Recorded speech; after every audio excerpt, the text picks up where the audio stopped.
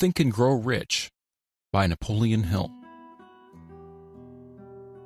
Author's Preface. In every chapter of this book, mention has been made of the money-making secret, which has made fortunes for more than 500 exceedingly wealthy men whom I have carefully analyzed over a long period of years.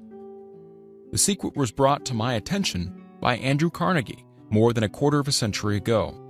The canny, lovable old Scotsman carelessly tossed it into my mind when I was but a boy. Then he sat back in his chair with a merry twinkle in his eyes and watched carefully to see if I had brains enough to understand the full significance of what he had said to me. When he saw that I had grasped the idea, he asked if I would be willing to spend 20 years or more preparing myself to take it to the world, to men and women who, without the secret, might go through life as failures.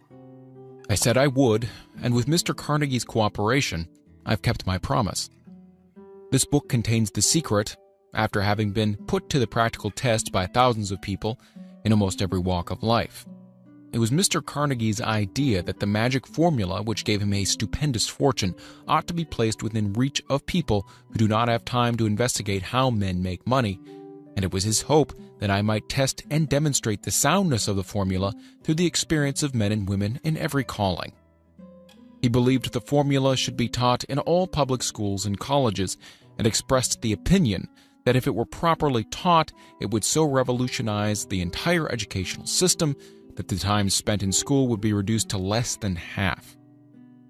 His experience with Charles M. Schwab and other young men of Mr. Schwab's type convinced Mr. Carnegie that much of which was taught in schools is of no value whatsoever in connection with the business of earning a living or accumulating riches.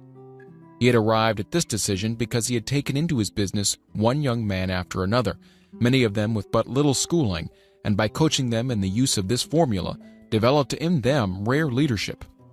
Moreover, his coaching made fortunes for every one of them who followed his instructions. In the chapter on faith, you'll read the astounding story of the organization of the giant United States Steel Corporation, as it was conceived and carried out by one of the young men through whom Mr. Carnegie proved his formula will work for all who are ready for it. This single application of the secret by that young man, Charles M. Schwab, made him a huge fortune in both money and opportunity. Roughly speaking, this particular application of the formula was worth $600 million. These facts, and they are facts, well known to almost everyone who knew Mr. Carnegie, give you a fair idea of what the reading of this book may bring to you, provided you know what it is that you want. Even before it had undergone 20 years of practical testing, the secret was passed on to more than 100,000 men and women who have used it for their personal benefit, as Mr. Carnegie planned that they should. Some have made fortunes with it. Others have used it successfully in creating harmony in their homes.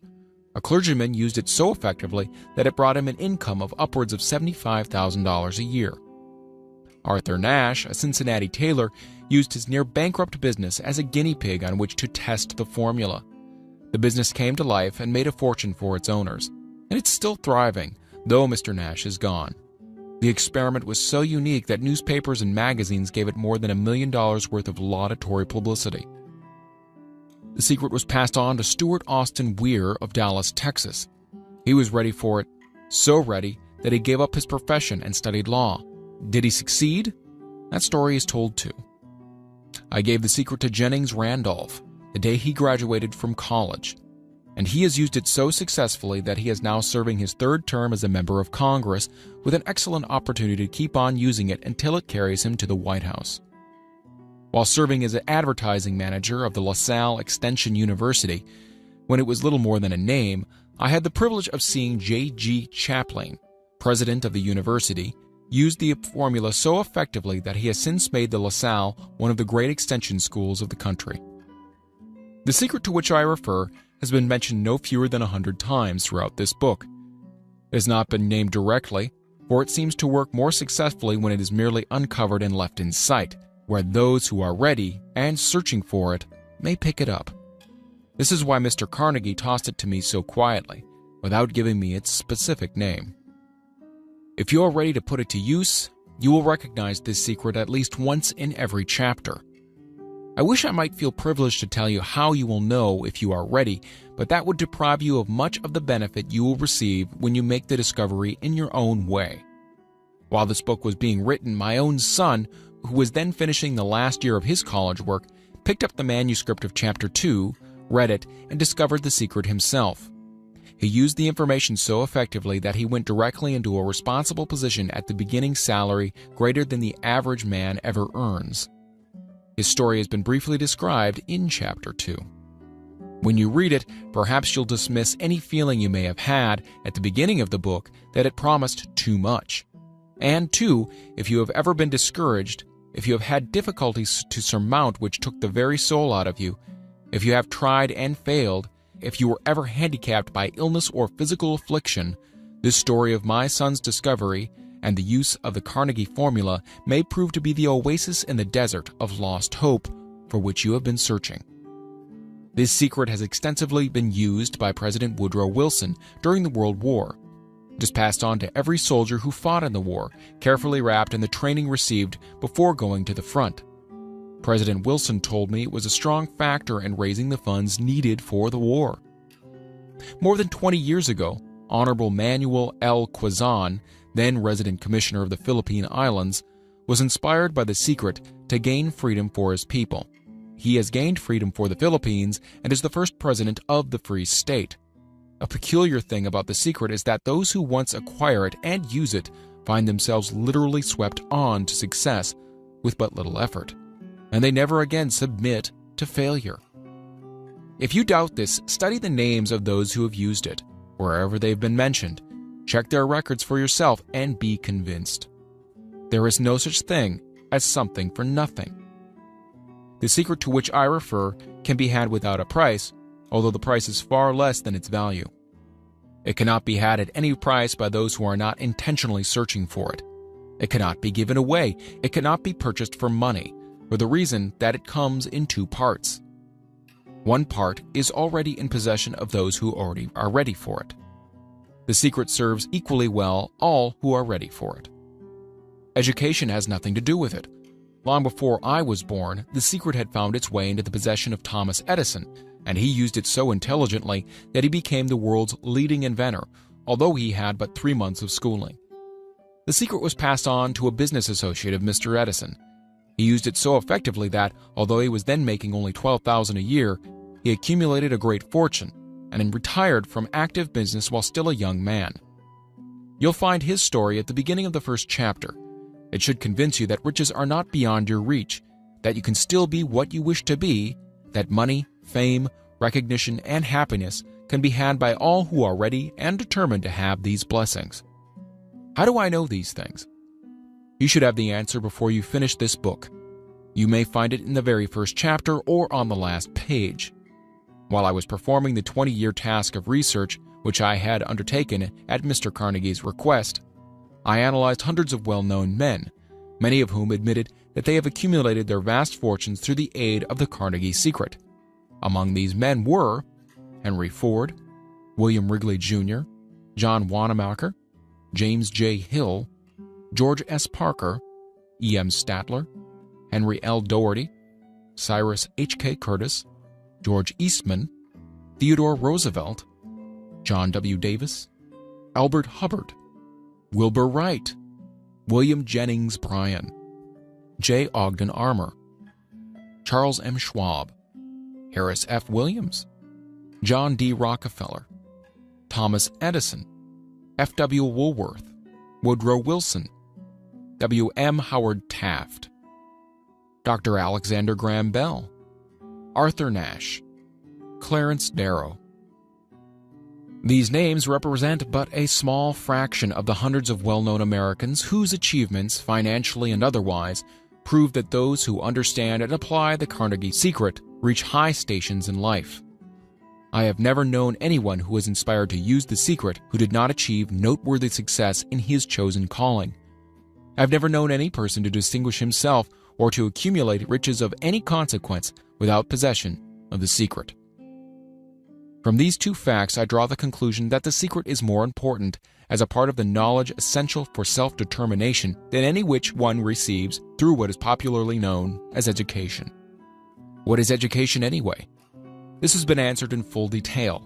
As far as schooling is concerned, many of these men had very little. John Wanamaker once told me that with what little schooling he had, he acquired very much the same manner as a modern locomotive takes on water, by scooping it up as it runs. Henry Ford never reached high school, let alone college. I'm not attempting to minimize the value of schooling, but I am trying to express my earnest belief that those who master and apply the secret will reach high stations, accumulate riches, and bargain with life on their own terms, even if their schooling has been meager. Somewhere, as you read, the secret to which I refer will jump from the page and stand boldly before you, if you're ready for it. When it appears, you'll recognize it. Whether you receive the sign in the first or last chapter, stop for a moment when it presents itself and turn down a glass, for that occasion will mark the most important turning point of your life. We pass now to Chapter 1, and to the story of my dear friend who has generously acknowledged having seen the mystic sign and whose business achievements are evidence enough that he turned down a glass. As you read his story and the others, remember that they deal with the important problems of life, such as all men experience, the problems arising from one's endeavor to earn a living, to find hope, courage, contentment, and peace of mind, to accumulate riches and to enjoy freedom of body and spirit. Remember, too, as you go through the book, that it deals with facts and not with fiction, its purpose being to convey a great universal truth through which all who are ready may learn not only what to do, but also how to do it, and receive as well the needed stimulus to make a start. As a final word of preparation before you begin the first chapter, may I offer one brief suggestion which may provide a clue by which the Carnegie secret may be recognized. It is this: all achievement, all earned riches have their beginning in an idea. If you are ready for the secret, you already possess one half of it. Therefore, will readily recognize the other half the moment it reaches your mind. The author. Chapter 1, Introduction. The man who thought his way into partnership with Thomas A. Edison. Truly, thoughts are things, and powerful things at that, when they are mixed with the definiteness of purpose, persistence, and a burning desire for their translation into riches or other material objects. A little more than 30 years ago, Edwin C. Barnes discovered how true it is that men really do think and grow rich. His discovery did not come out at one sitting, it came little by little, beginning with a burning desire to become a business associate of the great Edison. One of the great characteristics of Barnes's desire was that it was definite. He wanted to work with Edison, not for him. Observe carefully the description how he went about translating this desire into reality, and you'll have a better understanding of the 13 principles which lead to riches. When this desire, or impulse of thought, first flashed into his mind, he was in no position to act upon it. Two difficulties stood in his way. He didn't know Mr. Edison, and he did not have enough money to pay his railroad fare to Orange, New Jersey. These difficulties were sufficient to have discouraged the majority of men from making any attempt to carry out the desire. But this was no ordinary desire. He was so determined to find a way to carry out his desire that he finally decided to travel by blind baggage rather than to be defeated. To the uninitiated, this means he went to East Orange on a freight train. He presented himself at Mr. Edison's laboratory and announced he had come to go into business with the inventor. In speaking of the first meeting between Barnes and Edison years later, Mr. Edison said, "He stood there before me, looking like an ordinary tramp, but there was something in the expression of his face which conveyed the impression that he was determined to get what he had come after. I had learned from years of experience with men that when a man really desires a thing so deeply that he's willing to stake his entire future on a single turn of the wheel in order to get it, he's sure to win. I gave him the opportunity he asked for because I saw he had made up his mind to stand by until he succeeded. Subsequent events proved that no mistake was made." Just what young Barnes said to Mr. Edison on that occasion was far less important than that which he thought. Edison himself said so. It could not have been the young man's appearance which got him his start in the Edison office, for that was definitely against him. It was what he thought that counted. If the significance of this statement could be conveyed to every person who reads it, there would be no need for the remainder of this book. Barnes did not get his partnership with Edison on his first interview. He did get a chance to work in the Edison offices at a very nominal wage, doing work that was unimportant to Edison, but most important to Barnes, because it gave him an opportunity to display his merchandise, where his intended partner could see it. Months went by. Apparently nothing happened to bring the coveted goal which Barnes had set up in his mind as his definite major purpose. But something important was happening in Barnes' mind. He was constantly intensifying his desire to become the business associate of Edison. Psychologists have correctly said that when one is truly ready for a thing, it puts in its appearance. Barnes was ready for a business association with Edison. Moreover, he was determined to remain ready until he got that which he was seeking. He did not say to himself, what's the use? I guess I'll change my mind and try for a salesman's job. But he did say, I came here to go into business with Edison, and I'll accomplish this end if it takes the remainder of my life. He meant it. What a different story men would have to tell if only they would adopt a definite purpose and stand by that purpose until it had time to become an all-consuming obsession. Maybe young Barnes did not know it at the time, but his bulldog determination, his persistence in standing back of a single desire, was destined to mow down all opposition and bring him the opportunity he was seeking.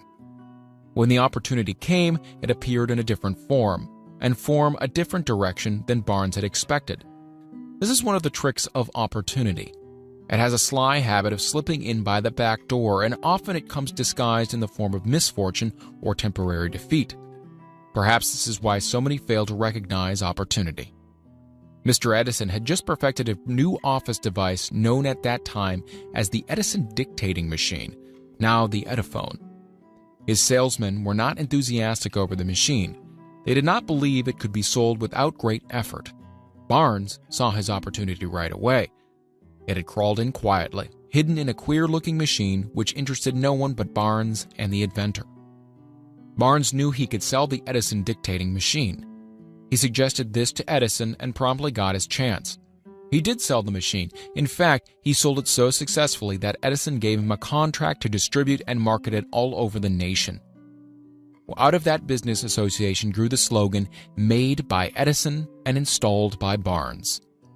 The business alliance has been in operation for more than 30 years. Out of it, Barnes has made himself rich in money, but he has done something infinitely greater. He has proved that one really may think and grow rich. How much actual cash and original desire of Barnes has been worth to him, I have no way of knowing. Perhaps it has brought him $2 or $3 million, but the amount, whatever it is, becomes insignificant when compared with the greater asset he acquired in the form of definite knowledge that an intangible impulse of thought can be transmuted into its physical counterpart by the application of known principles. Barnes literally thought himself into a partnership with the great Edison. He thought himself into a fortune. He had nothing to start with except the capacity to know what he wanted and the determination to stand by that desire until he realized it. He had no money to begin with. He had but little education. He had no influence. But he did have initiative, faith, and the will to win. With these intangible forces, he made himself number one man with the greatest inventor who has ever lived. Now, let us look at a different situation and study a man who had plenty of tangible evidence of riches but lost it because he stopped 3 feet short of the goal he was seeking. 3 feet from gold. One of the most common causes of failure is the habit of quitting when one is overtaken by temporary defeat. Every person is guilty of this mistake at one time or another. An uncle of R.U. Darby was caught by the gold fever in the gold rush days and went west to dig and grow rich. He had never heard that more gold had been mined from the brains of men than has ever been taken from earth.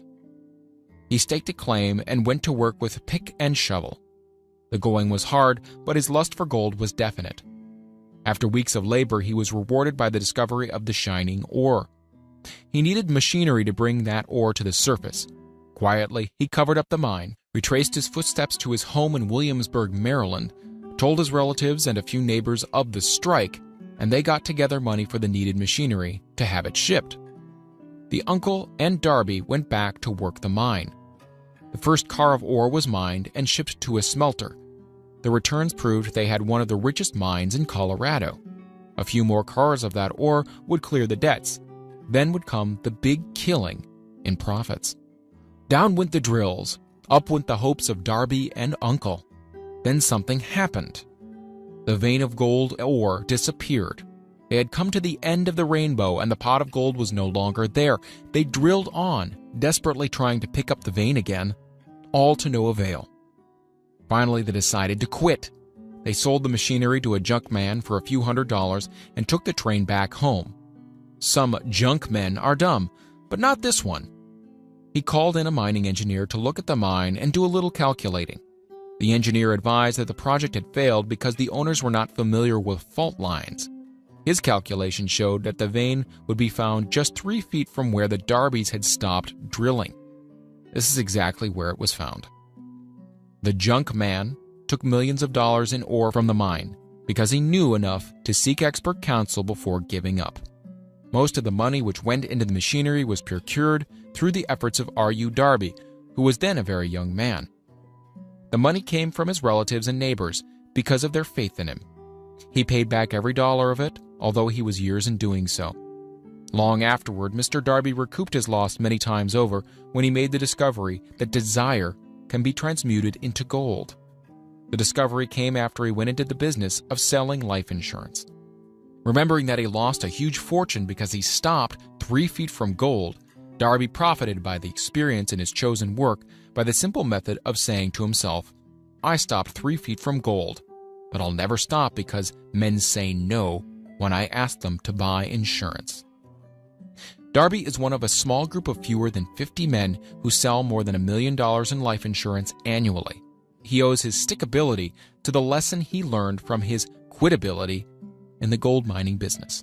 Before success comes in any man's life, he is sure to meet with much temporary defeat and perhaps some failure. When defeat overtakes a man, the easiest and most logical thing to do is to quit. That is exactly what the majority of men do. More than 500 of the most successful men this country has ever known told the author their greatest success came just one step beyond the point at which defeat had overtaken them.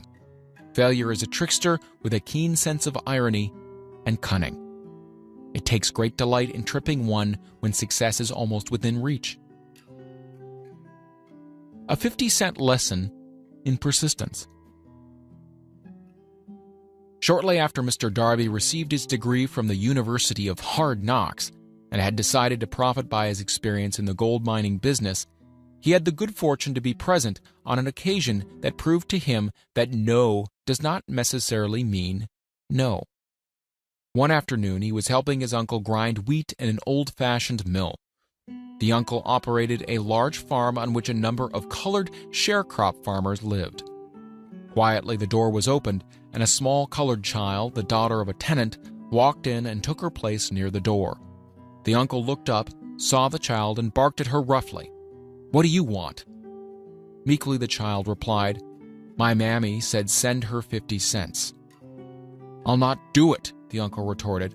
"Now you run on home." "Yes, sir," the child replied. But she did not move. The uncle went ahead with his work, so busily engaged that he did not pay enough attention to the child to observe that she did not leave. When he looked up and saw her still standing there, he yelled at her, "I told you to go home. Now go, or I'll take a switch to you." The little girl said, "Yes, sir," but she did not budge an inch. The uncle dropped a sack of grain he was about to pour into the mill hopper, picked up a barrel staff, and started toward the child with an expression on his face that indicated trouble. Darby held his breath. He was certain he was about to witness a murder. He knew his uncle had a fierce temper. He knew that colored children were not supposed to defy white people in that part of the country. When the uncle reached the spot where the child was standing, she quickly stepped forward one step, looked into his eyes, and screamed at the top of her shrill voice, "My mammy's gotta have that 50 cents. The uncle stopped, looked at her for a minute, then slowly laid the barrel staff down on the floor, put his hand in his pocket, took out $50 and gave it to her. The child took the money and slowly backed towards the door, never taking her eyes off the man whom she had just conquered. After she had gone, the uncle sat down on a box and looked out the window into space for more than 10 minutes. He was pondering with awe over the whipping he had just taken. Mr. Darby, too, was doing some thinking. That was the first time in his experience that he had seen a colored child deliberately master an adult white person. How did she do it? What happened to his uncle that caused him to lose his fierceness and become as docile as a lamb? What strange power did this child use that made her master over her superior? These and other similar questions flashed into Darby's mind, but he did not find the answer until years later when he told me the story. Strangely, the story of this unusual experience was told to the author in the old mill on the very spot where the uncle took his whipping. Strangely, too, I had devoted nearly a quarter of a century to the study of the power which enabled an ignorant, illiterate colored child to conquer an intelligent man. As we stood there in that musty old mill, Mr. Darby repeated the story of the unusual conquest and finished by asking, "What can you make of it? What strange power did that child use that so completely whipped my uncle?" The answer to this question will be found in the principles described in this book. The answer is full and complete.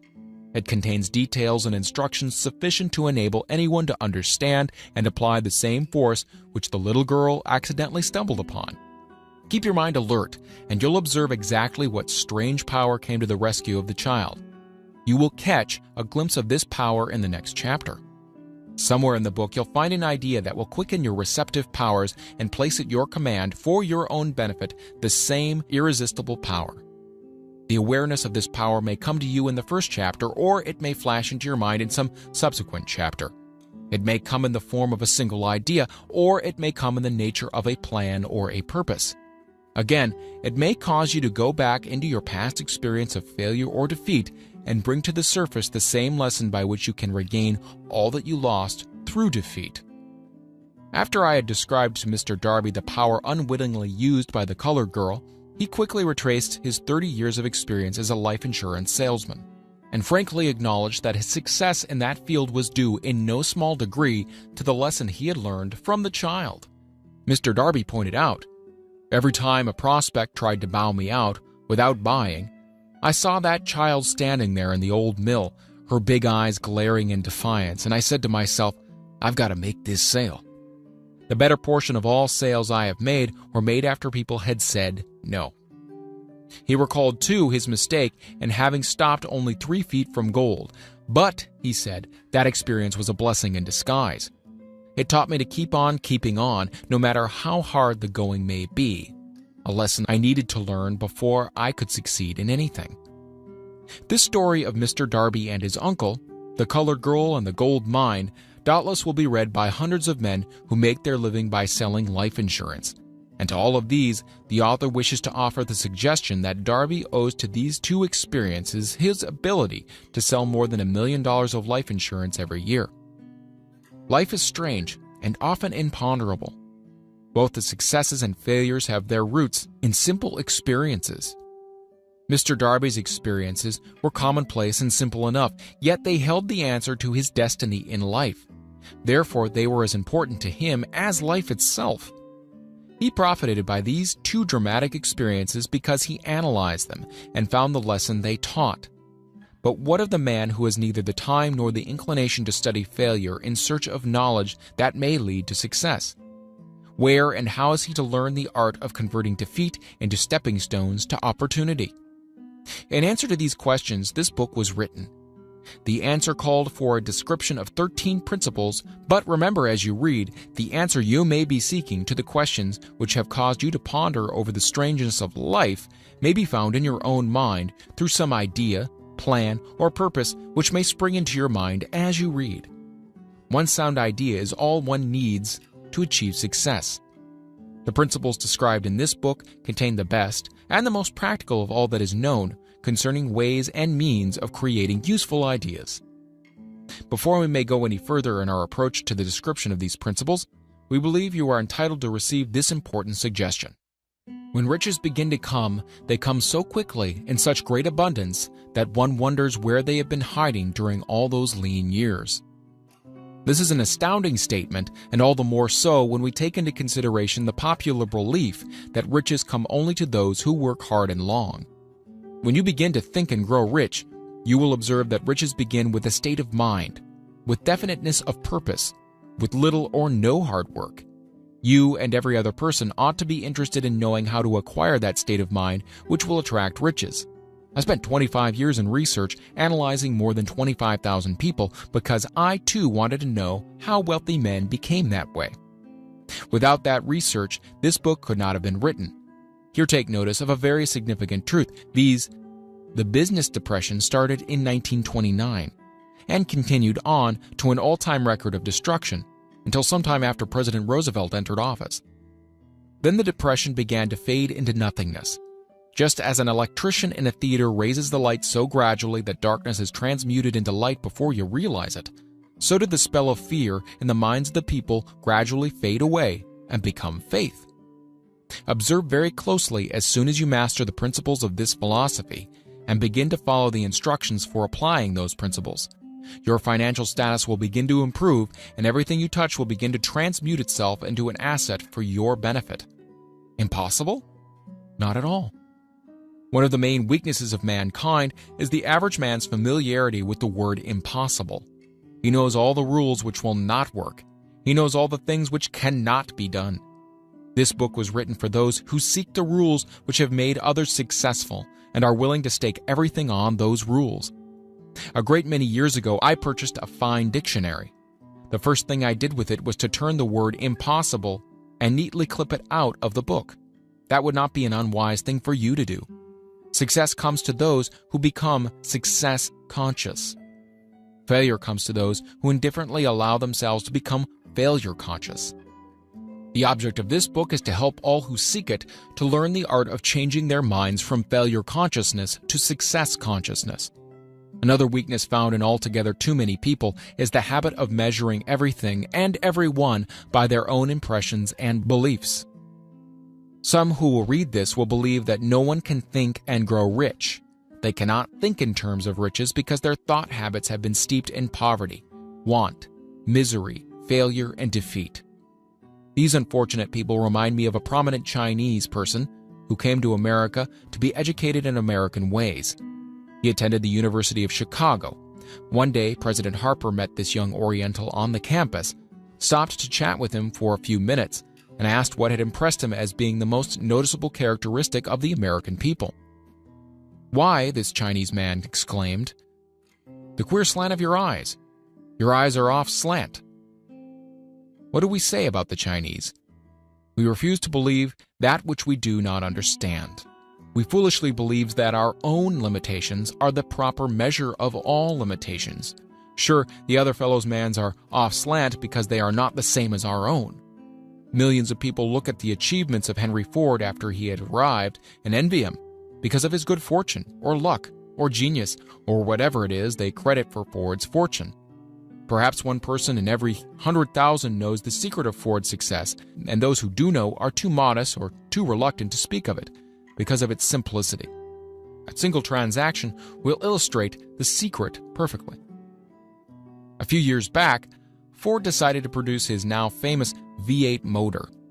He chose to build an engine with the entire 8 cylinders cast in one block and instructed his engineers to produce a design for the engine. The design was placed on paper, but the engineers agreed to a man that it was simply impossible to cast an 8-cylinder gas engine block in one piece. Ford said, "Produce it anyway." "But," they replied, "it's impossible." "Go ahead," Ford commanded, "and stay on the job until you succeed, no matter how much time is required." The engineers went ahead.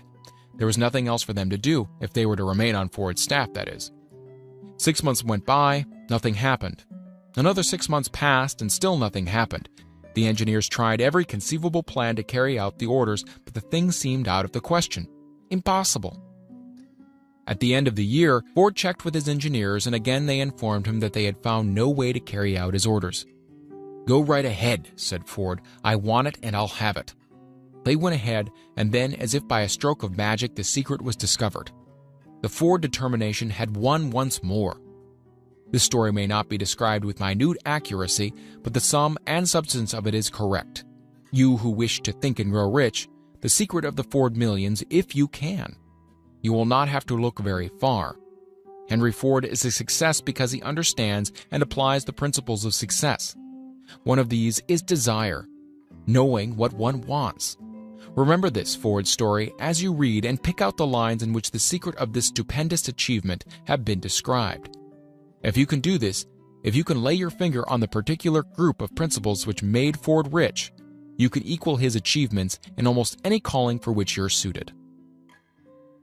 You are the master of your fate, the captain of your soul, because when Henry wrote the prophetic lines, "I am the master of my fate, I am the captain of my soul," he should have informed us that we are the masters of our fate, the captains of our souls, because we have the power to control our thoughts. He should have told us that the ether in which these little earths float, in which we move and have our being, is a form of energy moving at an inconceivably high rate of vibration, and that the ether is filled with a form of universal power which adapts itself to the nature of the thoughts we hold in our minds, and influences us in natural ways to transmute our thoughts into their physical equivalent. If the poet had told us of this great truth, we would know why it is that we are the masters of our fate, the captains of our souls. He should have told us, with great emphasis, that this power makes no attempt to discriminate between destructive thoughts and constructive thoughts, that it will urge us to translate into physical reality thoughts of poverty just as quickly as it will influence us to act upon thoughts of riches. He should have told us, too, that our brains become magnetized with the dominating thoughts which we hold in our minds, and by means with which no man is familiar, these magnets attract to us the forces, the people, the circumstances of life which harmonize with the nature of our dominating thoughts. He should have told us that before we can accumulate riches in great abundance, we must magnetize our minds with intense desire for riches, that we must become money conscious until the desire for money drives us to create definite plans for acquiring it. But, being a poet and not a philosopher, Henley contented himself by stating a great truth in poetic form, leaving those who followed him to interpret the philosophical meaning of his lines. Little by little, the truth has unfolded itself until it now appears certain that the principles described in this book hold the secret of mastery over our economic fate. We are now ready to examine the first of these principles. Maintain a spirit of open-mindedness, and remember as you read, they are the invention of no one man.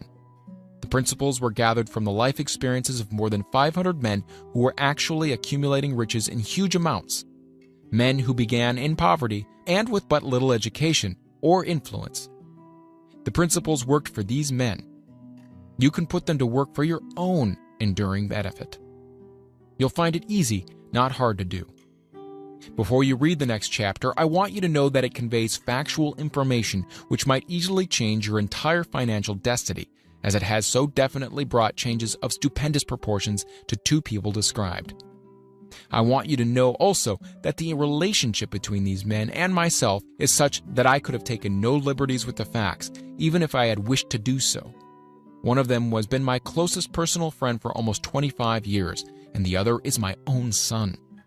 The unusual success of these two men, success which they generously accredit to the principle described in the next chapter, more than justifies this personal reference as a mean of emphasizing the far-flung power of this principle. Almost 15 years ago, I delivered the commencement address at Salem College in Salem, West Virginia. I emphasized the principle described in the next chapter with so much intensity that one of the members of the graduating class definitely appropriated it and made it a part of his own philosophy. The young man is now a member of Congress and an important factor in the present administration. Just before this book went to the publisher, he wrote me a letter in which he so clearly stated his opinion of the principle outlined in the next chapter that I have chosen to publish this letter as an introduction to that chapter. It gives you an idea of the rewards to come.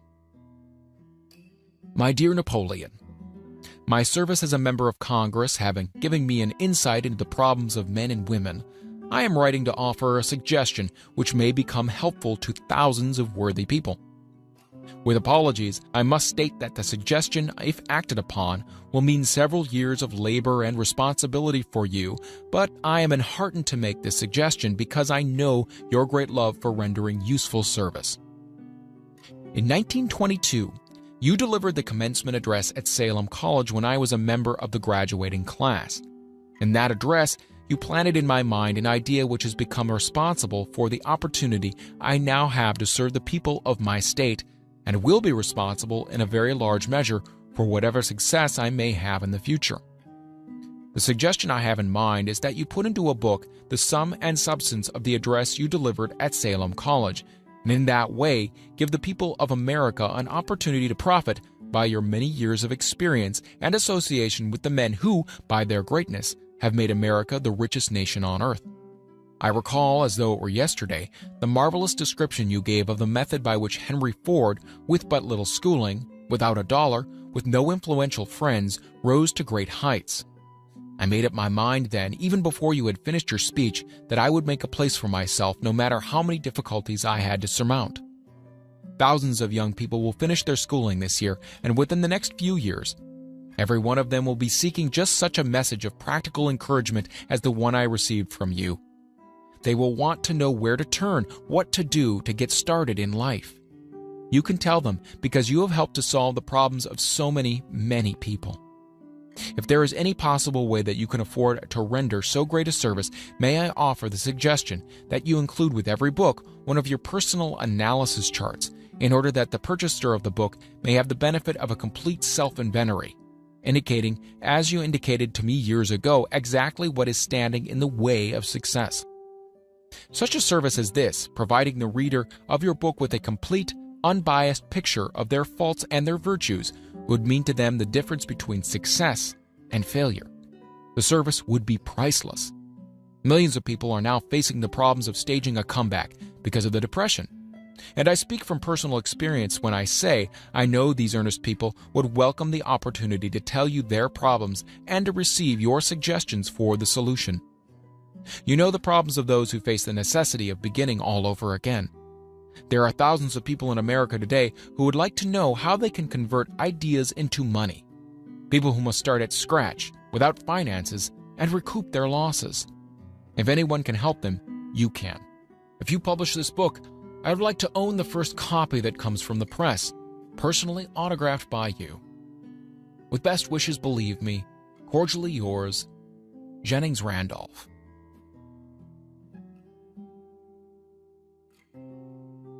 Chapter 2. Desire, the starting point of all achievement. The first step toward riches. When Edwin C. Barnes climbed down in Orange, New Jersey, more than 30 years ago, he may have resembled a tramp, but his thoughts were those of a king. As he made his way from the railroad tracks to Thomas A. Edison's office, his mind was at work. He saw himself standing in Edison's presence. He heard himself asking Mr. Edison for an opportunity to carry out that one consuming obsession of his life, a burning desire to become the business associate of the great inventor. Barnes' desire was not a hope, it was not a wish, it was a keen, pulsating desire which transcended everything else. It was definite. The desire was not new when he approached Edison. It had been Barnes' dominating desire for a long time. In the beginning, when the desire first appeared in his mind, it may have been, or probably was, only a wish, but it was no mere wish when he appeared before Edison with it. A few years later, Edwin C. Barnes again stood before Edison in the same office where he first met the inventor. This time his desire had been translated into a reality. He was in business with Edison. The dominating dream of his life had become a reality. Today, people who know Barnes envy him because of the break life yielded him. They see him in the days of his triumph without taking the trouble to investigate the cause of his success. Barnes succeeded because he chose a definite goal, placed all his energy, all his willpower, all his effort, everything back of that goal. He did not become the partner of Edison the day he arrived. He was content to start in the most menial work, as long as it provided an opportunity to take even one step towards his cherished goal. 5 years passed before the chance he had been seeking made its appearance. During all those years, not one ray of hope, not one promise of attainment of his desire had been held out to him. To everyone except himself, he appeared just another cog in the Edison business wheel. But in his own mind, he was the partner of Edison every minute of that time, from the very day he first went to work there. It is a remarkable illustration of the power of a definite desire. Barnes won his goal because he wanted to be a business associate of Mr. Edison more than he wanted anything else. He created a plan by which to attain that purpose, but he burned all bridges behind him. He stood by his desire until it became the dominating obsession of his life and finally a fact. When he went to Orange, he did not say to himself, "I'll try to induce Edison to give me a job of some sort." He said, "No, I will see Edison and put him on notice that I have come to do business with him." He did not say, "Oh, I'll work for a few months, and then if I get no encouragement, I'll just quit and go get a job somewhere else." He did say, "No, I will start anywhere. I will do anything Edison tells me to do, but before I'm through, I will be his associate." He did not say, "I will keep my eyes open for another opportunity in case I fail to get what I want in the Edison organization." No, he said, "There is but one thing in this world that I am determined to have, and that is a business association with Thomas Edison. I will burn all bridges behind me and stake my entire future on my ability to get what I want."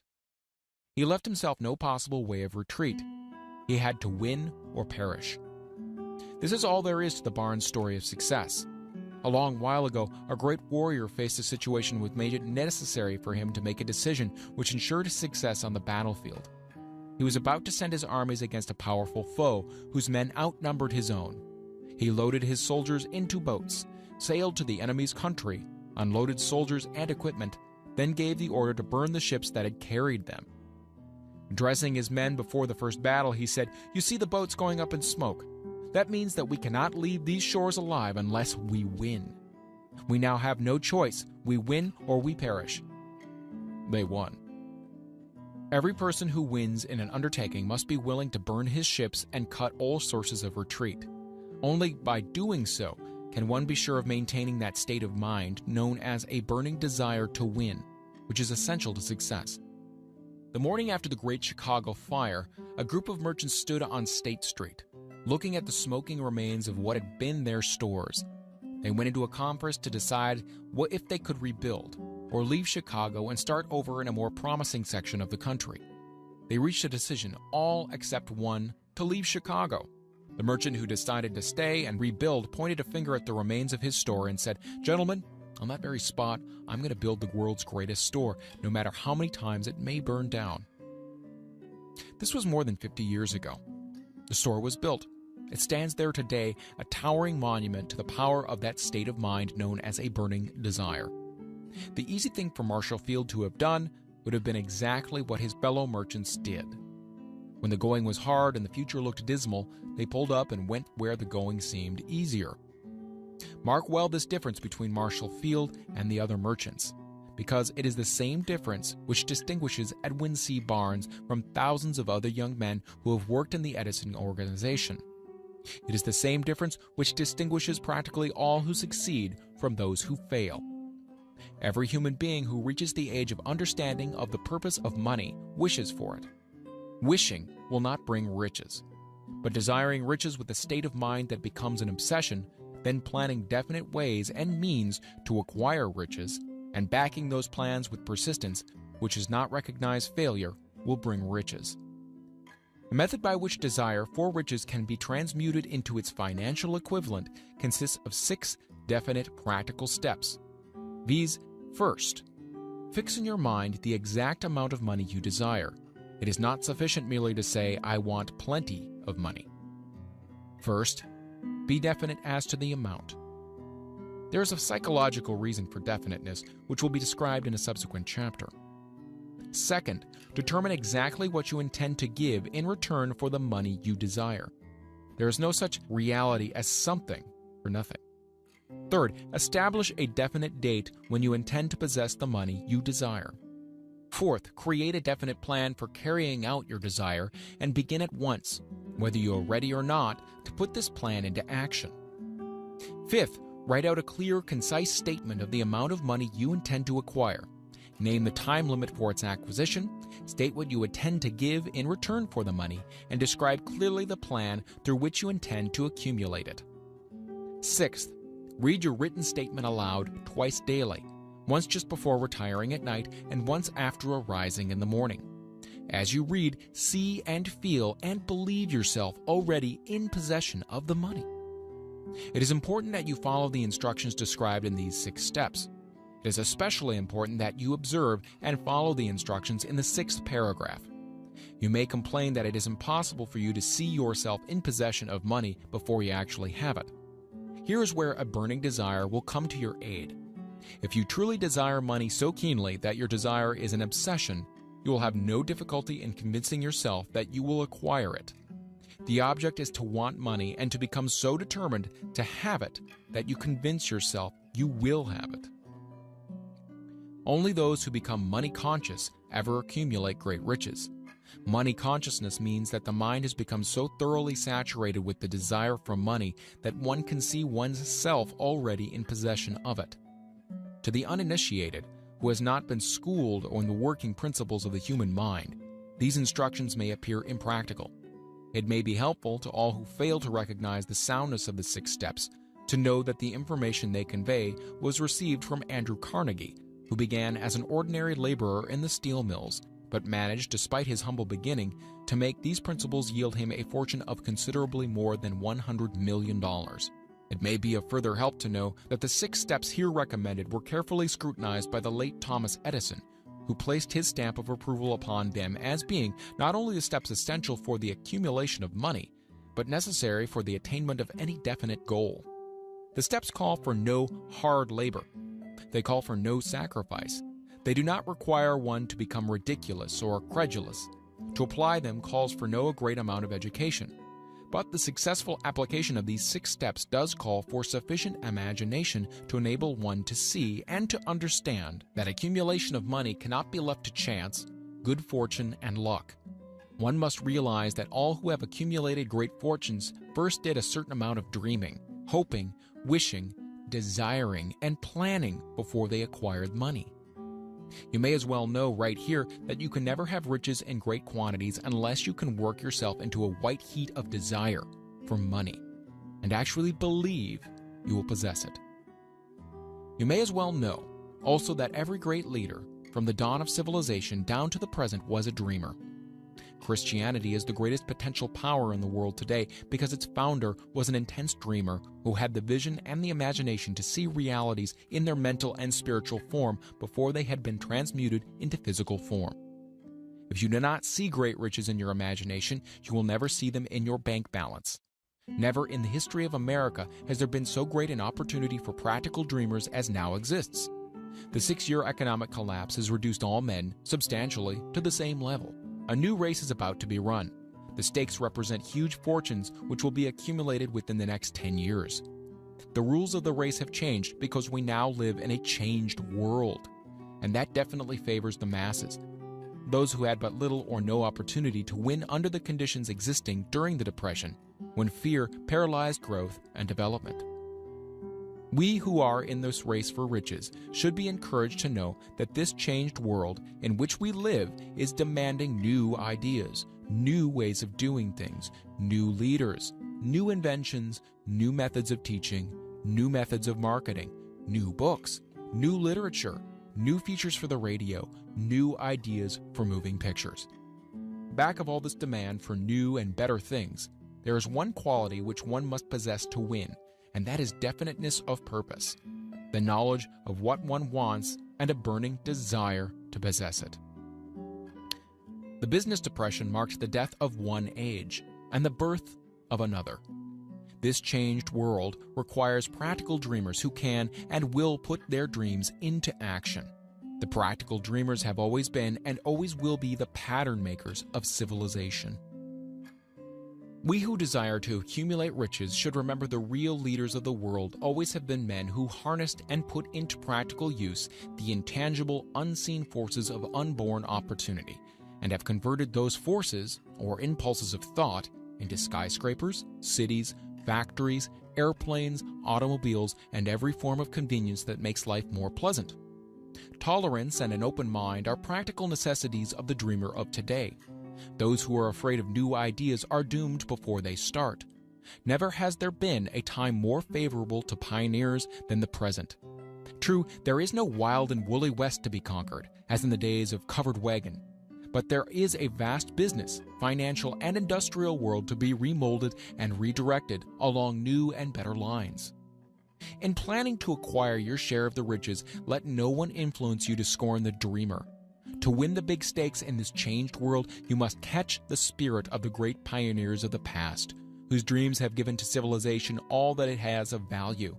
The spirit which serves as the lifeblood of your own country, your opportunities, and mine, to develop and market our talents. Let us not forget, Columbus dreamed of an unknown world, staked his life on the existence of such a world, and discovered it. Copernicus, the great astronomer, dreamed of a multiplicity of worlds and revealed them. No one denounced him as impractical after he had triumphed. Instead, the world worshipped at his shrine, thus proving once more that success requires no apologies. Failure permits no alibis. If the thing you wish to do is right, go ahead and do it. Put your dream across and never mind what they say if you meet with temporary defeat, or they perhaps do not know that every failure brings with it the seeds of an equivalent success. Henry Ford, poor and uneducated, dreamed of a horseless carriage, went to work with what tools he possessed without waiting for opportunity to favor him, and now evidence of his dream belts the entire earth. He has put more wheels into operation than any man who ever lived because he was not afraid to back his dreams. Thomas Edison dreamed of a lamp that could be operated by electricity, began where he stood to put his dream into action. Despite more than 10,000 failures, he stood by that dream until he made it a physical reality. Practical dreamers do not quit. Whelan dreamed of a chain of cigar stores, transformed his dream into action, and now the United Cigar Stores occupy the best corners in America. Lincoln dreamed of freedom for the black slaves, put his dream into action, and barely missed living to see a united North and South translate his dream into reality. The Wright brothers dreamed of a machine that would fly through the air. Now one may see evidence all over the world that they dreamed soundly. Marconi dreamed of a system for harnessing the intangible forces of the ether. Evidence that he did not dream in vain may be found in every wireless and radio in the world. Moreover, Marconi's dream brought the humblest cabin and the most stately manor house side by side. It made the people of every nation on earth backdoor neighbors. It gave the President of the United States a medium by which he may talk to all the people of America at one time and on short notice. It may interest you to know that Marconi's friends had him taken into custody and examined in a psychopathic hospital when he announced he had discovered a principle through which he could send messages through the air without the aid of wires or other direct physical means of communication. The dreamers of today fare better. The world has become accustomed to new discoveries. Nay, it has shown a willingness to reward the dreamer who gives the world a new idea. Quote, "The greatest achievement was at first, and for a time, but a dream. The oak sleeps in the acorn. The bird waits in the egg, and in the highest vision of the soul, a waking angel stirs. Dreams are the seedlings of reality. Awake, arise, and assert yourself, you dreamers of the world. Your star is now in the ascendancy. The world of the Depression brought the opportunity you have been waiting for. It taught people humility, tolerance, and open-mindedness. The world is filled with an abundance of opportunity which the dreamers of the past never knew. A burning desire to be and to do is the starting point from which the dreamer must take off. Dreams are not born of indifference, laziness, or lack of ambition. The world no longer scoffs at the dreamer, nor calls him impractical. If you think it does, take a trip to Tennessee and witness what a dreamer president has done in the way of harnessing and using the great water power of America. A score of years ago, such a dream would have seemed like madness. You have been disappointed. You have undergone defeat during the Depression. You have felt the great heart within you crushed until it bled. Take courage, for these experiences have tempered the spiritual metal of which you are made. They are assets of incomparable value. Remember, too, that all who succeed in life get off to a bad start and pass through many heartbreaking struggles before they, quote-unquote, arrive. The turning point in the lives of those who succeed usually comes at a moment of some crisis, through which they are introduced to their other selves. John Bunyan wrote The Pilgrim's Progress, which is among the finest of all English literature, after he had been confined in prison and sorely punished because of his views on the subject of religion. O. Henry discovered the genius which slept within his brain after he had met with great misfortune and was confined in a prison cell in Columbus, Ohio. Forced, through misfortune, to become acquainted with his other self and to use his imagination, he discovered himself to be a great author instead of a miserable criminal and outcast. Strange and varied are the ways of life, and stranger still are the ways of infinite intelligence, through which men are sometimes forced to undergo all sorts of punishment before discovering their own brains and their own capacity to create useful ideas through imagination. Edison, the world's greatest inventor and scientist, was a quote-unquote tramp telegraph operator. He failed innumerable times before he was driven finally to the discovery of the genius which slept within his brain. Charles Dickens began by pasting labels on blacking pots. The tragedy of his first love penetrated the depths of his soul and converted him into one of the world's truly great authors. That tragedy produced first David Copperfield, then a succession of other works that made this a richer and better world for all who read his books. Disappointment over love affairs generally has the effect of driving men to drink and women to ruin, and this because most people never learn the art of transmuting their strongest emotions into dreams of a constructive nature. Helen Keller became deaf, dumb, and blind shortly after birth. Despite her greatest misfortune, she has written her name indelibly in the pages of the history of the great. Her entire life has served as evidence that no one ever is defeated until defeat has been accepted as a reality. Robert Burns was an illiterate country lad. He was cursed by poverty and grew up to be a drunkard in the bargain. The world was made better for his having lived because he clothed beautiful thoughts in poetry and thereby plucked a thorn and planted a rose in its place. Booker T. Washington was born into slavery, handicapped by race and color. Because he was tolerant, had an open mind at all times on all subjects, and was a dreamer, he left his impress for good on an entire race. Beethoven was deaf. Milton was blind, but their names will last as long as time endures because they dreamed and translated their dreams into organized thought. Before passing to the next chapter, kindle anew in your mind the fire of hope, faith, courage, and tolerance. If you have these states of mind and a working knowledge of the principles described, all else you need will come to you when you're ready for it. Let Emerson state the thought in these words: every proverb, every book, every byword that belongs to thee for aid and comfort shall surely come through open or winding passages. Every friend whom not thy fantastic will, but the great and tender soul in thee craveth, shall lock thee in his embrace. There is no difference between wishing for a thing and being ready to receive it. No one is ready for a thing until he believes he can acquire it. The state of mind must be belief, not mere hope or wish. Open-mindedness is essential for belief. Closed minds do not inspire faith, courage, and belief. Remember, no more effort is required to aim high in life, to demand abundance and prosperity, than is required to accept misery and poverty. A great poet has correctly stated this universal truth through these lines: I bargained with life for a penny, and life would pay no more. However I begged at evening, when I counted my scanty store. For life is a just employer, he gives you what you ask, but once you have set the wages, why you must bear the task.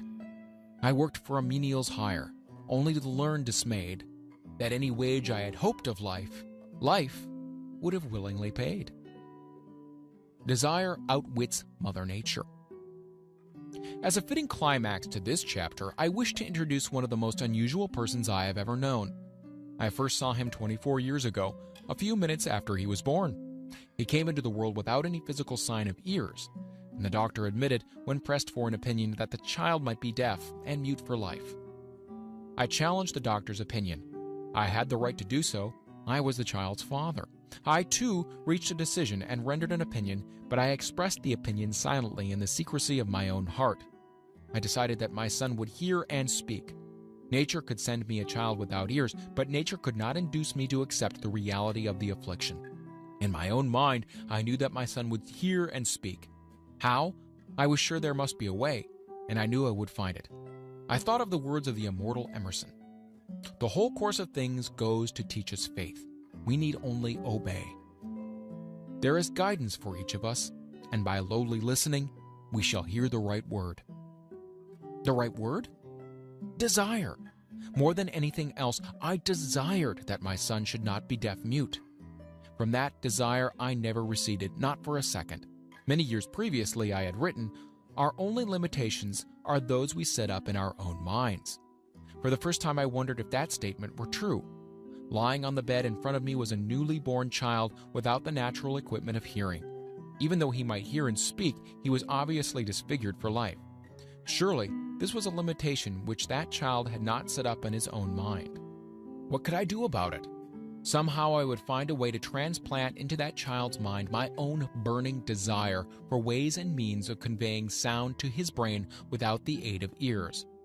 As soon as the child was old enough to cooperate, I would fill his mind so completely with a burning desire to hear that nature would, by methods of her own, translate it into physical reality. All this thinking took place in my own mind, but I spoke of it to no one. Every day I renewed the pledge I had made to myself not to accept a deaf-mute for a son. As he grew older, he began to take notice of things around him. We observed that he had a slight degree of hearing. When he reached the age when children usually begin talking, he made no attempt to speak, but we could tell by his actions that he could hear certain sounds slightly. That was all I wanted to know. I was convinced that if he could hear, even slightly, he might develop still greater hearing capacity. Then something happened that gave me hope, and it came from an entirely unexpected source. We bought a Victrola. When the child heard the music for the first time, he went into ecstasies and promptly appropriated the machine. He soon showed a preference for certain records. Among them, It's a Long Way to Tipperary. On one occasion, he played that piece over and over for almost 2 hours, standing in front of the Victrola with his teeth clamped on the edge of the case. The significance of the self-formed habit of his did not become clear to us until years afterward, for we had never heard of the principle of bone conduction of sound at the time. Shortly after he appropriated the Victrola, I discovered that he could hear me quite clearly when I spoke with my lips touching his mastoid bone, or at the base of the brain. These discoveries placed in my possession the necessary media by which I began to translate into reality my burning desire to help my son develop hearing and speech. By that time, he was making stabs at speaking certain words. The outlook was far from encouraging, but desire, backed by faith, knows no such word as impossible. Having determined that he could hear the sound of my voice plainly, I began immediately to transfer to his mind the desire to speak and hear. I soon discovered that the child enjoyed bedtime stories, so I went to work creating stories designed to develop in him self-reliance, imagination, and a keen desire to hear and to be normal. There was one story in particular which I emphasized by giving it some new and dramatic coloring each time it was told. It was designed to plant in his mind the thought that his affliction was not a liability, but an asset of great value. Despite the fact that all the philosophy I had examined clearly indicated that every adversity brings with it the seed of an equivalent advantage, I must confess that I had not the slightest idea how this affliction could ever become an asset. However, I continued my practice of wrapping that philosophy in bedtime stories, hoping the time would come when he would find some plan by which his handicap could be made to serve some useful purpose. Reason told me plainly that there was no adequate compensation for the lack of ears and natural hearing equipment. Desire, backed by faith, pushed reason aside and inspired me to carry on. As I analyze the experience in retrospect, I can see now that my son's faith in me had much to do with the astounding results. He did not question anything I told him. I sold him the idea that he had a distinct advantage over his older brother and that his advantage would reflect itself in many ways. For example, the teachers in school would observe that he had no ears, and because of this, they would show him special attention and treat him with extraordinary kindness. They always did. His mother saw to that by visiting the teachers and arranging with them to give the child the extra attention necessary. I sold him the idea, too, that when he became old enough to sell newspapers, his older brother had already become a newspaper merchant, he would have a big advantage over his brother for the reason that people would pay him extra money for his wares because they could see that he was a bright, industrious boy, despite the fact that he had no ears. We could notice that, gradually, the child's hearing was improving. Moreover, he had not the slightest tendency to become self-conscious because of his affliction. When he was about 7, he showed the first evidence that our method of servicing his mind was bearing fruit. For several months, he begged for the privilege of selling newspapers, but his mother would not give her consent. She was afraid that his deafness might make it unsafe for him to go on the street alone. Finally, he took matters into his own hands. One afternoon, when he was left at home with the servants, he climbed through the kitchen window, shinnied down to the ground, and set out on his own. He borrowed 6 cents in capital from the neighborhood shoemaker, invested it in papers, sold out, reinvested, and kept repeating until late in the evening. After balancing his accounts and paying back the 6 cents he was borrowed from his banker, he had a net profit of 42 cents. When he got home that night, we found him in bed asleep with the money tightly clenched in his hand. His mother opened his hand, removed the coins, and cried. Of all things, crying over her son's first victory seemed so inappropriate. My reaction was the reverse. I laughed heartily, for I knew that my endeavor to plant in the child's mind an attitude of faith in himself had been successful. His mother saw in his first business venture a little deaf boy who had gone out in the streets and risked his life to earn money. I saw a brave, ambitious, self-reliant little businessman whose stock in himself had been increased 100% because he had gone into business on his own initiative and had won. The transaction pleased me because I knew he had given evidence of a trait of resourcefulness that would go with him through life. Later events proved this to be a virtue. When his older brother wanted something, he would lie down on the floor, kick his feet in the air, cry for it, and get it. When the little deaf boy wanted something, he would plan a way to earn the money, then buy it for himself. He still follows that plan. Truly, my son has taught me that handicaps can be converted into stepping stones on which one may climb towards some worthy goal, unless they are accepted as obstacles and used as alibis. The little deaf boy went through the grades, high school, and college without being able to hear his teachers, excepting when they shouted loudly at close range. He did not go to a school for the deaf. We would not permit him to learn the sign language. We were determined that he would live a normal life and associate with normal children, and we stood by that decision, although it cost us many heated debates with school officials. While he was in high school, he tried an electric hearing aid, but it was of no value to him, due, we believed, to a condition that was disclosed when the child was 6 by Dr. J. Gordon Wilson of Chicago, when he operated on one side of the boy's head and discovered that there was no sign of natural hearing equipment. During his last week in college, 18 years after the operation, something happened which marked the most important turning point in his life. Through what seemed to be mere chance, he came into possession of another electrical hearing device, which was sent to him on a trial. He was slow about testing it, due to his disappointment with a similar device. Finally, he picked the instrument up and, more or less carelessly, placed it on his head, hooked up the small battery, and lo, as if by a stroke of magic, his lifelong desire for normal hearing became a reality. For the first time in his life, he heard practically as well as any person with normal hearing. God moves in mysterious ways, his wonders to perform. Overjoyed because of the changed world which had been brought to him through this hearing device, he rushed to the telephone, called his mother, and heard her voice perfectly. The next day, he plainly heard the voices of his professors in class for the first time in his life. Previously, he could hear them only when they shouted at short range. He heard the radio, he heard the talking pictures. For the first time in his life, he could converse freely with other people without the necessity of their having to speak loudly. Truly, he had come into possession of a changed world. We had refused to accept nature's error, and by persistent desire, we had induced nature to correct that error through the only practical means available. Desire had commenced to pay dividends, but the victory was not yet complete. The boy still had to find a definite and practical way to convert his handicap into an equivalent asset. Hardly realizing the significance of what had already been accomplished, but intoxicated with the joy of his newly discovered world of sound, he wrote a letter to the manufacturer of the hearing aid, enthusiastically describing his experience. Something in his letter, something perhaps which was not written on the lines, but back of them, caused the company to invite him to New York. When he arrived, he was escorted through the factory, and while talking with the chief engineer, telling him about his changed world, a hunch, an idea, or an inspiration, call it what you wish, flashed into his mind. It was this impulsive thought which converted his affliction into an asset, destined to pay dividends in both money and happiness to thousands for all time to come. The sum and substance of that impulse of thought was this. It occurred to him that he might be able to help the millions of deafened people who go through life without the benefit of hearing devices if he could find a way to tell them the story of this changed world. Then and there, he reached a decision to devote the remainder of his life to rendering useful service to the hard of hearing. For an entire month, he carried on an intensive research, during which he analyzed the entire marketing systems of the manufacturer of the hearing device and created ways and means of communicating with the hard of hearing all over the world for the purpose of sharing with them his newly discovered, changed world.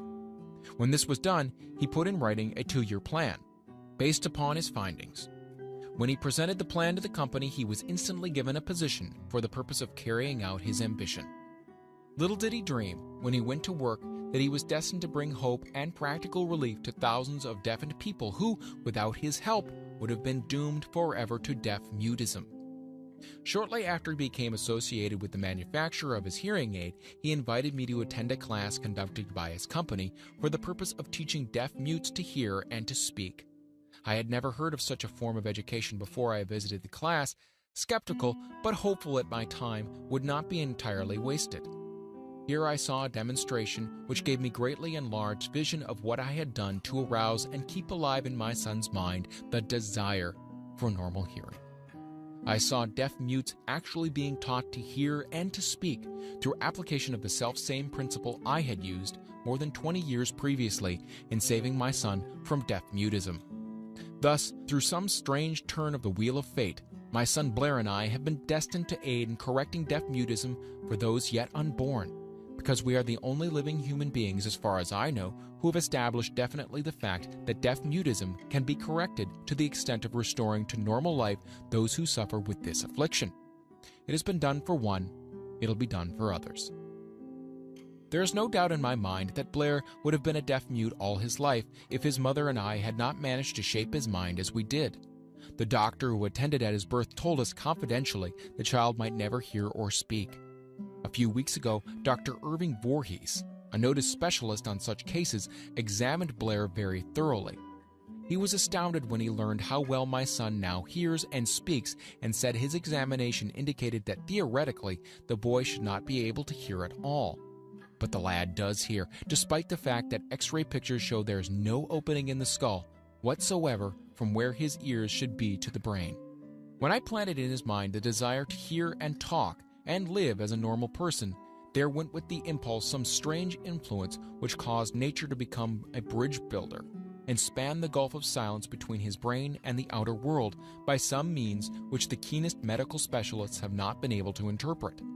It would be sacrilege for me to even conjecture as to how nature performed this miracle. It would be unforgivable if I neglected to tell the world as much as I know of the humble part I assumed in the strange experience. It is my duty and a privilege to say I believe, and not without reason, that nothing is impossible to the person who backs desire with enduring faith. Verily, a burning desire has devious ways of transmuting itself into its physical equivalent. Blair desired normal hearing. Now he has it. He was born with a handicap which might easily have sent one with less defined desire to a street with a bundle of pencils and a tin cup. That handicap now promises to serve as the medium by which he will render useful service to many millions of hard of hearing, also to give him useful employment at adequate financial compensation for the remainder of his life. The little white lies I planted in his mind when he was a child by leading him to believe his affliction would become a great asset which he could capitalize has justified itself. Verily, there is nothing, right or wrong, which belief plus burning desire cannot make real. These qualities are free to everyone. In all my experience in dealing with men and women who had personal problems, I never handled a single case which more definitely demonstrates the power of desire. Authors sometimes make the mistake of writing of subjects of which they have not but superficial or very elementary knowledge.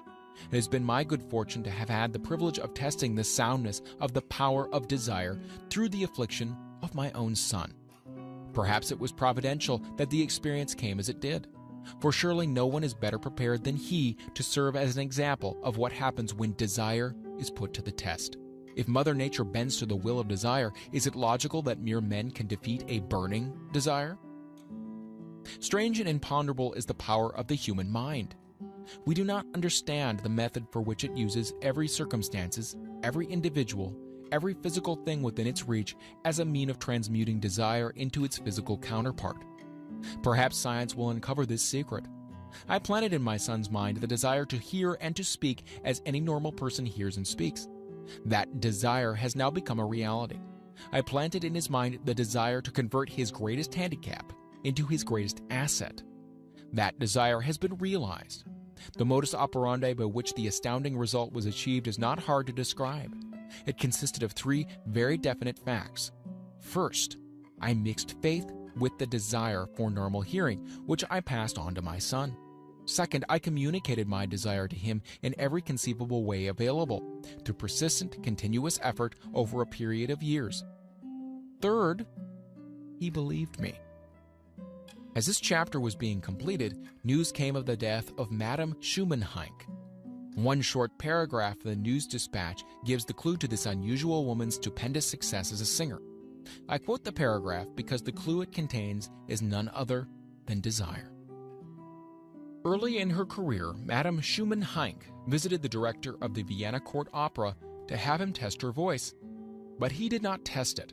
After taking one look at the awkward and poorly dressed girl, he exclaimed none too gently, "With such a face, and with no personality at all, how can you ever expect to succeed in opera? My good child, give up the idea. Buy a sewing machine and go to work. You can never be a singer." Never is a long time. The director of the Vienna Court Opera knew much about the technique of singing. He knew little about the power of desire when it assumes the proportion of an obsession. If he had known more of that power, he would have not made the mistake of condemning genius without giving it an opportunity. Several years ago, one of my business associates became ill. He became worse as time went on, and finally was taken to the hospital for an operation. Just before he was wheeled into the operating room, I took a look at him and wondered how anyone as thin and emaciated as he could possibly go through a major operation successfully. The doctor warned me that there was little of any chance of me ever seeing him alive again. But that was the doctor's opinion. It was not the opinion of the patient. Just before he was wheeled away, he whispered feebly, "Don't be disturbed, Chief. I'll be out of here in a few days." The attending nurse looked at me with pity, but the patient did come through safely. After it was all over, his physician said, "Nothing but his own desire to live saved him. He would never have pulled through if he had not refused to accept the possibility of death." I believe in the power of desire, backed by faith, because I have seen this power lift men from lowly beginnings to places of power and wealth. I have seen it rob the grave of its victims. I have seen it serve as the medium by which men stage a comeback after having been defeated in 100 different ways. I have seen it provide my own son with a normal, happy, successful life, despite nature's having sent him into a world without ears. How can one harness and use the power of desire? This has been answered through this and the subsequent chapters of this book. This message is going out to the world at the end of the longest and perhaps the most devastating depression America has ever known. It is reasonable to presume that the message may come to the attention of many who have been wounded by the depression, those who have lost their fortunes, others who have lost their positions, and great numbers who must recognize their plans and stage a comeback. To all these, I wish to convey the thought that all achievement, no matter what may be its nature or its purpose, must begin with an intense, burning desire for something definite. Through some strange and powerful principle of mental chemistry, which she has never divulged, nature wraps up in the impulse of strong desire that something, quote-unquote, which recognizes no such word as impossible and accepts no such reality as failure. Chapter 3. Faith visualization of and belief in attainment of desire. The second step toward riches. Faith is the head chemist of the mind. When faith is blended with the vibration of thought, the subconscious mind instantly picks up the vibration, translates it into spiritual equivalents, and transmits it to the infinite intelligence, as in the case of prayer. The emotions of faith, love, and sex are the most powerful of all the major positive emotions. When the three are blended, they have the effect of coloring the vibration of thought in such a way that it instantly reaches the subconscious mind, where it is changed into its spiritual equivalent, the only form that induces a response from the infinite intelligence. Love and faith are psychic, related to the spiritual side of man. Sex is purely biological and related only to the physical. The mixing or blending of these three emotions has the effect of opening a direct line of communication between the finite, thinking mind of man and infinite intelligence. How to develop faith. There comes now a statement which will give a bigger or better understanding of the importance the principle of autosuggestion assumes in the transmutation of desire into its physical or monetary equivalent. Namely, faith is a state of mind which may be induced or created by affirmation or repeated instructions to the subconscious mind through the principle of autosuggestion. As an illustration, consider the purpose for which you are presumably reading this book. The object is naturally to acquire the ability to transmute the intangible thought impulse of desire into its physical counterpart, money. By following the instructions laid down in the chapters on autosuggestion and the subconscious mind, as summarized in the chapter on autosuggestion, you may convince the subconscious mind that you believe you will receive that for which you ask, and it will act upon that belief, which your subconscious mind passes back to you in the form of faith, followed by definite plans for procuring that which you desire. The method by which one develops faith where it does not already exist is extremely difficult to describe, almost as difficult, in fact, as it would be to describe the color of red to a blind man who has never seen color and has nothing with which to compare what you describe to him. Faith is a state of mind which you may develop at will after you have mastered the 13 principles, because it is a state of mind which develops voluntarily through application and use of these principles. Repetition of affirmation of orders to your subconscious mind is the only known method of voluntary development of the emotion of faith. Perhaps the meaning may be made clearer through the following explanation as to the way men sometimes become criminals. Stated in the words of a famous criminologist, "When men first come into contact with crime, they abhor it. If they remain in contact with crime for a time, they become accustomed to it and endure it. When they remain in contact with it for long enough, they finally embrace it and become influenced by it." This is the equivalent of saying that any impulse of thought which is repeatedly passed on to the subconscious mind is, finally, accepted and acted upon by the subconscious mind, which proceeds to translate that impulse into its physical equivalent by the most practical procedure available. In connection with this, consider again the statement, "All thoughts which have been emotionalized, given feeling, and mixed with faith, begin immediately to translate themselves into their physical equivalent or counterpart." The emotions, or the feeling portion of thoughts, are the factors which give thoughts vitality, life, and action. The emotions of faith, love, and sex, when mixed with any thought impulse, give it greater action than any of these emotions can do singly. Not only thought impulses which have been mixed with faith, but those which have been mixed with any of the positive emotions or any of the negative emotions may reach and influence the subconscious mind. From this statement, you will understand that the subconscious mind will translate into its physical equivalent a thought impulse of a negative or destructive nature, just as readily as it will act upon the thought impulses of a positive or constructive nature. This accounts for the strange phenomenon so many millions of people experience, referred to as misfortune or bad luck. There are millions of people who believe themselves doomed to poverty and failure because of some strange force over which they believe they have no control. They are the creators of their own misfortunes because of this negative belief, which is picked up by the subconscious mind and translated into its physical equivalent. This is an appropriate place at which to suggest again that you may benefit by passing on to your subconscious mind any desire which you wish translated into its physical or monetary equivalent, in a state of expectancy or belief that transmutation will actually take place. Your belief or faith is the element which determines the action of your subconscious mind. There is nothing to hinder you from deceiving your subconscious mind when giving it instructions through autosuggestion, just as I deceived, quote-unquote, my son's subconscious mind. To make this deceit more realistic, conduct yourself just as you would if you were already in possession of the material thing which you are demanding when you call upon your subconscious mind. The subconscious mind will transmute into its physical equivalent by the most direct and practical media available any order which is given to it in a state of belief or faith that the order will be carried out. Surely, enough has been stated to give a starting point from which one may, through experiment and practice, acquire the ability to mix faith with any order given to the subconscious mind. Perfection will come through practice. It cannot come by merely reading instructions. If it be true that one may become a criminal by association with crime, and this is a known fact, it's equally true that one may develop faith by voluntarily suggesting to the subconscious mind that one has faith. The mind comes finally to take on the nature of the influences which dominate it. Understand this truth, and you will know why it is essential for you to encourage the positive emotions as dominating forces of your mind, and discourage and eliminate negative emotions. A mind dominated by positive emotions becomes a favorable abode for the state of mind known as faith. A mind so dominated may at will give the subconscious mind instructions, which it will accept and act upon immediately. Faith is a state of mind which may be induced by autosuggestion. All down the ages, religionists have admonished struggling humanity to have faith in this, that, and other dogma or creed, but they have failed to tell people how to have faith.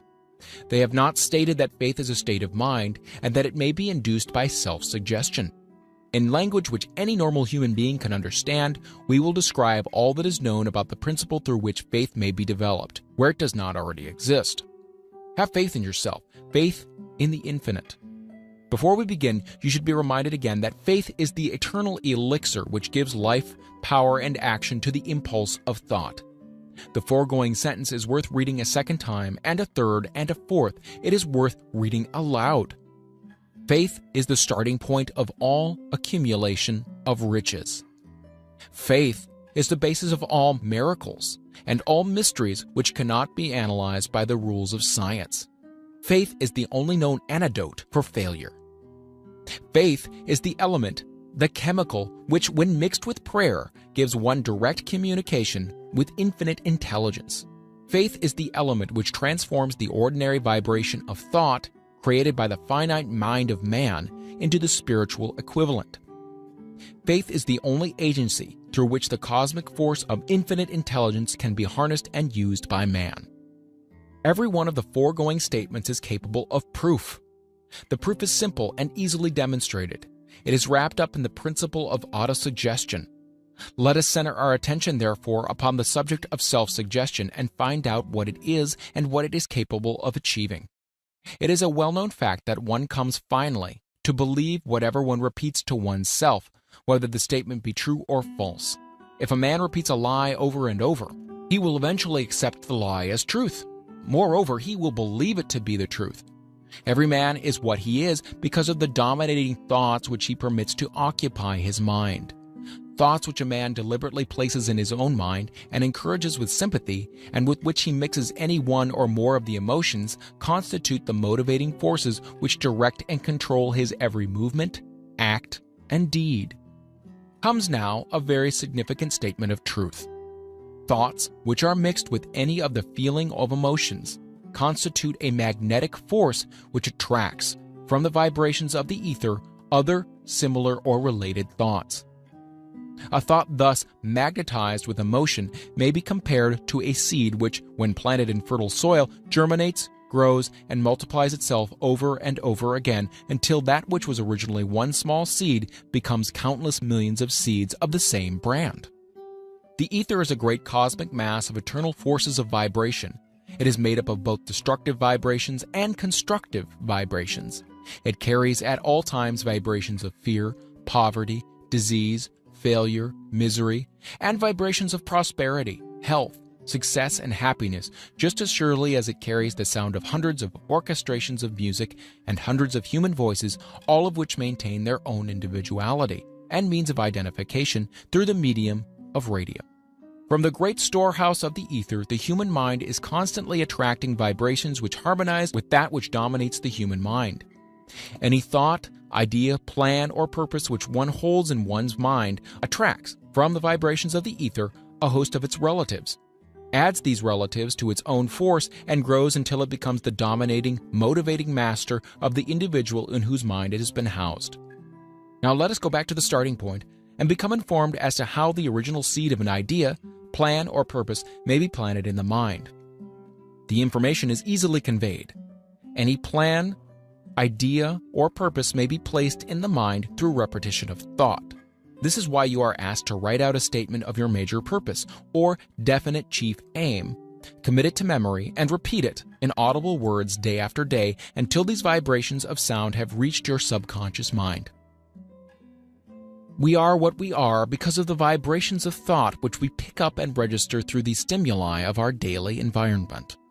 Resolve to throw off the influences of any unfortunate environment and to build your own life to order. Taking inventory of mental assets and liabilities, you will discover that your greatest weakness is a lack of self-confidence. This handicap can be surmounted and timidity translated into courage through the aid of the principle of autosuggestion. The application of this principle may be made through a simple arrangement of positive thought impulses stated in writing, memorized and repeated until they become a part of the working equipment of the subconscious faculty of your mind. Self-confidence formula. First, I know that I have the ability to achieve the object of my definite purpose in life. Therefore, I demand of myself persistent, continuous action towards its attainment, and I here and now promise to render such action. Second, I realize that the dominating thoughts of my mind will eventually reproduce themselves in outward physical action and gradually transform themselves into physical reality. Therefore, I will concentrate my thoughts for 30 minutes daily upon the task of thinking of the person I intend to become, thereby creating in my mind a clear mental picture of that person. Third, I know through the principle of autosuggestion, any desire that I persistently hold in my mind will eventually seek expression through some practical means of attaining the object back of it. Therefore, I will devote 10 minutes a day to demanding of myself the development of self-confidence. Fourth, I have clearly written down a description of my definite chief aim in life, and I will never stop trying until I have developed sufficient self-confidence for its attainment. Fifth, I fully realize that no wealth or position can long endure unless built upon truth and justice. Therefore, I will engage in no transaction which does not benefit all whom it affects. I will succeed by attracting to myself the forces I wish to use and the cooperation of other people. I will induce others to serve me because of my willingness to serve others. I will eliminate hatred, envy, jealousy, selfishness, and cynicism by developing love for all humanity, because I know that a negative attitude towards others can never bring me success. I will cause others to believe in me because I will believe in them and in myself. I will sign my name to this formula, commit it to memory, and repeat it aloud once a day with full faith that it will gradually influence my thoughts and actions so that I will become a self-reliant and successful person. Because this formula is a law of nature which no man has yet been able to explain, it has baffled the scientists of all ages. The psychologists have named this law autosuggestion and let it go at that. The name by which one calls this law is of little importance. The important fact about it is that it works for the glory and success of mankind, if, that is, it is used constructively. On the other hand, if used destructively, it will destroy just as readily. In this statement may be found a very significant truth, namely that those who go down in defeat and end their lives in poverty, misery, and distress do so because of negative application of the principle of autosuggestion. The cause may be found in the fact that all impulses of thoughts have a tendency to close themselves in their physical equivalent. The subconscious mind, the chemical laboratory in which all thought impulses are combined and made ready for translation into physical reality, makes no distinction between constructive and destructive thought impulses. It works with the material we feed it, through our thought impulses. The subconscious mind will translate into reality a thought driven by fear just as readily as it translates into reality a thought driven by courage or faith. The pages of medical history are rich with illustrations of cases of suggestive suicide. A man may commit suicide through negative suggestion just as effectively as by any other means. In a Midwestern city, a man by the name of Joseph Grant, a bank official, borrowed a large sum of the bank's money without the consent of the directors. He lost the money through gambling. One afternoon, the bank examiner came and began to check the accounts.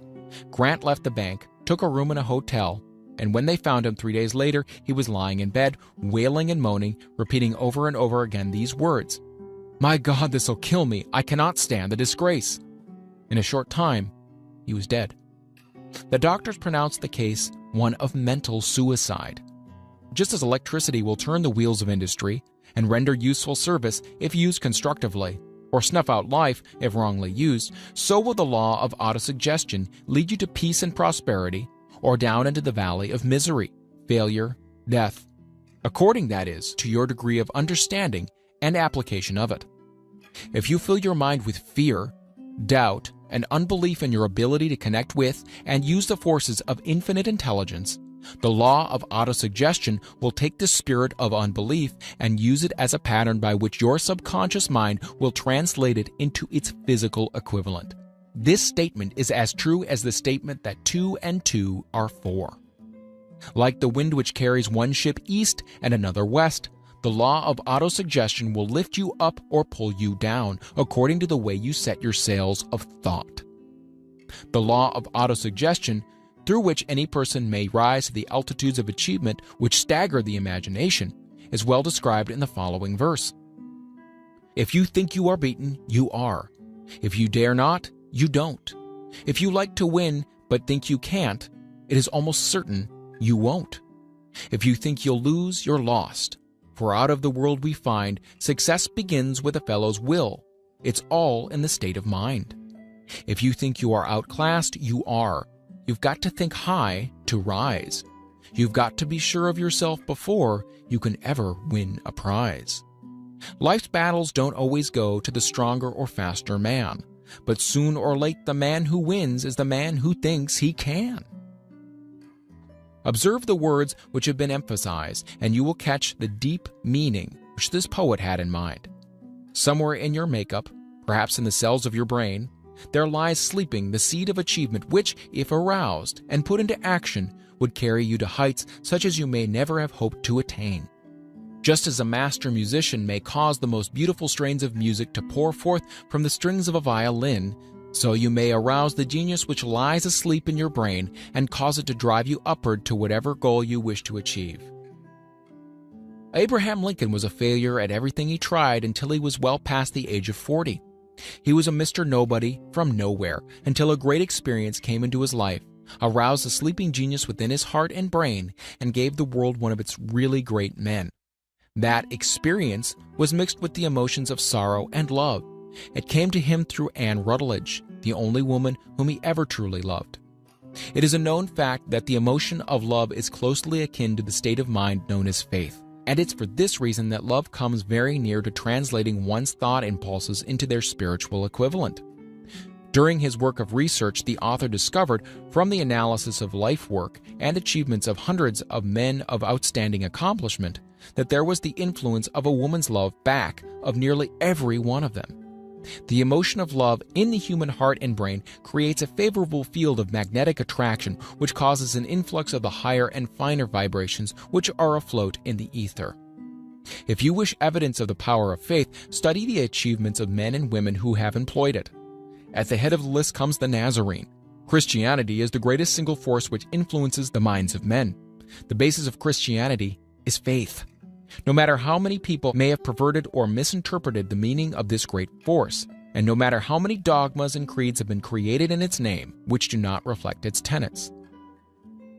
The sum and substance of the teachings and achievements of Christ, which may have been interpreted as miracles, were nothing more nor less than faith.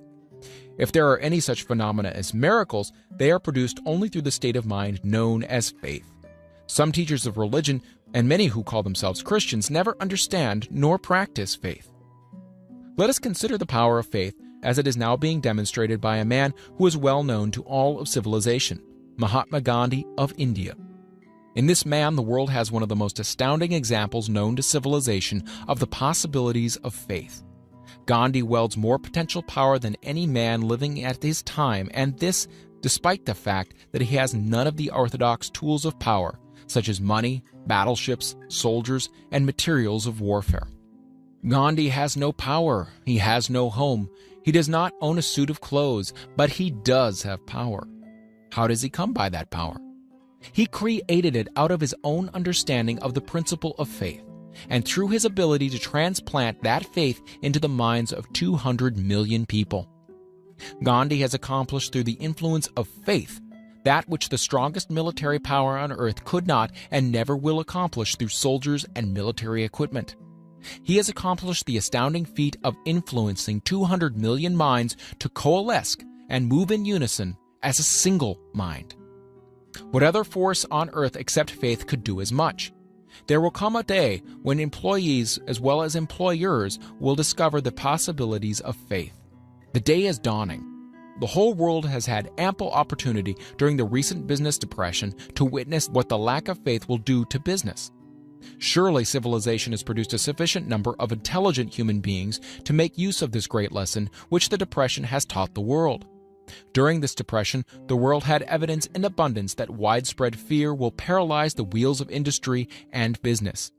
Out of this experience will arise leaders in business and industry who will profit by the example which Gandhi has set for the world, and they will apply to business the same tactics which he has used in building the greatest following known in the history of the world. These leaders will come from the rank and file of the unknown men who now labor in the steel plants, the coal mines, and automobile factories, and in small towns and cities of America. Business is due for a reform. Make no mistake about this. The methods of the past, based upon economic combinations of force and fear, will be supplanted by the better principles of faith and cooperation. Men who labor will receive more than daily wages. They will receive dividends from business, the same as others who supply the capital for business. But first, they must give more to their employers and stop this bickering and bargaining by force at the expense of the public. They must earn the right to dividends. Moreover, and this is the most important thing of all, they will be led by leaders who will understand and apply the principles employed by Mahatma Gandhi. Only in this way may leaders get from their followers the spirit of full cooperation which constitutes power in its highest and most enduring form. This stupendous machine age in which we live and from which we are just emerging has taken the soul out of men. Its leaders have driven men as though they were pieces of cold machinery. They were forced to do so by the employers who have bargained at the expense of all concerned to get and not to give. The watchword of the future will be human happiness and contentment, and when this state of mind shall have been attained, the production will take care of itself more effectively than anything that has been accomplished where men did not and could not mix faith and individual interest with their labor.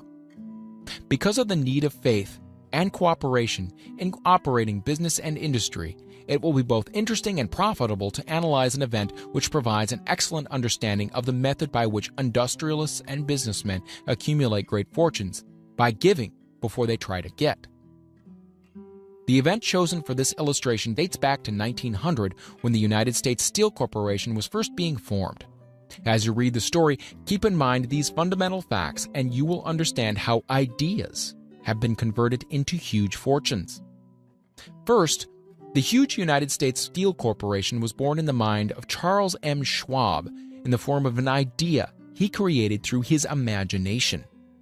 Second, he mixed faith with this idea.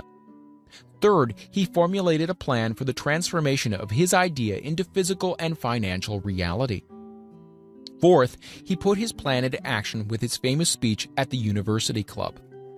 Fifth, he applied and followed through on his plan with persistence and backed it with a firm decision until it had been fully carried out. Sixth, he prepared the way for success by a burning desire for success. If you are one of those who have often wondered how great fortunes are accumulated, this story of the creation of the United States Steel Corporation will be enlightening.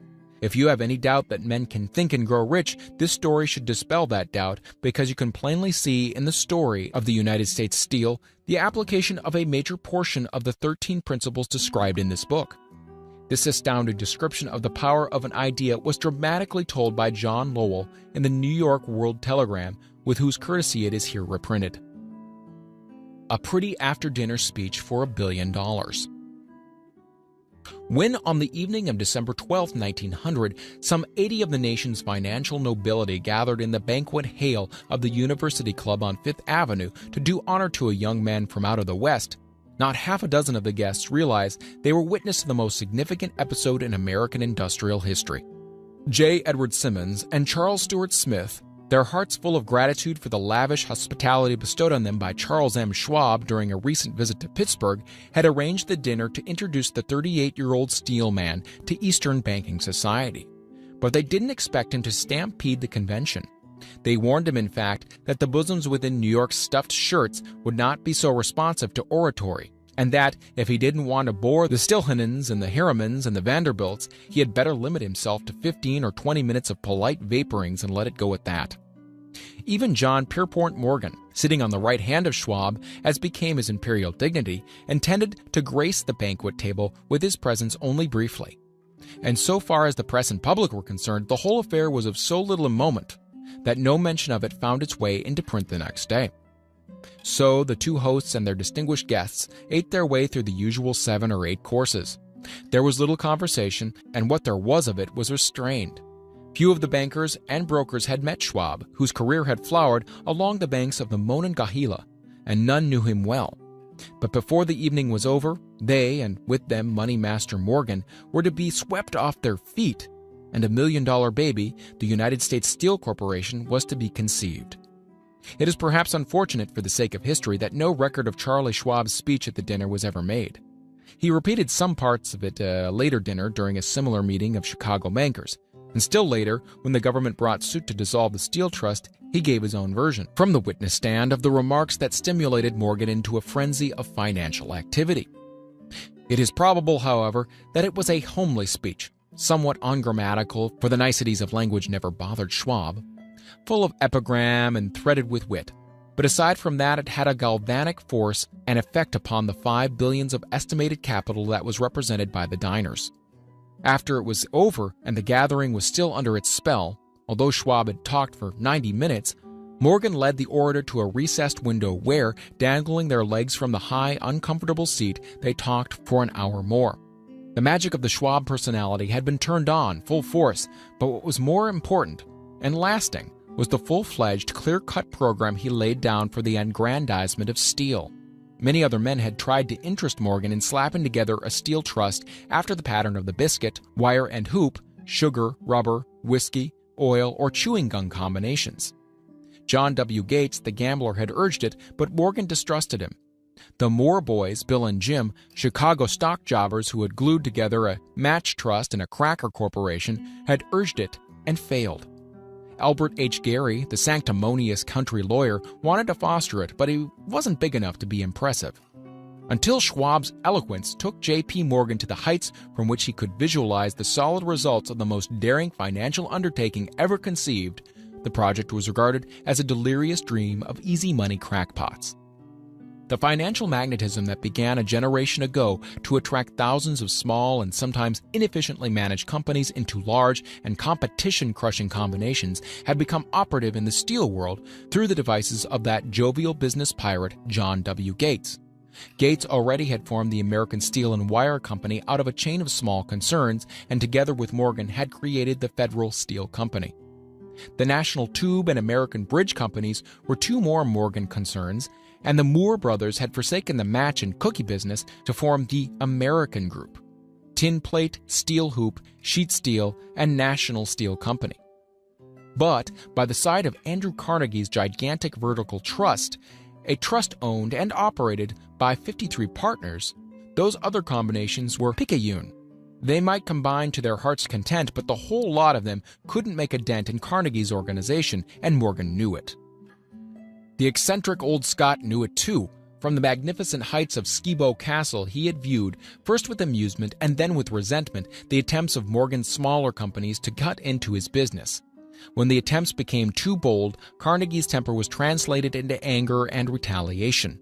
He decided to duplicate every mill owned by his rivals. Hitherto, he hadn't been interested in wire, pipe, hoops, or sheet.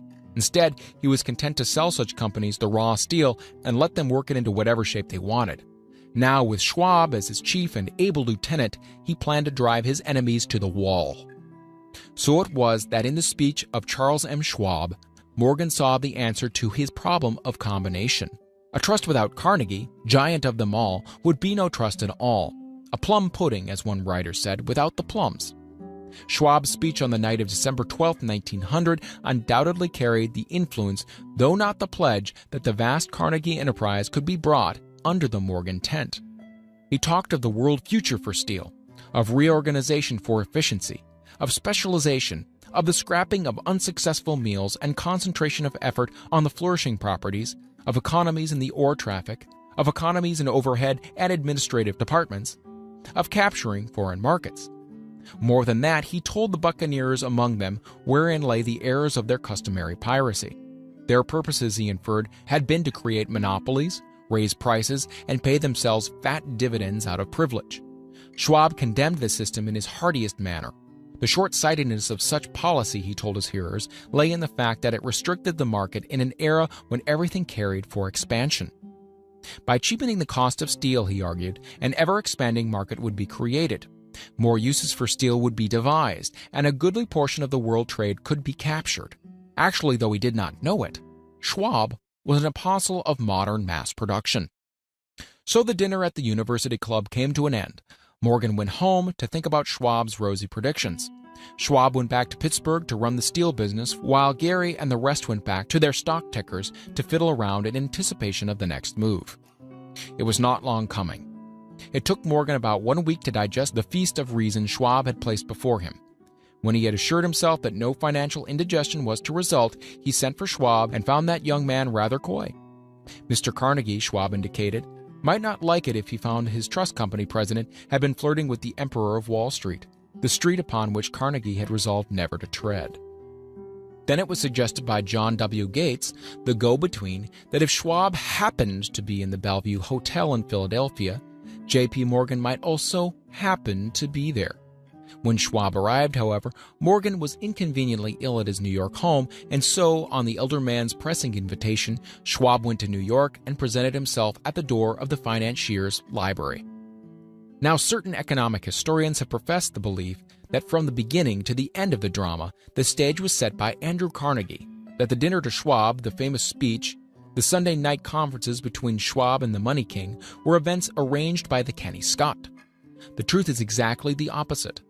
When Schwab was called in to consummate the deal, he didn't even know whether the little boss, as Andrew was called, would so much as listen to an offer to sell, particularly to a group of men whom Andrew regarded as being endowed with something less than holiness. But Schwab did take into the conference with him, in his own handwriting, 6 sheets of copperplate figures, representing to his mind the physical worth and potential earning capacity of every steel company he regarded as an essential star in the new metal firmament. 4 men pondered over these figures all night. The chief, of course, was Morgan, steadfast in his belief in the divine right of money. With him was his aristocratic partner, Robert Bacon. The third was John W. Gates, whom Morgan scorned as a gambler and used as a tool. The fourth was Schwab, who knew more about the processes of making and selling steel than any whole group of men then living. Throughout that conference, the Pittsburghers' figures were never questioned. If he had said a company was worth so much, then it was worth that much and no more. He was insistent, too, upon including in the combination only those concerns he nominated. He had conceived a corporation in which there would be no duplication, not even to satisfy the greed of friends who wanted to unload their companies upon the broad Morgan shoulders. Thus he left out, by design, a number of the larger concerns upon which the walruses and carpenters of Wall Street had cast hungry eyes. When dawn came, Morgan rose and straightened his back. Only one question remained. "Do you think you can persuade Andrew Carnegie to sell?" he asked. "I can try," said Schwab. "If you can get him to sell, I will undertake the matter," said Morgan. So far as good, but would Carnegie sell? How much would he demand? Schwab thought about $320 million. What would he take payment in? Common or preferred stocks? Bonds? Cash? Nobody could raise $350 million in cash. There was a golf game in January on the frost-cracking heath of the St. Andrews Links in Westchester, with Andrew bundled up in sweaters against the cold and Charlie talking volubly as usual to keep his spirits up. But no word of business was mentioned until the pair sat down in the cozy warmth of the Carnegie cottage hard by. Then, with the same persuasiveness that had hypnotized 80 millionaires at the university club, Schwab poured out the glittering promises of retirement and comfort, of untold millions to satisfy the old man's social caprices. Carnegie capitulated, wrote a figure on a slip of paper, handed it to Schwab, and said, "All right, that's what we'll sell for." The figure was approximately $400 million, and was reached by taking the $320 million mentioned by Schwab as a basic figure and adding to it $80 million to represent the increased capital value over the previous 2 years. Later on the deck of a transatlantic liner, the Scotsman said ruefully to Morgan, "I really wish I'd asked you for $100 million more." "If you asked for it, you'd have gotten it," Morgan told him cheerfully. There was an uproar, of course. A British correspondent cabled that the foreign steel world was appalled by the gigantic combination. President Hadley of Yale declared that unless trusts were regulated, the country might expect an emperor in Washington within the next 25 years. But that able stock manipulator, Keene, went at his work of shoving the new stock at the public so vigorously that all the excess water, estimated by some at nearly 600 million, was absorbed in a twinkling. So, Carnegie had his millions, and Morgan Syndicate had $62 million for all its trouble. And all the boys from Gates to Gary had their millions. The 38-year-old Schwab had his reward. He was made president of the new corporation and remained in control until 1930. The dramatic story of Big Business, which you have just finished, was included in this book because it is a perfect illustration of the method by which desire can be transmuted into its physical equivalent. I imagine some readers will question the statement that a mere intangible desire can be converted into its physical equivalent. Doubtless some will say, you cannot convert nothing into something. The answer is in the story of United States Steel. That giant organization was created in the mind of one man. The plan by which the organization was provided with the steel mills that gave it financial stability was created in the mind of the same man. His faith, his desire, his imagination, his persistence were the real ingredients that went into United States Steel. The steel mills and mechanical equipment acquired by the corporation after it had been brought into legal existence were incidental, but careful analysis will disclose the fact that the appraised value of the properties acquired by the corporation increased in value by an estimated $600 million just by the mere transaction which consolidated them into one management. In other words, Charles M. Schwab's idea, plus the faith with which he conveyed it in the minds of J.P. Morgan and the others, was marketed for a profit of approximately $600 million. That is not an insignificant sum for a single idea. What happened to some of the men who took their share of the millions of dollars of profit made by this transaction is a matter with which we are not now concerned. The important feature of the astounding achievement is that it serves as unquestionable evidence of the soundness of the philosophy described in this book, because this philosophy was the warp and the woof of the entire transaction. Moreover, the practicability of the philosophy has been established by the fact that the United States Steel Corporation prospered and became one of the richest and most powerful corporations in America, employing thousands of people, developing new uses for steel, and opening new markets, thus proving that the $600 million in profit which the Schwab idea produced was earned. Riches begin in the form of thought. The amount is limited only by the persons in whose mind the thought is put into motion. Faith removes limitations. Remember this when you are ready to bargain with life for whatever it is that you ask as your price for having passed this way. Remember also that the man who created the United States Steel Corporation was practically unknown at the time. He was merely Andrew Carnegie's Man Friday until he gave birth to his famous idea. After that, he quickly rose to a position of power, fame, and riches. There are no limitations to the mind except those we acknowledge. Both poverty and riches are the offspring of thought. Chapter 4. Autosuggestion, the medium for influencing the subconscious mind. The third step towards riches. Autosuggestion is a term which applies to all suggestions, and all self-administered stimuli which reach one's mind through the five senses. Stated in another way, autosuggestion is self-suggestion.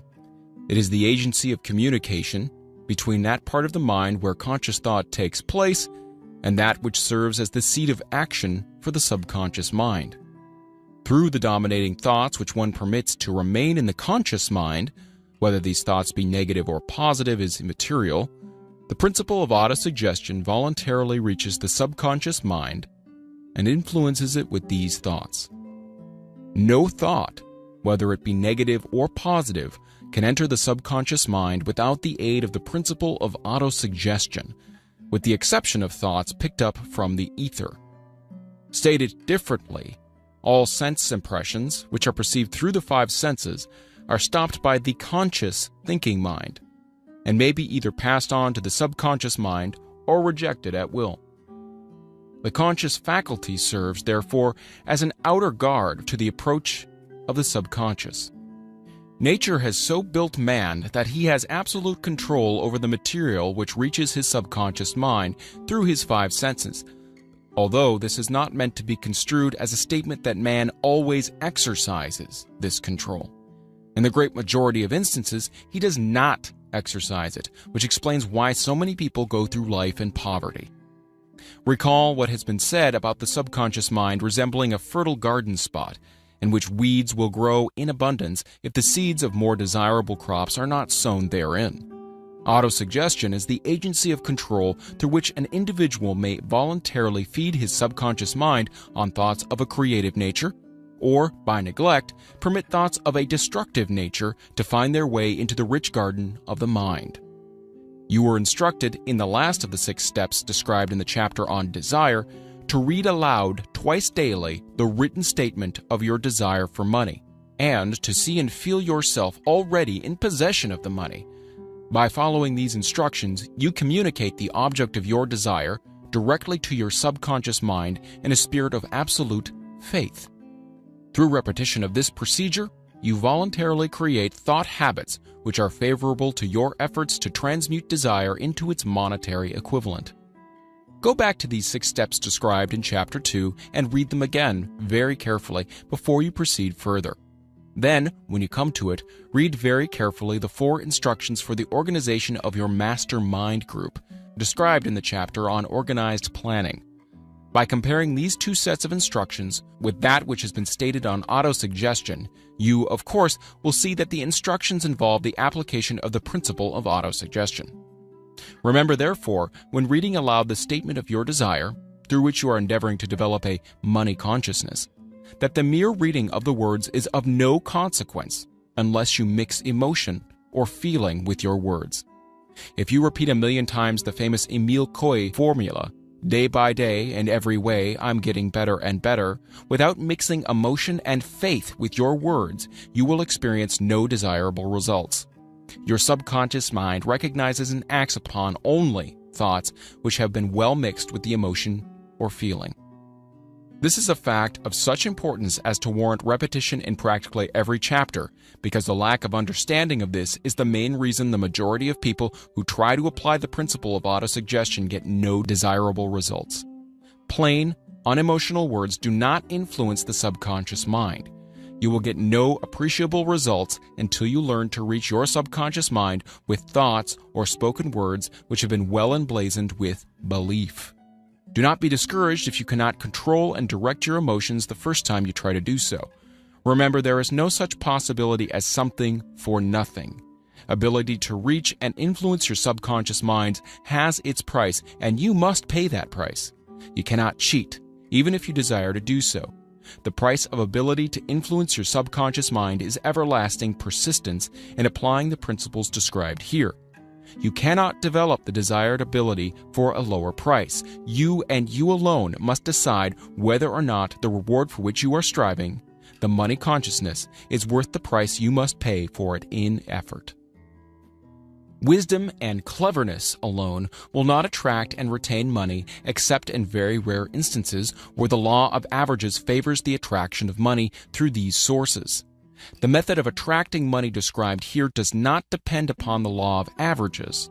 Moreover, the method plays no favorites.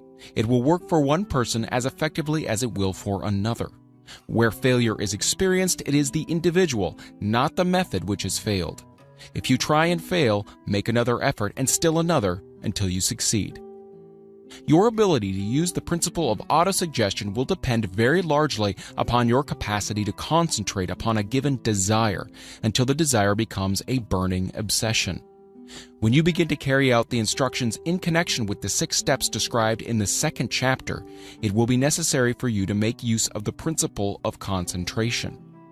Let us here offer suggestions for the effective use of concentration. When you begin to carry out the first of the 6 steps, which instructs you to fix in your mind the exact amount of money you desire, hold your thoughts on that amount of money by concentration, or fixation of attention, with your eyes closed, until you can actually see the physical appearance of the money. Do this at least once each day. As you go through these exercises, follow the instructions given in the chapter on faith, and see yourself actually in possession of the money.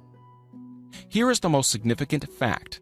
The subconscious mind takes any orders given it in a spirit of absolute faith, and acts upon those orders, although the orders often have to be presented over and over again through repetition before they are interpreted by the subconscious mind. Following the preceding statement, consider the possibility of playing a perfectly legitimate trick on your subconscious mind by making it believe, because you believe it, that you must have the amount of money you are visualizing, that this money is already awaiting your claim, that the subconscious mind must hand over to you practical plans for acquiring the money which is yours.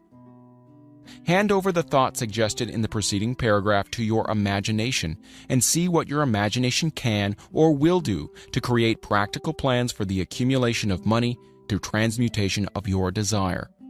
Do not wait for a definite plan through which you intend to exchange services or merchandise in return for the money you are visualizing, but begin at once to see yourself in possession of the money, demanding and expecting, meanwhile, that your subconscious mind will hand over the plan or plans you need. Be on the alert for these plans, and when they appear, put them into action immediately. When the plans appear, they will probably flash into your mind through the 6th sense in the form of an inspiration. This inspiration may be considered a direct telegram or message from infinite intelligence. Treat it with respect and act upon it as soon as you receive it. Failure to do this will be fatal to your success. In the 4th of the 6 steps, you were instructed to create a definite plan for the carrying out your desire and begin at once to put this plan into action. You should follow this instruction in the manner described in the preceding paragraph. Do not trust to your reason when creating your plan for accumulating money through the transmutation of desire. Your reason is faulty. Moreover, your reasoning faculty may be lazy, and if you depend entirely upon it to serve you, it may disappoint you. When visualizing the money you intend to accumulate with closed eyes, see yourself rendering the service or delivering the merchandise you intend to give in return for this money. This is important. Summary of instructions. The fact that you are reading this book is an indication that you earnestly seek knowledge. It is also an indication that you are a student of this subject. If you are only a student, there is a chance that you may learn much that you did not know, but you will learn only by assuming an attitude of humility. If you choose to follow some of the instructions, but neglect or refuse to follow others, you will fail. To get satisfactory results, you must follow all instructions in a spirit of faith. The instructions given in connection with the 6 steps in the 2nd chapter will now be summarized and blended with principles covered by this chapter as follows. First, go into some quiet spot, preferably in bed at night, where you will not be disturbed or interrupted. Close your eyes and repeat aloud, so you may hear your own words, the written statement of the amount of money you intend to accumulate, the time limit for its accumulation, and a description of the service or merchandise you intend to give in return for the money. As you carry out these instructions, see yourself already in possession of the money. For example, suppose that you intend to accumulate $50,000 by the 1st of January 5 years hence. that you intend to give personal service in return for the money in the capacity of a salesman. Your written statement of your purpose should be similar to the following. By the first day of January, such and such year, I will have in my possession $50,000, which will come to me in various amounts from time to time during the interim.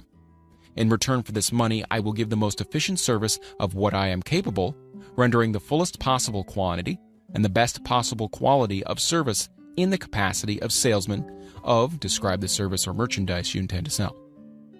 I believe that I will have this money in my possession.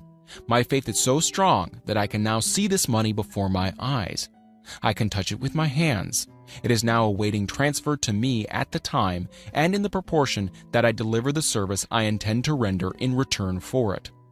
I am awaiting a plan by which to accumulate this money, and I will follow that plan when it is received. Second, repeat this program night and morning until you can see, in your imagination, the money you intend to accumulate. Third, place a written copy of your statement where you can see it night and morning, and read it before retiring and upon arising until it has been memorized. Remember, as you carry out these instructions, that you are applying the principle of autosuggestion for the purpose of giving orders to your subconscious mind. Remember also that your subconscious mind will act only upon instructions that are emotionalized and handed over to it with feeling. Faith is the strongest and most productive of the emotions. Follow the instructions given in the chapter on faith.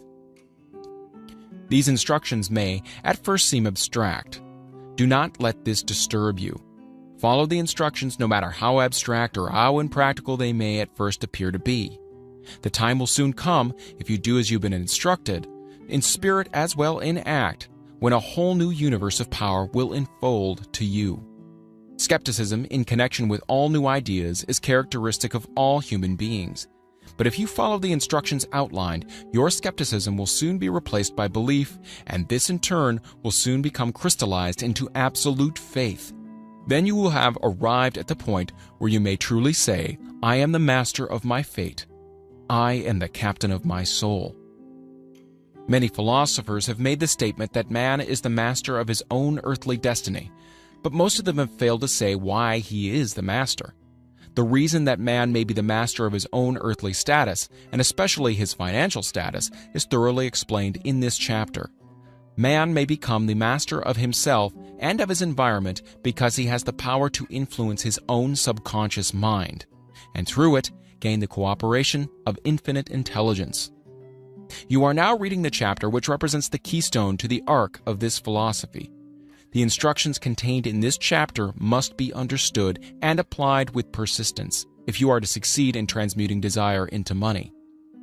The actual performance of transmuting desire into money involves the use of autosuggestion as an agency by which one may reach and influence the subconscious mind. The other principles are simply tools with which to apply autosuggestion.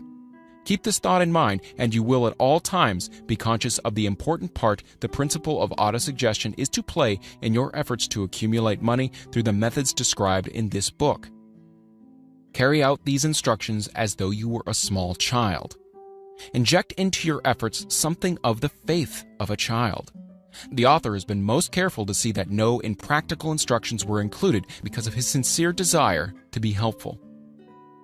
After you have read the entire book, come back to this chapter and follow in spirit and in action this instruction. Read the entire chapter aloud once every night until you become thoroughly convinced that the principle of autosuggestion is sound, that it will accomplish for you all that has been claimed for it. As you read, underscore with a pencil every sentence which impresses you favorably. Follow the foregoing instruction to the letter, and it will open the way for complete understanding and mastery of the principles of success. Chapter 5. Specialized knowledge, personal experience or observations. The fourth step toward riches. There are two kinds of knowledge. One is general, the other specialized. General knowledge, no matter how great in quantity or variety it may be, is of but little use in the accumulation of money. The faculties of the great universities possess, in aggregate, practically every form of general knowledge known to civilization. Most of the professors have but little or no money. They specialize on teaching knowledge, but they do not specialize on the organization or the use of knowledge. Knowledge will not attract money unless it is organized and intelligently directed through practical plans of action to the definite end of accumulation of money. Lack of understanding of this fact has been the source of confusion to millions of people who falsely believe that knowledge is power. It is nothing of the sort. Knowledge is only potential power.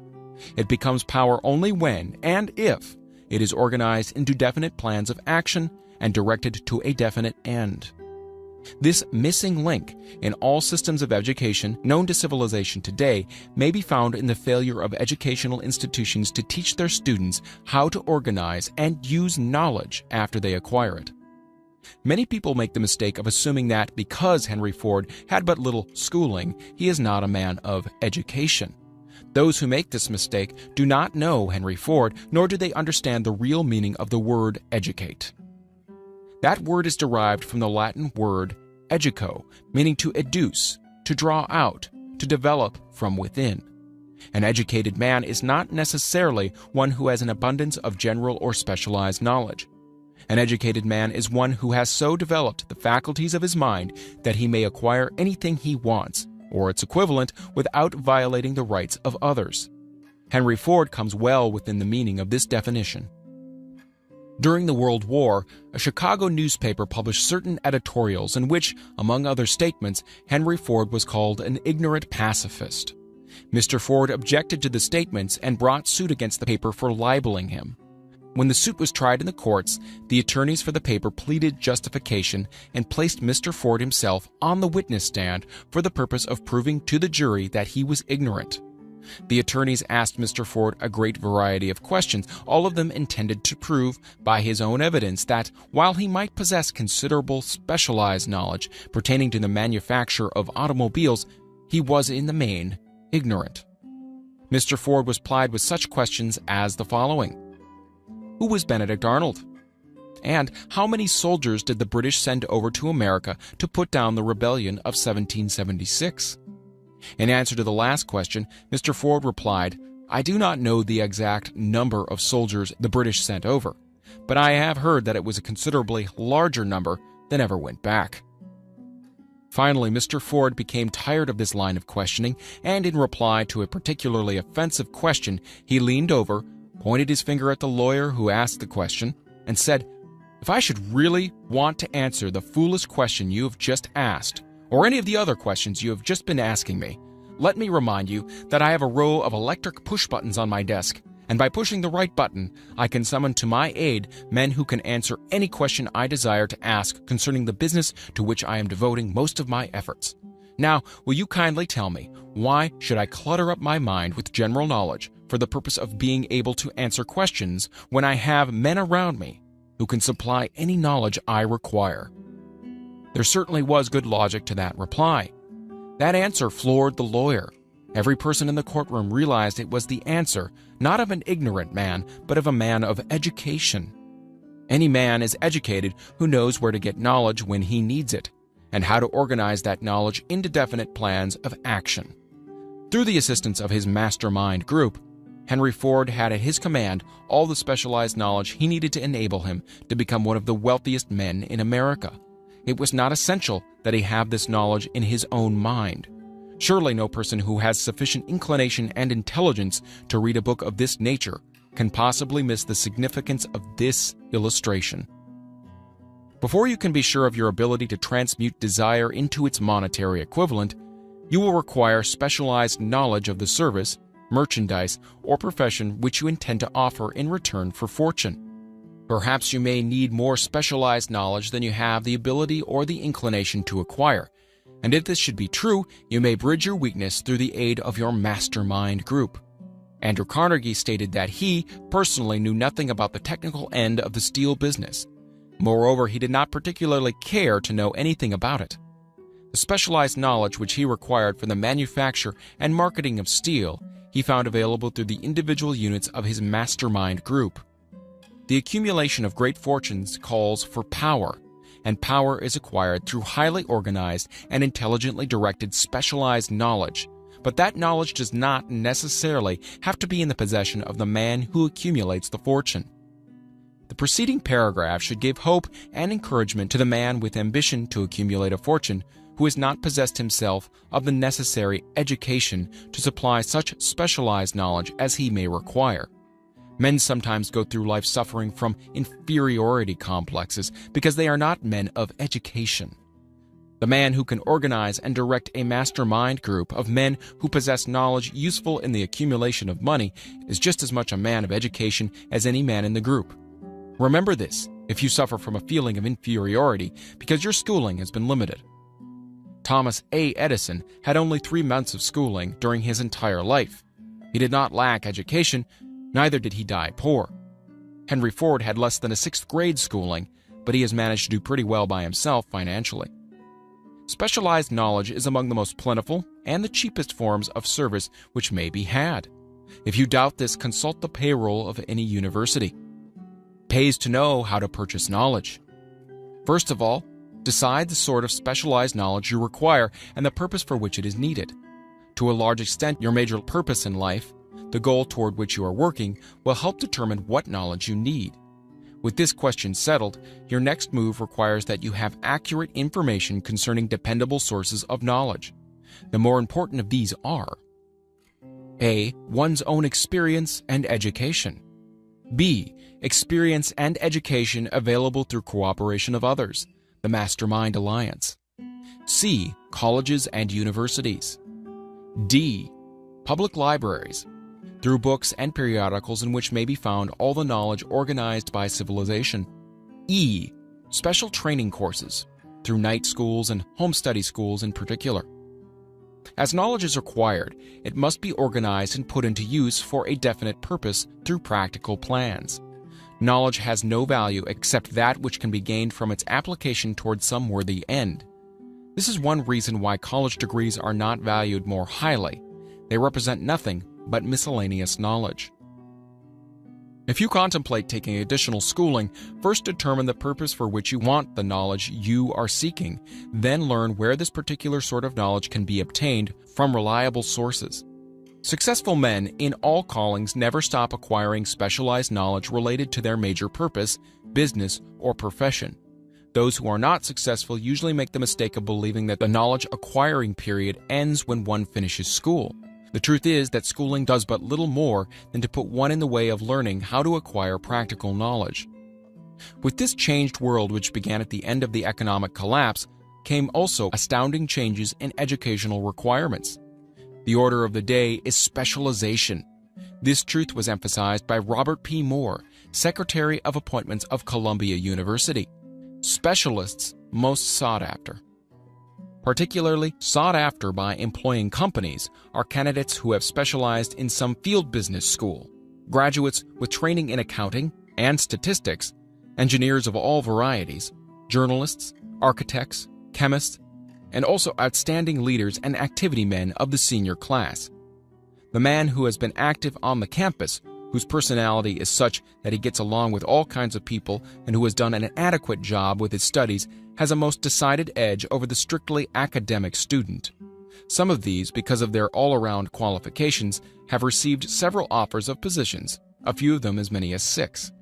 In departing from the conception that the straight-A student was invariably the one to get the choice of the better jobs, Mr. Moore said that most companies look not only to academic records but to activity records and personalities of the students.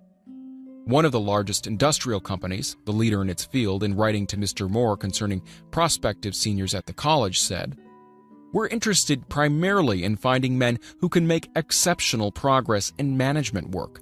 For this reason, we emphasize qualities of character, intelligence, and personality far more than specific educational background." Apprenticeship proposed. Proposing a system of apprenticing students in offices, stores, and industrial occupations during the summer vacation, Mr. Moore asserts that after the first 2 or 3 years of college, every student should be asked to choose a definite future course and to call a halt if he has been merely pleasantly drifting without purpose through an unspecialized academic curriculum. Colleges and universities must face the practical consideration that all professions and occupations now demand specialists. urging that educational institutions accept more direct responsibility for vocational guidance. One of the most reliable and practical sources of knowledge available to those who need specialized schooling is the night schools operated in most large cities.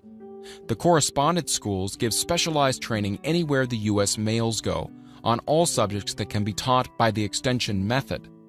One advantage of home study training is the flexibility of the study program, which permits one to study during spare time. Another stupendous advantage of home study training, if the school is carefully chosen, is the fact that most courses afforded by home study schools carry with them generous privileges of consultation, which can be of priceless value to those needing specialized knowledge. No matter where you live, you can share the benefits. Anything acquired without effort and without cost is generally unappreciated, often discredited. Perhaps this is why we get so little from our marvelous opportunity in public schools. The self-discipline one receives from a definite program of specialized study makes up to some extent for the wasted opportunity when knowledge has been available without cost. Correspondence schools are highly organized business institutions. Their tuition fees are so low that they are forced to insist upon prompt payments. Being asked to pay, whether the student makes good grades or poor, has the effect of causing one to follow through with the course when he would otherwise drop it. The correspondence schools have not stressed this point sufficiently, for the truth is that their collection departments constitute the very finest sort of training on decision, promptness, action, and the habit of finishing that which one begins. I learned this from experience more than 25 years ago. I enrolled for a home study course in advertising. After completing 8 or 10 lessons, I stopped studying, but the school did not stop sending me bills. Moreover, it insisted upon payment, whether I kept up my studies or not. I decided that if I had to pay for the course, which I had legally obligated myself to do, I should complete the lessons and get my money's worth. I felt at first at the time that the collection system of the school was somewhat too well organized, but I learned later in life that it was a valuable part of my training for which no charge had been made. Being forced to pay, I went ahead and completed the course. Later in life, I discovered that the efficient collection system of that school had been worth much in the form of money earned because of the training in advertising I had so reluctantly taken. We have in this country what is said to be the greatest public school system in the world. We have invested fabulous sums for fine buildings. We have provided convenient transportation for children living in rural districts so they may attend the best schools. But there is one astounding weakness to this marvelous system. It is free. One of the strange things about human beings is that they value only that which has a price. The free schools of America and the free public libraries do not impress people because they are free. This is the major reason why so many people find it necessary to acquire additional training after they quit school and go to work. It is also one of the major reasons why employers give greater consideration to employees who take home study courses. They have learned from experience that any person who has the ambition to give up a part of his spare time to studying at home has in him those qualities which make for leadership.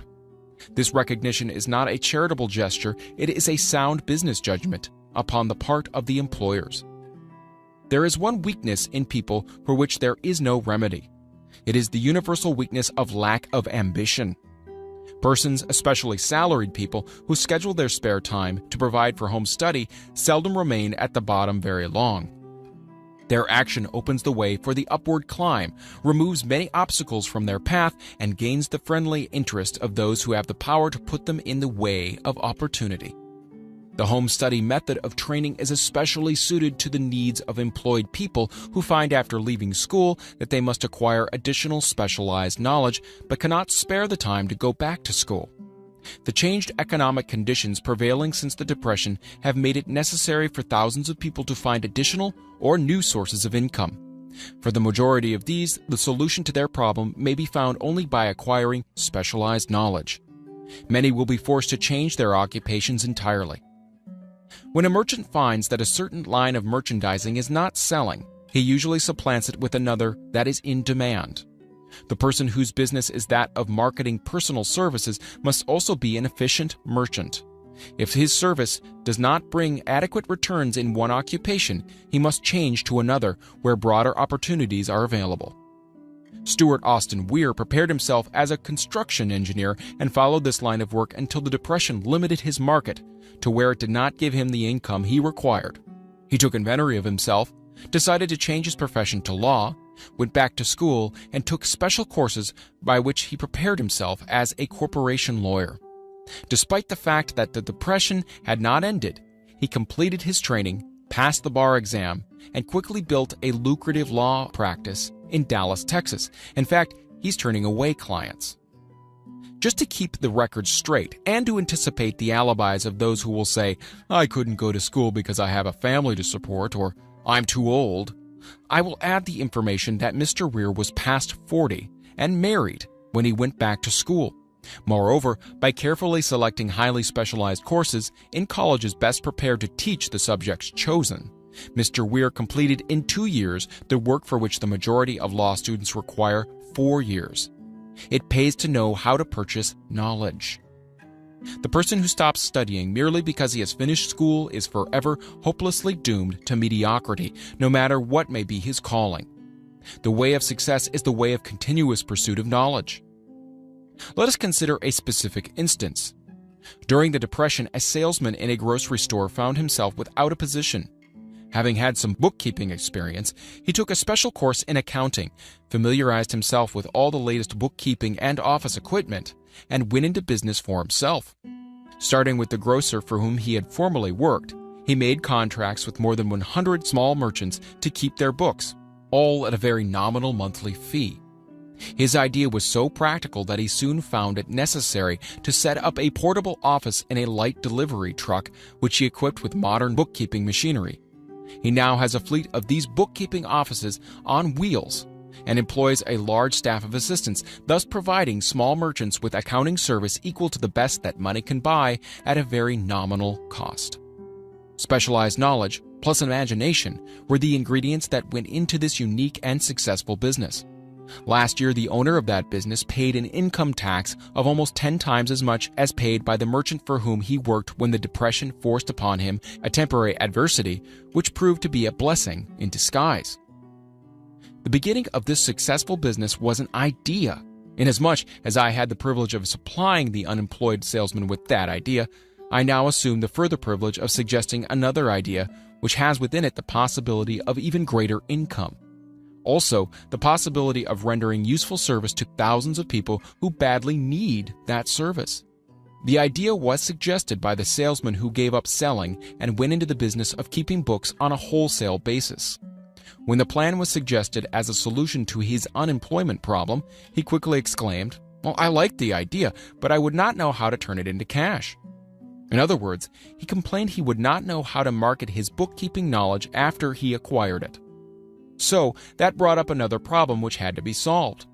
With the aid of a young woman typist, clever at hand lettering, and who could put the story together, a very attractive book was prepared describing the advantages of the new system of bookkeeping. The page was neatly typed and pasted in an ordinary scrapbook, which was used as a silent salesman through which the story of this new business was so effectively told that its owner soon had more accounts than he could handle. There are thousands of people all over the country who need the services of a merchandising specialist capable of preparing an attractive brief for use in marketing personal services. The aggregate annual income from such a service might easily exceed that received by the largest employment agency, and the benefits of that service might be made far greater to the purchaser than to any obtained from an employment agency. The idea here described was born of necessity, to bridge an emergency which had to be covered. But it did not stop by merely serving one person. The woman who created the idea has a keen imagination. She saw in her newly born brainchild the making of a new profession, one that is destined to render valuable services to thousands of people who need practical guidance in marketing personal services. Spurred to action by the instantaneous success of her first prepared plan to market personal services, this energetic woman turned next to the solution of a similar problem for her son, who had just finished college, but had been totally unable to find a market for his services. The plan she originated for his use was the finest specimen of merchandising of personal services I have ever seen. When the plan book had been completed, It contained nearly 50 pages of beautifully typed, properly organized information telling the story of her son's native ability, schooling, personal experiences, and a great variety of other information too extensive for description. The plan book also contained a complete description of the position her son desired, together with a marvelous word picture of the exact plan he would use in filling the position.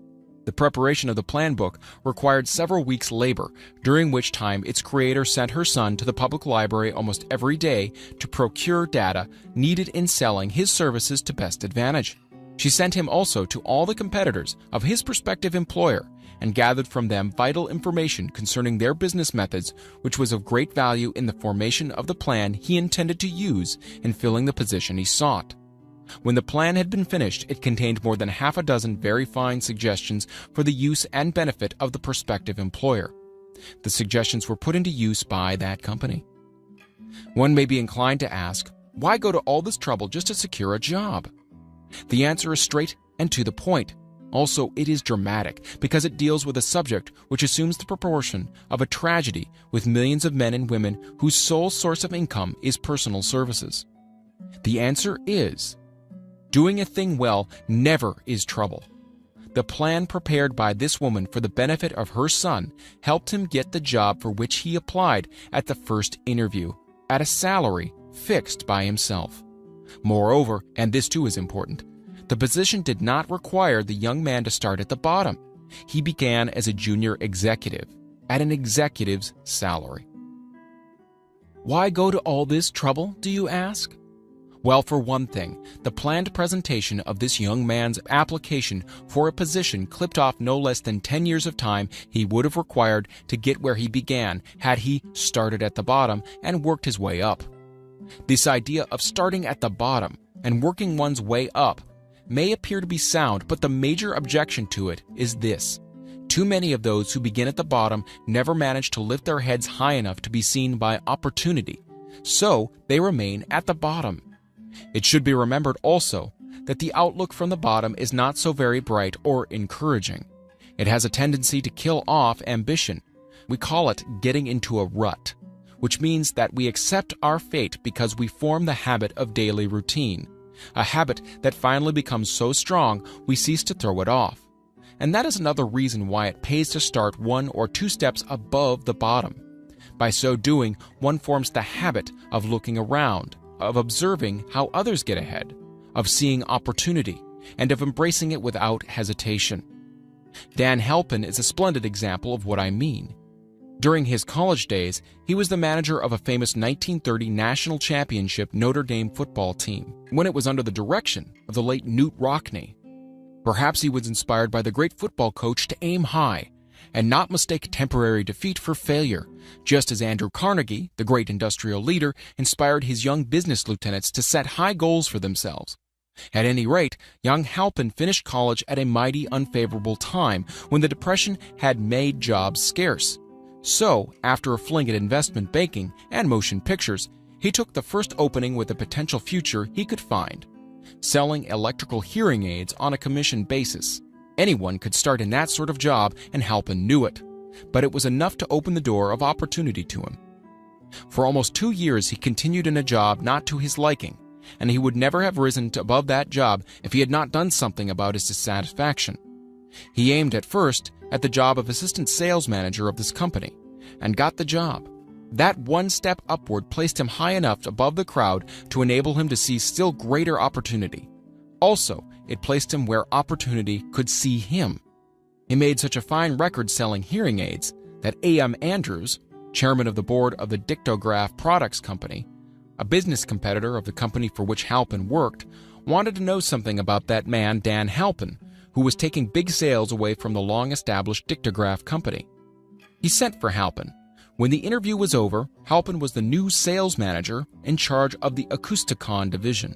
Then, to test young Halpin's mettle, Mr. Andrews went away to Florida for 3 months, leaving him to sink or swim in his new job. He didn't sink.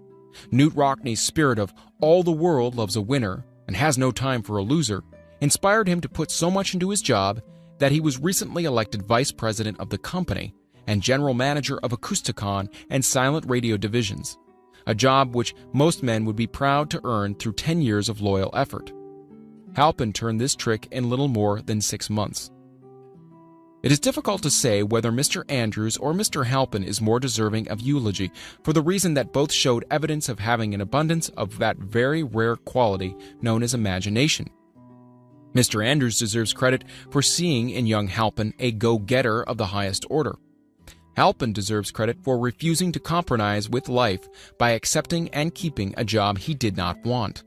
And that is one of the major points I'm trying to emphasize through this entire philosophy, that we rise to high positions or remain at the bottom because of conditions we can control if we desire to control them. I'm also trying to emphasize another point, namely that both success and failure are largely the results of habit. I have not the slightest doubt that Dan Halpin's close association with the greatest football coach America ever knew planted in his mind the same brand of desire to excel which made the Notre Dame football team world famous. Truly, there is something to the idea that hero worship is helpful, provided one worships a winner. Halpin tells me that Rockne was one of the world's greatest leaders of men in all history. My belief in the theory that business associations are vital factors both in failure and in success were recently demonstrated when my son Blair was negotiating with Dan Halpin for a position. Mr. Halpin offered him a beginning salary of about one-half that he could have gotten from a rival company.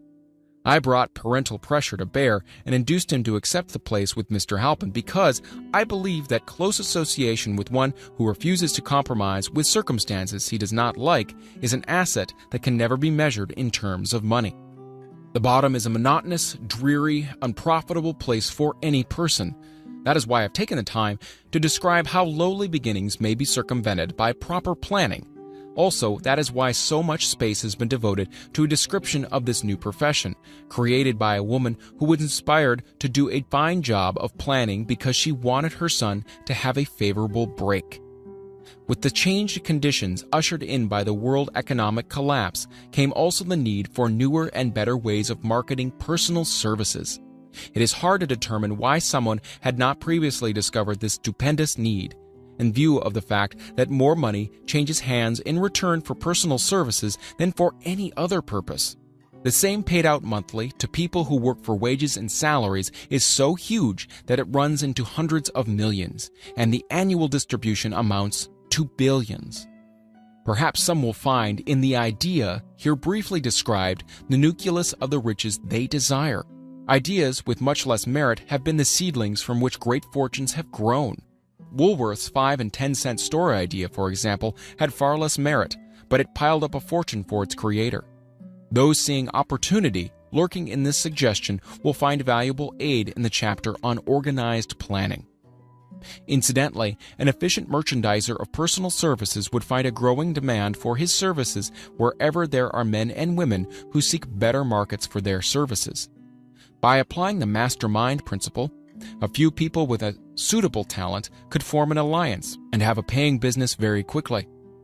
One would need to be a fair writer with a flair for advertising and selling, one handy at typing and hand lettering, and one should be a first-class business getter who would let the world know about the service. If one person possessed all these abilities, he might carry on the business alone until it outgrew him. The woman who prepared the personal service sales plan for her son now receives requests from all parts of the country for her cooperation in preparing similar plans for others who desire to market their personal services for more money. She has a staff of expert typists, artists, and writers who have the ability to dramatize the case history so effectively that one's personal services can be marketed for much more money than the prevailing wages for similar services. She is so confident of her ability that she accepts as the major portion of her fee a percentage of the increased pay she helps her clients to earn.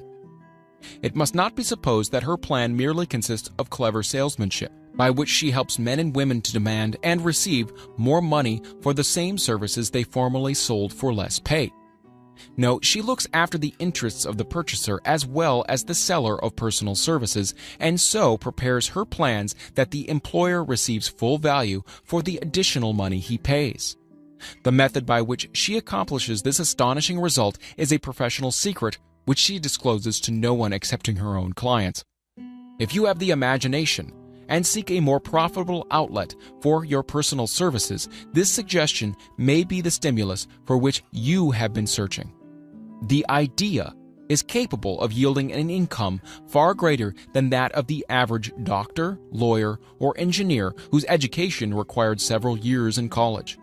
The idea is saleable to those seeking new positions, in practically all positions calling for managerial or executive ability, and those desiring rearrangement of incomes in their present positions. There is no fixed price for sound ideas. Back of all ideas is specialized knowledge. Unfortunately, for those who do not find riches in abundance, specialized knowledge is more abundant and more easily acquired than ideas.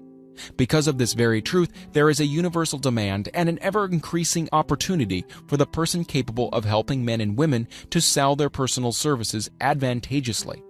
Capability means imagination, and one quality needed to combine specialized knowledge with ideas is the form of organized plans designed to yield riches. If you have imagination, this chapter may present you with an idea sufficient to serve as the beginning of the riches you desire. Remember, the idea is the main thing. Specialized knowledge may be found just around the corner. Any corner. Chapter 6. Imagination, the workshop of the mind. The fifth step toward riches. The imagination is literally the workshop wherein are fashioned all plans created by man. The impulse, the desire, is given shape, form, and action through the aid of the imaginative faculty of the mind. It has been said that man can create anything which he can imagine. Of all the ages of civilization, this is the most favorable for the development of the imagination because it is an age of rapid change. On every hand, one may contact stimuli which develop the imagination. Through the aid of his imaginative faculty, man has discovered and harnessed more of nature's forces during the past 50 years than during the entire history of the human race previous to that time. He has conquered the air so completely that the birds are a poor match for him in flying. He has harnessed the ether and made it serve as a means of instantaneous communication with any part of the world. He has analyzed and weighed the sun at a distance of millions of miles and has determined through the aid of imagination the elements of which it consists. He has discovered that his own brain is both a broadcasting and a receiving station for the vibration of thought, and he is beginning now to learn how to make practical use of this discovery. He has increased the speed of locomotion until he may now travel at a speed of more than 300 miles an hour. The time will soon come when a man may breakfast in New York and lunch in San Francisco. Man's only limitation, within reason, lies in his development and use of his imagination. He has not yet reached the apex of development in the use of his imaginative faculty. He has merely discovered that he has an imagination and has commenced to use it in a very elementary way. Two forms of imagination. The imaginative faculty functions in two forms. One is known as synthetic imagination and the other as creative imagination. Synthetic imagination. Through this faculty, one may arrange old concepts, ideas, or plans into new combinations. The faculty creates nothing. It merely works with the material of experience, education, and observation with which it is fed. It is the faculty used most by the inventor, with the exception of those who draw upon the creative imagination when he cannot solve his problem through synthetic imagination. Creative imagination. Through the faculty of creative imagination, the finite mind of man has direct communication with infinite intelligence. It is the faculty through which hunches and inspirations are received. It is by this faculty that all basic or new ideas are handed over to man. It is through this faculty that thought vibrations from the minds of others are received. It is through this faculty that one individual may tune in or communicate with the subconscious mind of other men.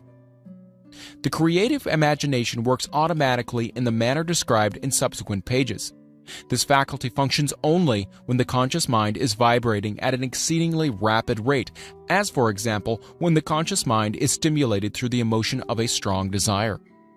The creative faculty becomes more alert more receptive to vibrations from the sources mentioned in proportion to its development through use. This statement is significant. Ponder over it before passing on.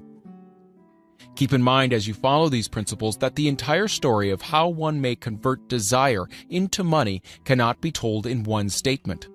The story will be complete only when one has mastered, assimilated, and begun to make use of all the principles. The great leaders of business, industry, finance, and the great artists, musicians, poets, and writers became great because they developed the faculty of creative imagination. Both the synthetic and creative faculties of imagination become more alert with use, just as any muscle or organ of the body develops through use. Desire is only a thought, an impulse. It is nebulous and ephemeral. It is abstract and of no value until it has been transformed into its physical counterpart.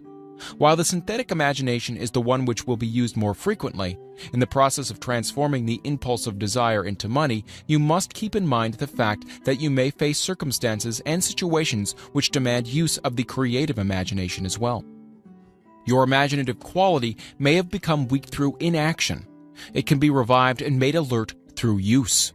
This faculty does not die, though it may become quiescent through lack of use. Center your attention for the time being on the development of the synthetic imagination because this is the faculty which you will use more often in the process of converting desire into money.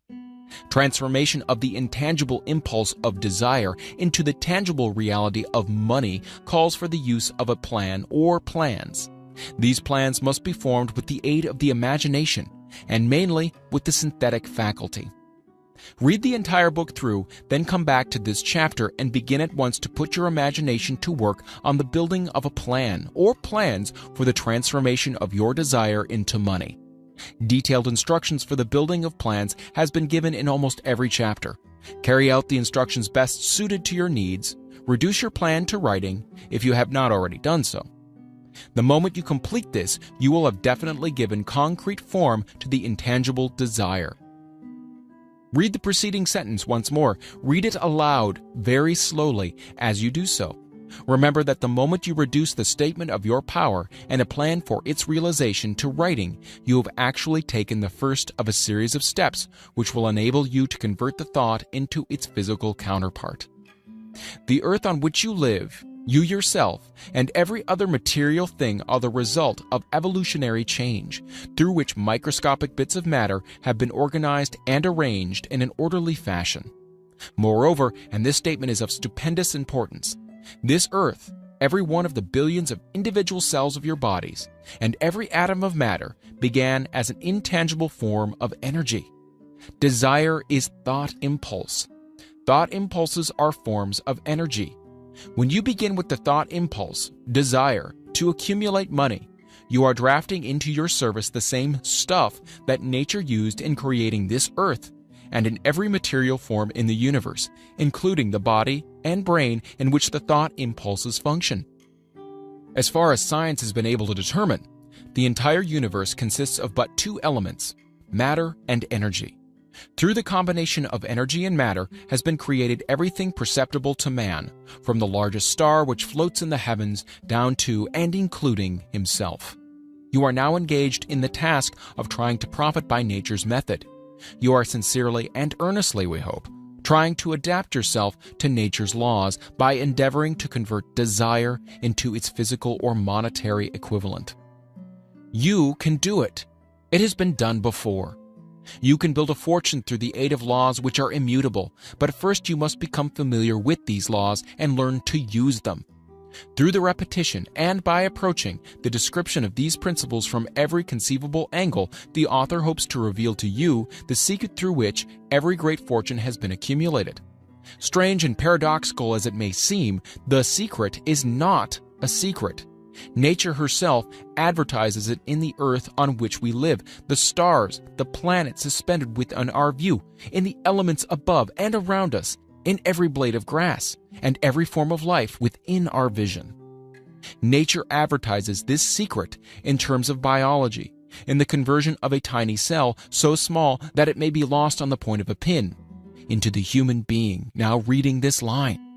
The conversion of desire into its physical equivalent is certainly no more miraculous. Do not become discouraged if you do not fully comprehend all that has been stated. Unless you have long been a student of the mind, it is not to be expected that you will assimilate all that is in this chapter upon a first reading. But you will, in time, make good progress. The principles which follow will open the way for understanding of imagination. Assimilate that which you understand as you read this philosophy for the first time. Then, when you reread and study it, you will discover that something has happened to clarify it and give you a broader understanding of the whole. Above all, do not stop, nor hesitate in your study of these principles until you have read the book at least 3 times, for then you'll not want to stop. How to make practical use of imagination. Ideas are the beginning points of all fortunes. Ideas are products of the imagination. Let us examine a few well-known ideas which have yielded huge fortunes, with the hope that these illustrations will convey definite information concerning the method by which imagination may be used in accumulating riches. The enchanted kettle. 50 years ago, an old country doctor drove to town, hitched his horse, quietly slipped into a drugstore by the back door, and began dickering with the young drug clerk. His mission was destined to yield great wealth to many people. It was destined to bring the South the most far-flung benefit since the Civil War. For more than an hour, behind the prescription counter, the old doctor and the clerk talked in low tones. Then the doctor left. He went out to the buggy and brought back a large, old-fashioned kettle, a big wooden paddle, used for stirring the contents of the kettle, and deposited them in the back of the store. The clerk inspected the kettle, reached into his inside pocket, took out a roll of bills, and handed it over to the doctor. The roll contained exactly $500, the clerk's entire savings. The doctor handed over a small slip of paper on which was written a secret formula. The words on that small slip of paper were worth a king's ransom, but not to the doctor. Those magic words were needed to start the kettle to boiling, but neither the kettle nor the young clerk knew what fabulous fortunes were destined to flow from that kettle. The old doctor was glad to sell the outfit for $500. The money would pay off his debts and give him freedom of mind. The clerk was taking a big chance by staking his entire life savings on a mere scrap of paper and an old kettle. He never dreamed his investment would start a kettle to overflowing with gold that would surpass the miraculous performance of Aladdin's lamp. What the clerk really purchased was an idea. The old kettle and the wooden paddle and the secret message on a slip of paper were incidental. The strange performance of the kettle began to take place after the new owner mixed with the secret instructions an ingredient of which the doctor knew nothing. Read this story carefully. Give your imagination a test. See if you can discover what it was the young man added to the secret message which caused the kettle to overflow with gold. Remember as you read that this is not a story from Arabian Nights. Here you have a story of facts, stranger than fiction, facts which began in the form of an idea. Let us take a look at the vast fortunes of gold this idea has produced. It has paid and still pays huge fortunes to men and women all over the world who distribute the contents of the kettle to millions of people. The old kettle is now one of the world's largest consumers of sugar, thus providing jobs of a permanent nature to thousands of men and women engaged in growing sugarcane and in refining and marketing sugar. The old kettle consumes annually millions of glass bottles, providing jobs to huge numbers of glass workers. The old kettle gives employment to an army of clerks, stenographers, copywriters, and advertising experts through the nation. It has brought fame and fortune to scores of artists who have created magnificent pictures describing the product. The old kettle has converted a small southern city into the business capital of the South, where it now benefits, directly or indirectly, every business and practically every resident of the city. The influence of this idea now benefits every civilized country in the world, pouring out a continuous stream of gold to all who touch it. Gold from the kettle built and maintains one of the most prominent colleges of the South, where thousands of young people receive the training essential for success. The old kettle has done other marvelous things. All through the World Depression, when factories, banks, and business houses were folding up and quitting by the thousands, the owner of this enchanted kettle went marching on, giving continuous employment to an army of men and women all over the world, and paying out extra portions of gold to those who, long ago, had faith in the idea. If the product of that old brass kettle could talk, it would tell thrilling tales of romance in every language. Romances of love, romances of business, romances of professional men and women who are daily being stimulated by it. The author is sure of at least one such romance, for he was a part of it, and it all began not far from the very spot on which the drug clerk purchased the kettle. It was here that the author met his wife, and it was she who first told him of the enchanted kettle. It was the product of that kettle they were drinking when he asked her to accept him, for better or worse. Now that you know the content of the enchanted kettle is a world-famous drink, it is fitting that the author confesses that the home city of that drink supplied him with a wife. Also, that the drink itself provides him with the stimulation of thought without intoxication, and thereby it gives to serve refreshment of mind, which an author must have to do his best work. Whoever you are, wherever you may live, whatever occupation you may be engaged in, just remember in the future, every time you see the words Coca-Cola, that its vast empire of wealth and influence grew out of a single idea, and that the mysterious ingredient the drug clerk Asa Chandler mixed with the secret formula was imagination. Stop and think of that for a moment. Remember also that the 13 steps to riches described in this book were the media through which the influence of Coca-Cola has been extended to every city, town, village, and crossroads of the world, and that any idea you may create, as good and meritorious as Coca-Cola, has a possibility of duplicating the stupendous record of this worldwide thirst killer. Truly, thoughts are things, and the scope of operation is the world itself. What I would do if I had $1 million. This story proves the truth of the old saying, where there's a will, there's a way. It was told to me by that beloved educator and clergyman, the late Frank Gonzalez, who began his preaching career in the Stockyards region of South Chicago. While Dr. Gonzalez was going through college, he observed many defects in our educational system, defects which he believed he could correct if he were the head of a college. His deepest desire was to become the directing head of an educational institution in which young men and women would be taught to learn by doing. He made up his mind to organize a new college in which he could carry out his ideas without being handicapped by orthodox methods of education. He needed $1 million to put the project across. Where was he to lay his hands on so large a sum of money? That was the question that absorbed most of his ambitious young preacher's thought. But he couldn't seem to make any progress. Every night he took that thought to bed with him.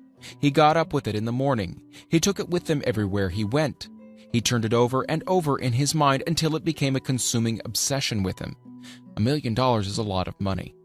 He recognized that fact, but he also recognized the truth that the only limitation is that which one sets up in one's own mind. Being a philosopher as well as a preacher, Dr. Gonzalez recognized, as do all who succeed in life, that definiteness of purpose is the starting point from which one must begin. He recognized, too, that definiteness of purpose takes on animation, life, and power when backed by a burning desire to translate that purpose into its material equivalent. He knew all these great truths, yet he did not know where or how to lay his hands on $1 million. The natural procedure would have been to give up and quit. By saying, well, my idea is a good one, but I just can't do anything about it because I could never procure the necessary $1 million. This is exactly what the majority of people would have said, but it is not what Dr. Gonzalez said. What he said and what he did are so important that I now introduce him and let him speak for himself. One Saturday afternoon, I sat in my room thinking of ways and means of raising the money to carry out my plans. For nearly 2 years I had been thinking, but I had done nothing but think. The time had come for action. I made up my mind then and there that I would get the necessary $1 million within a week. How? I wasn't concerned about that. The main thing of importance was the decision to get the money within a specified time. And I want to tell you that the moment I reached a definite decision to get the money within a specified time, a strange feeling of assurance came over me, such as I had never before experienced.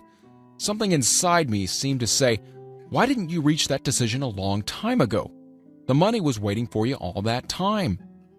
Things began to happen in a hurry. I called the newspapers and announced that I would preach a sermon that following morning entitled, "What I Would Do If I Had $1 Million."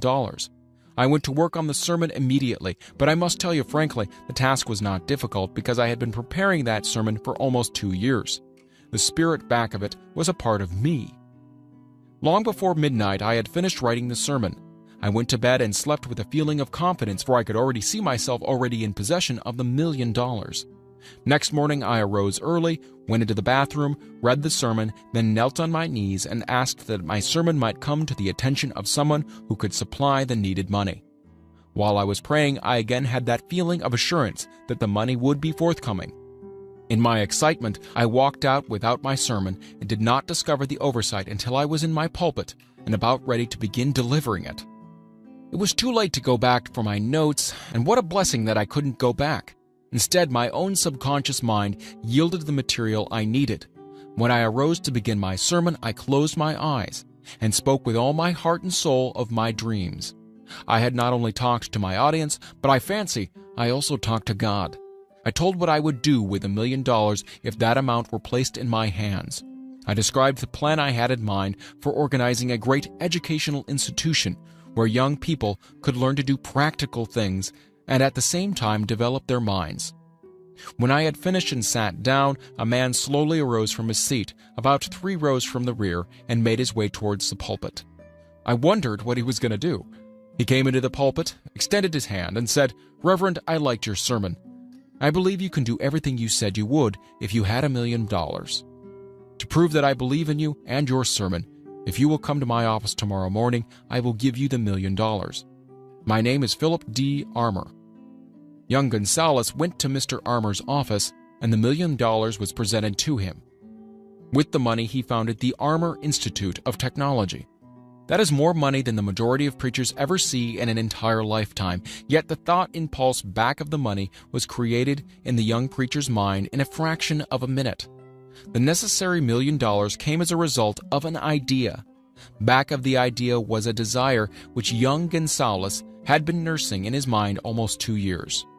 Observe this important fact. He got the money within the 36 hours after he reached a definite decision in his mind to get it, and decided upon a definite plan for getting it. There was nothing new or unique about Gonzalez's vague thinking about $1 million and weakly hoping for it. Others before him, and many since his time, have had similar thoughts. But there was something very unique and different about the decision he reached on that memorable Saturday when he put vagueness into the background and definitely said, "I will get that money within a week." God seems to throw himself on the side of the man who knows exactly what he wants, if he is determined to get just that. Moreover, the principle through which Mr. Gonzalez got his $1 million is still alive. It is available to you. This universal law is as workable today as it was when the young preacher made use of it so successfully. This book describes, step by step, the 13 elements of this great law and suggests how they can be put to use. Observe that Asa Chandler and Dr. Frank Gonzalez had one characteristic in common. Both knew the astounding truth that ideas can be transmuted into cash through the power of definite purpose, plus definite plans. If you are one of those who believe that hard work and honesty alone will bring riches, perish the thought. It is not true. Riches, when they come in huge quantities, are never the result of hard work. Riches come, if they come at all, in response to definite plans based upon the application of definite principles, and not by chance or luck. Generally speaking, an idea is an impulse of thought that impels action by an appeal to the imagination. All master salesmen know that ideas can be sold where merchandise cannot. Ordinary salesmen do not know this. That is why they're ordinary. A publisher of books, which sell for a nickel, made a discovery that should be worth much to publishers generally. He learned that many people buy titles and not contents of books. By merely changing the name of one book that was not moving, his sales on the book jumped upward more than 1 million copies. The inside of the book was not changed in any way. He merely ripped off the cover bearing the title that did not sell and put on a new cover with a title that had box office value. That, as simple as it may seem, was an idea. It was imagination. There is no standard price on ideas. The creator of ideas makes his own price, and if he is smart, gets it. The moving picture industry created a whole flock of millionaires. Most of them were men who couldn't create ideas, but they had the imagination to recognize ideas when they saw them. The next flock of millionaires will probably grow out of the radio business, which is new and not overburdened with men of keen imagination. The money will be made by those who discover or create new and more meritorious radio programs and have the imagination to recognize merit and to give the radio listeners a chance to profit by it. The sponsor, that unfortunate victim who now pays the cost of all radio entertainment, soon will become idea conscious and demand something for his money. The man who beats the sponsor to the draw and supplies programs that render useful service is the man who will become rich in this new industry. Crooners and light chatter artists who now pollute the air with wisecracks and silly giggles will go the way of light timbers, and their places will be taken by real artists who interpret carefully planned programs which have been designed to service the minds of men as well as provide entertainment. Here's a wide-open field of opportunity screaming its protest at the way it is being butchered because of lack of imagination and begging for rescue at any price. Above all, the thing that radio needs is new ideas. If this new field of opportunity intrigues you, perhaps you might profit by the suggestion that the successful radio programs of the future will give more attention to creating buyer audiences and less attention to listener audiences. Stated more plainly, the builder of radio programs who succeeds in the future must find practical ways to convert listeners into buyers. Moreover, the successful producer of radio programs in the future must key his features so that he can definitely show its effect upon the audience. Sponsors are becoming a bit wary of buying glib, selling talks based upon statements grabbed out of thin air. They want, and in the future will demand, indisputable proof that the Who's It program not only gives millions of people the silliest giggle ever, but that the silly giggler can sell merchandise. Another thing that might as well be understood by those who contemplate entering this new field of opportunity: radio advertising is going to be handled by an entirely new group of advertising experts, separate and distinct from the old-time newspaper and magazine advertising agency men. The old-timers in the advertising game cannot read the modern radio scripts because they have not been schooled to see ideas. The new radio technique demands men who can interpret ideas from a written manuscript in terms of sound. It cost the author a year of hard labor and many thousands of dollars to learn this. Radio right now is about where the moving pictures were when Mary Pickford and her curls first appeared on the screen. There is plenty of room in radio for those who can produce or recognize ideas. If the foregoing comment on the opportunity of radio has not started your idea factory to work, you had better forget it. Your opportunity is in some other field. If the comment intrigued you in the slightest degree, then go further into it, and you may find the one idea you need to round out your career. Never let it discourage you if you have no experience in radio. Andrew Carnegie knew very little about making steel. I have Carnegie's own word for this. But he made practical use of two of the principles described in this book and made the steel business yield him a fortune. The story of practically every great fortune starts with the day when a creator of ideas and a seller of ideas got together and worked in harmony. Carnegie surrounded himself with men who could do all that he could not do. Men who created ideas and men who put ideas into operation and made himself and the others fabulously rich. Millions of people go through life hoping for favorable breaks. Perhaps a favorable break can get one opportunity, but the safest plan is not to depend upon luck. It was a favorable break that gave me the biggest opportunity of my life, but 25 years of determined effort had to be devoted to that opportunity before it became an asset. The break consisted of my good fortune in meeting and gaining the cooperation of Andrew Carnegie. On that occasion, Carnegie planted in my mind the idea of organizing the principles of achievement into a philosophy of success. Thousands of people have profited by the discoveries made in the 25 years of research, and several fortunes have been accumulated through the application of this philosophy. The beginning was simple, though. It was an idea which anyone might have developed. A favorable break came through Carnegie, but what about the determination, definiteness of purpose, and the desire to attain the goal, and the persistent effort of 25 years?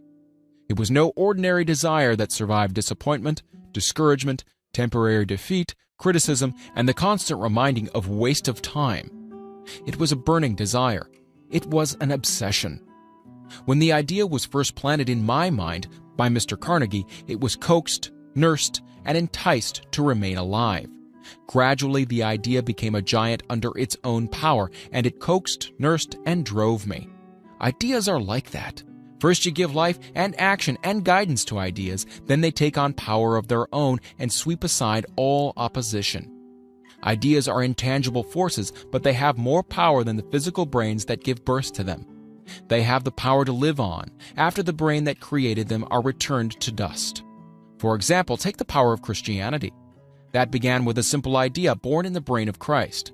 Its chief tenet was, "Do unto others as you would have others do unto you." Christ has gone back to the source from whence he came, but his idea goes marching on. Someday it may grow up and come into its own. Then it will have fulfilled Christ's deepest desire. The idea has been developing only 2,000 years. Give it time. Success requires no explanations. Failure permits no alibis. Chapter 7. Organized Planning, the Crystallization of Desire into Action. The sixth step toward riches. You have learned that everything man creates or acquires begins in the form of desire. That desire is taken on the first lap of its journey from the abstract to the concrete into the workshop of the imagination, where plans for its transition are created and organized.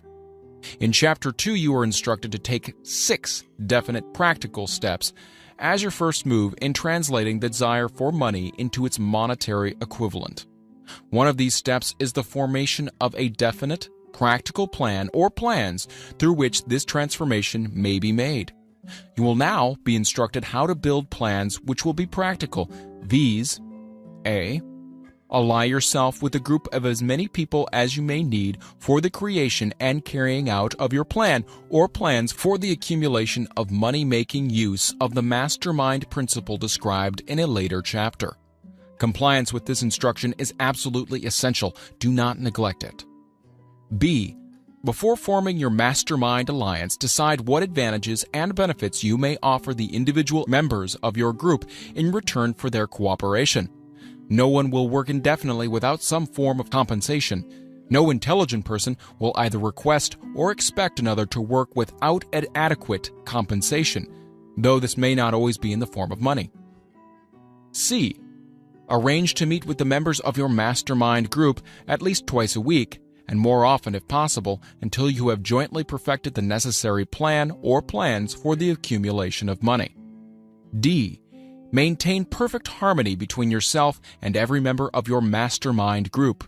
If you fail to carry out this instruction to the letter, you may expect to meet with failure. The mastermind principle cannot obtain where perfect harmony does not prevail. Keep in mind these facts. First, you are engaged in an undertaking of major importance to you. To be sure of success, you must have plans which are faultless. Second, you must have the advantage of the experience, education, native ability, and imagination of other minds. This is in harmony with the methods followed by every person who has accumulated a great fortune. No individual has sufficient experience, education, native ability, and knowledge to ensure the accumulation of a great fortune without the cooperation of other people. Every plan you adopt in your endeavor to accumulate wealth should be the joint creation of yourself and every other member of your mastermind group. You may originate your own plans, either in whole or in part, but see that those plans are checked and approved by the members of your mastermind alliance.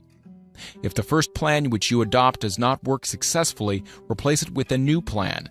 If this new plan fails to work, replace it, in turn with still another, and so on, until you find a plan which does work. Right here is the point at which the majority of men meet with failure because of their lack of persistence in creating new plans to take the place of those which fail. The most intelligent men living cannot succeed in accumulating money, nor in any other undertaking, without plans which are practical and workable. Just keep this fact in mind and remember when your plans fail that temporary defeat is not permanent failure. It may only mean that your plans have not been sound. Build other plans. Start all over again. Thomas Edison failed 10,000 times before he perfected the incandescent electric light bulb. That is, he met with temporary defeat 10,000 times before his efforts were crowned with success. Temporary defeat should mean only one thing: the certain knowledge that there is something wrong with your plan. Millions of men go through life in misery and poverty because they lack a sound plan through which to accumulate a fortune. Henry Ford accumulated a fortune not because of his superior mind, but because he adopted and followed a plan which proved to be sound. 1,000 men could be pointed out, each with a better education than Ford's, yet each of whom lives in poverty, because he does not possess the right plan for the accumulation of money. Your achievement can be no greater than your plans are sound. That may seem to be an axiomatic statement, but it is true. Samuel Insull lost his fortune of over $100 million. The Insull fortune was built on plans which were sound. The business depression forced Mr. Insull to change his plans, and the change brought temporary defeat because his new plans were not sound. Mr. Insull is now an old man. He may consequently accept failure instead of temporary defeat, but if his experience turns out to be a failure, it will be for the reason that he lacks the fire of persistence to rebuild his plans. No man is ever whipped until he quits in his own mind. This fact will be repeated many times because it is so easy to take the count at the first sign of defeat. James J. Hill met with temporary defeat when he first endeavored to raise the necessary capital to build a railroad from east to west, but he too turned defeat into victory through new plans. Henry Ford met with temporary defeat not only at the beginning of his automobile career, but after he had gone far towards the top. He created new plans and went marching on to financial victory. We see men who have accumulated great fortunes, but we often recognize only their triumph, overlooking the temporary defeats which they had to surmount before arriving. No follower of this philosophy can reasonably expect to accumulate a fortune without experiencing temporary defeat. When defeat comes, accept it as a signal that your plans are not sound. Rebuild those plans and set sail once more towards your coveted goal. If you give up before your goal has been reached, you're a quitter. A quitter never wins, and a winner never quits. Lift this sentence out, write it on a piece of paper in letters an inch high, and place it where you will see it every night before you go to sleep, and every morning before you go to work. When you begin to select members of your mastermind group, endeavor to select those who do not take defeat seriously. Some people foolishly believe that only money can make money. That's not true. Desire, transmuted into its monetary equivalent through the principles laid down here, is the agency through which money is made. Money of itself is nothing but inert matter.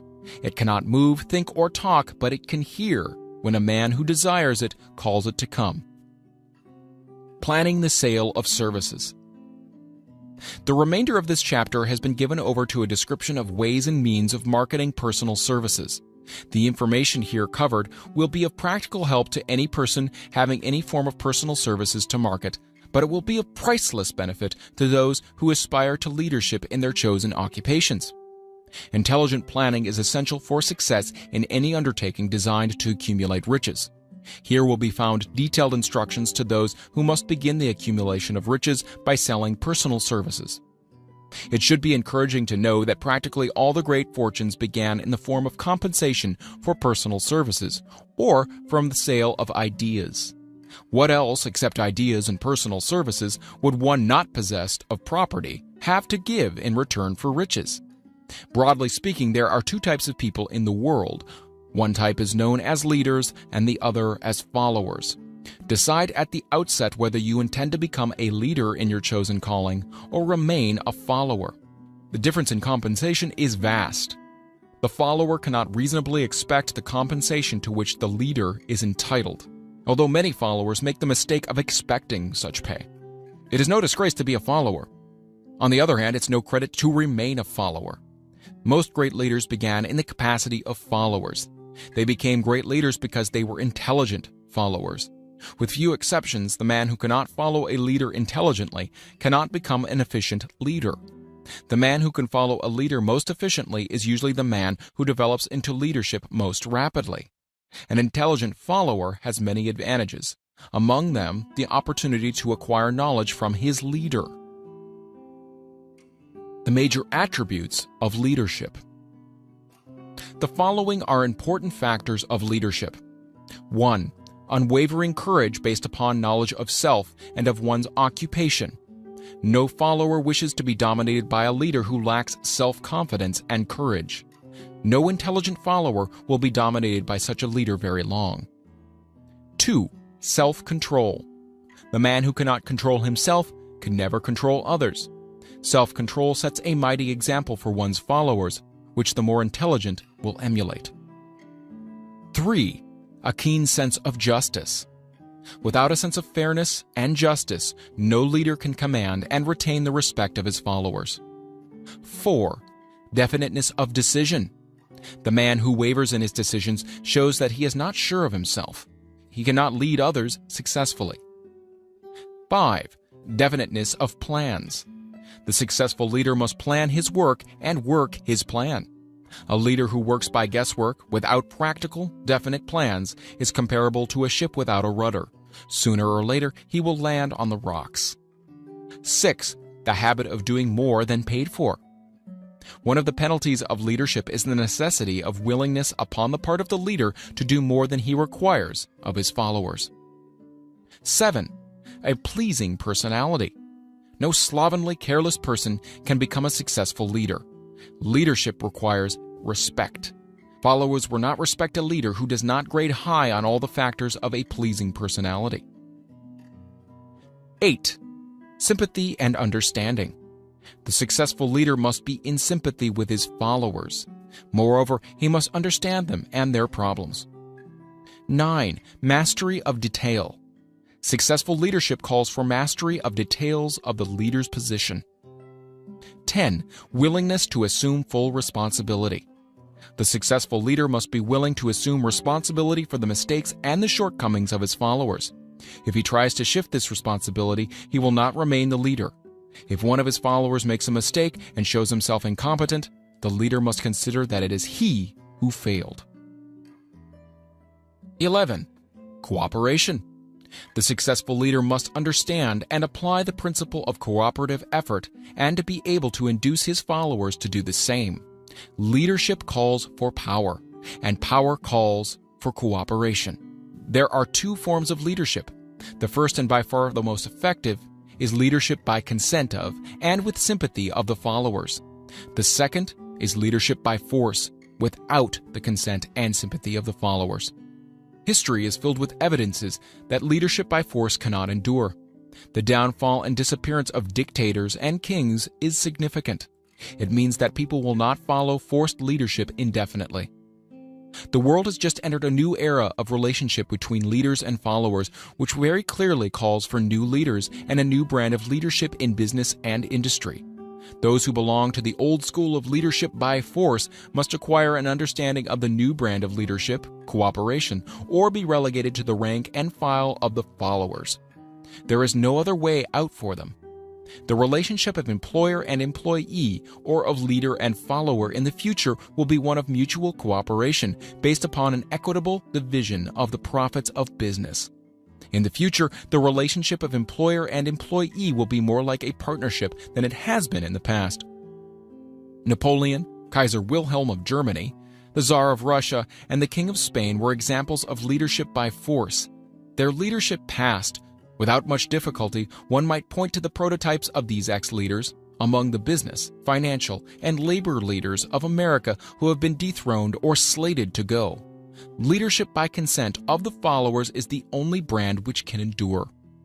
Men may follow the forced leadership temporarily, but they will not do so willingly. The new brand of leadership will embrace the 11 factors of leadership described in this chapter, as well as some other factors. The man who makes these the basis of his leadership will find abundant opportunity to lead in any walk of life. The Depression has prolonged largely because the world lacked leadership of the new brand. At the end of the Depression, the demand for leaders who are competent to apply the new methods of leadership has greatly exceeded the supply. Some of the old type of leaders will reform and adapt themselves to the new brand of leadership, But, generally speaking, the world will have to look for a new timber for its leadership. This necessity may be your opportunity. The 10 major causes of failure in leadership. We come now to the major faults of leaders who fail, because it is just as essential to know what not to do as it is to know what to do. 1. Inability to organize details. Efficient leadership calls for ability to organize and master details. No genuine leader is ever too busy to do anything which may be required of him in his capacity as leader. When a man, whether he is a leader or a follower, admits that he is too busy to change his plans or to give attention to any emergency, he admits his inefficiency. The successful leader must be the master of all details connected with his position. That means, of course, that he must acquire the habit of relegating details to capable lieutenants.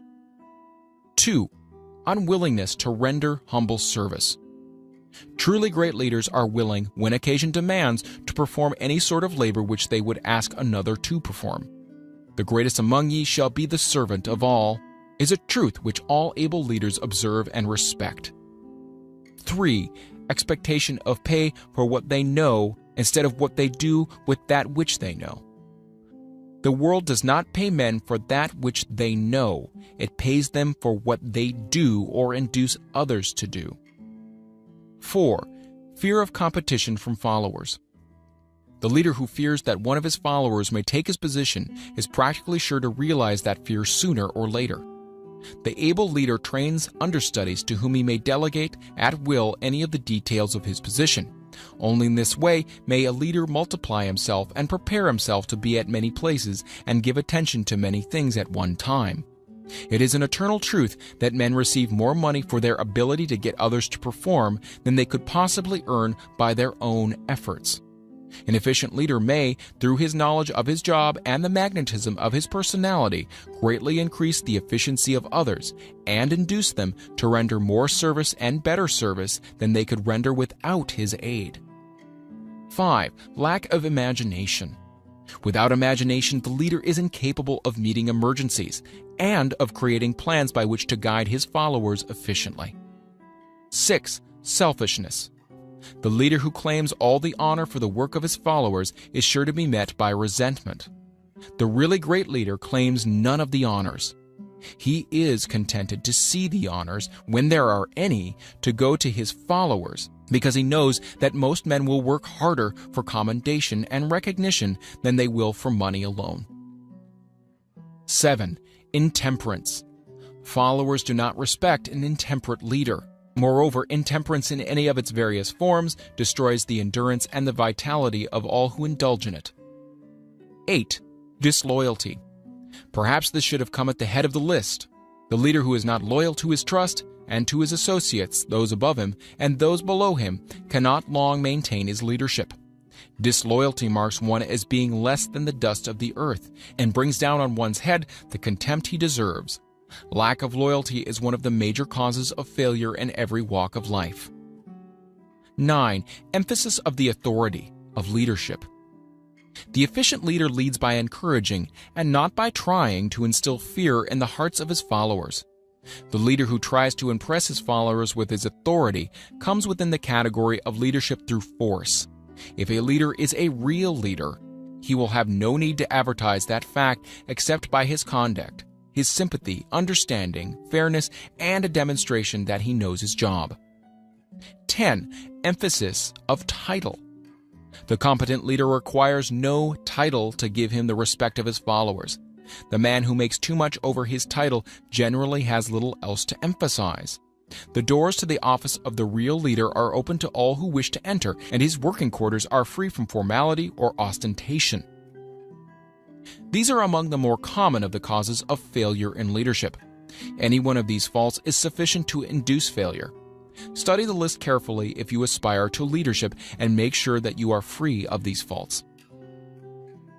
Some fertile fields in which new leadership will be required. Before leaving this chapter, your attention is called to a few of the fertile fields in which there have been a decline of leadership and in which the new type of leader may find an abundance of opportunity. First, in the field of politics, there is a most insistent demand for new leaders. a demand which indicates nothing less than an emergency. The majority of politicians have seemingly become high-grade, legalized racketeers. They have increased taxes and debauched the machinery of industry and business until the people can no longer stand the burden. Second, the banking business is undergoing a reform. The leaders in this field have almost entirely lost the confidence of the public. Already the bankers have sensed the need of reform, and they have begun it. Third, industry calls for new leaders.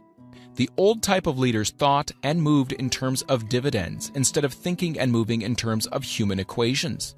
The future leader in industry, to endure, must regard himself as a quasi-public official whose duty it is to manage his trust in such a way that it will work hardship on no individual or group of individuals. Exploitation of working men is a thing of the past. Let the man who aspires to leadership in the field of business, industry, and labor remember this. Fourth, the religious leader of the future will be forced to give more attention to the temporary needs of his followers in the solution of their economic and personal problems of the present, and less attention to the dead past and yet unborn future. Fifth, in the professions of law, medicine, and education, a new brand of leadership, and to some extent new leaders, will become a necessity. This is especially true in the field of education. The leader in that field must, in the future, find ways and means of teaching people how to apply the knowledge they receive in school. He must deal more with practice and less with theory. Sixth, new leaders will be required in the field of journalism. Newspapers of the future, to be conducted successfully, must be divorced from special privilege and relieved from the subsidy of advertising. They must cease to be organs of propaganda for the interests which patronize their advertising columns.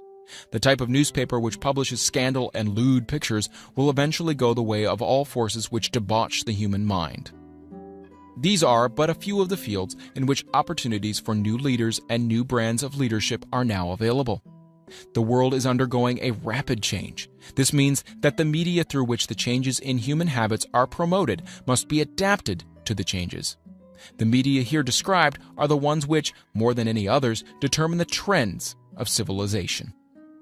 When and how to apply for a position. The information described here is the net result of many years of experience during which thousands of men and women were helped to market their services effectively. It can therefore be relied upon as sound and practical. Media through which services may be marketed. Experience has proved that the following media offer the most direct and effective methods of bringing the buyer and seller of personal services together. 1. Employment bureaus. Care must be taken to select only reputable bureaus, the management of which can show adequate records of achievement of satisfactory results. There are comparatively few such bureaus. 2. Advertising in newspapers, trade journals, magazines, and radio. Classified advertising may usually be relied upon to produce satisfactory results in the case of those who apply for clerical or ordinary salaried positions. Display advertising is more desirable in the case of those who seek executive connections. The copy to appear in the section of the paper which is most apt to come into the attention of the class of employer being sought. The copy should be prepared by an expert who understands how to inject sufficient selling qualities to produce replies. 3. Personal letters of application. Directed to particular forms or individuals most apt to need such services as being offered. Letters should be neatly typed, always, and signed by hand. With the letter should be sent a complete brief or outline of the applicant's qualifications. Both the letter of application and the brief of experience or qualifications should be prepared by an expert. Again, see instructions as to information to be supplied. 4. Application through personal acquaintances. When possible, the applicant should endeavor to approach prospective employers through some mutual acquaintance. This method of approach is particularly advantageous in the case of those who seek executive connections and do not wish to appear to be peddling themselves. 5. Application in person. In some instances, it may be more effective if the applicant offers personally his services to prospective employers, in which event a complete written statement of qualifications for the position should be presented, for the reason that prospective employers often wish to discuss with associates one's record. Information to be supplied in a written brief. This brief, should be prepared as carefully as a lawyer would prepare the brief of a case to be tried in court. Unless the applicant is experienced in the preparation of such briefs, an expert should be consulted, and his services enlisted for this purpose. Successful merchants employ men and women who understand the art and the psychology of advertising to present the merits of their merchandise. One who has personal services for sale should do the same. The following information should appear in the brief. 1. Education. State briefly but definitely what schooling you've had and in what subjects you specialized in school, giving the reasons for that specialization. 2. Experience. If you have had experience in connection with positions similar to the one you seek, describe it fully. State names and addresses of former employers. Be sure to bring out clearly any special experience you may have had which would equip you to fill the position you seek. 3. References. Practically every business firm desires to know all about the previous records, antecedents, etc. of prospective employees who seek positions of responsibility. Attach to your brief photostatic copies of letters from A. Former employers. B. Teachers under whom you've studied. C. Prominent people whose judgment may be relied upon. 4. Photograph of self. Attach to your brief a recent, unmounted photograph of yourself. 5. Apply for a specific position. Avoid application for a position without describing exactly what particular position you seek. Never apply for just a position. That indicates you lack specialized qualifications. 6. State your qualifications for the particular position for which you apply. Give full details as to the reasons you believe you are qualified for the particular position you seek. This is the application. It will determine more than anything else what consideration you receive. 7. Offer to go to work on probation. In the majority of instances, if you are determined to have the position for which you apply, it will be most effective if you offer to work for a week or a month, or for sufficient length of time to enable your prospective employer to judge your value without pay. This may appear to be a radical suggestion, but experience has proved that it seldom fails to win at least a trial. If you are sure of your qualifications, a trial is all you need. Incidentally, such an offer indicates that you have confidence in your ability to fill the position you seek. It is most convincing. If your offer is accepted and you make good, more than likely you'll be paid for your probation period. Make clear the fact that your offer is based upon A. Your confidence in your ability to fill the position. B. Your confidence in your prospective employer's decision to employ you after trial. C. Your determination to have the position you seek. 8. Knowledge of your prospective employer's business. Before applying for a position, do sufficient research in connection with the business to familiarize yourself thoroughly with that business, and indicate in your brief the knowledge you have acquired in this field. This will be impressive, as it will indicate that you have imagination and a real interest in the position you seek. Remember that it is not the lawyer who knows the most law, but the one who best prepares his case who wins. If your case is properly prepared and presented, your victory will have been more than half won at the outset. Do not be afraid of making your brief too long. Employers are just as much interested in purchasing the services of well-qualified applicants as you are in securing employment. In fact, the success of most successful employers is due in the main to their ability to select well-qualified lieutenants. They want all the information available. Remember another thing, neatness in the preparation of your brief will indicate that you are a painstaking person. I have helped prepare briefs for clients which are so striking and out of the ordinary that they have resulted in the employment of the applicant without a personal interview. When your brief has been completed, have it neatly bound by an experienced binder and lettered by an artist or printer similar to the following. Brief of the qualifications of Robert K. Smith, applying for the position of private secretary to the president of the blank company incorporated. Of course, change names each time brief is shown. This personal touch is sure to command attention.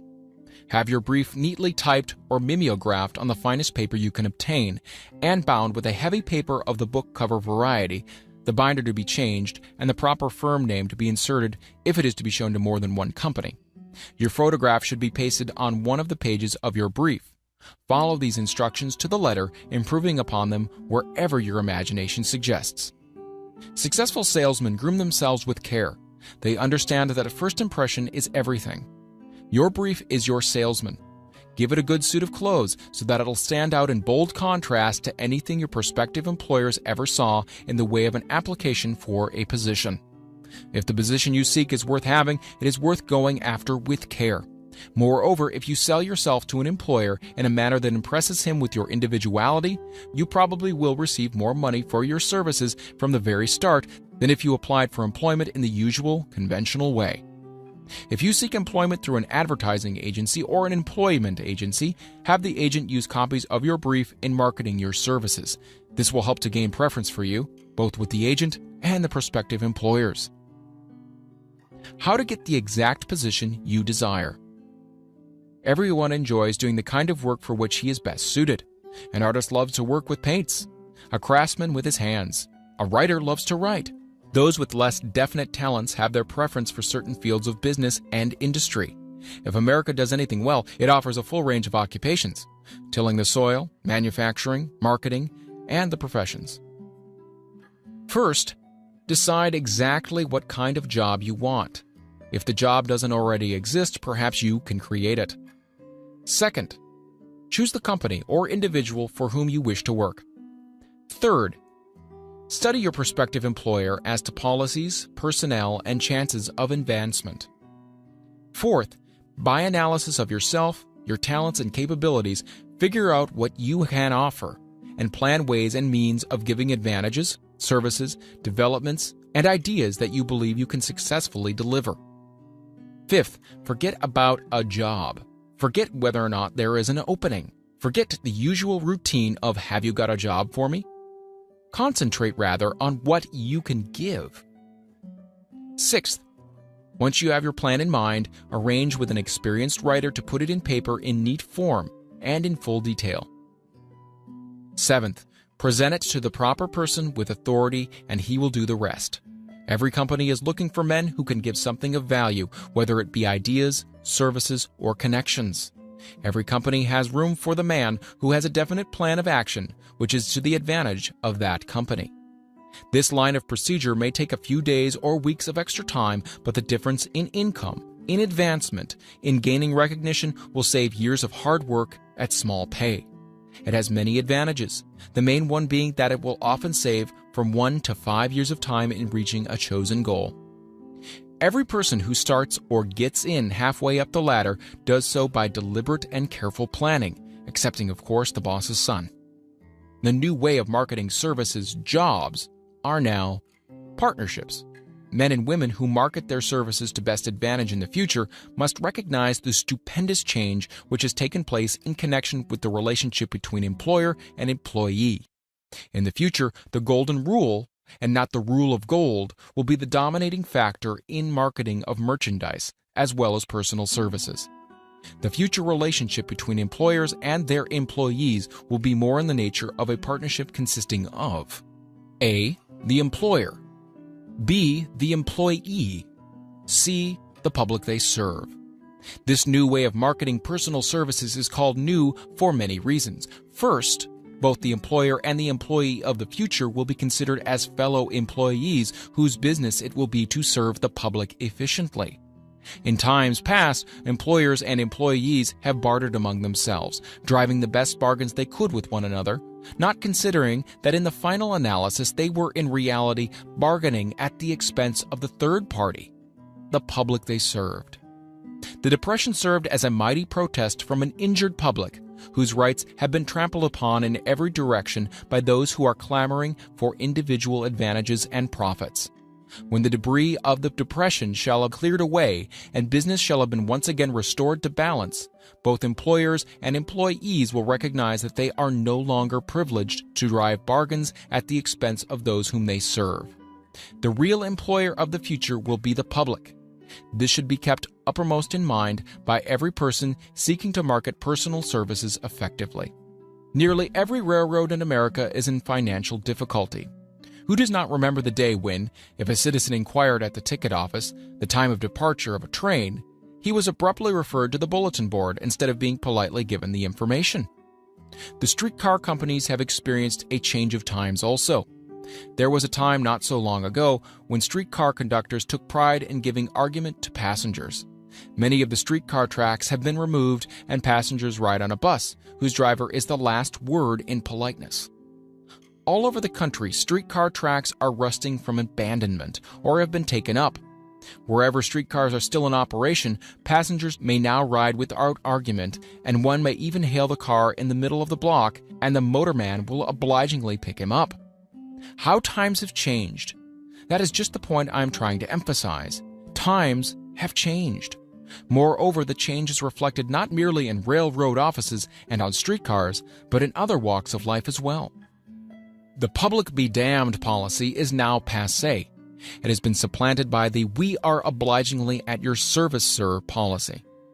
The bankers have learned a thing or two during this rapid change which has taken place during the past few years. Impoliteness on the part of a bank official or bank employee today is as rare as it was conspicuous a dozen years ago. In the years past, some bankers, not all of them of course, carried an atmosphere of austerity which gave every would-be borrower a chill when he even thought of approaching his banker for a loan. The thousands of bank failures during the Depression had the effect of removing the mahogany doors behind which bankers formerly barricaded themselves. They now sit at desks in the open, where they may be seen and approached at will by any depositor or by anyone who wishes to see them, and the whole atmosphere of the bank is one of courtesy and understanding. It used to be customary for customers to have to stand and wait at the corner grocery until the clerks were through passing the time of day with friends and the proprietor had finished making up his bank deposit before being waited upon. Chain stores, managed by courteous men who do everything in the way of service, short of shining the customer's shoes, have pushed the old-time merchants into the background. Time marches on. Courtesy and service are the watchwords of merchandising today and apply to the person who is marketing personal services even more directly than to the employer whom he serves, because, in the final analysis, both the employer and his employee are employed by the public they serve. If they fail to serve well, they pay by the loss of their privilege of serving. We can all remember the time when the gas meter reader pounded on the door hard enough to break the panels. When the door was open, he pushed his way in, uninvited, with a scowl on his face, which plainly said, "What the hell did you keep me waiting for?" All that has undergone a change. The meter man now conducts himself as a gentleman who is delighted to be at your service, sir. Before the gas companies learned that their scowling meter men were accumulating liabilities never to be cleared away, the polite salesman of oil burners came along and did a land office business. During the Depression, I spent several months in the anthracite coal region of Pennsylvania, studying conditions which all but destroyed the coal industry. Among several very significant discoveries was the fact that greed on the part of operators and their employers was the chief cause of the loss of business for the operators and loss of jobs for the miners. Through the pressure of a group of overzealous labor leaders representing the employees and the greed for profits on the part of the operators, the anthracite business suddenly dwindled. The coal operators and their employees drove sharp bargains with one another, adding the cost of the bargaining to the price of the coal, until finally they discovered they had built up a wonderful business for the manufacturers of oil-burning outfits and the producers of crude oil. The wages of sin is death. Many have read this in the Bible, but few have discovered its meaning. Now and for several years, the entire world has been listening by force to a sermon which might well be called, "Whatsoever a man soweth, that shall he also reap." Nothing as widespread and effective as the Depression could possibly be just a coincidence. Behind the Depression was a cause. Nothing ever happens without a cause. In the main, the cause of the Depression is traceable directly to the worldwide habit of trying to reap without sowing. This should not be mistaken to mean that the Depression represents a crop which the world is being forced to reap without having sown. The trouble is that the world sowed the wrong sort of seed. Any farmer knows he cannot sow the seed of thistles and reap a harvest of grain. Beginning at the outbreak of the World War, the people of the world began to sow the seed of service inadequate in both quality and quantity. Nearly everyone was engaged in the pastime of trying to get without giving. These illustrations are brought to the attention of those who have personal services to market, to show that we are where we are and what we are because of our own conduct. If there is a principle of cause and effect which controls business, finance, and transportation, this same principle controls individuals and determines their economic status. What is your QQS rating? The cause of success in marketing services effectively and permanently have been clearly described. Unless those causes are studied, analyzed, understood, and applied, no man can market his services effectively and permanently. Every person must be his own salesman of personal services. The quality and the quantity of services rendered and the spirit in which it is rendered determine to a large extent the price and the duration of employment. To market personal services effectively, which means a permanent market at a satisfactory price under pleasant conditions, one must adopt and follow the QQS formula, which means the quality plus quantity plus the proper spirit of cooperation, which equals perfect salesmanship of service. Remember the QQS formula, but do more. Apply it as a habit. Let us analyze the formula to make sure we understand exactly what it means. 1. Quality of service shall be construed to mean the performance of every detail in connection with your position in the most efficient manner possible, with the object of greater efficiency always in mind. 2. Quantity of service shall be understood to mean the habit of rendering all the service of which you are capable at all times with the purpose of increasing the amount of service rendered as greater skill is developed through practice and experience. Emphasis is again placed on the word habit. Spirit of service shall be construed to mean the habit of agreeable, harmonious conduct, which will induce cooperation from associates and fellow employees. Adequacy of quality and quantity of service is not sufficient to maintain a permanent market for your services. The conduct or the spirit in which you deliver service is a strong determining factor in connection with both the price you receive and the duration of employment. Andrew Carnegie stressed this point more than others in connection with his description of the factors which lead to success in the marketing of personal services. He emphasized again and again the necessity for harmonious conduct. He stressed the fact that he would not retain any man, no matter how great a quantity or how efficient the quality of his work, unless he worked in a spirit of harmony. Mr. Carnegie insisted upon men being agreeable. To prove that he placed a high value upon this quality, he permitted many men who conformed to his standards to become very wealthy. Those who did not conform had to make room for others. The importance of pleasing personality has been stressed because it is a factor which enables one to render service in the proper spirit. If one has a personality which pleases and renders service in a spirit of harmony, these assets often make up for deficiencies in both the quality and the quantity of services one renders. Nothing, however, can be successfully substituted for pleasing conduct. The capital value of your services. The person whose income is derived entirely from the sale of personal services is no less a merchant than the man who sells commodities. And it might well be added, such a person is subject to exactly the same rules of conduct as the merchant who sells merchandise. This has been emphasized because the majority of people who live by the sale of personal services make the mistake of considering themselves free from the rules of conduct and the responsibilities attached to those who are engaged in marketing commodities. The new way of marketing services has practically forced both employer and employee into partnership alliances, through which both take into consideration the rights of the third party, the public they serve. The day of the go-getter has passed. He has been supplanted by the go-giver. High-pressure methods in business finally blew the lid off. There will never be the need to put the lid back on because in the future, business will be conducted by methods that will require no pressure.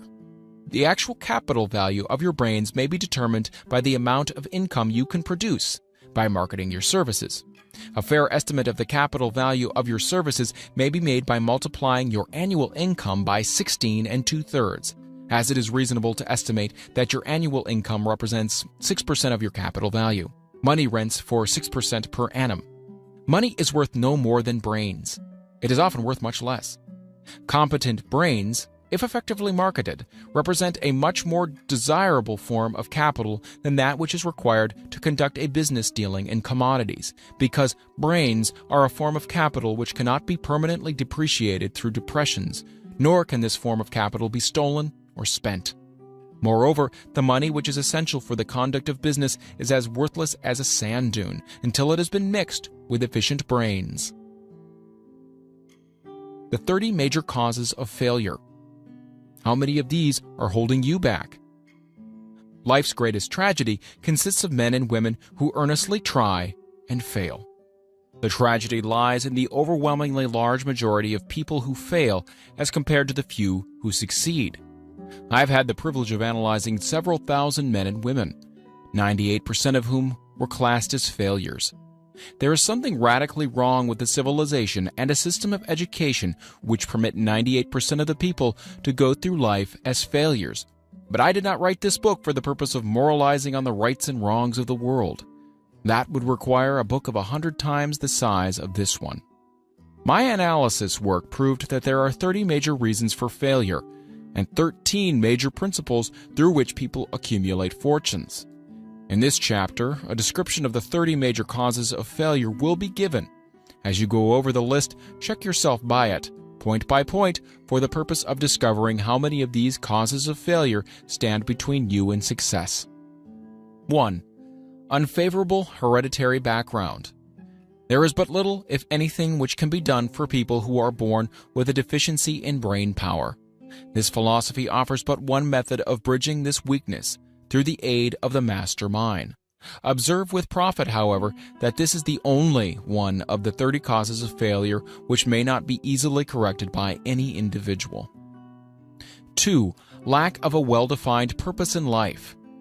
There is no hope of success for the person who does not have a central purpose or definite goal at which to aim. 98 out of every 100 of those whom I have analyzed had no such aim. 3. Lack of ambition to aim above mediocrity. We offer no hope for the person who is so indifferent as not to want to get ahead in life and who is not willing to pay the price. 4. Insufficient education. This is a handicap which may be overcome with comparative ease. Experience has proven that the best educated people are often those who are known as self-made or self-educated. It takes more than a college degree to make one a person of education. Any person who is educated is one who has learned to get whatever he wants in life without violating the rights of others. Education consists not so much of knowledge, but of knowledge effectively and persistently applied. Men are paid not merely for what they know, but more particularly for what they do with that which they know. 5. Lack of self-discipline. Discipline comes through self-control. This means that one must control all negative qualities. Before you can control conditions, you must control yourself first. Self-mastery is the hardest job you will ever tackle. If you do not conquer self, you will be conquered by self. You may see at one and the same time both your best friend and your greatest enemy by stepping in front of the mirror. 6. Ill health. No person may enjoy outstanding success without good health. Many of the causes of ill health are subject to mastery and control. These in the main are: A. Overeating of foods not conducive to health. B. Wrong habits of thought giving expression to negatives. C. Wrong use of and overindulgence in sex. D. Lack of proper physical exercise. E. An inadequate supply of fresh air due to improper breathing. 7. Unfavorable environmental influences during childhood. As the twig is bent, so shall the tree grow. Most people who have criminal tendencies acquire them as a result of a bad environment and improper associates during childhood. 8. Procrastination. This is one of the most common causes of failure. Old man procrastination stands within the shadow of every human being, waiting his opportunity to spoil one's chances of success. Most of us go through life as failures because we are waiting for the time to be right, to start doing something worthwhile. Don't wait. The time will never be just right. Start where you stand and work with whatever tools you may have at your command, and better tools will be found as you go along. 9. Lack of persistence. Most of us are good starters but poor finishers of everything we begin. Moreover, people are prone to give up at the first signs of defeat.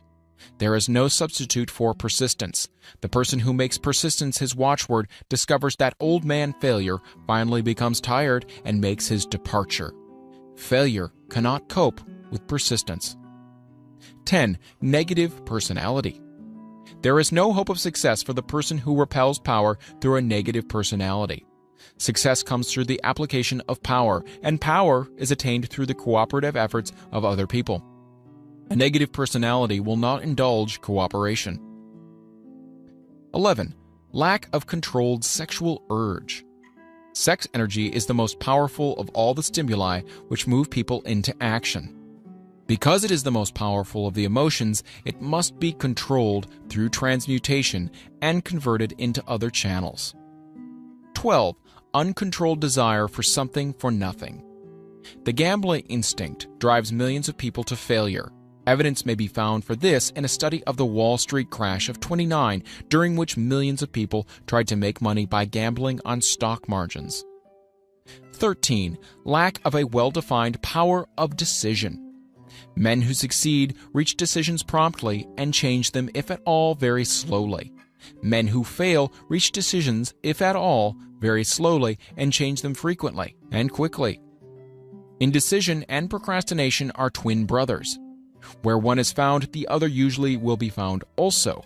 Kill off this pair before they completely hog-tie you to the treadmill of failure. 14. One or more of the 6 basic fears. These fears have been analyzed for you in a later chapter.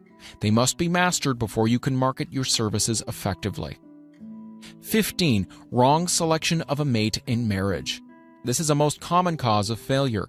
The relationship of marriage brings people intimately into contact. Unless this relationship is harmonious, failure is likely to follow. Moreover, it will be a form of failure that is marked by misery and unhappiness, destroying all signs of ambition. 16. Overcaution. The person who takes no chances generally has to take whatever is left when others are through choosing. Overcaution is as bad as undercaution. Both are extremes to be guarded against. Life itself is filled with the element of chance. 17. Wrong selection of associates in business. This is one of the most common causes of failure in business. In marketing personal services, one should use great care to select an employer who will be an inspiration and who is himself intelligent and successful.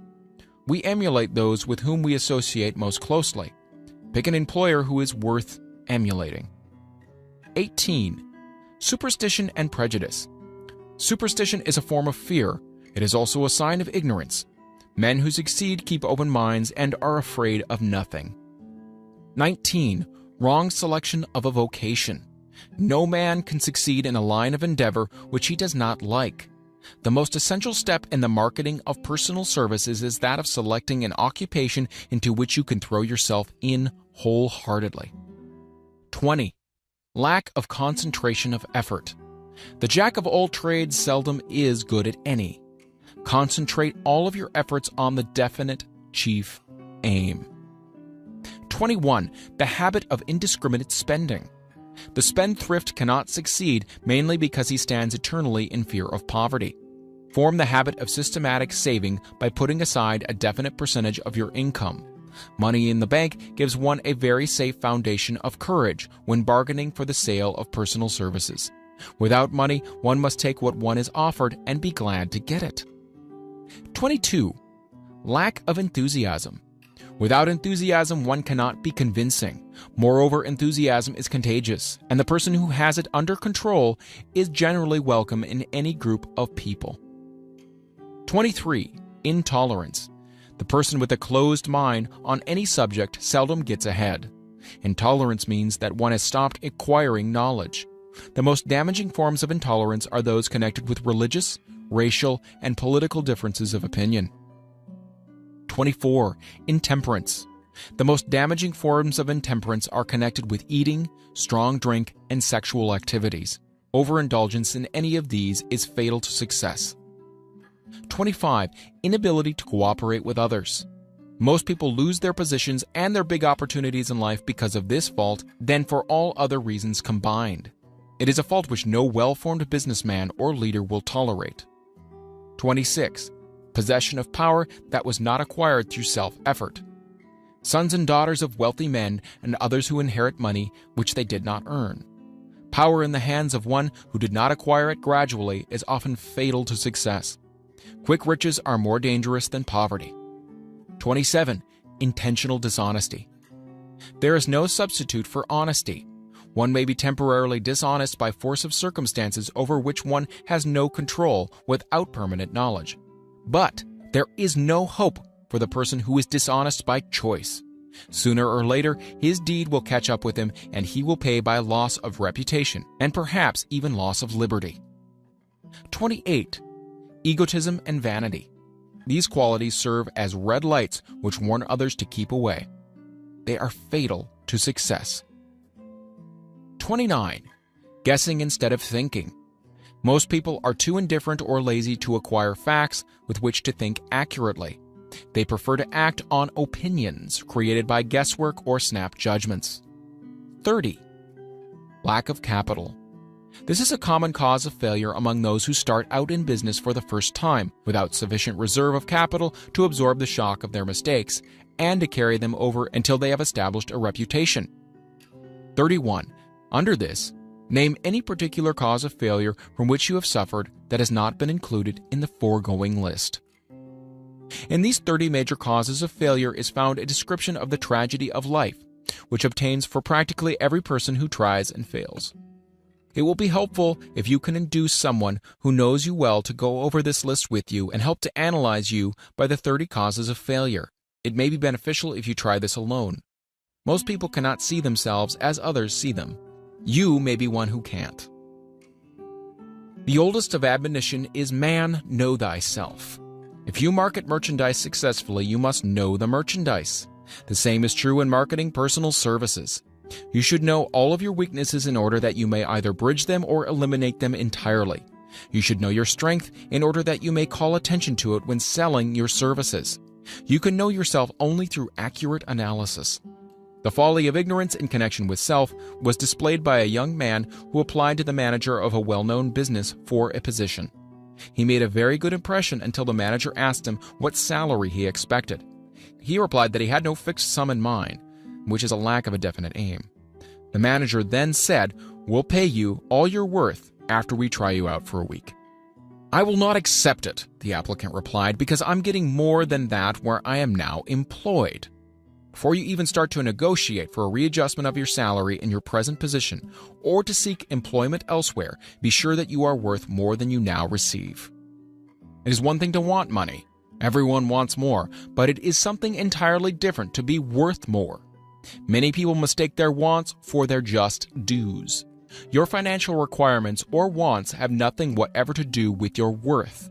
Your value is established entirely by your ability to render useful service or your capacity to induce others to render such service. Take inventory of yourself. 28 questions you should answer. Annual self-analysis is an essential in the effective marketing of personal services, as is annual inventory in merchandising. Moreover, the yearly analysis should disclose a decrease in faults and an increase in virtues. One goes ahead, stands still, or goes backward in life. One's subject should be, of course, to go ahead. Annual self-analysis will disclose whether advancement has been made, and if so, how much. It will also disclose any backward steps one may have made. The effective marketing of personal services requires one to move forward even if the progress is slow. Your annual self-analysis should be made at the end of each year, so you can include in your New Year's resolution any improvements which the analysis indicates should be made.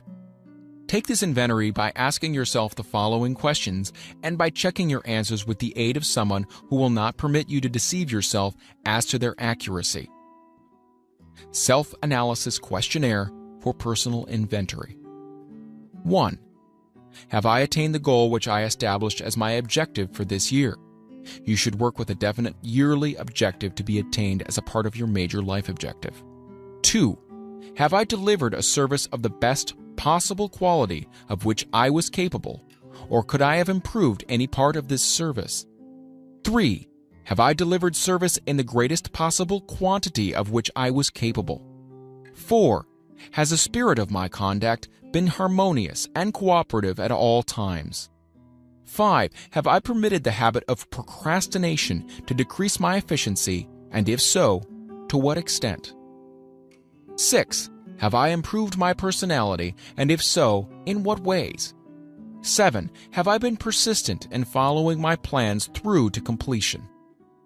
8. Have I reached decisions promptly and definitely on all occasions? 9. Have I permitted any one or more of the 6 basic fears to decrease my efficiency? 10. Have I been either overcautious or undercautious? 11. Has my relationship with my associates in work been pleasant or unpleasant? If it has been unpleasant, has the fault been partly or wholly mine? 12. Have I dissipated any of my energy through lack of concentration of effort? 13. Have I been open-minded and tolerant in connection with all subjects? 14. In what way have I improved my ability to render service? 15. Have I been intemperate in any of my habits? 16. Have I expressed, either openly or secretly, any form of egotism? 17. Has my conduct towards my associates been such that it has induced them to respect me? 18. Have my opinions and decisions been based upon guesswork or accuracy of analysis and thought? 19. Have I followed the habit of budgeting my time, my expenses, and my income, and have I been conservative in these budgets? 20. How much time have I devoted to unprofitable effort, which I might have used to better advantage? 21. How may I rebudget my time and change my habits so I will be more efficient during the coming year? 22. Have I been guilty of any conduct which has not been approved by my conscience? 23. In what ways have I rendered more service and better service than I was paid to render? 24. Have I been unfair to anyone, and if so, in what way? 25. If I had been the purchaser of my own services for the year, would I be satisfied with my purchase? 26. Am I in the right vocation, and if not, why not? 27. Has the purchaser of my services been satisfied with the service I have rendered, and if not, why not? 28. What is my present rating on the fundamental principles of success? Make this rating fairly and frankly, and have it checked by someone who is courageous enough to do it accurately. Having read and assimilated the information conveyed throughout this chapter, you are now ready to create a practical plan for marketing your personal services. In this chapter will be found an adequate description of every principle essential in planning the sale of personal services, including the major attributes of leadership, the most common causes of failure in leadership, a description of the fields of opportunity for leadership, the main causes of failure in all walks of life, and the important questions which should be used in self-analysis. This extensive and detailed presentation of accurate information has been included because it will be needed by all who must begin the accumulation of riches by marketing personal services. Those who have lost their fortunes and those who are just beginning to earn money have nothing but personal services to offer in return for riches. Therefore, it is essential that they have available the practical information needed to market services to best advantage. The information contained in this chapter will be of great value to all who aspire to attain leadership in any calling. It will be particularly helpful to those aiming to market their services as business or industrial executives. Complete assimilation and understanding of the information here conveyed will be helpful in marketing one's own services, and it will also help one to become more analytical and capable of judging people. The information will be priceless to personal directors, employment managers, and other executives charged with the selection of employees and the maintenance of efficient organizations. If you doubt this statement, test its soundness by answering and writing the 28 self-analysis questions. That might be both interesting and profitable, even though you do not doubt the soundness of the statement. Where and how one may find opportunities to accumulate riches. Now that we have analyzed the principles by which riches may be accumulated, we naturally ask, where may one find favorable opportunities to apply these principles? Well, very well. Let us take inventory and see what the United States of America offers the person seeking riches, great or small. To begin with, let us remember, all of us, that we live in a country where every law-abiding citizen enjoys freedom of thought and freedom of deed unequaled anywhere in the world.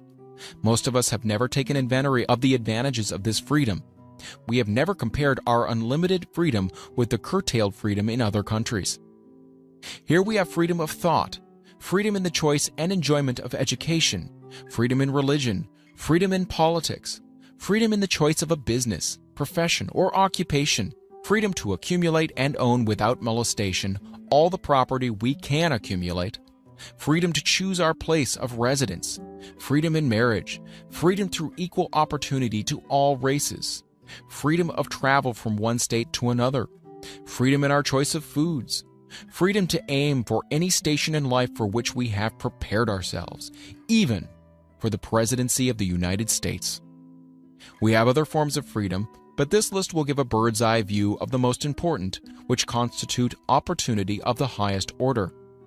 This advantage of freedom is all the more conspicuous because the United States is the only country guaranteeing to every citizen, whether native-born or naturalized, so broad and varied a list of freedom. Next, let us recount some of the blessings which our widespread freedom has placed within our hands.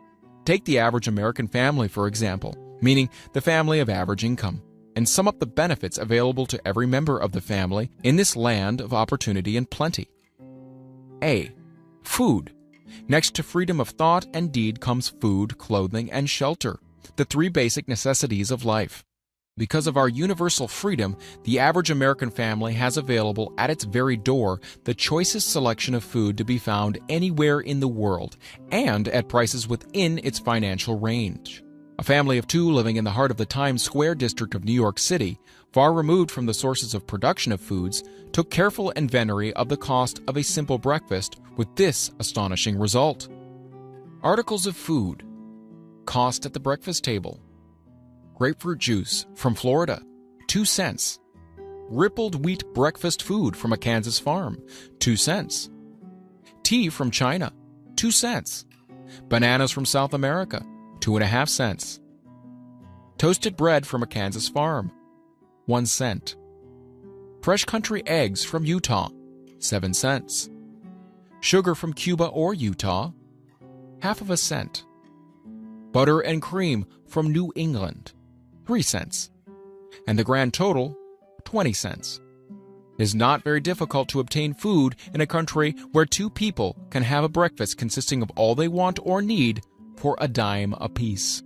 Observe that this simple breakfast was gathered by some strange form of magic from China, South America, Utah, Kansas, and the New England states, and delivered on the breakfast table, ready for consumption, in the very heart of the most crowded city in America, at a cost well within the means of the most humble laborer. The cost included all federal, state, and city taxes. Here is a fact that politicians did not mention when they were crying out to the voters to throw their opponents out of office because the people were being taxed to death. B. Shelter. This family lives in a comfortable apartment, heated by steam, lighted with electricity, with gas for cooking, all for $65 a month. In a smaller city or more sparsely settled part of New York City, the same apartment could be had for as low as $20 a month. The toast they had for breakfast in the food estimate was toasted on an electric toaster, which cost but a few dollars.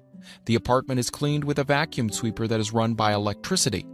Hot and cold water is available at all times in the kitchen and in the bathroom. The food is kept cold in a refrigerator that is run by electricity.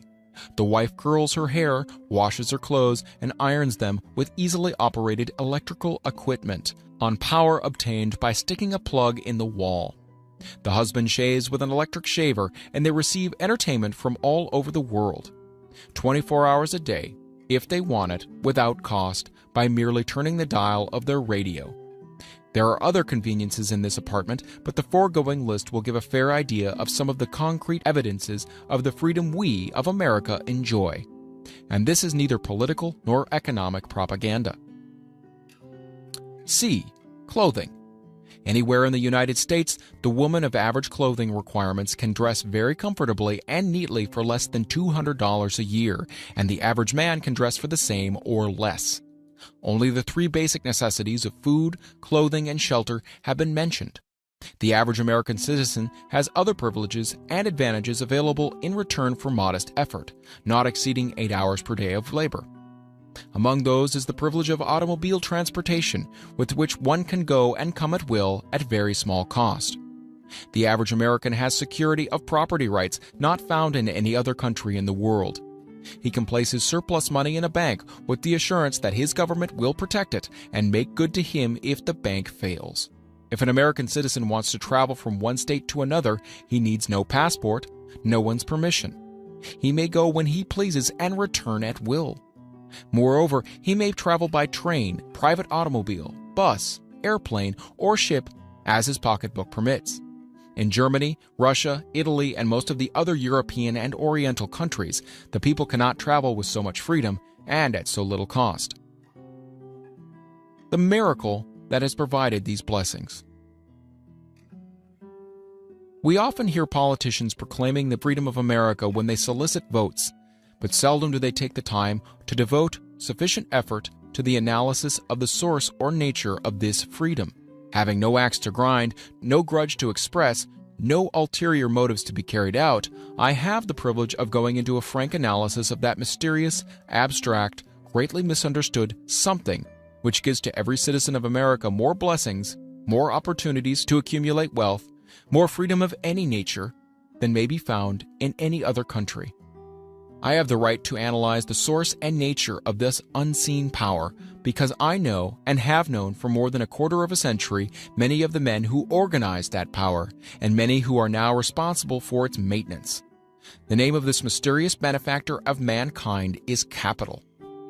Capital consists not alone of money, but more particularly of highly organized, intelligent groups of men who plan ways and means of using money efficiently for the good of the public and profitably to themselves.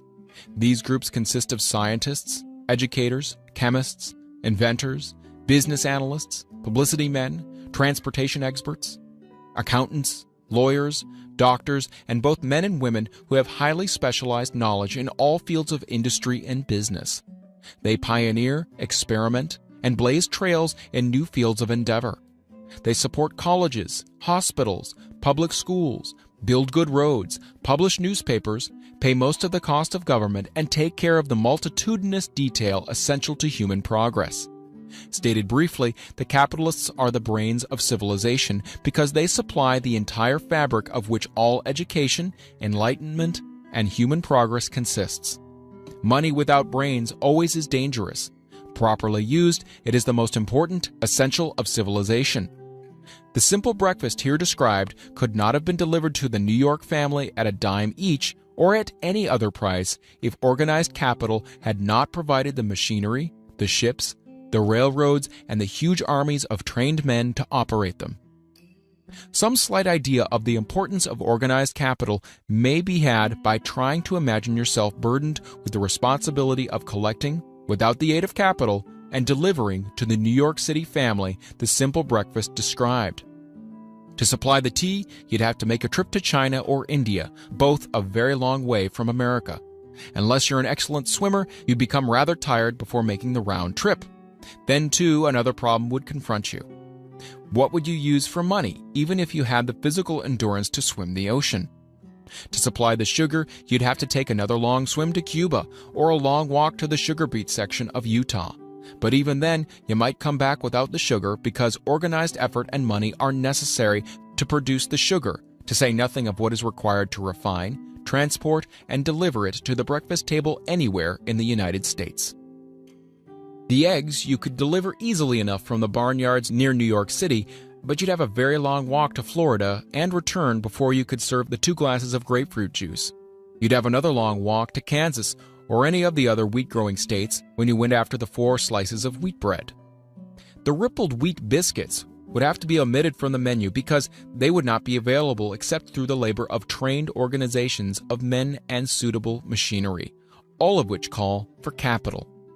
While resting, you could take off for another little swim down to South America, where you would pick up a couple of bananas, and on your return, you could take a short walk to the nearest farm having a dairy and pick up some butter and cream.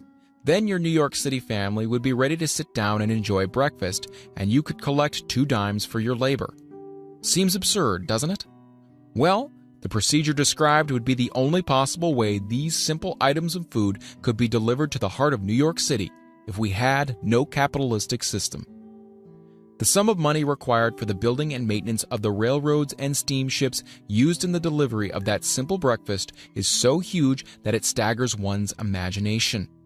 It runs into hundreds of millions of dollars, not to mention the armies of trained employees required to man the ships and trains. But transportation is only a part of the requirement of modern civilization in capitalistic America. Before there can be anything to haul, something must be grown from the ground, or manufactured and prepared for market. This calls for millions of dollars of equipment, machinery, boxing, marketing, and for the wages of millions of men and women. Steamships and railroads do not spring up from the earth and function automatically. They come in response to the call of civilization, through the labor and ingenuity and organizing ability of men who have imagination, faith, enthusiasm, decision, persistence. These men are known as capitalists. They are motivated by the desire to build, construct, achieve, render useful service, earn profits, and accumulate riches. And because they render service without which there would be no civilization, they put themselves in the way of great riches. Just to keep the record simple and understandable, I will add that these capitalists are the self-same men of whom most of us have heard soapbox orators speak. They are the same men to whom radicals, racketeers, dishonest politicians, and grafting labor leaders refer to as predatory interests, or Wall Street. I'm not attempting to present a brief for or against any group of men or any system of economics. I'm not attempting to condemn the collective bargaining when I refer to the grafting labor leaders, nor do I aim to give a clean bill of health to all individuals known as capitalists. The purpose of this book, a purpose to which I have faithfully devoted over a quarter of a century, is to present to all who want the knowledge the most dependable philosophy through which individuals may accumulate riches in whatever amounts they desire.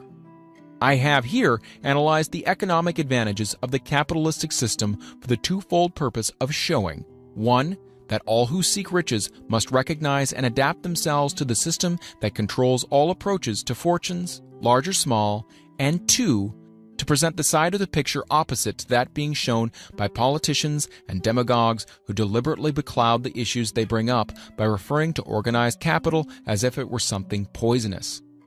This is a capitalistic country. It was developed through the use of capital, and we who claim the right to partake of the blessings of freedom and opportunity, we who seek to accumulate riches here, may as well know that neither riches nor opportunity would be available to us if organized capital had not provided these benefits. For more than 20 years, it has been a somewhat popular and growing pastime for radicals, self-seeking politicians, racketeers, crooked labor leaders, and on occasion religious leaders to take potshots at Wall Street, the money changers, and big business. The practice became so general that we witnessed during the business depression the unbelievable sight of high government officials lining up with the cheap politicians and labor leaders with the openly avowed purpose of throttling the system which had made industrial America the richest country on earth. The lineup was so general and so well organized that it prolonged the worst depression America has ever known. It cost millions of men their jobs because those jobs were inseparably a part of the industrial and capitalistic system which form the very backbone of the nation. During this unusual alliance of government officials and self-seeking individuals who were endeavoring to profit by declaring open season on the American system of industry, a certain type of labor leader joined forces with the politicians and offered to deliver voters in return for legislation designed to permit men to take riches away from industry by organized force of numbers, instead of the better method of giving a fair day's work for a fair day's pay. Millions of men and women throughout the nation are still engaged in this popular pastime of trying to get without giving. Some of them are lined up with labor unions, where they demand shorter hours and more pay. Others do not take the trouble to work at all. They demand government relief and are getting it. Their idea of their rights of freedom was demonstrated in New York City, where a violent complaint was registered with the postmaster by a group of relief beneficiaries, so-called, because the postman awakened them at 7:30 a.m. to deliver government relief checks. They demanded that the time of delivery be set up to 10 o'clock.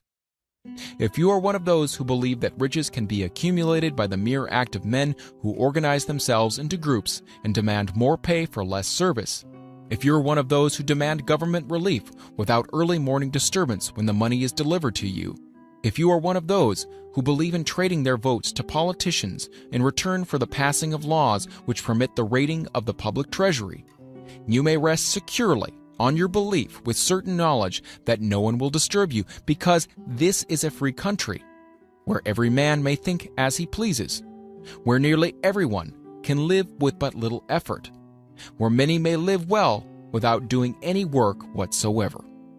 However, you should know the full truth concerning this freedom, of which so many people boast and so few understand.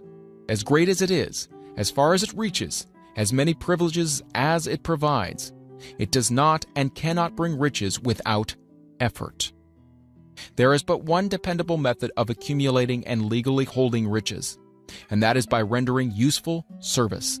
No system has ever been created by which men can legally acquire riches through mere force of numbers or without giving in return an equivalent value of one form or another. This is the principle known as the law of economics. This is more than a theory. It is a law no man can beat.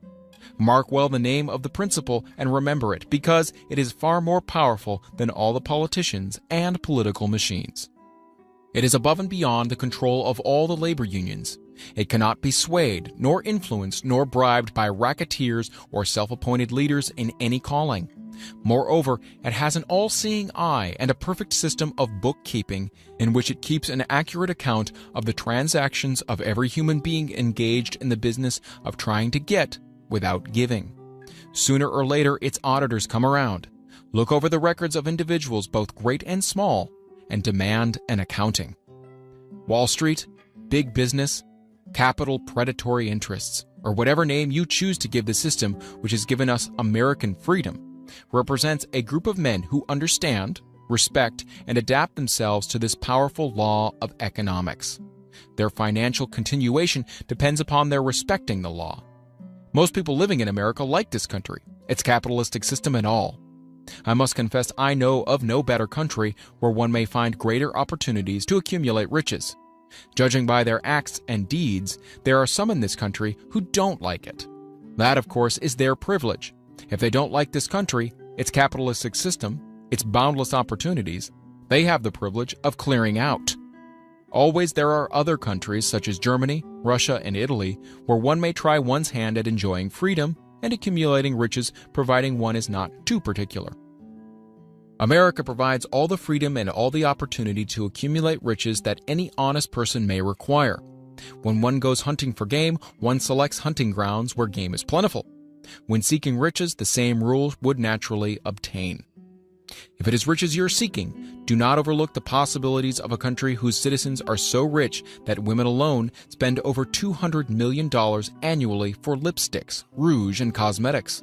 Think twice, you who are seeking riches, before trying to destroy the capitalistic system of a country whose citizens spend over $50 million a year for greeting cards, with which to express their appreciation of their freedom.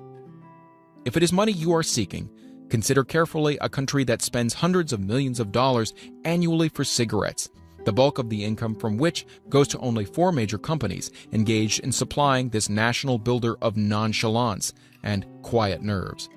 By all means, give plenty of consideration to a country whose people spend annually more than $15 million for the privilege of seeing moving pictures, and toss in a few additional millions for liquor, narcotics, and other less potent soft drinks and giggle waters.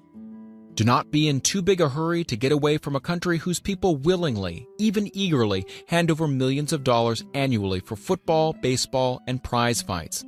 And by all means, stick by a country whose inhabitants give up more than $1 million a year for chewing gum and another $1 million for safety razor blades. Remember also that this is but the beginning of the available resources for the accumulation of wealth. Only a few of the luxuries and non-essentials have been mentioned, but remember that the business of producing, transporting, and marketing these few items of merchandise gives regular employment to many millions of men and women, who receive for their services many millions of dollars monthly, and spend it freely for both the luxuries and the necessities. Especially remember that back of all this exchange of merchandise and personal services may be found an abundance of opportunity to accumulate riches. Here, our American freedom comes to one's aid. There is nothing to stop you or anyone from engaging in any portion of the effort necessary to carry on these businesses. If one has superior talent, training, experience, one may accumulate riches in large amounts. Those not so fortunate may accumulate smaller amounts. Anyone may earn a living in return for a very nominal amount of labor. So there you are. Opportunity has spread its wares before you. Step up to the front, select what you want, create your plan, put the plan into action, and follow through with persistence. Capitalistic America will do the rest. You can depend upon this much. Capitalistic America ensures every person the opportunity to render useful service and to collect riches in proportion to the value of the service. The system denies no one this right, but it does not and cannot promise something for nothing, because the system itself is irrevocably controlled by the law of economics, which neither recognizes nor tolerates for long getting without giving. The law of economics was passed by nature. There is no Supreme Court to which violators of this law may appeal. The law hands out both penalties for its violation and appropriate rewards for its observance, without interference or the possibility of interference by any human being. The law cannot be repealed. It is as fixed as the stars in the heavens and subject to and a part of the same system that controls the stars. May one refuse to adapt oneself to the law of economics? Certainly. This is a free country where all men are born with equal rights, including the privilege of ignoring the law of economics. What happens then? Well, nothing happens until large numbers of men join forces for the avowed purpose of ignoring the law and taking what they want by force. Then comes the dictator, with well-organized firing squads and machine guns. We have not yet reached that stage in America, but we have heard all we want to know about how that system works. Perhaps we'll be fortunate enough not to demand personal freedom of so gruesome a reality. Doubtless, we shall prefer to continue with our freedom of speech, freedom of deed, and freedom to render useful service in return for riches. The practice by government officials of extending to men and women the privilege of raiding the public treasury in return for votes sometimes results in election. But as night follows day, the final payoff comes, when every penny wrongfully used must be repaid with compound interest on compound interest. If those who make the grab are not forced to repay, the burden falls on their children and their children's children, even unto the third and fourth generations. There is no way to avoid the debt. Men can, and sometimes do, form themselves into groups for the purpose of crowding wages up and working hours down. There is a point beyond which they cannot go. It is the point at which the law of economics steps in, and the sheriff gets both the employer and the employees. For 6 years, from 1929 to 1935, the people of America, both rich and poor, barely missed seeing the old man economics hand over to the sheriff all the businesses and industries and banks. It was not a pretty sight. It did not increase our respect for mob psychology, through which men cast reason to the winds and start trying to get without giving. We who went through those 6 discouraging years, when fear was in the saddle and faith was on the ground, cannot forget how ruthlessly the law of economics exacted its toll from both rich and poor, weak and strong, old and young. We shall not wish to go through another such experience. These observations are not found upon short-time experience. They are the result of 25 years of careful analysis of the methods of both the most successful and the most unsuccessful men America has known. Chapter 8. Decision: The Mastery of Procrastination. The 7th step toward riches. Accurate analysis of over 25,000 men and women who had experienced failure disclosed the fact that lack of decision was near the head of the list of the 30 major causes of failure. This is no mere statement of theory, it is a fact. Procrastination, the opposite of decision, is a common enemy which practically every man must conquer. You'll have an opportunity to test your capacity to reach quick and definite decisions when you finish reading this book and are ready to begin putting into action the principles which it describes. Analysis of several hundred people who had accumulated fortunes well beyond the $1 million mark disclosed the fact that every one of them had the habit of reaching decisions promptly and of changing these decisions slowly, if and when they were changed. People who fail to accumulate money, without exception, have the habit of reaching decisions, if at all, very slowly, and of changing these decisions quickly and often. One of Henry Ford's most outstanding qualities is his habit of reaching decisions quickly and definitely and changing them slowly. This quality is so pronounced in Mr. Ford that it has given him the reputation of being obstinate. It was this quality which prompted Mr. Ford to continue to manufacture his famous Model T, the world's ugliest car, when all of his advisors and many of the purchasers of the car were urging him to change it. Perhaps Mr. Ford delayed too long in making the change, but the other side of the story is that Mr. Ford's firmness of decision yielded a huge fortune before the change in model became necessary. There is but little doubt that Mr. Ford's habit of definiteness of decision assumes the proportion of obstinacy, but this quality is preferable to slowness in reaching decisions and quickness in changing them. The majority of people who fail to accumulate money sufficient for their needs are generally easily influenced by the opinions of others. They permit the newspapers and gossiping neighbors to do their thinking for them. Opinions are the cheapest commodities on earth. Everyone has a flock of opinions ready to be wished upon anyone who will accept them. If you are influenced by opinions when you reach your decisions, you will not succeed in any undertaking, much less that of transmuting your own desire into money. If you are influenced by the opinions of others, you will have no desire of your own. Keep your own counsel when you begin to put into practice the principles described here by reaching your own decisions and following them. Take no one into your confidence except the members of your mastermind group, and be very sure in your selection of this group that you choose only those who will be in complete sympathy and harmony with your purpose. Close friends and relatives, while not meaning to do so, often handicap one through opinions and sometimes through ridicule, which is meant to be humorous. Thousands of men and women carry inferiority complexes with them all through life because some well-meaning but ignorant person destroyed their confidence through opinions or ridicule. You have a brain and mind of your own. Use it and reach your own decisions.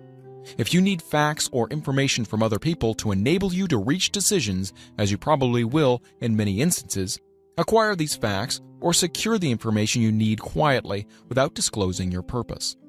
It is characteristic of people who have but a smattering or a veneer of knowledge to try to give the impression that they have much knowledge.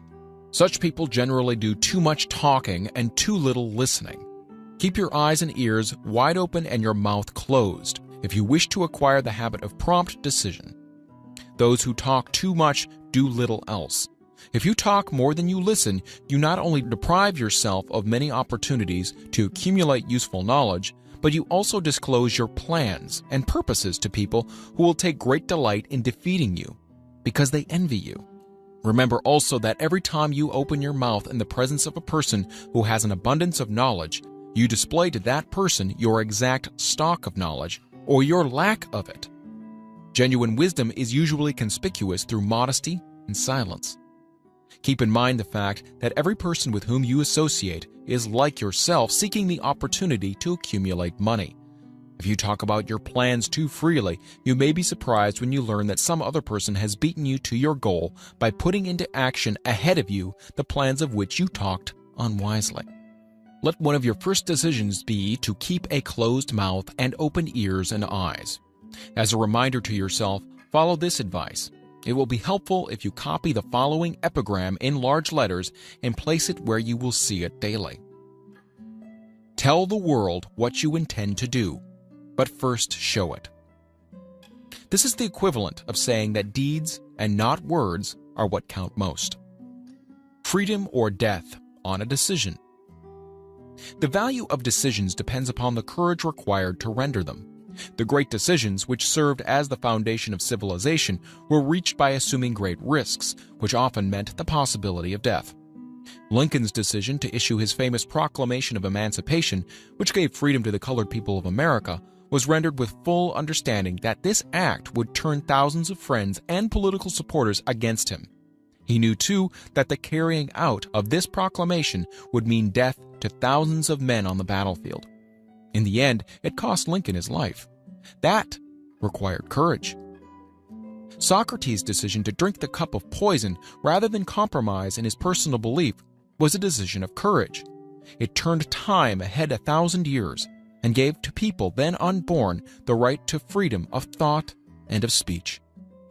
The decision of General Robert E. Lee when he came to the parting of the way with the Union and took up the cause of the South was a decision of courage, for he well knew that it might cost him his own life, that it would surely cost the lives of others.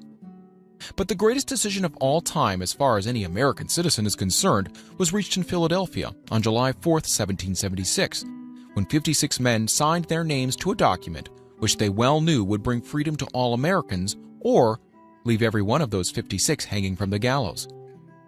You've heard of this famous document, but you may not have drawn from it the great lesson in personal achievement it so plainly taught.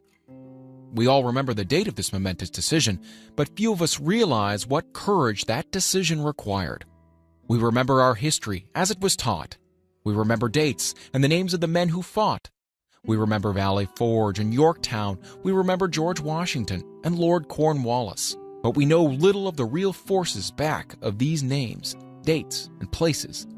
We know still less of the intangible power which ensured us freedom long before Washington's armies reached Yorktown. We read the history of the Revolution and falsely imagine that George Washington was the father of our country, that it was he who won our freedom, while the truth is, Washington was only an accessory after the fact, because victory for his armies had been ensured long before Lord Cornwallis surrendered. This is not intended to rob Washington of any of the glory he so richly merited. Its purpose, rather, is to give greater attention to the astounding power that was the real cause of his victory. It's nothing short of a tragedy that the writers of history have missed entirely even the slightest reference to the irresistible power which gave birth and freedom to the nation destined to set up new standards of independence for all the peoples of the earth. I say it is a tragedy because it is the self-same power which must be used by every individual who surmounts the difficulties of life and forces life to pay the price asked. Let us briefly review the events which gave birth to this power. The story begins with an incident in Boston on March 5, 1770. British soldiers were patrolling the streets, openly threatening the citizens.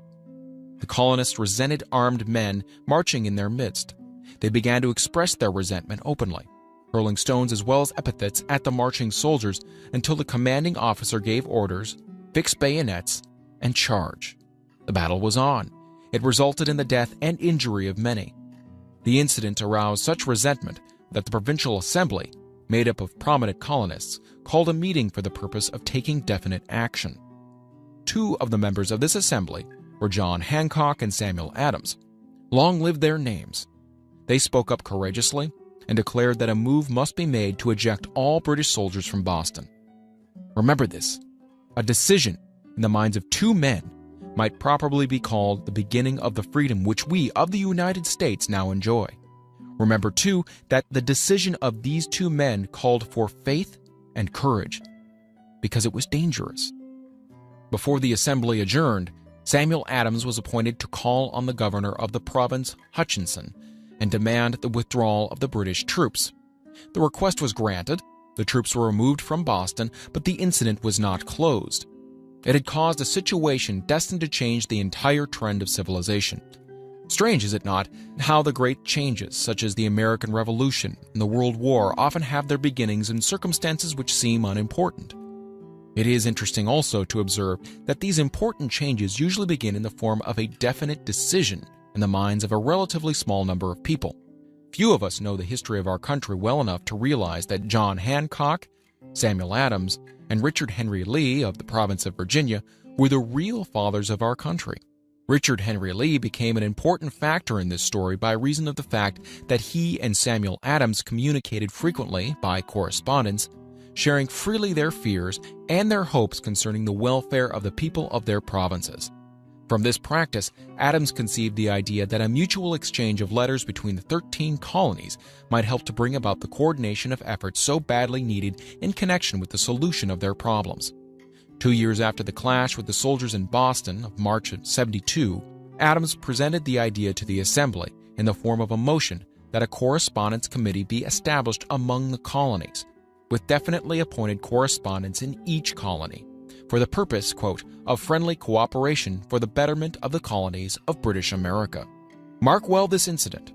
It was the beginning of the organization of the far-flung power destined to give freedom to you and me.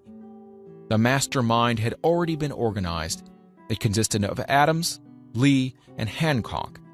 Quote, I tell you further that if 2 of you agree upon the earth concerning anything for which you ask, it will come to you from my Father, who is in heaven.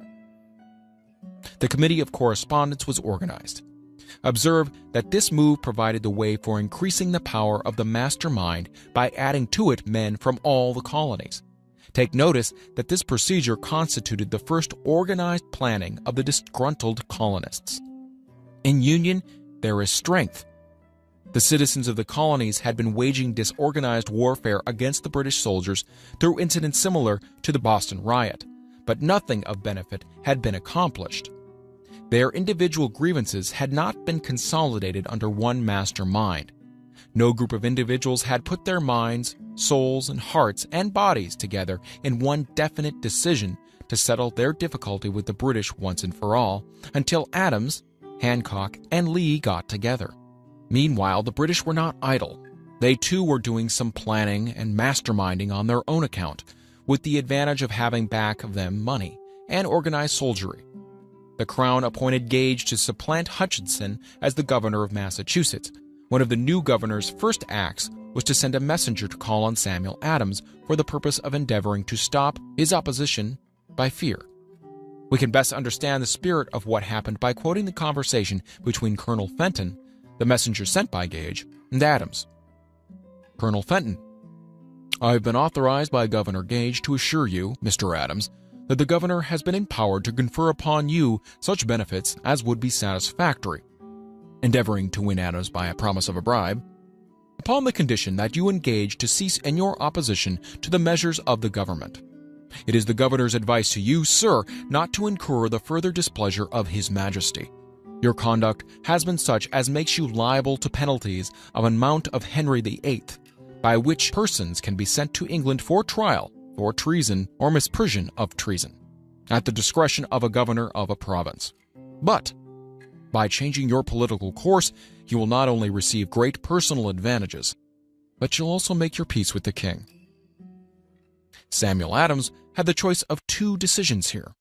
He could cease his opposition and receive personal bribes, or he could continue and run the risk of being hanged. Clearly, the time had come when Adams was forced to reach instantly a decision which could have cost him his life. The majority of men would have found it difficult to reach such a decision. The majority would have sent back an evasive reply, but not Adams. He insisted upon Colonel Fenton's word of honor that the colonel would deliver to the governor the answer exactly as Adams would give it to him. Adams's answer was, "Then you tell Governor Gage that I trust I have long since made my peace with the King of Kings. No personal consideration shall induce me to abandon the righteous cause of my country.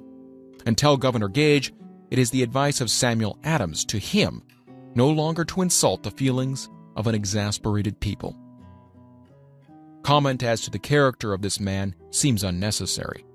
It must be obvious to all who read this astounding message that its sender possessed loyalty of the highest order. This is important. Racketeers and dishonest politicians have prostituted the honor for which such men as Adams died. When Governor Gage received Adams's caustic reply, he flew into a rage and issued a proclamation which read, "I do hereby, in His Majesty's name, offer and promise His most gracious pardon to all persons who shall forthwith lay down their arms and return to the duties of peaceful subjects, accepting only the benefit of such pardon. Samuel Adams and John Hancock, whose offenses are of too flagitious a nature to admit of any other consideration but that of condign punishment." As one might say in modern slang, Adams and Hancock were on the spot.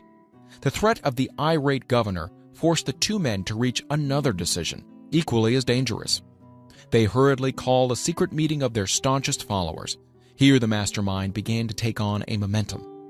After the meeting had been called to order, Adams locked the door, placed the key in his pocket, and informed all present that it was imperative that a Congress of the colonists be organized, and that no man should leave the room until the decision for such a Congress had been reached. Great excitement followed. Some weighed the possible consequences of such radicalism, old man fear. Some expressed grave doubts as to the wisdom of so definite a decision in defiance of the Crown. Locked in that room were two men immune to fear, blind to the possibility of failure: Hancock and Adams. Through the influence of their minds, the others were induced to agree that, through the Correspondence Committee, arrangements should be made for a meeting of the First Continental Congress to be held in Philadelphia on September 5, 1774. Remember this date. It is more important than July 4, 76. If there had been no decision to hold a Continental Congress, there could have been no signing of the Declaration of Independence. Before the first meeting of the new Congress, another leader in a different section of the country was deep in the throes of publishing a summary view of the rights of British America. He was Thomas Jefferson of the province of Virginia, whose relationship to Lord Dunmore, representative of the Crown in Virginia, was as strained as that of Hancock and Adams with their governor. Shortly after his famous Summary of Rights was published, Jefferson was informed that he was subject to prosecution for high treason against His Majesty's government. Inspired by the threat, one of Jefferson's colleagues, Patrick Henry, boldly spoke his mind, concluding his remarks with a sentence which shall remain forever a classic: "If this be treason, then make the most of it."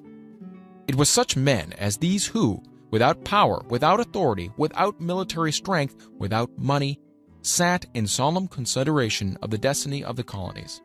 Beginning at the opening of the First Continental Congress and continuing at intervals for 2 years until on July 7, 1776, Richard Henry Lee arose, addressed the chair, and to the startled assembly made this motion: "Gentlemen, I make the motion that these united colonies are, and of right, ought to be free and independent states, that they be absolved from all allegiance to the British Crown, and that all political connection between them and the state of Great Britain is, and ought to be, totally dissolved."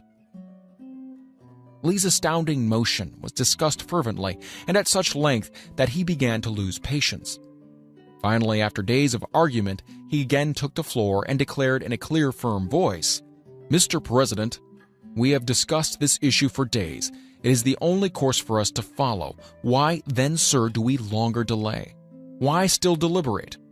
Let this happy day give birth to an American republic. Let her arise, not to devastate and to conquer, but to reestablish the reign of peace and of law. The eyes of Europe are fixed on us. She demands of us a living example of freedom that may exhibit a contrast in the felicity of the citizen to the ever-increasing tyranny." Before his motion was finally voted upon, Lee was called back to Virginia because of serious family illness. But before leaving, he placed his cause in the hands of his friend Thomas Jefferson, who promised to fight until favorable action was taken. Shortly thereafter, the president of the Congress, Hancock, appointed Jefferson as co-chairman of a committee to draw up a Declaration of Independence. Long and hard the committee labored on a document which would mean, when accepted by the Congress, that every man who signed it would be signing his own death warrant, should the colonies lose in the fight with Great Britain, which was sure to follow. The document was drawn, and on June 28th, the original draft was read before the Congress. For several days it was discussed, altered, and made ready. On July 4th, 1776, Thomas Jefferson stood before the assembly and fearlessly read the most momentous decision ever placed upon paper. When in the course of human events, it is necessary for one people to dissolve the political bands which have connected them with another, and to assume among the powers of the earth the separate and equal station to which the laws of nature and of nature's God entitle them, a decent respect to the opinions of mankind requires that they should declare the causes which impel them to the separation. When Jefferson finished, the document was voted upon, accepted, and signed by 56 men, everyone staking his own life upon his decision to write his name. By that decision, came into existence a nation destined to bring to mankind forever the privilege of making decisions. By decisions made in a similar spirit of faith, and only by such decisions can men solve their personal problems and win for themselves high estates of material and spiritual wealth. Let us not forget this. Analyze the events which led to the Declaration of Independence and be convinced that this nation, which now holds a position of commanding respect and power among all nations of the world, was born of a decision, created by a mastermind consisting of 56 men.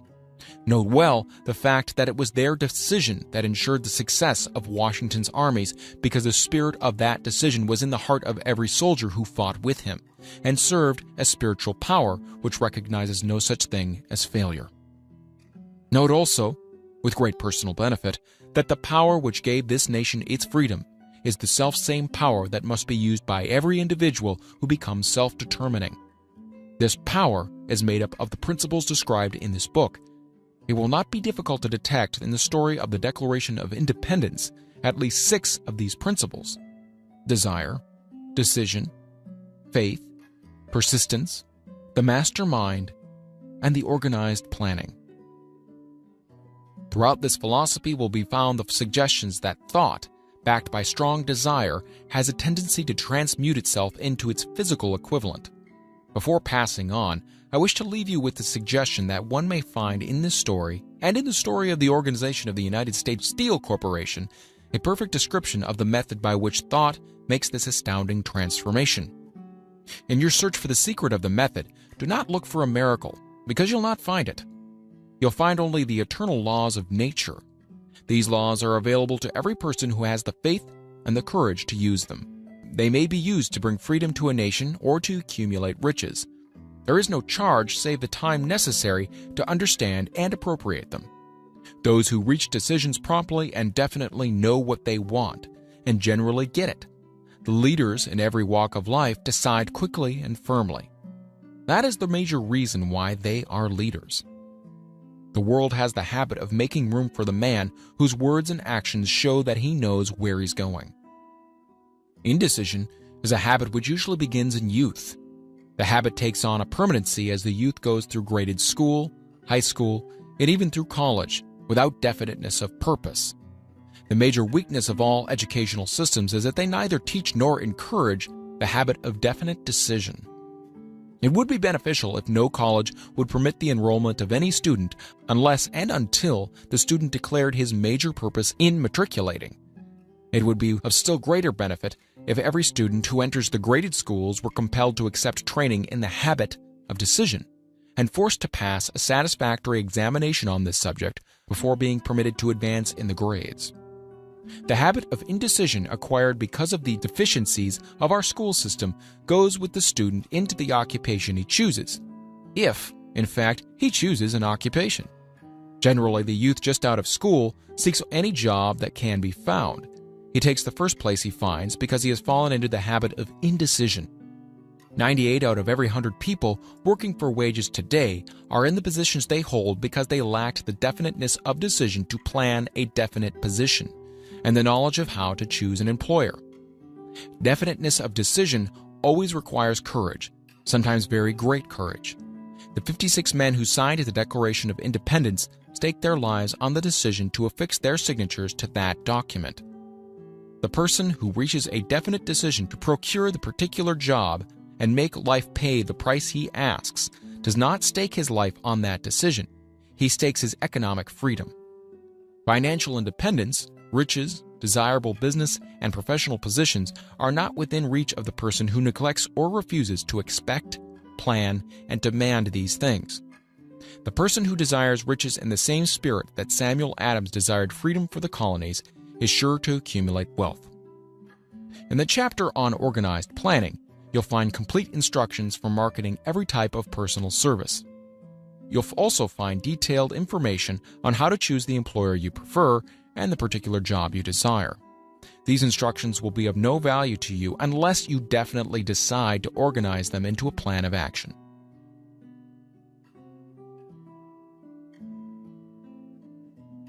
Chapter 9. Persistence. the sustained effort necessary to induce faith. The 8th step toward riches. Persistence is an essential factor in the procedure of transmuting desire into its monetary equivalent. The basis of persistence is the power of will. Willpower and desire, when properly combined, make an irresistible pair. Men who accumulate great fortunes are generally known as cold-blooded and sometimes ruthless. Often they are misunderstood. What they have is willpower, which they mix with persistence and place back of their desires to ensure the attainment of their objectives. Henry Ford has been generally misunderstood to be ruthless and cold-blooded. This misconception grew out of Ford's habit of following through in all of his plans with persistence. The majority of people are ready to throw their aims and purposes overboard and give up at the first sign of opposition or misfortune. A few carry on despite all opposition until they attain their goal. These few are the Fords, Carnegies, Rockefellers, and Edisons. There may be no heroic connotation to the word persistence, but the quality is to the character of man what carbon is to steel. The building of a fortune generally involves the application of the entire 13 factors of this philosophy. These principles must be understood. They must be applied with persistence by all who accumulate money. If you are following this book with the intention of applying the knowledge it contains, your first test is to your persistence. Your first test as to your persistence will come when you begin to follow the 6 steps described in the 2nd chapter. Unless you are one of the 2 out of every 100 who already have a definite goal at which you are aiming and a definite plan for its attainment, you may read the instructions and then pass on with your daily routine and never comply with those instructions. The author is checking you up at this point because lack of persistence is one of the major causes of failure. Moreover, experience with thousands of people has proved that lack of persistence is a weakness common to the majority of men. It is a weakness which may be overcome by effort. The ease with which lack of persistence may be conquered will depend entirely upon the intensity of one's desire. The starting point of all achievement is desire. Keep this constantly in mind. Weak desires bring weak results, just as a small amount of fire makes a small amount of heat. If you find yourself lacking in persistence, this weakness may be remedied by building a stronger fire under your desires. Continue to read through to the end, then go back to Chapter 2 and start immediately to carry out the instructions given in connection with the 6 steps. The eagerness with which you follow these instructions will indicate clearly how much or how little you'd really desire to accumulate money. If you find that you are indifferent, you may be sure that you have not yet acquired the money consciousness which you must possess before you can be sure of accumulating a fortune. Fortunes gravitate to men whose minds have been prepared to attract them, just as surely as water gravitates to the ocean. In this book may be found all the stimuli necessary to attune any normal mind to the vibrations which will attract the object of one's desires. If you find you're weak in persistence, center your attention upon the instructions contained in the chapter on power. Surround yourself with a mastermind group, and through the cooperative efforts of the members of this group, you can develop persistence. You will find additional instructions for the development of persistence in the chapters on autosuggestion and on the subconscious mind.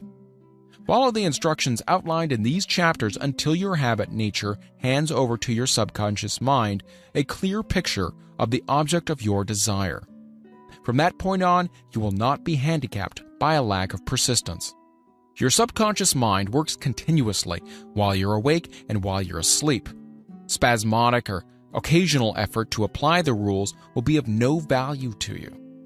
To get results, you must apply all of the rules until their application becomes a fixed habit with you. In no other way can you develop the necessary money consciousness.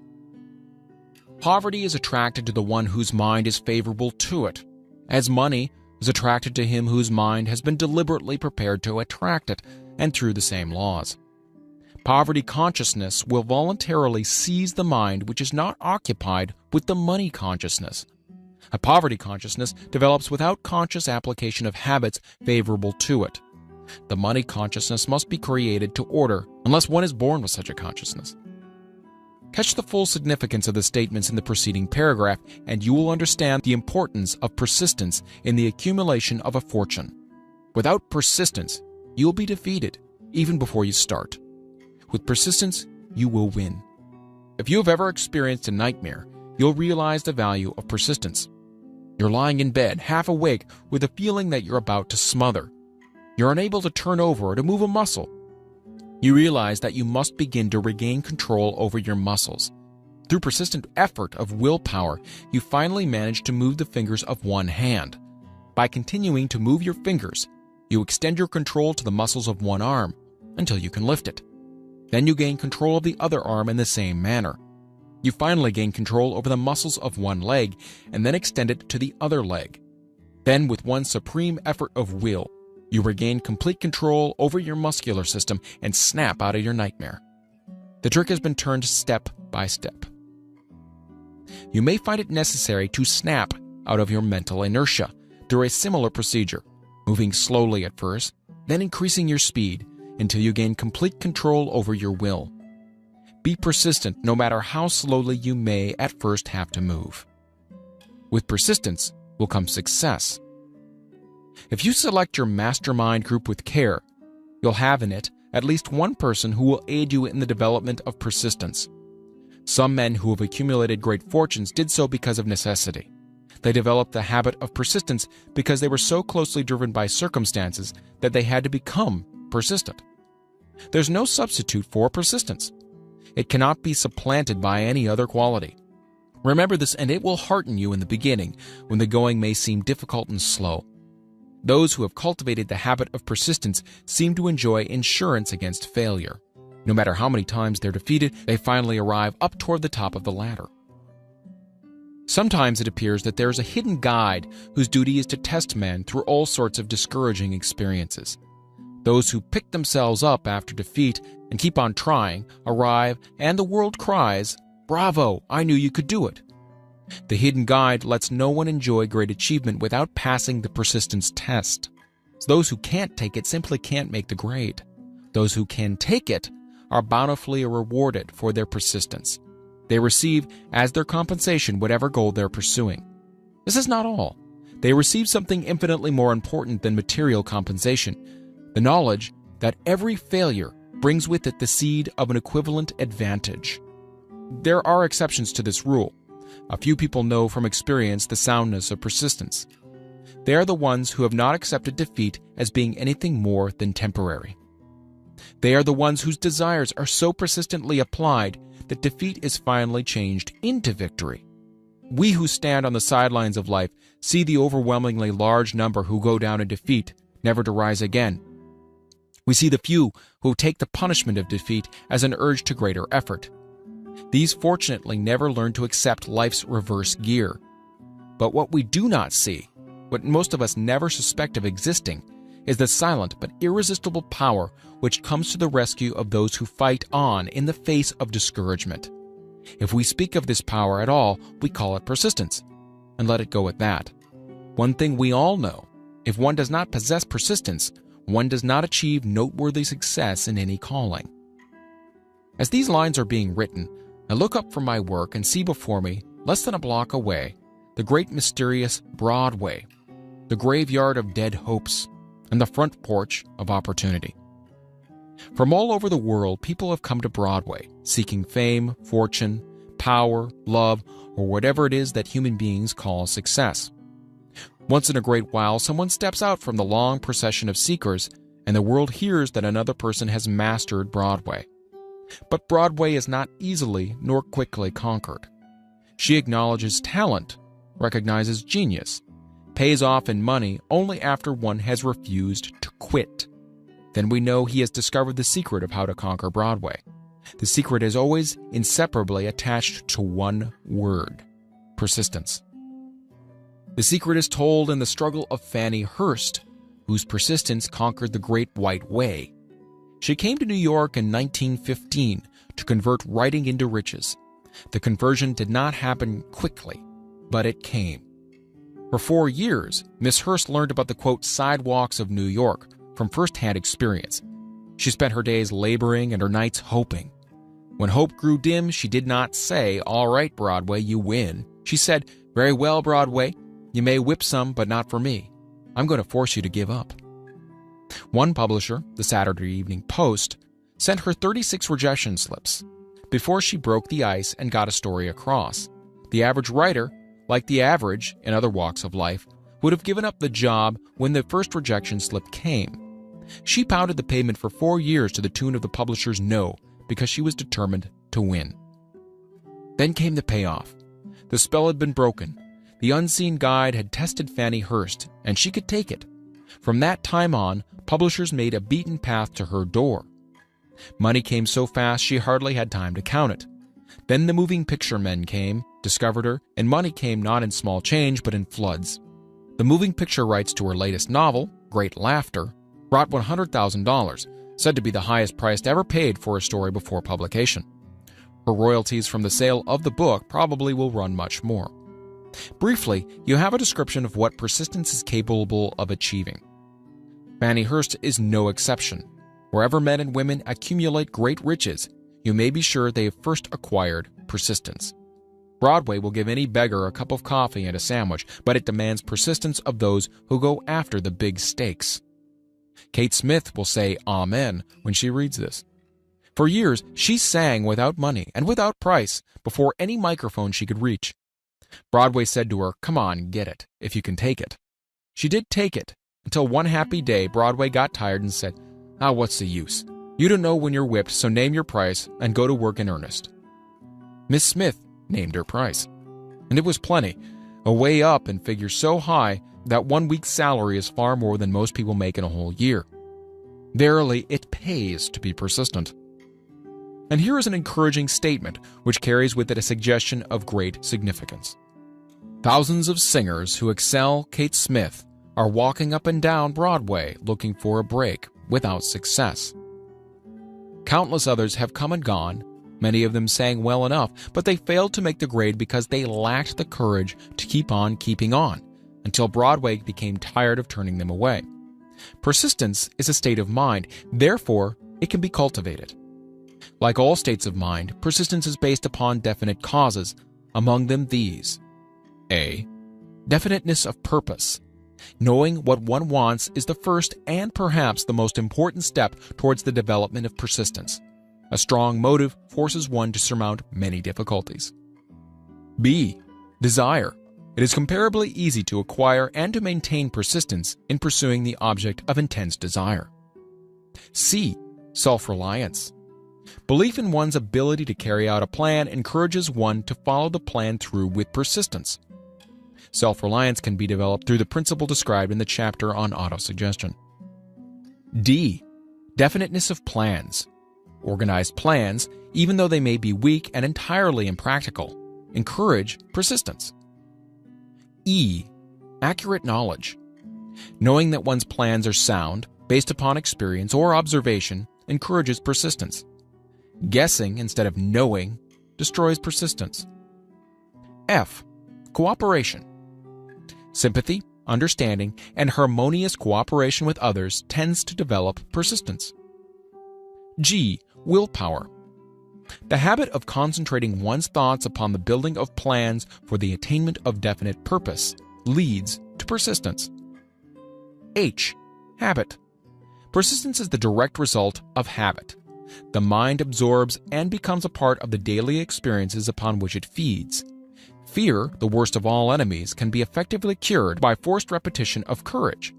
Everyone who has seen active service in a war knows this.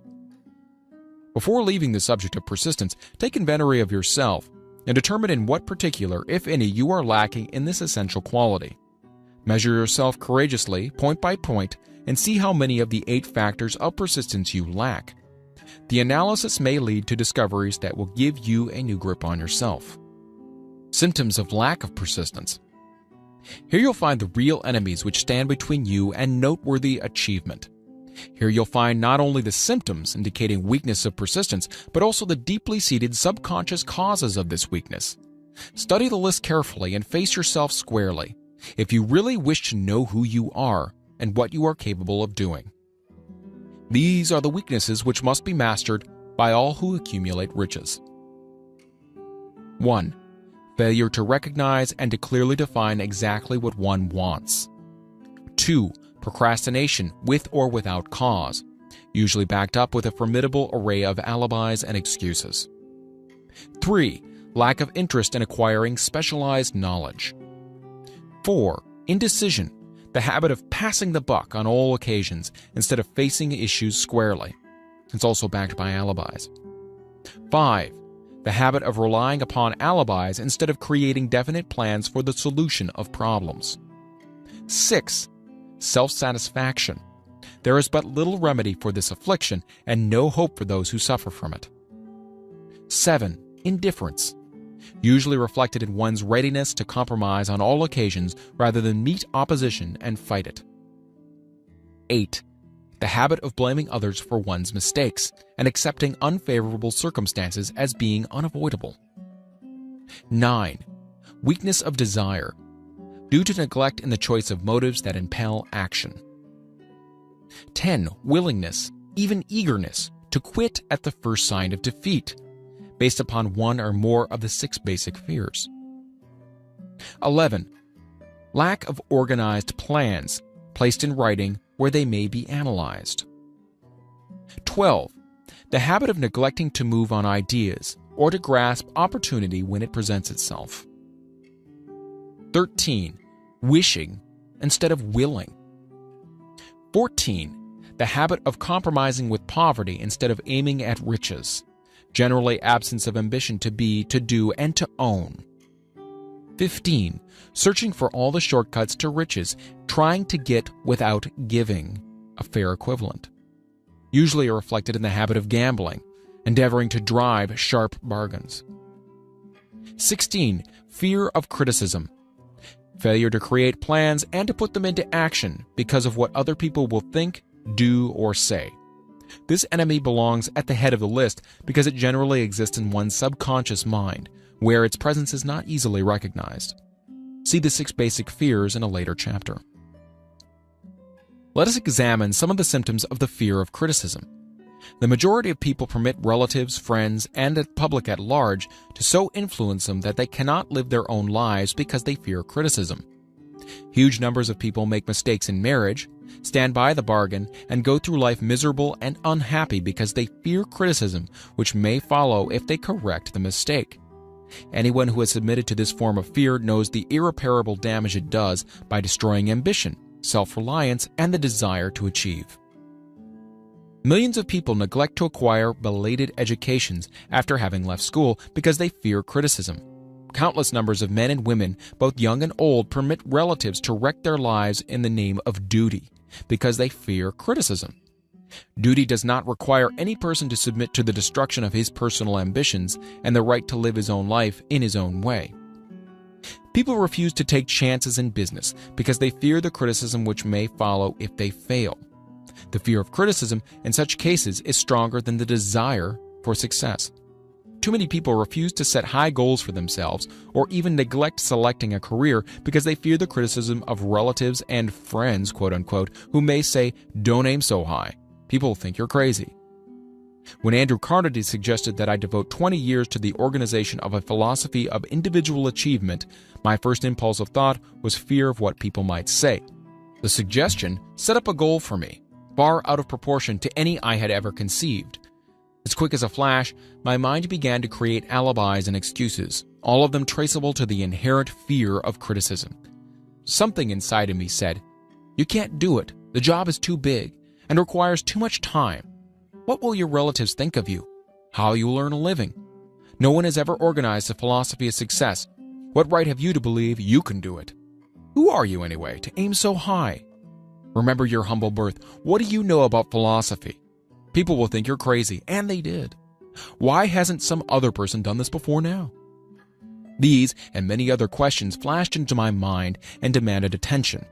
It seemed as if the whole world had suddenly turned its attention to me with the purpose of ridiculing me into giving up all desire to carry out Mr. Carnegie's suggestion. I had a fine opportunity then and there to kill off ambition before it gained control of me. Later in life, after having analyzed thousands of people, I discovered that most ideas are stillborn, and need the breath of life injected into them through definite plans of immediate action. The time to nurse an idea is at the time of its birth. Every minute it lives gives it a better chance of surviving. The fear of criticism is at the bottom of the destruction of most ideas which never reach the planning and action stage. Many people believe that material success is the result of favorable breaks. There's an element of ground for the belief, but those depending entirely upon luck are nearly always disappointed because they overlook another important factor which must be present before one can be sure of success. It is the knowledge with which favorable breaks can be made to order. During the Depression, W.C. Fields, the comedian, lost all of his money and found himself without income, without a job, and his means of earning a living, vaudeville, which no longer existed. Moreover, he was past 60 when many men considered themselves old. He was so eager to stage a comeback that he offered to work without pay in a new field, movies. In addition to his other troubles, he fell and injured his neck. To many, that would have been the place to give up and quit. But Fields was persistent. He knew that if he carried on, he would get the breaks sooner or later. And he did get them, but not by chance. Marie Dressler found herself down and out, with her money gone, with no job, when she was about 60. She too went after the breaks and got them. Her persistence brought on astounding triumph late in life, long beyond the age when most men and women are done with ambition to achieve. Eddie Cantor lost his money in the 1921 stock crash, but he still had his persistence and his courage. With these plus 2 prominent eyes, he exploited himself back into the income of $10,000 a week. Verily, if one has persistence, one can get along very well without many other qualities. The only break anyone can afford to rely upon is a self-made break. These come through the application of persistence. The starting point is definiteness of purpose. Examine the first 100 people you meet. Ask them what they want most in life, and 98 of them will not be able to tell you. If you press them for an answer, some will say security. Many will say money. A few will say happiness, others will say fame and power, and still others will say social recognition, ease in living, ability to sing, dance, or write. None of them will be able to define these terms or give the slightest indication of a plan by which they hope to attain these vaguely expressed wishes. Riches do not respond to wishes. They respond only to definite plans, backed by definite desires through constant persistence. How to develop persistence? There are 4 simple steps which lead to the habit of persistence. They call for no great amount of intelligence, no particular amount of education, and but little time or effort. The necessary steps are: 1. A definite purpose backed by a burning desire for its fulfillment. 2. A definite plan expressed in continuous action. 3. A mind closed tightly against all negative and discouraging influence, including negative suggestions of relatives, friends, and acquaintances. 4. A friendly alliance with one or more persons who will encourage one to follow through with both plan and purpose. These 4 steps are essential for success in all walks of life. The entire purpose of the 13 principles of this philosophy is to enable one to take these 4 steps as a matter of habit. These are the steps by which one may control one's economic destiny. They are the steps that lead to freedom and independence of thought. They are the steps that lead to riches in small or great quantities. They lead the way to power, fame, and worldly recognition. They are the 4 steps which guarantee favorable breaks. They are the steps that convert dreams into physical realities. They lead also to the mastery of fear, discouragement, indifference. There is a magnificent reward for all who learn to take these 4 steps. It is the privilege of writing one's own ticket and of making life yield whatever price is asked. I have no way of knowing the facts, but I venture to conjecture that Mrs. Wallace Simpson's great love for a man was not accidental, nor the result of favorable breaks alone. There was a burning desire and careful searching at every step of the way. Her first duty was to love. What is the greatest thing on earth? The master called it love, not man, made rules. Criticism, bitterness, slander, or political marriages. But love. The master called it love, not man-made rules, criticism, bitterness, slander, or political marriages, but love. She knew what she wanted, Not after she met the Prince of Wales, but long before that. Twice when she had failed to find it, she had the courage to continue her search. To thine own self be true, and it must follow, as the night the day, thou canst not be false to any man. Her rise from obscurity was of the slow, progressive, persistent order, but it was sure. She triumphed over unbelievably long odds, and no matter who you are or what you may think of Wallace Simpson or the king who gave up his crown for her love, she is an astounding example of applied persistence, an instructor on the rules of self-determination from whom the entire world might profitably take lessons. When you think of Wallace Simpson, think of one who knew what she wanted and shook the greatest empire on earth to get it. Women who complain that this is a man's world, that women do not have an equal chance to win, owe it to themselves to study carefully the life of this unusual woman who, at an age which most women consider old, captured the affection of the most desirable bachelor in the entire world. And what of King Edward? What lesson may we learn from his part in the world's greatest drama of recent times? Did he pay too high a price for the affection of the woman of his choice? Surely no one but he can give the correct answer. The rest of us can only conjecture. This much we know: the king came into the world without his own consent. He was born to great riches without requesting them. He was persistently sought in marriage. Politicians and statesmen throughout Europe tossed dowagers and princesses at his feet. Because he was the firstborn of his parents, he inherited a crown, which he did not seek and perhaps did not desire. For more than 40 years he was not a free agent, could not live his life in his own way, but had little privacy, and finally assumed duties inflicted upon him when he ascended the throne. Some will say, with all these blessings, King Edward should have found peace of mind, contentment, and joy of living. The truth is that back of all the privileges of a crown, all the money, the fame, and the power inherited by King Edward, there was an emptiness which could be filled only by love. His greatest desire was for love. Long before he met Wallace Simpson, he doubtless felt this great universal emotion tugging at the strings of his heart, beating upon the door of his soul, and crying out for expression. But when he met a kindred spirit, crying out for the same holy privilege of expression, he recognized it, and without fear or apology, opened his heart and bade it enter. All the scandal-mongers in the world cannot destroy the beauty of this international drama, through which two people found love and had the courage to face open criticism, renounce all else, to give it holy expression. King Edward's decision to give up the crown of the world's most powerful empire for the privilege of going the remainder of the way through life with the woman of his choice was a decision that required courage. The decision also had a price, but who has the right to say the price was too great? Surely not he who said, "He among you who is without sin, let him cast the first stone." As a suggestion to any evil-minded person who chooses to find fault with the Duke of Windsor because his desire was for love, and for openly declaring his love for Wallace Simpson and giving up his throne for her, let it be remembered that the open declaration was not essential. He could have followed the custom of clandestine liaison which has prevailed in Europe for centuries, without giving up either his throne or the woman of his choice, and there would have been no complaint from either church or laity. But this unusual man was built of sterner stuff. His love was clean, it was deep and sincere. It represented the one thing which above all else he truly desired. Therefore, he took what he wanted and paid the price demanded. If Europe had been blessed with more rulers with the human heart and the traits of honesty of ex-King Edward for the past century, that unfortunate hemisphere, now seething with greed, hate, lust, political connivance, and threats of war, would have a different and a better story to tell, a story of which love and not hate would rule. In the words of Stuart Austin Weir, we raise our cup and drink this toast to ex-King Edward and Wallace Simpson. Blessed is the man who has come to know that our muted thoughts are our sweetest thoughts. Blessed is the man who, from the blackest depths, can see the luminous figure of love, and seeing, sing, and singing say, "Sweeter far than uttered lays are the thoughts I have of you."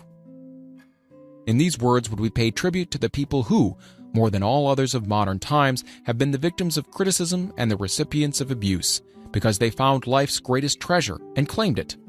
Mrs. Simpson read and approved this analysis.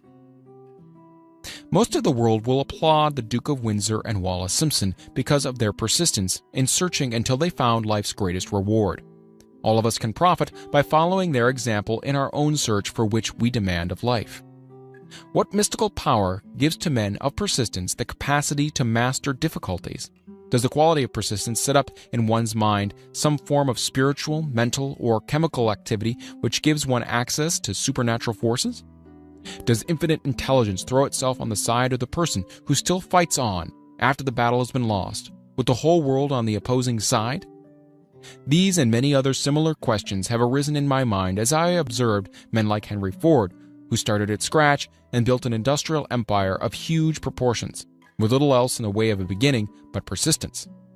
Or Thomas Edison, who, with less than 3 months of schooling, became the world's leading inventor and converted persistence into the talking machine, the moving picture machine, and the incandescent light, to say nothing of half 100 or other useful inventions. I had the happy privilege of analyzing both Mr. Edison and Mr. Ford year by year over a long period of years, and therefore the opportunity to study them at close range. So I speak from actual knowledge when I say I find no quality save persistence in either of them that even remotely suggested the major source of their stupendous achievements. As one makes an impartial study of the prophets, philosophers, miracle men, and religious leaders of the past, one is drawn to the inevitable conclusion that persistence, concentration of effort, and definiteness of purpose were the major sources of their achievements. Consider, for example, the strange and fascinating story of Muhammad. Analyze his life, compare him with the men of achievement in his modern age of industry and finance, and observe how they have one outstanding trait in common: persistence. If you are keenly interested in studying the strange power which gives potency to persistence, read a biography of Muhammad, especially the one by Asad Bey. This brief review of that book by Thomas Sugro in the Herald Tribune will provide a preview of the rare treat in store for those who take the time to read the entire story of one of the most astounding examples of the power of persistence known to civilization. The Last Great Prophet, reviewed by Thomas Sugro. Muhammad was a prophet, but he never performed a miracle. He was not a mystic. He had no formal schooling. He did not begin his mission until he was 40. When he announced that he was the messenger of God bringing word of the true religion, he was ridiculed and labeled a lunatic. Children tripped him and women threw filth upon him. He was banished from his native city, Mecca, and his followers were stripped of all their worldly goods and sent into the desert after him. When he had been preaching 10 years, he had nothing to show for it but banishment, poverty, and ridicule. Yet before another 10 years had passed, he was a dictator of all Arabia, ruler of Mecca, and the head of a new world religion which was to sweep to the Danube and the Pyrenees before exhausting the impetus he gave it. That impetus was threefold: the power of words, the efficacy of prayer, and man's kinship with God. His career never made sense. Muhammad was born to impoverished members of a leading family of Mecca. Because Mecca, the crossroads of the world, home of the magic stone called the Kaaba, great city of trade and the center of trade routes, was unsanitary, its children were sent to be raised in the desert by Bedouins. Muhammad was thus nurtured, drawing strength and health from the milk of nomad vicarious mothers. He tended sheep and soon hired out to a rich widow as leader of her caravans. He traveled to all parts of the Eastern world, talked with many men of diverse beliefs, and observed the decline of Christianity into warring sects. When he was 28, Khadijah, the widow, looked upon him with favor and married him. Her father would have objected to such a marriage, so she got him drunk and held him up while he gave paternal blessing. For the next 12 years, Muhammad lived as a rich and respected and very shrewd trader. Then he took to wandering in the desert, and one day he returned with the first verse of the Quran and told Khadijah that the archangel Gabriel had appeared to him and said he was the messenger of God. The Quran, the revealed word of God, was the closest thing to a miracle in Muhammad's life. He had not been a poet. He had no gift of words. Yet the verses of the Quran, as he received them and recited them to the faithful, were better than any verses which the professional poets of the tribes could produce. This to the Arabs was a miracle. To them the gift of words was the greatest gift. The poet was all wonderful. In addition, the Quran said that all men were equal before God, that the world should be a democratic state, Islam. It was this political heresy, plus Muhammad's desire to destroy all the 360 idols in the courtyard of the Kaaba, which brought about his banishment. The idols brought the desert tribes to Mecca, and that meant trade. So the businessmen of Mecca, the capitalists, of which he had been one, set upon Muhammad. Then he retreated to the desert and demanded sovereignty over the world. The rise of Islam began. Out of the desert came a flame which would not be extinguished, a democratic army fighting as a unit and prepared to die without wincing. Muhammad had invited the Jews and Christians to join him, for he was not building a new religion. He was calling all who believed in one God to join in one single faith. If the Jews and Christians had accepted his invitation, Islam would have conquered the world. They didn't. They would not even accept Muhammad's innovation of humane warfare. When the armies of the Prophet entered Jerusalem, not a single person was killed because of his faith. When the Crusaders entered the city centuries later, not a Muslim man, woman, or child was spared. But the Christians did accept one Muslim idea: the place of learning, the university. Chapter 10. Power of the Mastermind, the Driving Force. The ninth step toward riches. Power is essential for success in the accumulation of money. Plans are inert and useless without sufficient power to translate them into action. This chapter will describe the method by which an individual may attain and apply power. Power may be defined as organized and intelligently directed knowledge. Power, as the term is here used, refers to organized effort, sufficient to enable an individual to transmute desire into its monetary equivalent. Organized effort is produced through the coordination of effort of two people or more who work toward a definite end in the spirit of harmony. Power is required for the accumulation of money. Power is necessary for the retention of money after it has been accumulated. Let us ascertain how power may be acquired. If power is organized knowledge, let us examine the sources of knowledge. A. Infinite intelligence. This source of knowledge may be contacted through the procedure described in another chapter with the aid of creative imagination. B. Accumulated experience.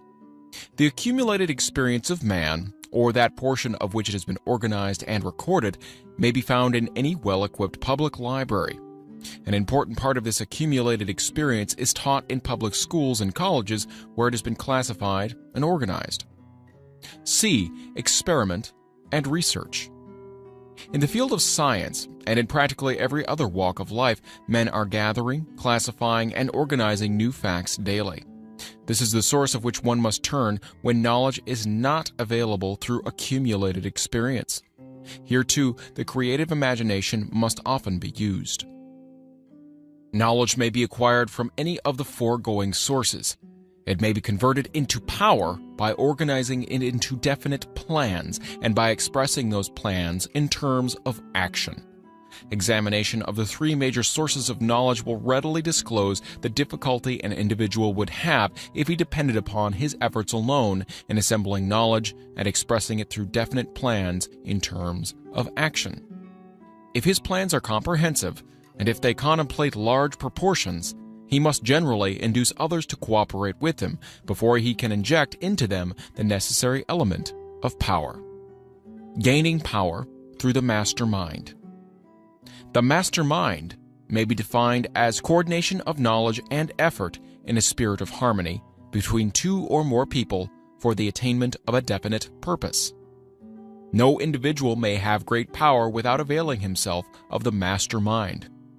In a preceding chapter, instructions were given for the creation of plans for the purpose of translating desire into its monetary equivalent.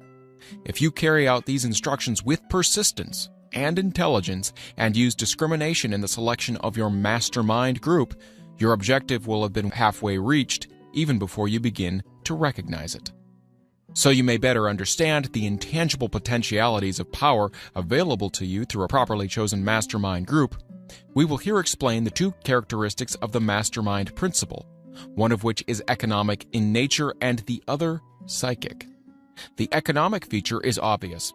Economic advantages may be created by any person who surrounds himself with the advice, counsel, and personal cooperation of a group of men who are willing to lend him wholehearted aid in the spirit of perfect harmony. This form of cooperative alliance has been the basis of nearly every great fortune. Your understanding of this great truth may definitely determine your financial status. The psychic phase of the mastermind principle is much more abstract, much more difficult to comprehend, because it has reference to the spiritual forces with which the human race as a whole is not well acquainted. You may catch a significant suggestion from the statement, "No two minds ever come together without thereby creating a third, invisible, intangible force which may be likened to a third mind." Keep in mind the fact that there are only two known elements in the whole universe, energy and matter. It is a well-known fact that matter may be broken down into units of molecules, atoms, and electrons. There are units of matter which may be isolated, separated, and analyzed. Likewise, there are units of energy. The human mind is a form of energy, a part of it being spiritual in nature. When the minds of two people are coordinated in a spirit of harmony, the spiritual units of energy of each mind form an affinity, which constitutes the psychic phase of the mastermind. The mastermind principle, or rather the economic feature of it, were first called to my attention by Andrew Carnegie over 25 years ago. Discovery of this principle was responsible for the choice of my life's work. Mr. Carnegie's mastermind group consisted of a staff of approximately 50 men, with whom he surrounded himself for the definite purpose of manufacturing and marketing steel. He attributed his entire fortune to the power he accumulated through this mastermind. Analyze the record of any man who has accumulated a great fortune and many of those who have accumulated modest fortunes, and you will find that they have either consciously or unconsciously employed the mastermind principle. Great power can be accumulated through no other principle. Energy is nature's universal set of building blocks out of which she constructs every material thing in the universe, including man and every form of animal and vegetable life. Through a process which only nature completely understands, she translates energy into matter. Nature's building blocks are available to man in the energy involved in thinking. Man's brain may be compared to an electric battery. It absorbs energy from the ether, which permeates every atom of matter and fills the entire universe. It's a well-known fact that a group of electric batteries will provide more energy than a single battery. It's also a well-known fact that an individual battery will provide energy in proportion to the number and capacity of the cells it contains. The brain functions in a similar fashion. This accounts for the fact that some brains are more efficient than others and leads to this significant statement. A group of brains coordinated or connected in a spirit of harmony will provide more thought energy than a single brain, just as a group of electric batteries will provide more energy than a single battery. Through this metaphor, it becomes immediately obvious that the mastermind principle holds the secret of the power welded by men who surround themselves with other men of brains. There follows now another statement which will lead still nearer to an understanding of the psychic phase of the mastermind principle. When a group of individual brains are coordinated and function in harmony, the increased energy created through the alliance becomes available to every individual brain in the group. It's a well-known fact that Henry Ford began his business career under the handicap of poverty, illiteracy, and ignorance. It is an equally well-known fact that within the inconceivably short period of 10 years, Mr. Ford mastered these three handicaps, and that within 25 years he made himself one of the richest men in America. Connect with this fact the additional knowledge that Mr. Ford's most rapid strides became noticeable from the time he became a personal friend of Thomas Edison, and you'll begin to understand what the influence of one mind upon another can accomplish.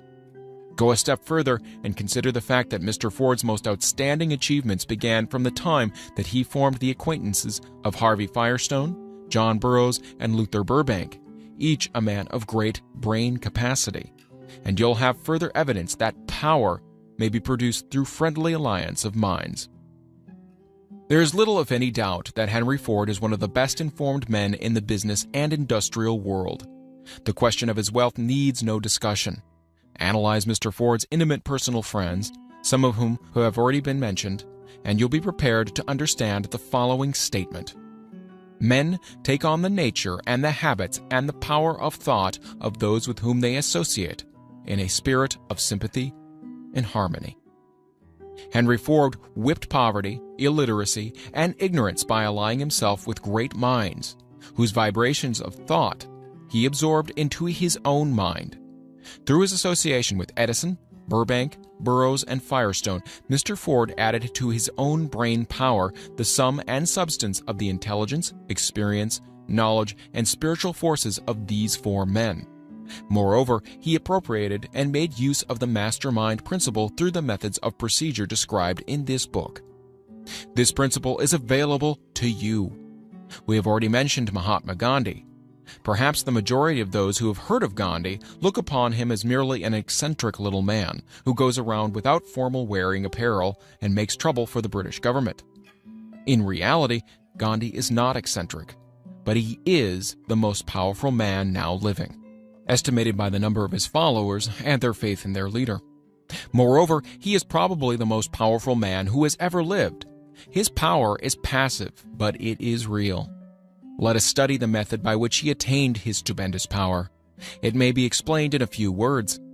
He came by power through inducing over 200 million people to coordinate with mind and body in a spirit of harmony and for a definite purpose. In brief, Gandhi has accomplished a miracle, for it is a miracle when 200 million people can be induced, not forced, to cooperate in a spirit of harmony for a limitless time. If you doubt that this is a miracle, try to induce any two people to cooperate in a spirit of harmony for any length of time. Every man who manages a business knows what a difficult matter it is to get employees to work together in a spirit even remotely resembling harmony. The list of the chief sources from which power may be attained is, as you have seen, headed by the infinite intelligence. When two or more people coordinate in a spirit of harmony and work towards a definite objective, they place themselves in position through that alliance to absorb power directly from the great universal storehouse of infinite intelligence. This is the greatest of all sources of power. It is the source to which the genius turns. It is the source to which every great leader turns, whether he may be conscious of that fact or not. The other two major sources from which the knowledge necessary for the accumulation of power may be obtained are no more reliable than the five senses of man. The senses are not always reliable. Infinite intelligence does not err. In subsequent chapters, the methods by which infinite intelligence may be most readily contacted will be adequately described. This is not a course on religion. No fundamental principle described in this book should be interpreted as being intended to interfere either directly or indirectly with any man's religious habits. This book has been confined exclusively to instructing the reader how to transmute the definite purpose of desire for money into its monetary equivalent. Read, think, and meditate as you read. Soon, the entire subject will unfold, and you will see it in perspective. You are now seeing the detail of the individual chapters. Money is as shy and elusive as the old-time maiden. It must be wooed and won by methods not unlike those used by a determined lover in pursuit of the girl of his choice. And coincidental as it is, the power used in the wooing of money is not greatly different from that used in wooing a maiden. That power, when successfully used in the pursuit of money, must be mixed with faith. It must be mixed with desire. It must be mixed with persistence. It must be applied through a plan, and that plan must be set into action. When money comes in quantities known as the big money, it flows to the one who accumulates it as easily as water flows downhill. There exists a great unseen stream of power, which may be compared to a river, except that one side flows in one direction, carrying all who get into that side of the stream onward and upward to wealth, and the other side flows in the opposite direction, carrying all who are unfortunate enough to get into it, and not able to extricate themselves from it, downward, to misery and poverty. Every man who has accumulated a great fortune has recognized the existence of this stream of life. It consists of one's thinking process. The positive emotions of thought form the side of the stream which carries one to fortune. The negative emotions form the side which carries one down to poverty. This carries a thought of stupendous importance to the person who is following this book with the object of accumulating a fortune. If you are on the side of the stream of power which leads to poverty, this may serve as an oar by which you may propel yourself over into the other side of the stream. It can serve you only through application and use. Merely reading and passing judgment on it, either one way or another, will in no way benefit you. Some people undergo the experience of alternating between the positive and negative sides of the stream, being at times on the positive side and at times on the negative side. The Wall Street crash of '29 swept millions of people from the positive to the negative side of the stream. These millions are struggling, some of them in desperation and fear, to get back to the positive side of the stream. This book was written especially for these millions. Poverty and riches often change places. The crash taught the world this truth, although the world will not long remember the lesson. Poverty may, and generally does, voluntarily take the place of riches. When riches take the place of poverty, the change is usually brought out through well-conceived and carefully executed plans. Poverty needs no plan. It needs no one to aid it because it's bold and ruthless. Riches are shy and timid. They have to be attracted. Anybody can wish for riches, and most people do, but only a few know that a definite plan plus a burning desire for wealth are the only dependable means of accumulating wealth. Chapter 11. The Mystery of Sex, Transmutation. The 10th step toward riches. The meaning of the word transmute is, in simple language, the changing or transferring of one element or form of energy into another. The emotion of sex brings into being a state of mind. Because of ignorance on the subject, this state of mind is generally associated with the physical, and because of improper influences, to which most people have been suggested, in acquiring knowledge of sex, things essentially physical have highly biased the mind. The emotion of sex has back of it the possibility of three constructive potentialities. They are: 1. The perpetuation of mankind. 2. The maintenance of health. As a therapeutic agency, it has no equal. 3. The transformation of mediocrity into genius through transmutation. Sex transmutation is simple and easily explained. It means the switching of the mind from thoughts of physical expression to thoughts of some other nature. Sex desire is the most powerful of human desires. When driven by this desire, men develop keenness of imagination, courage, willpower, persistence, and creative ability unknown to them at other times. So strong and impelling is the desire for sexual contact that men freely run the risk of life and reputation to indulge it. When harnessed and redirected along other lines, this motivating force maintains all of its attributes of keenness of imagination, courage, etc., which may be used as powerful creative forces in literature, art, or in any other profession or calling, including, of course, the accumulation of riches.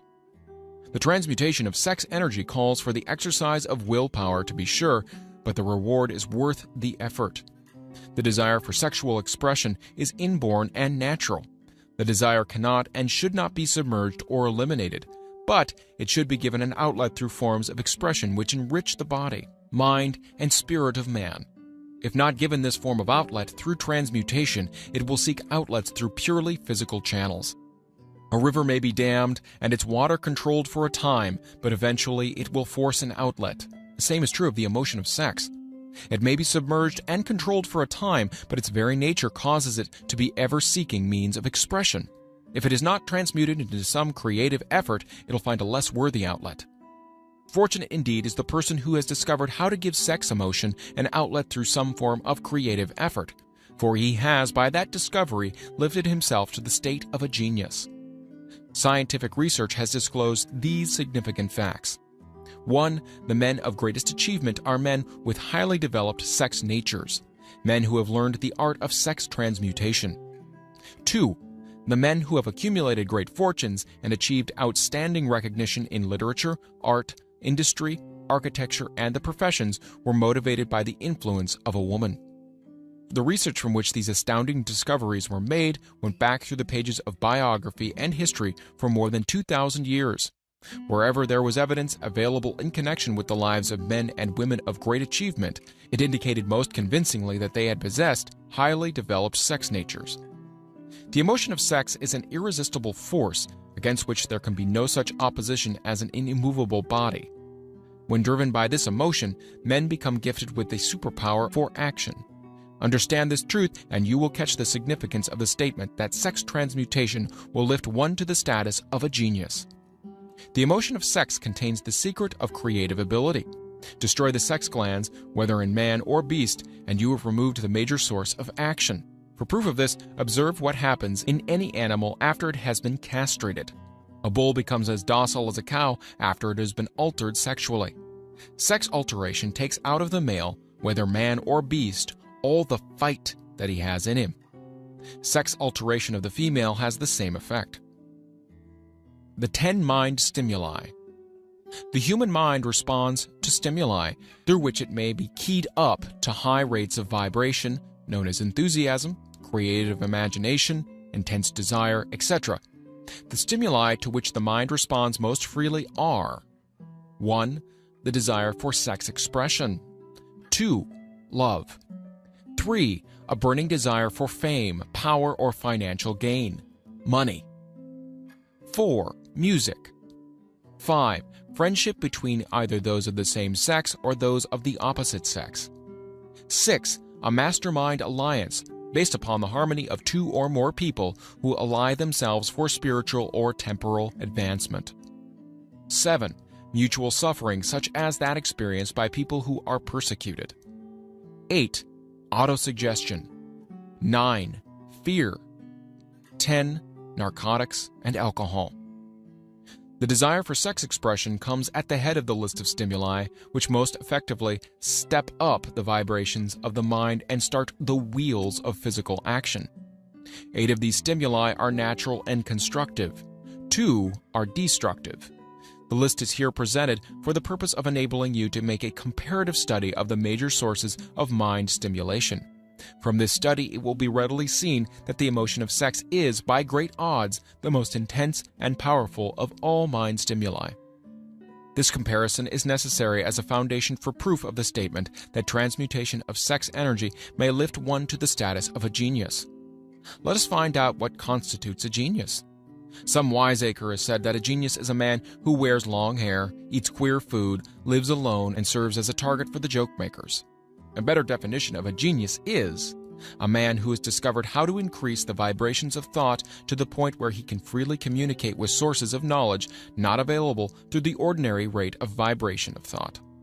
The person who thinks will want to ask some questions concerning this definition of genius. The first question will be, how may one communicate with sources of knowledge which are not available through the ordinary rate of vibration of thought? The next question will be, are there known sources of knowledge which are available only to the genii? And if so, what are these sources, and exactly how may they be reached?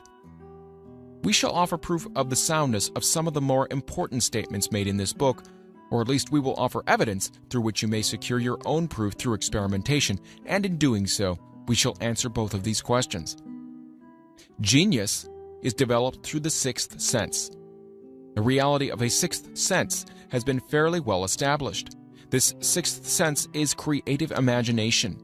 The faculty of creative imagination is one which the majority of people never use during an entire lifetime, and if used at all, it usually happens by mere accident. A relatively small number of people use, with deliberation and purpose, afterthought, the faculty of creative imagination. Those who use this faculty voluntarily and with understanding of its functions are genii. The faculty of creative imagination is the direct link between the finite mind of man and infinite intelligence. All so-called revelations referred to in the realm of religion and all discoveries of basic or new principles in the field of invention take place through the faculty of creative imagination. When ideas or concepts flash into one's mind through what is popularly called a hunch, they come from one or more of the following sources. 1. Infinite intelligence. 2. One's subconscious mind, wherein is stored every sense impression and thought impulse which ever reached the brain through any of the 5 senses. 3. From the mind of some other person who has just released the thought, or picture of the idea or concept through conscious thought. Or 4. From that other person's subconscious storehouse. There are no other known sources for which inspired ideas or hunches may be received. The creative imagination functions best when the mind is vibrating due to some form of mind stimulation at an exceedingly high rate. That is, when the mind is functioning at a rate of vibration higher than that of ordinary, normal thought. When brain action has been stimulated through one or more of the 10 mind stimulants, it has the effect of lifting the individual far above the horizon of ordinary thought and permits him to envision distance, scope, and quality of thoughts not available on the lower plane, such as that occupied while one is engaged in the solution of the problems of business and professional routine. When lifted to this higher level of thought, through any form of mind stimulation, an individual occupies, relatively, the same position as one who has ascended in an airplane to a height from which he may see over and beyond the horizon line which limits his vision while on the ground. Moreover, while on higher levels of thought, the individual is not hampered or bound by any of the stimuli which circumscribe and limit his vision while wrestling with the problems of gaining the 3 basic necessities of food, clothing, and shelter. He is in a world of thought in which the ordinary, workaday thoughts have been as effectively removed as are the hills and valleys and other limitations of physical vision when he rises in an airplane. While on this exalted plane of thought, the creative faculty of the mind is given freedom for action. The way has been cleared for the 6th sense to function. It becomes receptive to ideas which would not reach the individual under any other circumstances. This 6th sense is the faculty which marks the difference between a genius and an ordinary individual. The creative faculty becomes more alert and receptive to vibrations originating outside the individual's subconscious mind, and the more the individual relies upon it and makes demands upon it for thought impulses. This faculty can be cultivated and developed only through use. That which is known as one's conscience operates entirely through the faculty of the 6th sense. The great artists, writers, musicians, and poets became great because they acquire the habit of relying upon the still small voice which speaks from within, through the faculty of creative imagination. It is a fact well known to people who have keen imaginations that their best ideas come through so-called hunches. There is a great orator who does not attain to greatness until he closes his eyes and begins to rely entirely upon the faculty of creative imagination. When asked why he closed his eyes just before the climaxes of his oratory, he replied, "I do it because then I speak through ideas which come to me from within."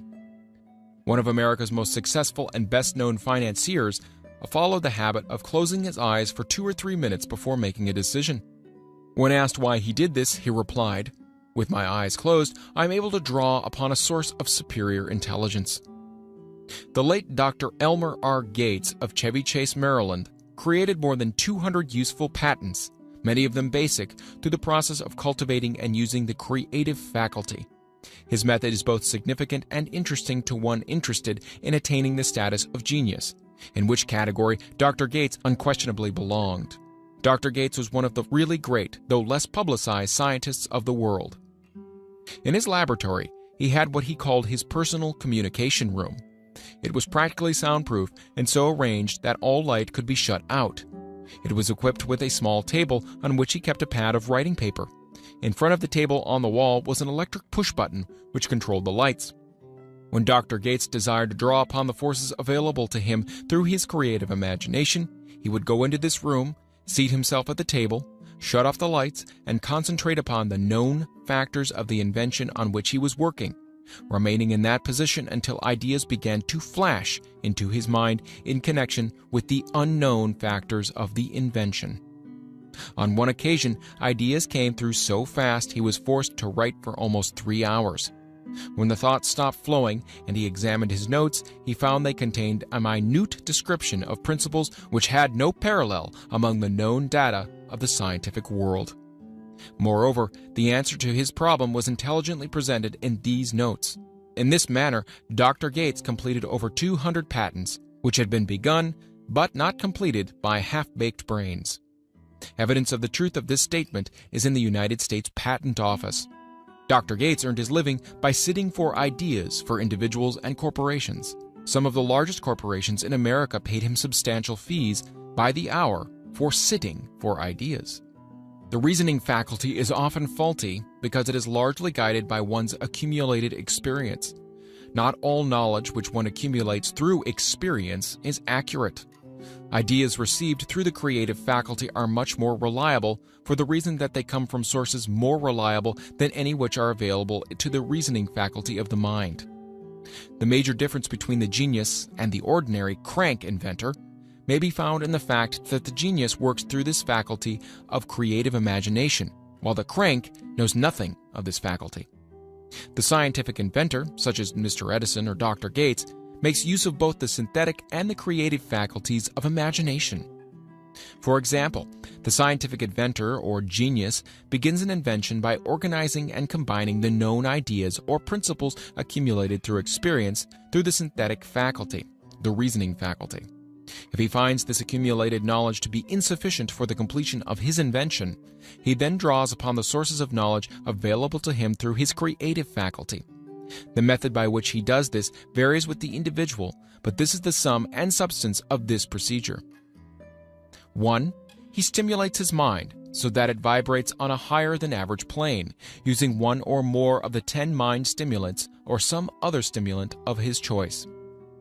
2. He concentrates upon the known factors, the finished part of his invention, and creates in his mind a perfect picture of unknown factors, the unfinished part of his invention. He holds this picture in his mind until it has been taken over by the subconscious mind, then relaxes by clearing his mind of all thought, and waits for his answer to flash into his mind. Sometimes the results are both definite and immediate. At other times the results are negative, depending upon the state of development of the sixth sense, or creative faculty. Mr. Edison tried out more than 10,000 different combinations of ideas through the synthetic faculty of his imagination before he tuned in through the creative faculty and got the answer which perfected the incandescent light. His experience was similar when he produced the talking machine. There is plenty of reliable evidence that the faculty of creative imagination exists. This evidence is available through accurate analysis of men who have become leaders in their respective callings, without having had extensive educations. Lincoln was a notable example of a great leader who achieved greatness through the discovery and the use of his faculty of creative imagination. He discovered and began to use this faculty as a result of the stimulation of love which he experienced when he met Anne Rutledge, a statement of the highest significance in connection with the study of the source of genius. The pages of history are filled with the records of great leaders whose achievements may be traced directly to the influence of women who aroused the creative faculties of their minds through the stimulation of sex desire. Napoleon Bonaparte was one of these. When inspired by his first wife Josephine, he was irresistible and invincible. When his better judgment or reasoning faculty prompted him to put Josephine aside, he began to decline. His defeat at St. Helena was not far distant. If good taste would permit, we might easily mention scores of men, well known to the American people, who climbed to the great heights of achievement under the stimulating influence of their wives, only to drop back to destruction after money and power went to their heads, and they put aside the old wife for a new one. Napoleon was not the only man to discover that sex influence from the right source is more powerful than any substitute of expediency which may be created by mere reason. The human mind responds to stimulation. Among the greatest and most powerful of these stimuli is the urge of sex. When harnessed and transmuted, this driving force is capable of lifting men into that higher sphere of thought which enables them to master the sources of worry and petty annoyance which beset their pathway on the lower plane. Unfortunately, only the genii have made the discovery. Others have accepted the experience of sex urge without discovering one of its major potentialities, a fact which accounts for the great number of others as compared to the limited number of genii. For the purpose of refreshing the memory in connection with facts available from the biographies of certain men, we here present the names of a few men of outstanding achievement, each of whom was known to have been of highly sexed nature. The genius which was theirs undoubtedly found its source of power in transmuted sex energy. George Washington, Napoleon Bonaparte, William Shakespeare, Abraham Lincoln, Ralph Waldo Emerson, Robert Burns, Thomas Jefferson, Albert Hubbard, Albert H. Gary, Oscar Wilde, Woodrow Wilson, John H. Patterson, Andrew Jackson, Enrico Caruso. Your own knowledge of biography will enable you to add to this list. Find, if you can, a single man in all of history of civilization who achieved outstanding success in any calling who was not driven by a well-developed sex nature. If you do not wish to rely upon biographies of men now living, take inventory of those whom you know to be men of great achievement, and see if you can find one among them who is not highly sexed. Sex energy is the creative energy of all genii. There has never been and never will be a great leader, builder, or artist lacking in this driving force of sex. Surely no one will misunderstand these statements to men that all who are highly sexed are genii. Man attains to the status of genius only when and if he stimulates his mind so that it draws upon the force available through the creative faculty of the imagination. Chief among the stimuli with which this stepping up of the vibrations may be procured is sex energy. The mere possession of this energy is not sufficient to produce a genius. The energy must be transmuted from desire for physical contact into some other form of desire and action before it will lift one to the status of genius. Far from becoming genii because of the great sex desires, the majority of men lower themselves through the misunderstanding and misuse of this great force to the status of the lower animals. Why men seldom succeed before 40. I discovered from the analysis of over 25,000 people that men who succeed in an outstanding way seldom do so before the age of 40, and more often they do not strike their real place until they are well beyond the age of 50. This fact was so astounding that it prompted me to go into the study of its cause most carefully, carrying the investigation over a period of more than 12 years. This study disclosed the fact that the major reason why the majority of men who succeed do not begin to do so before the age of 40 or 50 is their tendency to dissipate their energies through overindulgence in physical expression of the emotion of sex. The majority of men never learn that the urge of sex has other possibilities, which far transcend in importance that of mere physical expression. The majority of those who make this discovery do so after having wasted many years at a period when the sex energy is at its height, prior to the age of 45 to 50. This usually is followed by noteworthy achievement. The lives of many men up to and sometimes well past the age of 40 reflect continued dissipation of energies which could have been more profitably turned into better channels. Their finer and more powerful emotions are sown wildly to the four winds. Out of this habit of the male grew the term sowing his wild oats. The desire for sexual expression is by far the strongest and most impelling of all the human emotions, and for this very reason, this desire, when harnessed and transmuted into action other than that of physical expression, may raise one to the status of genius. One of America's most able businessmen frankly admitted that his attractive secretary was responsible for most of the plans he created. He admitted that her presence lifted him to the heights of creative imagination, such as he could experience under no other stimulus. One of the most successful men in America owes most of his success to the influence of a very charming young woman who has served as his source of inspiration for more than 12 years.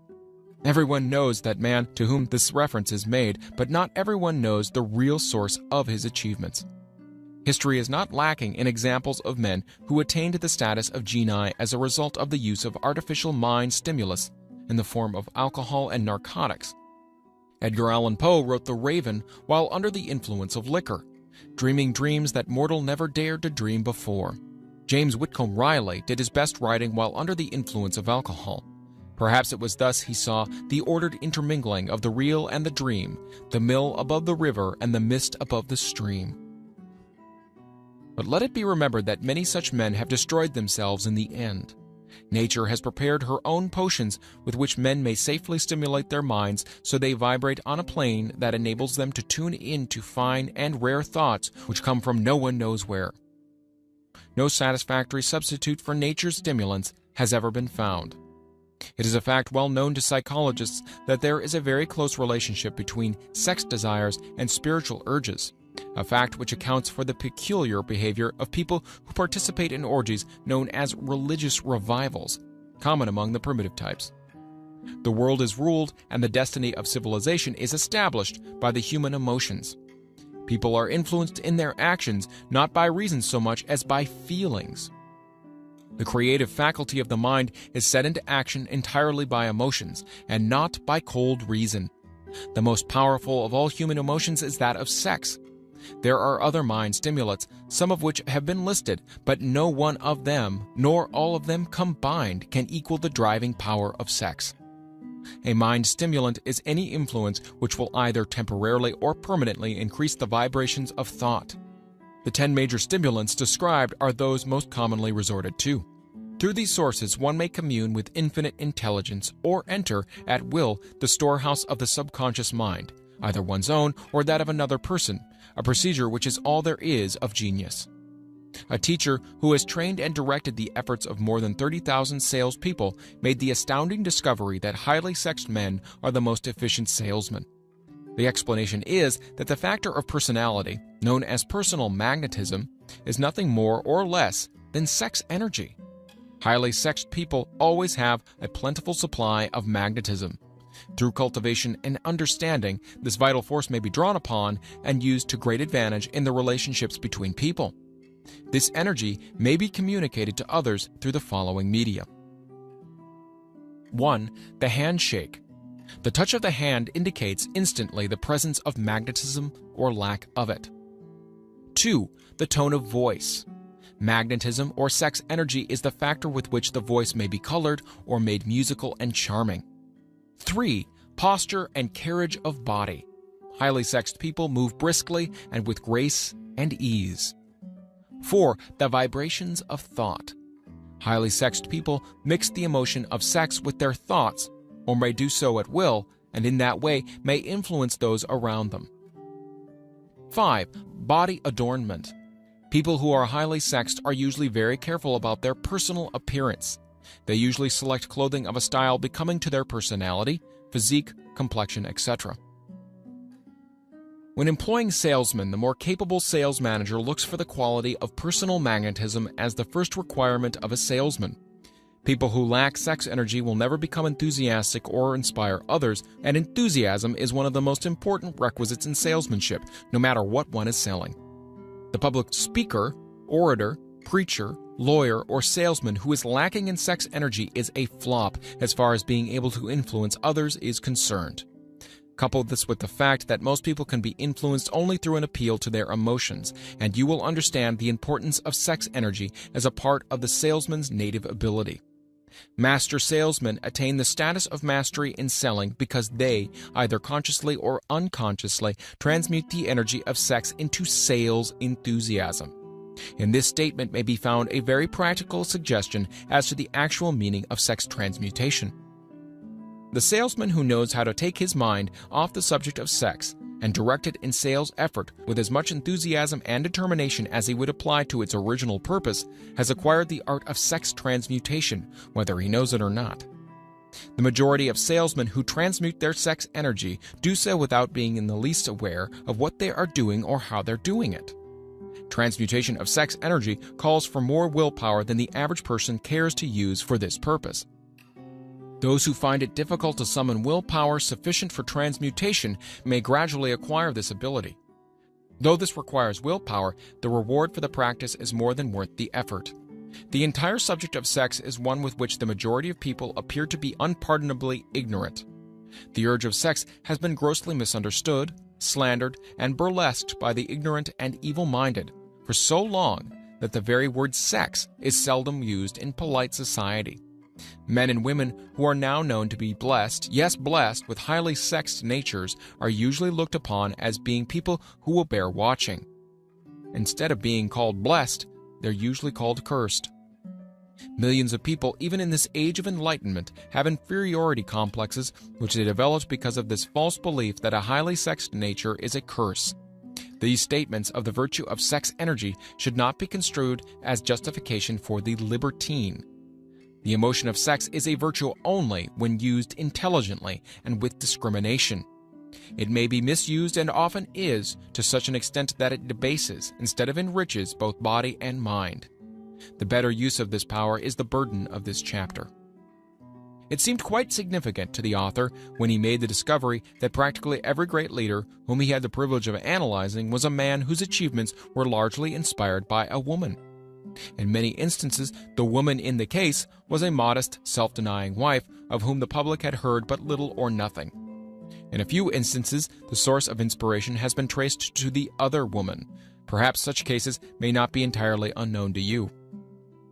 Intemperance in sex habits is just as detrimental as intemperance in habits of drinking and eating.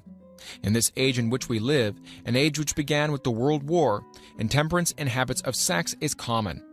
This orgy of indulgence may account for the shortage of great leaders. No man can avail himself of the forces of his creative imagination while dissipating them. Man is the only creature on earth which violates nature's purpose in this connection.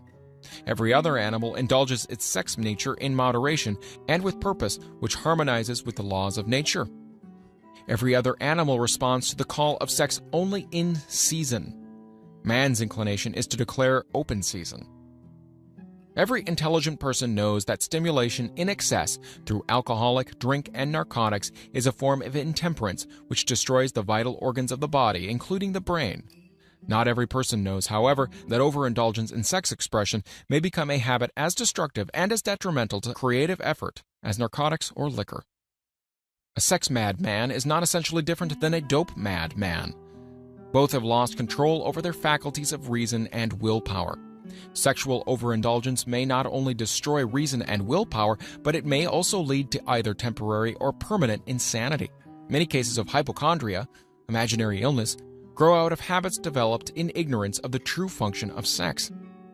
From these brief references to the subject, it may be readily seen that ignorance on the subject of sex transmutation forces stupendous penalties upon the ignorant on the one hand and withholds from them equally stupendous benefits on the other. Widespread ignorance on the subject of sex is due to the fact that the subject has been surrounded with mystery and beclouded by dark silence. The conspiracy of the mystery and silence has had the same effect upon the minds of young people that the psychology of prohibition had. The result has been increased curiosity and desire to acquire more knowledge on this verboten subject, and to the shame of all lawmakers and most physicians, by training best qualified to educate youth on the subject, information has not been made easily available. Seldom does an individual enter upon highly creative efforts in any field of endeavor before the age of 40. The average man reaches the period of his greatest capacity to create between 40 and 60. These statements are based upon analysis of thousands of men and women who have been carefully observed. They should be encouraging to those who fail to arrive before the age of 40 and to those who become frightened at the encroachment of old age around the 40-year mark. The years between 40 and 50 are, as a rule, the most fruitful. Men should approach this age not with fear and trembling, but with hope and eager anticipation. If you want evidence that most men do not begin to do their best work before the age of 40, study the records of the most successful men known to the American people, and you'll find it. Henry Ford did not hit his pace of achievement until he had passed the age of 40. Andrew Carnegie was well past 40 before he began to reap the reward of his efforts. James J. Hill was still running a telegraph key at the age of 40. His stupendous achievements took place after that age. Biographies of American industrialists and financiers are filled with evidence that the period from 40 to 60 is the most productive age of man. Between the ages of 30 and 40, man begins to learn, if he ever learns, the art of sex transmutation.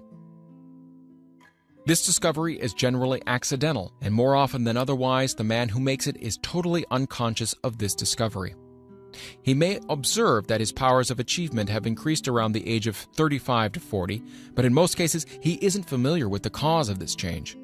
That nature begins to harmonize the emotions of love and sex in the individual between the ages of 30 and 40, so that he may draw upon these great forces and apply them jointly as stimuli to action. Sex alone is a mighty urge to action, but its forces are like cyclones. They are often uncontrollable. When the emotion of love begins to mix itself with the emotion of sex, the result is calmness of purpose, poise, accuracy of judgment, and balance. What person who has attained the age of 40 is so unfortunate as to be unable to analyze these statements and to corroborate them by his own experience? When driven by his desire to please a woman based solely upon the emotion of sex, A man may be, and usually is, capable of great achievement, but his actions may be disorganized, distorted, and totally destructive. When driven by his desire to please a woman based upon the motive of sex alone, a man may steal, cheat, and even commit murder. But when the emotion of love is mixed with the emotion of sex, that same man will guide his actions with more sanity, balance, and reason. Criminologists have discovered that the most hardened criminals can be reformed through the influence of a woman's love. There is no record of a criminal having been reformed solely through the sex influence. These facts are well known, but their cause is not. Reformation comes, if at all, through the heart, or the emotional side of man, not through his head or reasoning side. Reformation means a change of heart. It does not mean a change of head. A man may, because of reason, make certain changes in his personal conduct to avoid the consequences of undesirable effects. But genuine reformation comes only through a change of heart, through a desire to change. Love, romance, and sex are all emotions capable of driving men to heights of superachievement. Love is the emotion which serves as a safety valve and ensures balance, poise, and constructive effort. When combined, these three emotions may lift one to an altitude of a genius. Those are genii, however, who know but little of the emotion of love. Most of them may be found engaged in some form of action which is destructive, or at least not based upon justice and fairness towards others. If good taste would permit, a dozen genii could be named in the field of industry and finance who ride ruthlessly over the rights of their fellow men. They seem totally lacking in conscience. The reader can easily supply his own list of such men. The emotions are states of mind. Nature has provided man with a chemistry of the mind which operates in a manner similar to the principles of chemistry of matter. It is a well-known fact that, through the aid of chemistry of matter, a chemist may create a deadly poison by mixing certain elements, none of which are in themselves harmful in the right proportions. This emotion may likewise be combined so as to create a deadly poison. The emotions of sex and jealousy, when mixed, may turn a person into an insane beast. The presence of any one or more of the destructive emotions in the human mind, through the chemistry of the mind, sets up a poison which may destroy one's sense of justice and fairness. In extreme cases, the presence of any combination of these emotions in the mind may destroy one's reason. The road to genius consists of the development, control, and use of sex, love, and romance. Briefly, the process may be stated as follows. Encourage the presence of these emotions as the dominating thoughts in one's mind, and discourage the presence of all the destructive emotions. The mind is a creature of habit. It thrives upon the dominating thoughts fed it. Through the faculty of willpower, one may discourage the presence of any emotion and encourage the presence of any other. Control of the mind through the power of will is not difficult. Control comes from persistence and habit. The secret of control lies in understanding the process of transmutation. When any negative emotion presents itself in one's mind, it can be transmuted into a positive or constructive emotion by the simple procedure of changing one's thoughts. There is no other road to genius than through voluntary self-effort. A man may attain to great heights of financial or business achievement solely by the driving force of sex energy. But history is filled with evidence that he may, and usually does, carry with him certain traits of character which rob him of the ability to either hold or enjoy his fortune.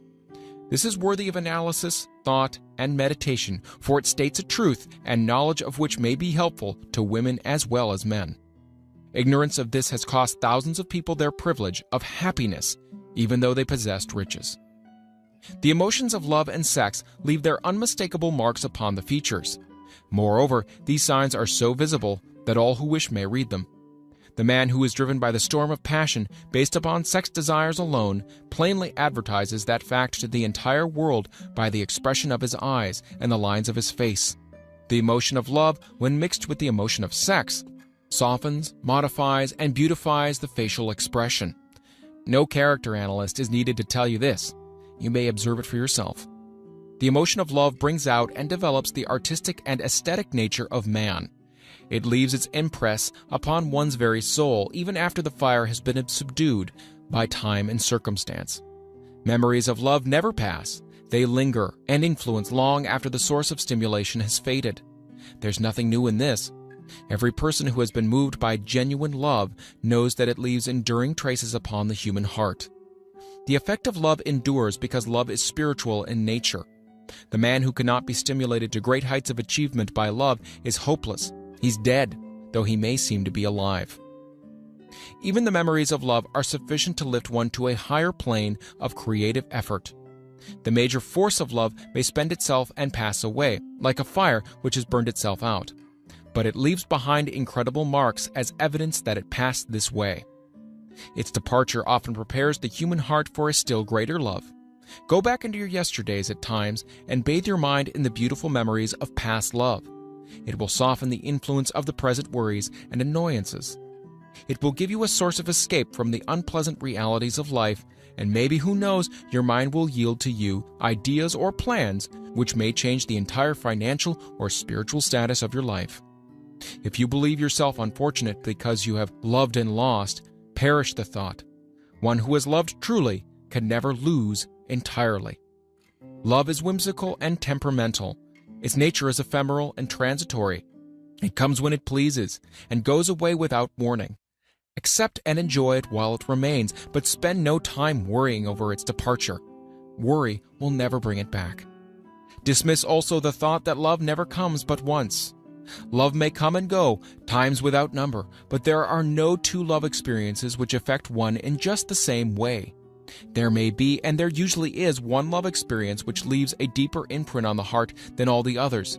But all love experiences are beneficial except to the person who becomes resentful and cynical when love makes its departure. There should be no disappointment over love, and there should be none if people understood the difference between the emotions of love and sex.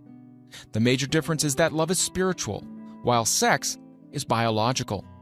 No experience which touches the human heart with a spiritual force can possibly be harmful, except through ignorance or jealousy. Love is, without question, life's greatest experience. It brings one into communion with the infinite intelligence. When mixed with the emotions of romance and sex, it may lead one far up the ladder of creative effort.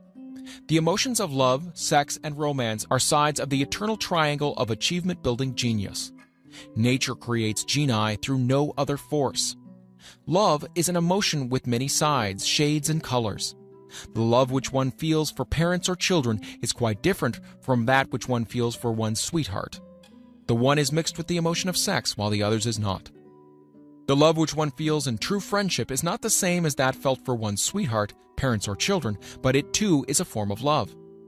Then there's the emotion of love for things inanimate, such as the love of nature's handiwork. But the most intense and burning of all those various kinds of love is that experience in the blending of the emotions of love and sex. Marriages not blessed with the eternal affinity of love, properly balanced and proportioned with sex, cannot be happy ones and seldom endure. Love alone will not bring happiness in marriage, nor will sex alone. When these two beautiful emotions are blended, marriage may bring about a state of mind closest to the spiritual that one may ever know on this earthly plane. When the emotion of romance is added to those of love and sex, the obstructions between the finite mind of the man and the infinite intelligence are removed. Then a genius has been born. What a different story is this than those usually associated with the emotion of sex. Here is an interpretation of the emotion which lifts it out of the commonplace and makes of it potter's clay in the hands of God, from which he fashions all that is beautiful and inspiring. It is an interpretation which would, when properly understood, bring harmony out of the chaos which exists in too many marriages. The disharmonies often expressed in the form of nagging may usually be traced to a lack of knowledge on the subject of sex. Where love, romance, and the proper understanding of the emotions and function of sex abide, there is no disharmony between married people. Fortunate is the husband whose wife understands the true relationship between the emotions of sex, love, and romance. When motivated by this holy triumvirate, no form of labor is burdensome, because even the most lowly form of effort takes on the nature of a labor of love. It's a very old saying that a man's wife may either make him or break him, but the reason is not always understood. The making and the breaking is the result of the wife's understanding or lack of understanding of the emotions of love, sex, and romance. Despite the fact that men are polygamous by the very nature of their biological inheritance, it is true that no woman has as great an influence on a man as his wife unless he is married to a woman totally unsuited to his nature. If a woman permits her husband to lose interest in her and become more interested in other women, it's usually because of her ignorance or indifference towards the subjects of sex, love, and romance. This statement presupposes, of course, that genuine love once existed between a man and his wife. The facts are equally applicable to a man who permits his wife's interests in him to die. Married people often bicker over a multitude of trivialities. If these are analyzed accurately, the real question of the trouble will often be found to be indifference or ignorance on these subjects. Man's greatest motivating force is his desire to please woman. The hunter who excelled during prehistoric days before the dawn of civilization did so because of his desire to appear great in the eyes of a woman. Man's nature has not changed in this respect. The hunter of today brings home no skins of wild animals, but he indicates his desire for her favor by supplying fine clothes, motor cars, and wealth. Man has the same desire to please woman that he had before the dawn of civilization. The only thing that has changed is his method of pleasing. Men who accumulate large fortunes and attain to great heights of power and fame do so mainly to satisfy their desire to please women. Take women out of their lives, and great wealth would be useless to most men. It is the inherent desire of man to please woman which gives woman the power to make or break a man. The woman who understands man's nature and tactfully caters to it need no fear of competition from other women. Men may be giants with indomitable willpower when dealing with other men, but they are easily managed by the woman of their choice. Most men will not admit that they are easily influenced by the women they prefer because it is in the nature of the male to want to be recognized as the stronger of the species. Moreover, the intelligent woman recognizes this manly trait and very wisely makes no issue of it. Some men know that they are being influenced by the woman of their choice, their wives, sweethearts, mothers, or sisters, but they tactfully refrain from rebelling against the influence because they are intelligent enough to know no man is happy or complete without the modifying influence of the right woman. The man who does not recognize this important truth deprives himself of the power which has done more to help men achieve success than all other forces combined.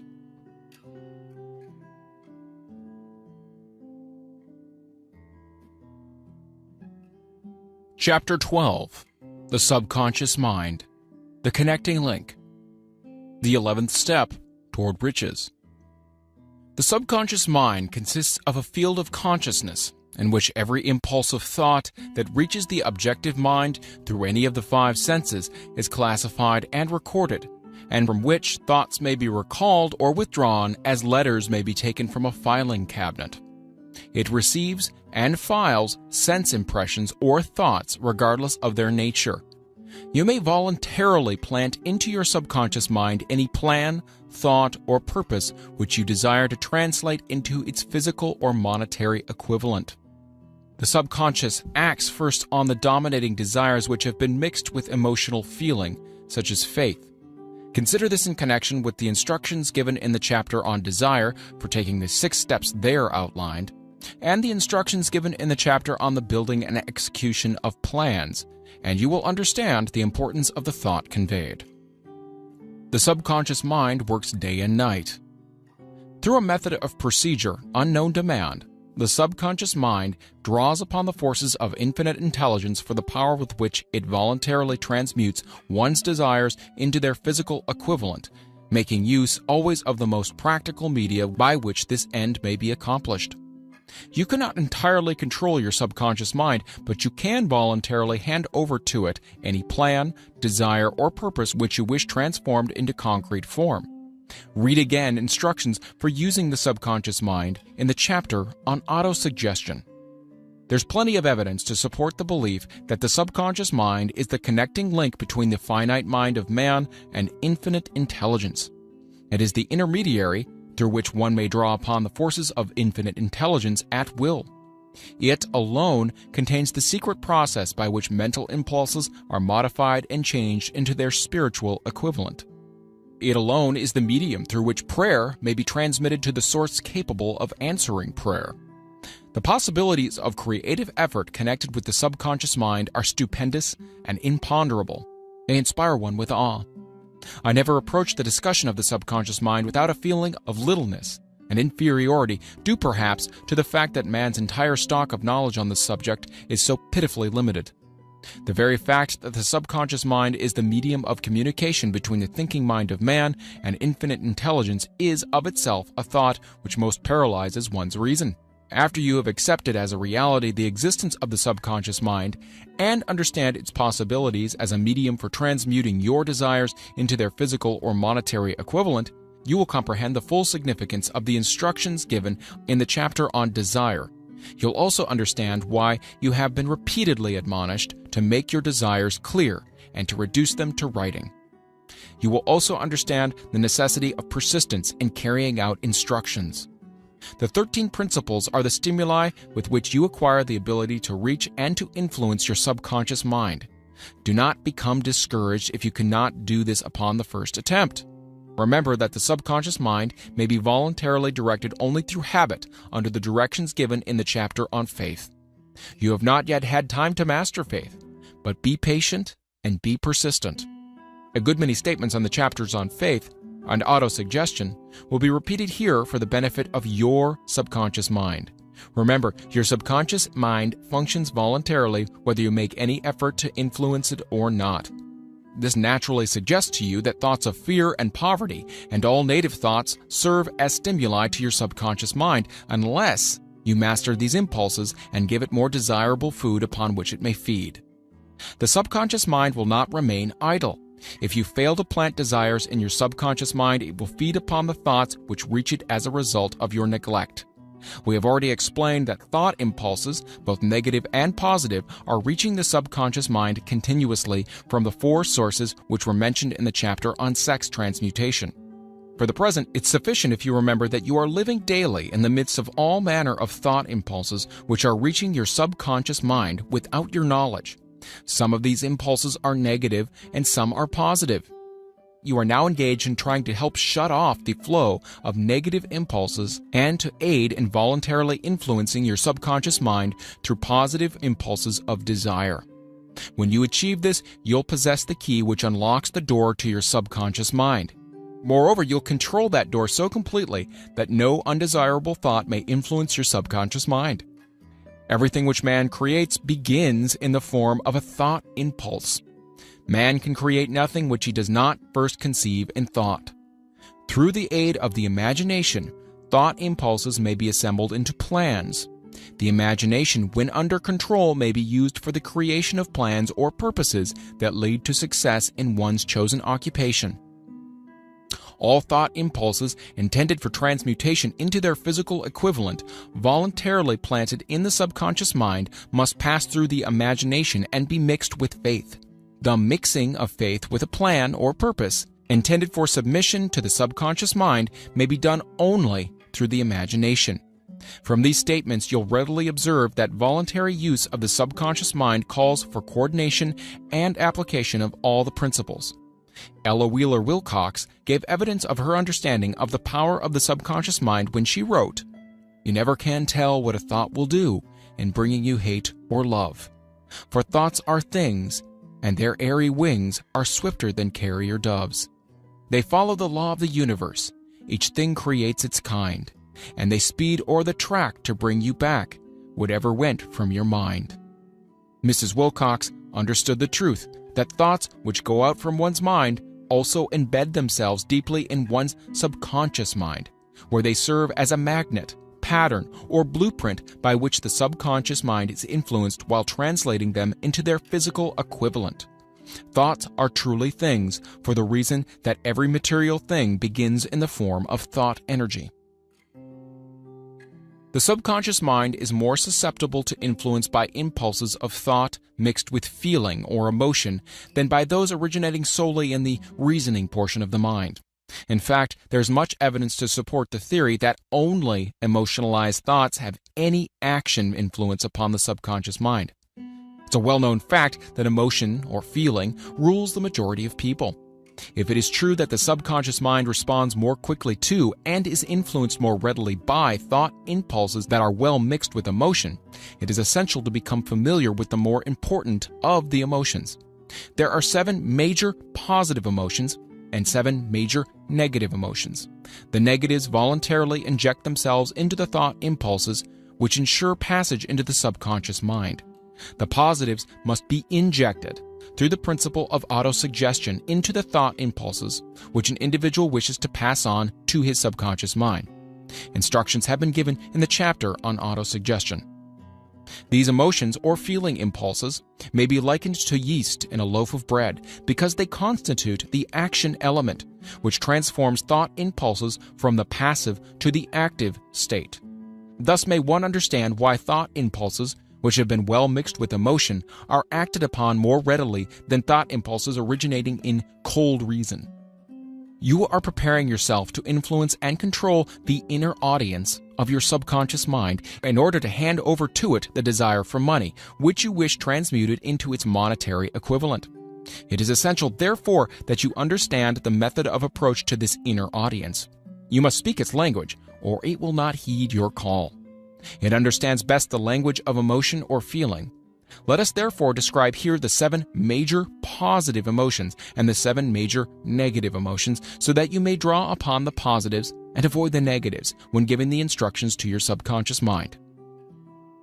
The 7 major positive emotions: the emotion of desire, the emotion of faith, the emotion of love, the emotion of sex, the emotion of enthusiasm, the emotion of romance, the emotion of hope. There are other positive emotions, but these are the most powerful and the ones most commonly used in creative effort. Master these 7 emotions. They can be mastered only by use, and the other positive emotions will be at your command when you need them. Remember in this connection that you are studying a book which is intended to help you develop a money consciousness by filling your mind with positive emotions. One does not become money conscious by filling one's mind with negative emotions. The 7 major negative emotions to be avoided: the emotion of fear, the emotion of jealousy, the emotion of hatred, the emotion of revenge, the emotion of greed, the emotion of superstition, the emotion of anger. Positive and negative emotions cannot occupy the mind at the same time. One or the other must dominate.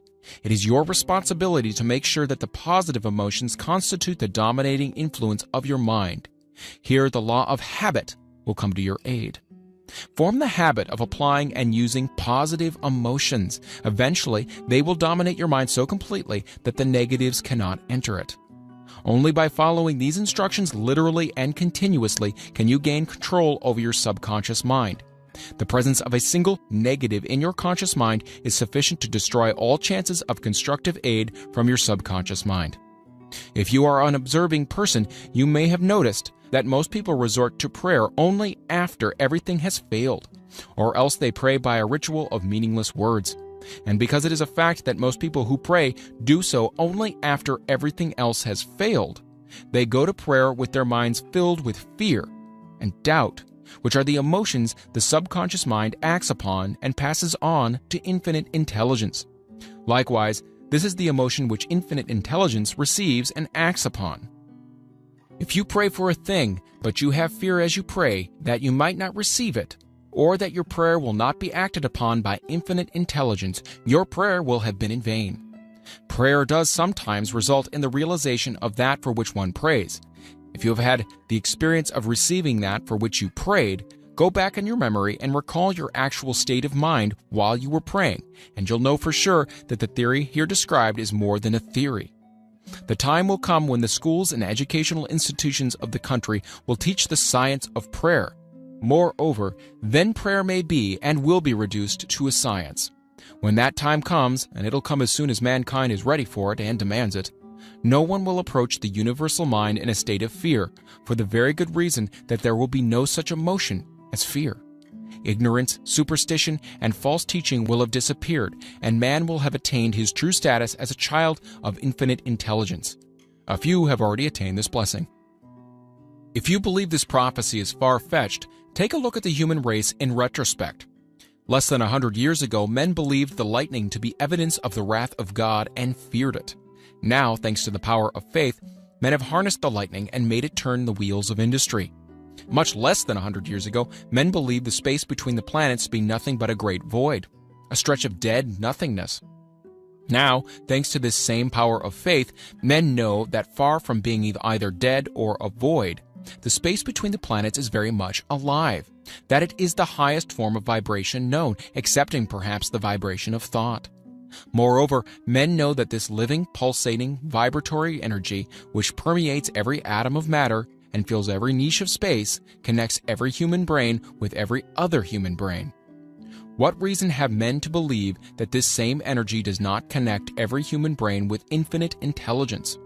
There are no toll gates between the finite mind of man and infinite intelligence. The communication costs nothing except patience, faith, persistence, understanding, and a sincere desire to communicate. Moreover, the approach can be made only by the individual himself. Paid prayers are worthless. Infinite intelligence does no business by proxy. You either go direct or you do not communicate. You may buy prayer books and repeat them until the day of your doom without avail. Thoughts which you wish to communicate to infinite intelligence must undergo transformation, such as can be given only through your own subconscious mind. The method by which you may communicate with infinite intelligence is very similar to that through which the vibration of sound is communicated by radio. If you understand the working principles of radio, you of course know that sound cannot be communicated through the ether until it has been stepped up or changed into a rate of vibration which the human ear cannot detect. The radio sending station picks up the sound of the human voice and scrambles or modifies it by stepping up the vibration millions of times. Only in this way can the vibration of sound be communicated through the ether. After this transformation has taken place, the ether picks up the energy, which was originally in the forms of vibrations of sound, carries that energy to radio receiving stations, and these receiving sets step that energy back down to its original rate of vibration so it is recognized as sound. The subconscious mind is the intermediary, which translates one's prayers into terms which infinite intelligence can recognize, presents the message, and brings back the answer in the form of a definite plan or idea for procuring the object of the prayer. Understand this principle, and you will know why mere words read from a prayer book cannot and will never serve as an agency of communication between the mind of man and infinite intelligence.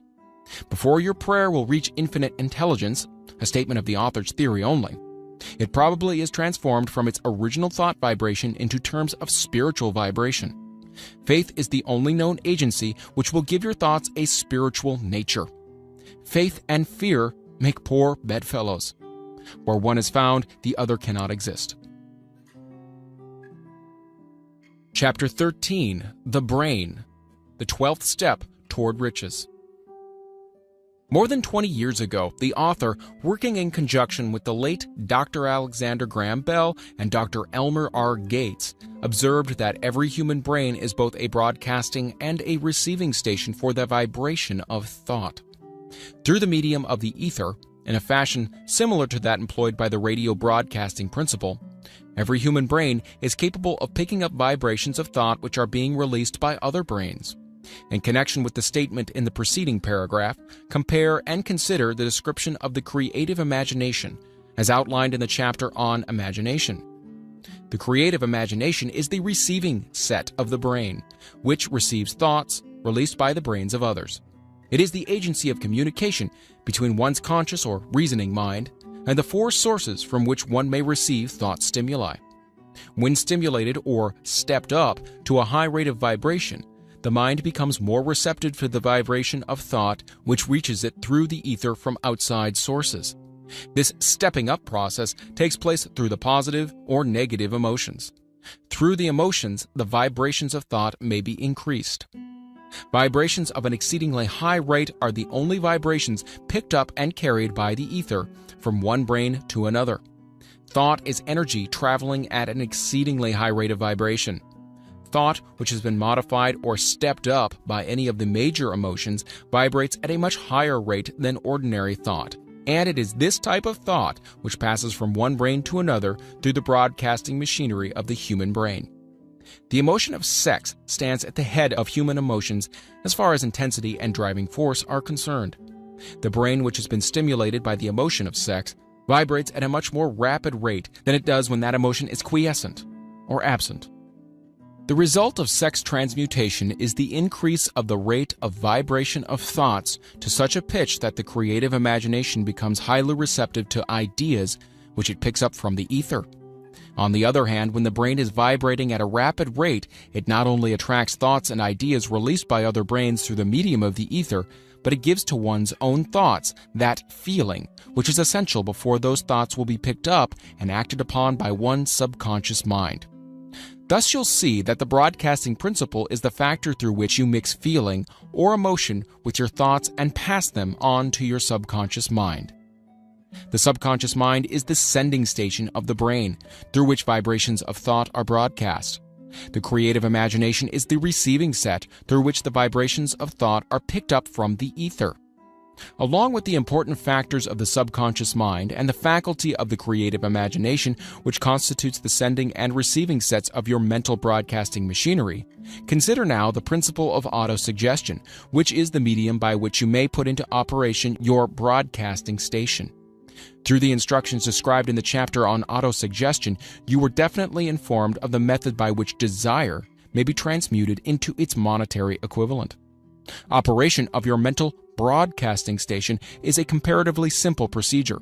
You have but three principles to bear in mind and to apply when you wish to use your broadcasting station: the subconscious mind, creative imagination, and autosuggestion. The stimuli through which you put these three principles into action have been described.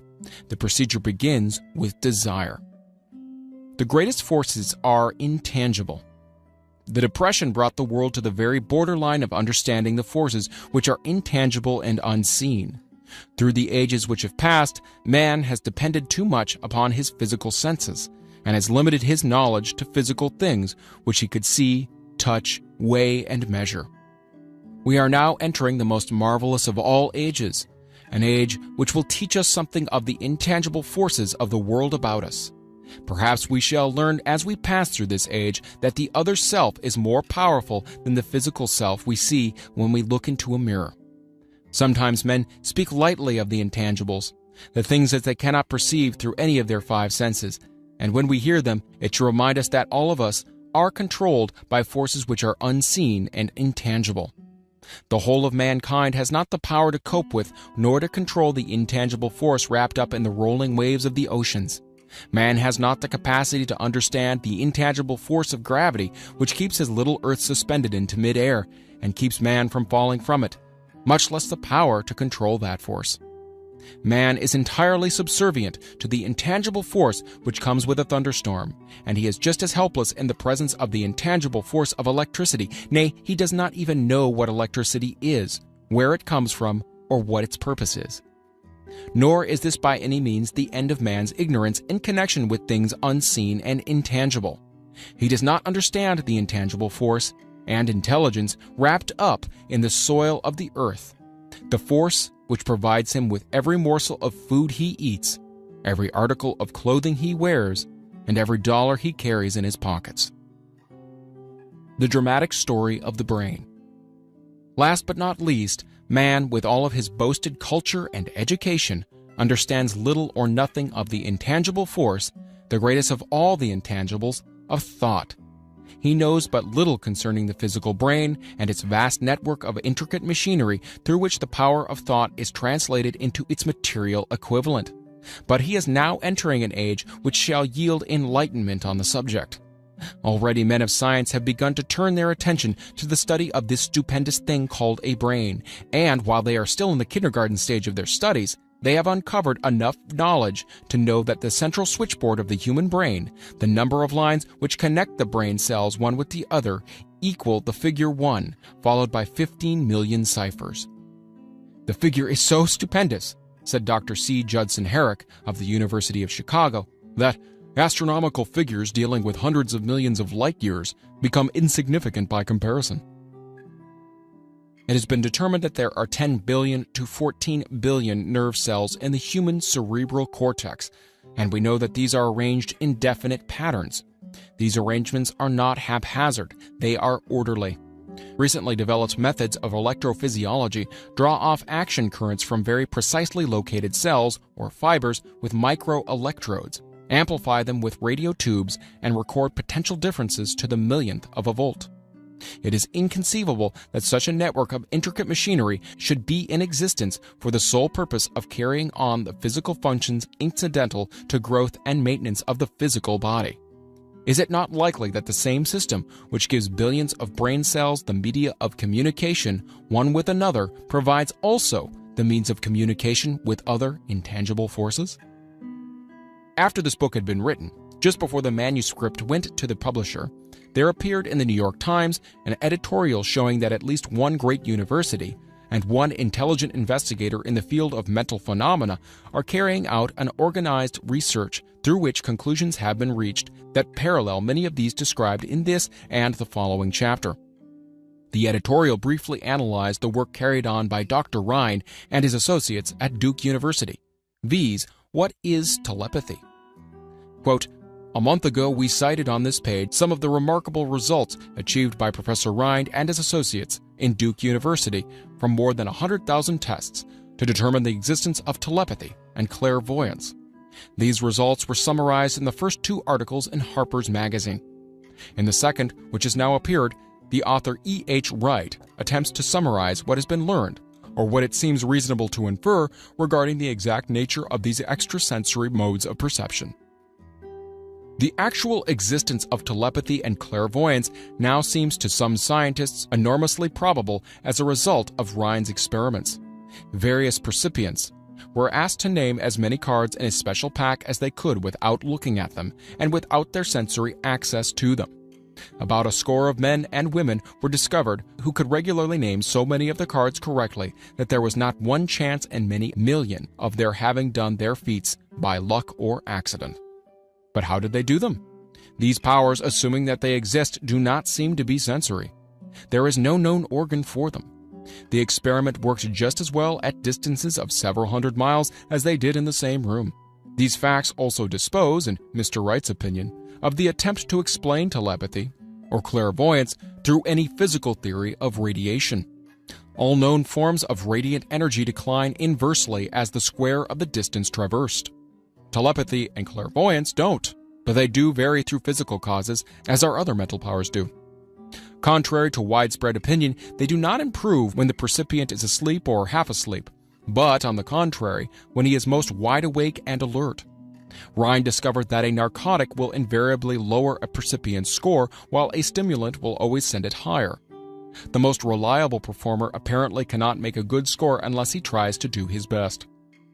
One conclusion that Wright draws with some confidence is that telepathy and clairvoyance are really one and the same gift. That is, the faculty that sees a card face down and on a table seems to be exactly the same one that reads a thought residing only in another mind. There are several grounds for believing this. So far, for example, the two gifts have been found in every person who enjoys either of them.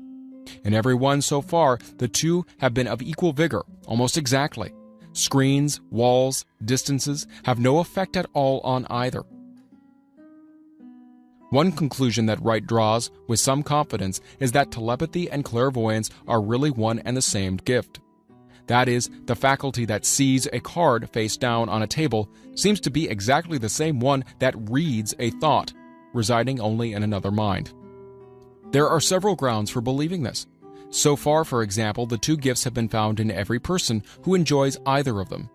In every one so far, the two have been of equal vigor, almost exactly. Screens, walls, distances have no effect at all on either.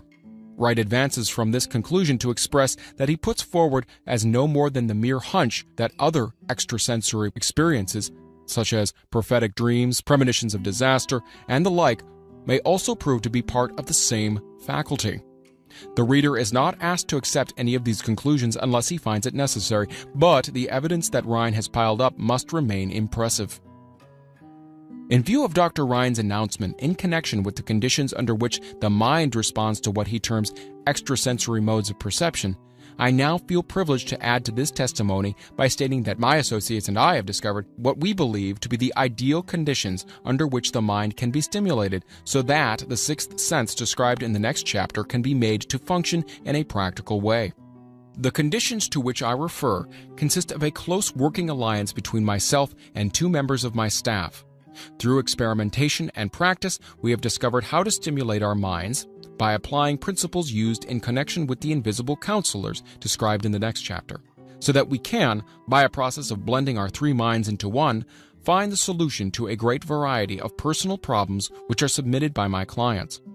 The procedure is very simple. We sit down at a conference table, clearly state the nature of the problem we have under consideration, then begin discussing it. Each contributes whatever thoughts that may occur. The strange thing about this method of mind stimulation is that it places each participant in communication with unknown sources of knowledge definitely outside his own experience.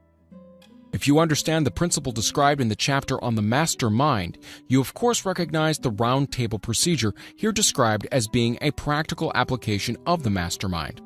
This method of mind stimulation, through harmonious discussion of definite subjects between three people, illustrates the simplest and most practical use of the master mind. By adopting and following a similar plan, any student of this philosophy may come into possession of the famous Carnegie formula briefly described in the introduction. If it means nothing to you at this time, mark this page and read it again after you have finished the last chapter. The Depression was a blessing in disguise. It reduced the whole world to a new starting point that gives everyone a new opportunity. Chapter 14. The Sixth Sense, the Door to the Temple of Wisdom. The 13th Step Toward Riches. The 13th principle is known as the sixth sense, through which infinite intelligence may and will communicate voluntarily without any effort from or demands by the individual. This principle is the apex of the philosophy. It can be assimilated, understood, and applied only by first mastering the other 12 principles. The sixth sense is that portion of the subconscious mind which has been referred to as the creative imagination. It has also been referred to as the receiving set through which ideas, plans, and thoughts flash into the mind. The flashes are sometimes called hunches or inspirations. The sixth sense defies description. It cannot be described to a man who has not mastered the other principles of this philosophy because such a person has no knowledge and no experience with which the sixth sense may be compared. Understanding of the sixth sense comes only by meditation through mind development from within.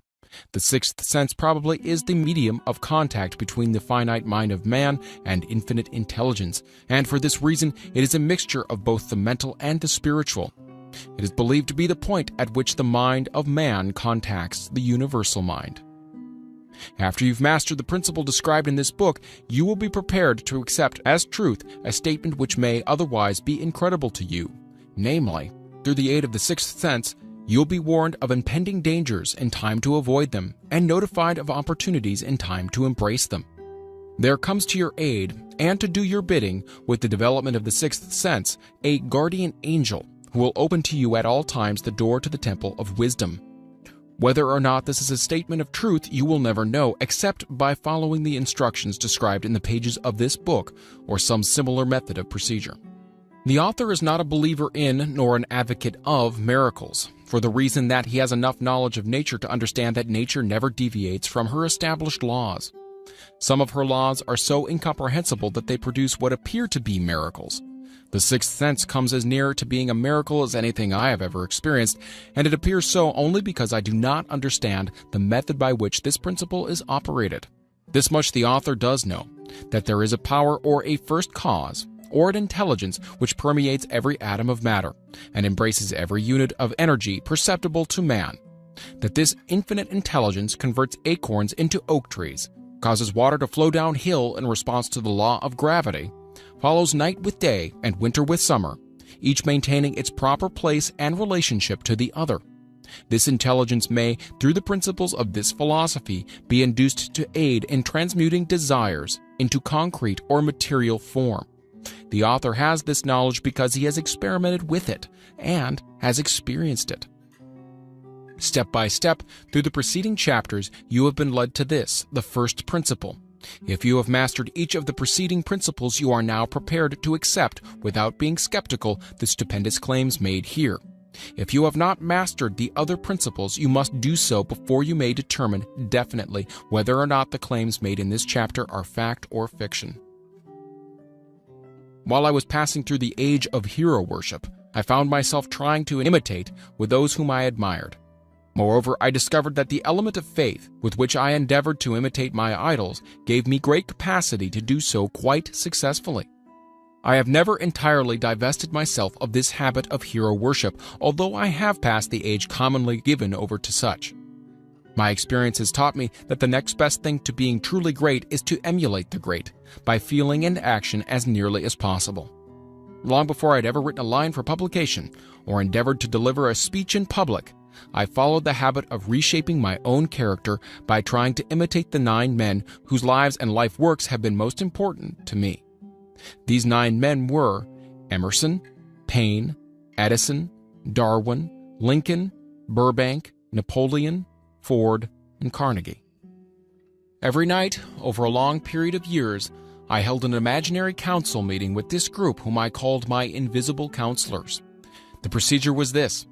Just before going to sleep at night, I would shut my eyes and see in my imagination this group of men seated with me around my council table. Here, I had not only an opportunity to sit among these men, whom I considered to be great, but I actually dominated the group by serving as the chairman. I had a very definite purpose in indulging my imagination through these nightly meetings. My purpose was to rebuild my own character so it would represent a composite of the characters of my imaginary counselors. Realizing as I did early in life that I had to overcome the handicap of birth in an environment of ignorance and superstition, I desperately assigned myself the task of voluntary rebirth through the method here described. Building character through autosuggestion. Being an earnest student of psychology, I knew, of course, that all men have become what they are because of their dominating thoughts and desires. I knew that every deeply seated desire has the effect of causing one to seek outward expression through which that desire may be transmuted into reality. I knew that self-suggestion is a powerful factor in building character, that it is, in fact, the sole principle through which character is builded. With this knowledge of the principles of mind operation, I was fairly well armed with the equipment needed in rebuilding my character.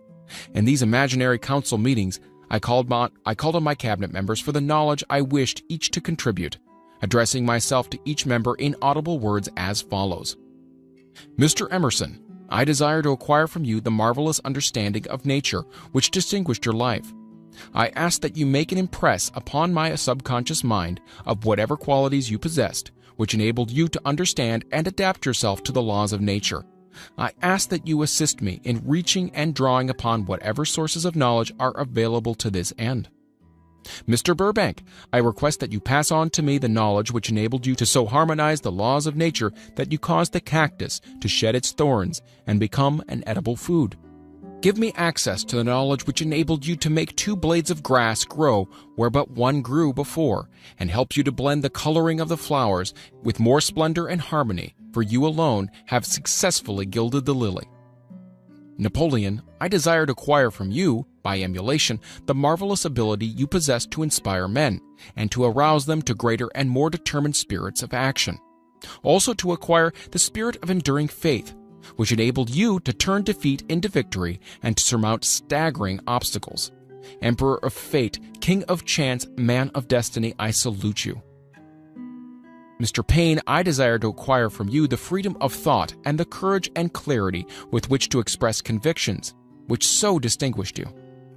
Mr. Darwin, I wish to acquire from you the marvelous patience and ability to study cause and effect without bias or prejudice, so exemplified by you in the field of natural science.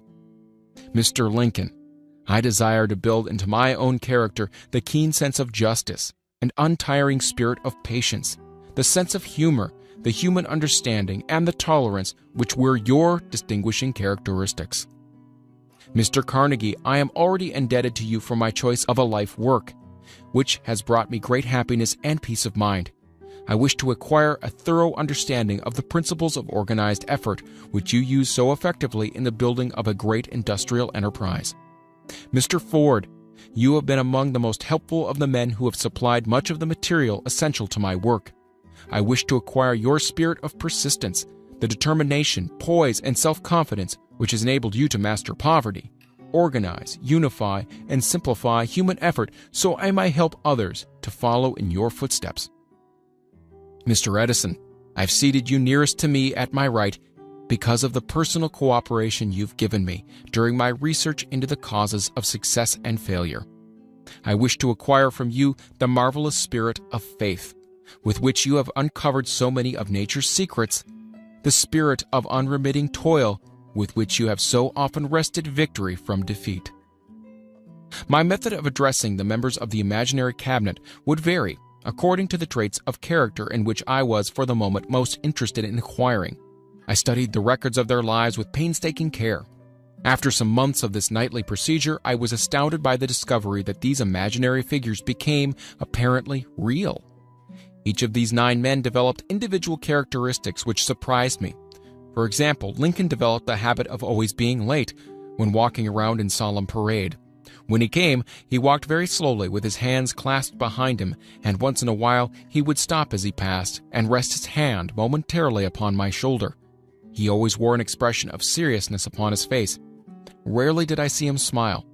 The cares of a sundered nation made him grave. That was not true of the others. Burbank and Payne often indulged in witty repartee which seemed at times to shock the other members of the cabinet. One night Payne suggested that I prepare a lecture on the age of reason and deliver it from the pulpit of a church which I formerly attended. Many around the table laughed heartily at the suggestion, but not Napoleon. He drew his mouth down at the corners and groaned so loudly that all turned and looked at him with amazement.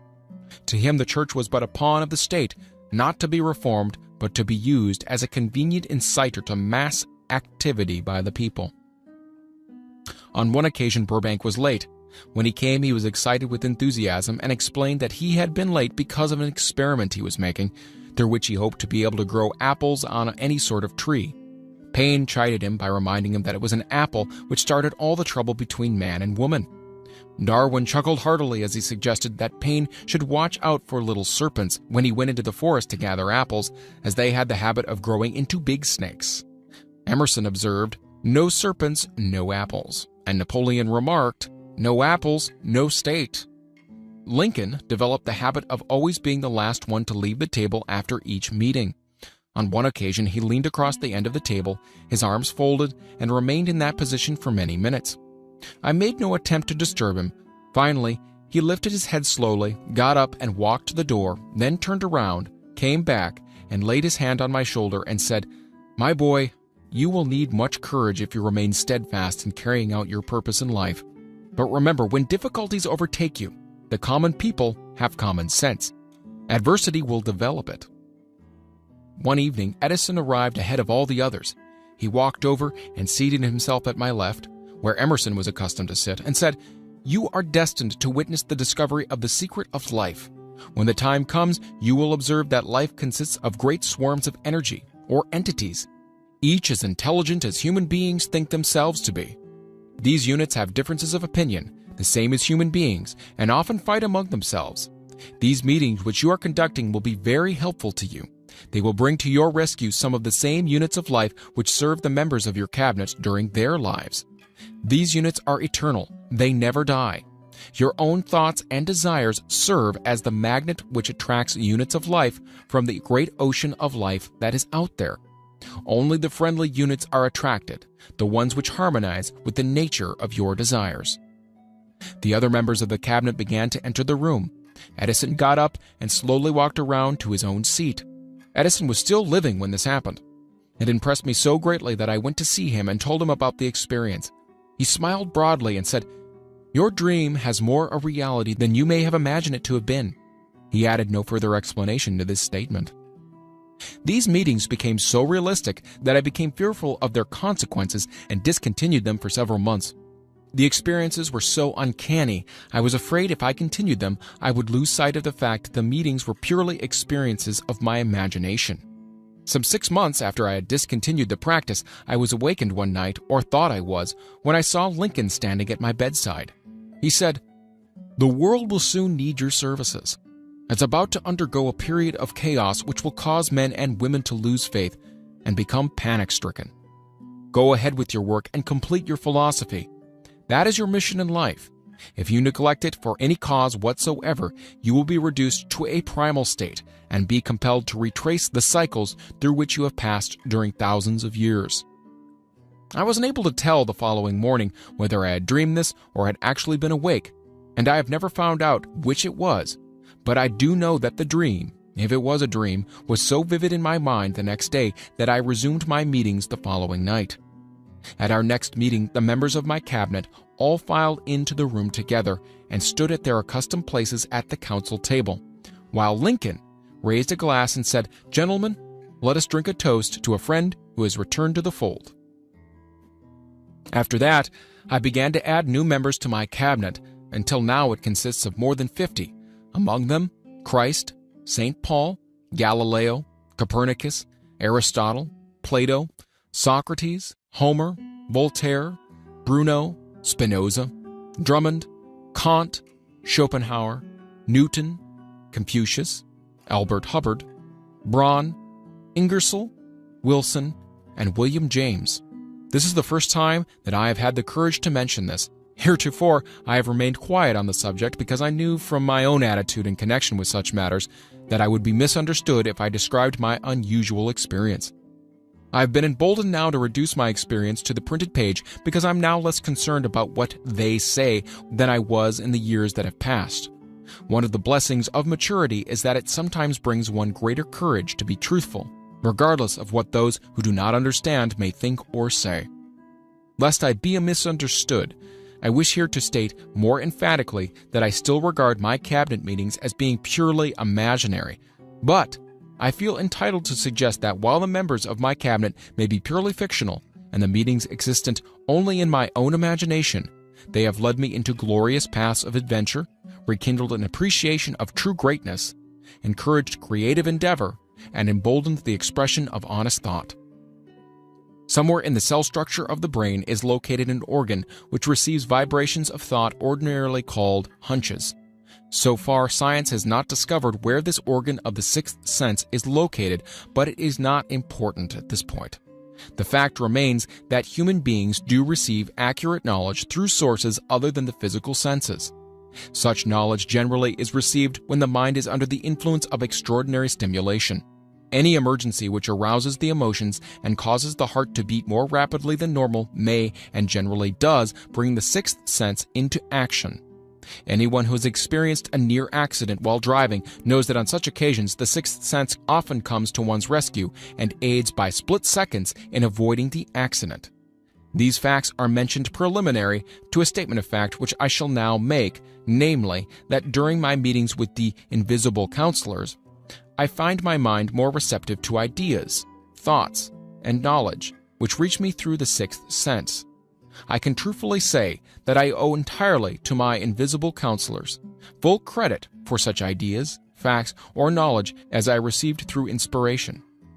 On scores of occasions, when I have faced emergencies, some of them so grave that my life was in jeopardy, I've been miraculously guided past these difficulties through the influence of my invisible counselors.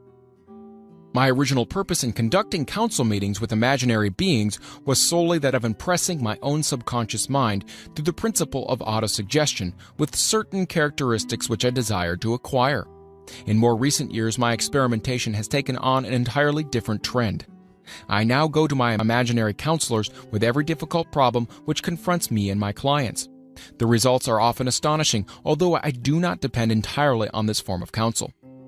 You, of course, have recognized that this chapter covers a subject with which a majority of people are not familiar.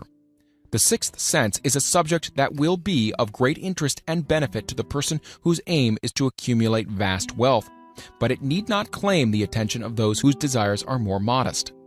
Henry Ford undoubtedly understands and makes practical use of the sixth sense. His vast business and financial operations make it necessary for him to understand and use this principle. The late Thomas Edison understood and used the sixth sense in connection with the development of inventions, especially those involving basic patents, in connection with which he had no human experience and no accumulated knowledge to guide him, as was the case while he was working on the talking machine and the moving picture machine. Nearly all great leaders, such as Napoleon, Bismarck, Joan of Arc, Christ, Buddha, Confucius, and Muhammad, understood and probably made use of the sixth sense almost continuously. The major portion of their greatness consisted of their knowledge of this principle. The sixth sense is not something that one can take off and put on at will. Ability to use this power comes slowly through application of the other principles outlined in this book. Seldom does any individual come into workable knowledge of the sixth sense before the age of 40. More often, the knowledge is not available until one is well past 50, and this for the reason that the spiritual forces, with which the sixth sense is so closely related, do not mature and become usable except through years of meditation, self-examination, and serious thought. No matter who you are or what may have been your purpose in reading this book, you can profit by it without understanding the principle described in this chapter. This is especially true if your major purpose is that of accumulation of money or other material things. The chapter on the sixth sense was included because the book is designed for the purpose of presenting a complete philosophy by which individuals may unerringly guide themselves in attaining whatever they ask of life. The starting point of all achievement is desire. The finishing point is that brand of knowledge which leads to understanding. Understanding of self, understanding of others, understanding of the laws of nature, recognition, and understanding of happiness. This sort of understanding comes in its fullness only through familiarity with and the use of the principle of the sixth sense. Hence, that principle had to be included as a part of this philosophy for the benefit of those who demand more than money. Having read the chapter, you must have observed that while reading it, you were lifted to a high level of mental stimulation. Well, that's splendid. Come back to this again a month from now, read it once more, and observe that your mind will soar to a still higher level of stimulation. Repeat this experience from time to time, giving no concern as to how much or how little you learn at the time, and eventually you'll find yourself in possession of a power that will enable you to throw off discouragement, master fear, overcome procrastination, and draw freely upon your imagination. Then you will have felt the touch of that unknown something, which has been the moving spirit of every truly great thinker, leader, artist, musician, writer, and statesman. Then you'll be in a position to transmute your desires into their physical or financial counterpart as easily as you may lie down and quit at the first sign of opposition. Faith versus fear. Previous chapters have described how to develop faith through autosuggestion, desire, and the subconscious. The next chapter presents detailed instructions for the mastery of fear. Here will be found a full description of the 6 fears which are the cause of all discouragement, timidity, procrastination, indifference, indecision, and the lack of ambition, self-reliance, initiative, self-control, and enthusiasm. Search yourself carefully as you study these 6 enemies, as they may exist only in your subconscious mind, where their presence will be hard to detect. Remember, too, as you analyze the 6 ghosts of fear, that they are nothing but ghosts, because they exist only in one's mind. Remember also that ghost creations of uncontrolled imagination have caused most of the damage people have done to their own minds. Therefore, ghosts can be as dangerous as if they lived and walked on the earth in physical bodies. The ghost of the fear of poverty, which seized the minds of millions of people in 1929, was so real that it caused the worst business depression this country has ever known. Moreover, this particular ghost still frightens some of us out of our wits. Chapter 15. How to Outwit the 6 Ghosts of Fear. Take inventory of yourself as you read this closing chapter and find out how many of the ghosts are standing in your way. Before you can put any portion of this philosophy into successful use, your mind must be prepared to receive it. The preparation is not difficult. It begins with study, analysis, and understanding of 3 enemies which you shall have to clear out. These are indecision, doubt, and fear. The sixth sense will never function while these 3 negatives, or any of them, remain in your mind. The members of this unholy trio are closely related. Where one is found, the other two are close at hand. Indecision is the seedling of fear. Remember this as you read. Indecision crystallizes into doubt. The two blend and become fear. The blending process is often slow. This is one reason why these three enemies are so dangerous. They germinate and grow without their presence being observed. The remainder of this chapter describes an end which must be attained before the philosophy as a whole can be put into practical use. It also analyzes a condition which has but lately reduced huge numbers of people to poverty, and it states a truth which must be understood by all who accumulate riches, whether measured in terms of money or a state of mind of far greater value than money. The purpose of this chapter is to turn the spotlight of attention upon the cause and the cure and of the 6 basic fears. Before we can master an enemy, we must know its name, its habits, and its place of abode. As you read, analyze yourself carefully and determine which, if any, of the 6 common fears have attached themselves to you. Do not be deceived by the habits of these subtle enemies. Sometimes they remain hidden in the subconscious mind where they are difficult to locate and still more difficult to eliminate. The 6 basic fears. There are 6 basic fears with some combination of which every human suffers at one time or another. Most people are fortunate if they do not suffer from the entire 6. Named in the order of the most common appearance, they are the fear of poverty, the fear of criticism, the fear of ill health, these last 2 most people worry about most of all, the fear of the loss of love of someone, the fear of old age, the fear of death. All other fears are of minor importance. They can be grouped under these 6 headings. The prevalence of these fears as a curse to the world runs in cycles. For almost 6 years, while the Depression was on, we floundered in the cycle of fear of poverty. During the World War, we were in the cycle of fear of death. Just following the war, we were in the cycle of the fear of ill health, as evidenced by the epidemic of disease which spread itself all over the world. Fears are nothing more than states of mind. One state of mind is subject to control and direction. Physicians, as everyone knows, are less subject to attack by disease than ordinary laymen, for the reason that physicians do not fear disease. The physicians, without fear or hesitation, have been known to physically contact hundreds of people daily who are suffering from such contagious diseases as smallpox without being infected. Their immunity against the disease consisted largely, if not solely, in their absolute lack of fear. Man can create nothing which he does not first conceive in the form of an impulse of thought. Following this statement comes another of still greater importance, namely, man's thought impulses begin immediately to translate themselves into their physical equivalent, whether those thoughts are voluntary or involuntary. Thought impulses which are picked up through the ether by mere chance, thoughts which have been released by other minds, may determine one's financial, business, professional, or social destiny just as surely as do the thought impulses which one creates by intent and design. We are here laying the foundation for the presentation of a fact of great importance to the person who does not understand why some people appear to be lucky, while others of equal or greater ability, training, experience, and brain capacity seem destined to ride with misfortune.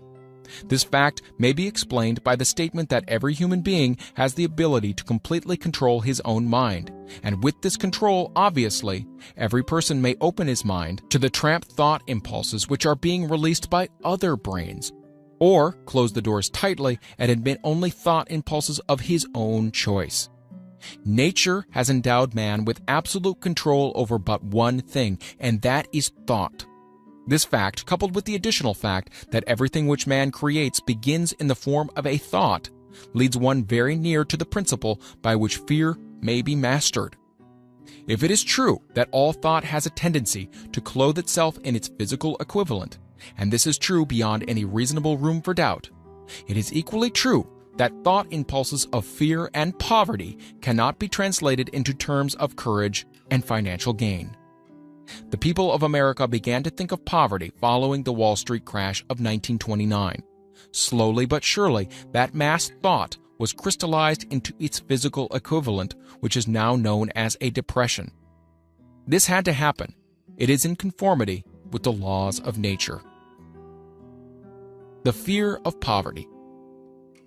There can be no compromise between poverty and riches.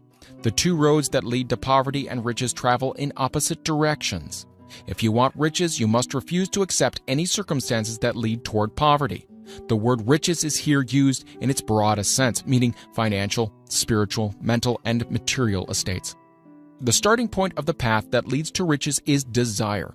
In Chapter 1, you received full instructions for the proper use of desire. In this chapter on fear, you have complete instructions for preparing your mind to make practical use of desire. Here, then, is the place to give yourself a challenge which will definitely determine how much of this philosophy you have absorbed. Here is the point at which you can turn prophet and foretell accurately what the future holds in store for you. If, after reading this chapter, you are willing to accept poverty, you may as well make up your mind to receive poverty. This is one decision you cannot avoid. If you demand riches, determine what form and how much will be required to satisfy you. You know the road that leads to riches. You have been given a road map which, if followed, will keep you on that road. If you neglect to make the start or stop before you arrive, no one will be to blame but you. This responsibility is yours. No alibi will save you from accepting the responsibility if you now fail or refuse to demand riches of life. Because the acceptance calls for but one thing, incidentally, the only thing you can control, and that is a state of mind. A state of mind is something that one assumes. It cannot be purchased, it must be created. Fear of poverty is a state of mind, nothing else, but it is sufficient to destroy one's chances of achievement in any undertaking, a truth which became painfully evident during this depression. This fear paralyzes the faculty of reason, destroys the faculty of imagination, kills off self-reliance, undermines enthusiasm, discourages initiative, leads to uncertainty of purpose, encourages procrastination, wipes out enthusiasm, and makes self-control an impossibility. It takes the charm from one's personality, destroys the possibility of accurate thinking, diverts concentration of effort. It masters persistence, turns the willpower into nothingness, destroys ambition, beclouds memory, and invites failure in every conceivable form. It kills love and assassinates the finer emotions of the heart, discourages friendship and invites disaster in 100 forms, leads to sleeplessness, misery, and unhappiness, and all this despite the obvious truth that we live in a world of overabundance of everything the heart could desire, with nothing standing between us and our desires except the lack of a definite purpose. The fear of poverty is, without a doubt, the most destructive of the 6 basic fears. It has been placed at the head of the list because it is the most difficult to master. Considerable courage is required to state the truth about the origin of this fear, and still greater courage to accept the truth after it has been stated. The fear of poverty grew out of man's inherited tendency to prey upon his fellow man economically. Nearly all animals lower than man are motivated by instinct, but their capacity to think is limited. Therefore, they prey upon one another physically. Man, with his superior sense of intuition, with their capacity to think and to reason, does not eat his fellow man bodily. He gets more satisfaction out of eating him, quote-unquote, financially. Man is so avaricious that every conceivable law has been passed to safeguard him from his fellow man. Of all the ages of the world of which we know anything, the age in which we live seems to be the one that is outstanding because of man's money madness. A man is considered less than the dust of the earth unless he can display a fat bank account. But if he has money, never mind how he acquired it, he is a king or a big shot. He is above the law. He rules in politics. He dominates in business, and the whole world about him bows in respect when he passes.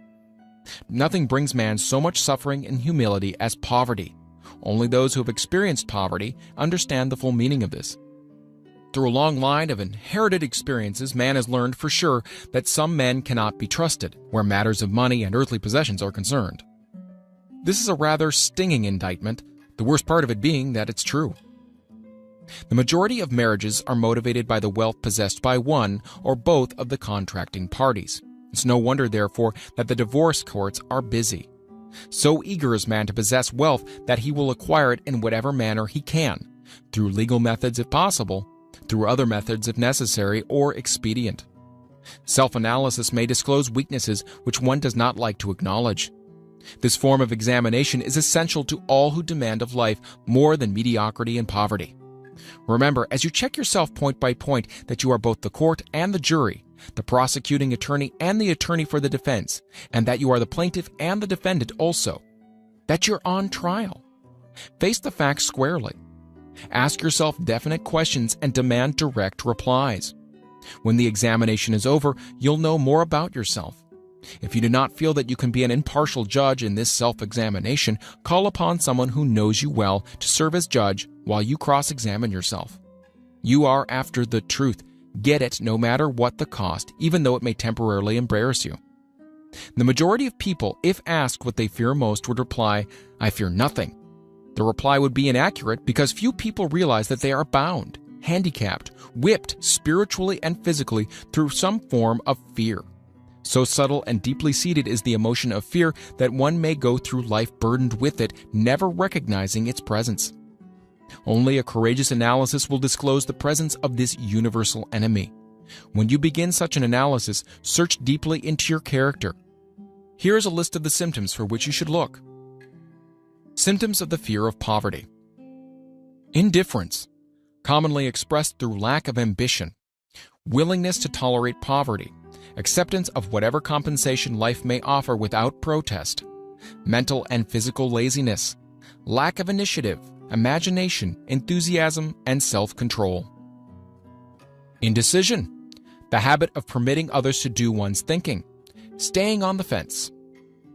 Doubt, generally expressed through alibis and excuses designed to cover up, explain away, or apologize for one's failures, sometimes expressed in the form of envy of those who are successful or by criticizing them. Worry, usually expressed by finding fault with others, a tendency to spend beyond one's income, neglect of personal appearance, scowling and frowning, intemperance in the use of alcoholic drink, sometimes through the use of narcotics, nervousness, lack of poise, self-consciousness, and lack of self-reliance. Overcaution, the habit of looking for the negative side of every circumstance, thinking and talking of possible failure instead of concentrating upon the means of succeeding, knowing all the roads to disaster but never searching for the plans to avoid failure, waiting for the right time to begin putting ideas and plans into action until the waiting becomes a permanent habit, remembering those who have failed and forgetting those who have succeeded, seeing the hole in the donut but overlooking the donut itself, pessimism leading to indigestion, poor elimination, auto-intoxication, bad breath, and bad disposition. Procrastination, the habit of putting off until tomorrow that which should have been done last year, spending enough time in creating alibis and excuses to have done the job.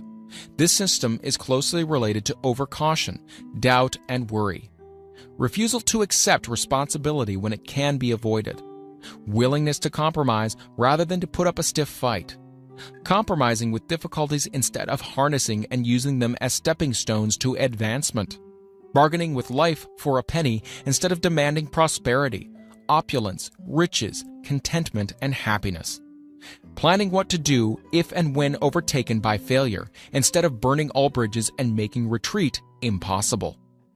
Weakness of and often total lack of self-confidence, definiteness of purpose, self-control, initiative, enthusiasm, ambition, thrift, and sound reasoning ability. Expecting poverty instead of demanding riches. Association with those who accept poverty instead of seeking the company of those who demand and receive riches. Money talks. Some will ask, why did you write a book about money? Why measure riches in dollars alone? Some will believe, and rightly so, that there are other forms of riches more desirable than money. Yes, there are riches which cannot be measured in terms of dollars, but there are millions of people who will say, give me all the money I need and I will find everything else I want. The major reason why I wrote this book on how to get money is the fact that the world has but lately passed through an experience that left millions of men and women paralyzed with the fear of poverty. What this sort of fear does to one was well described by Westbridge Pegler in the New York World Telegram. money is only clamshells or metal discs or scraps of paper, and there are treasures of the heart and soul which money cannot buy. But most people, being broke, are unable to keep this in mind and sustain their spirits. When a man is down and out and on the street, unable to get any job at all, something happens to his spirit which can be observed in the droop of his shoulders, the set of his hat, his walk, and his gaze.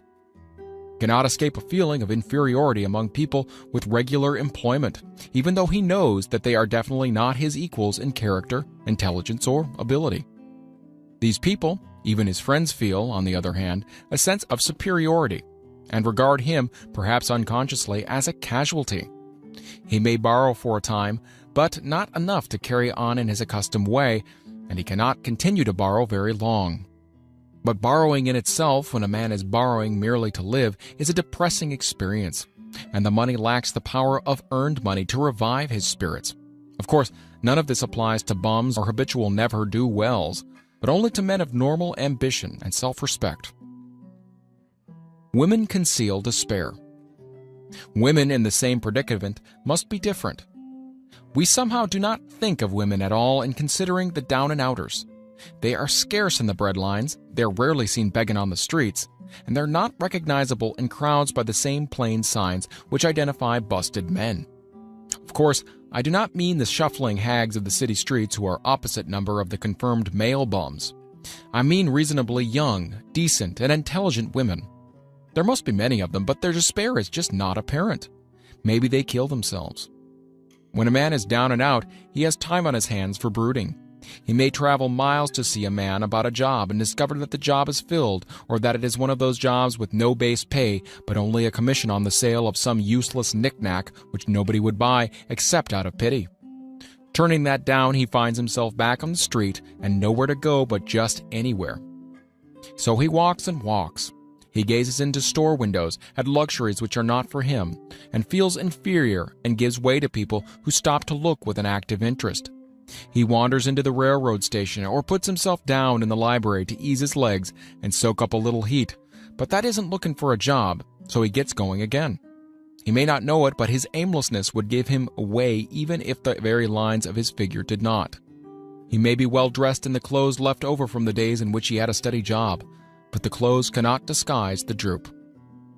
Money makes difference. He sees thousands of other people, bookkeepers or clerks or chemists or wagon hands, busy at their work, and envies them from the bottom of his soul.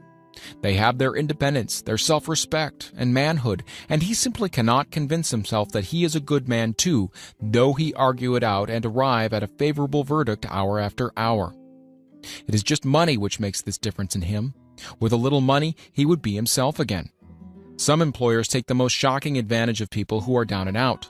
The agencies hang out little colored cards offering miserable wages to busted men, $12 a week, $15 a week. An $18 a week a job is a plum, and anyone with $25 a week to offer does not hang the job in front of an agency on a colored card.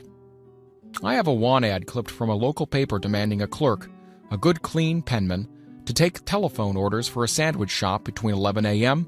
and 2 p.m. for $8 a month. Not $8 a week, $8 a month. The ad also says, state religion. Can you imagine the brutal effrontery of anyone who demands a good clean penman for 11 cents an hour inquiring into the victim's religion?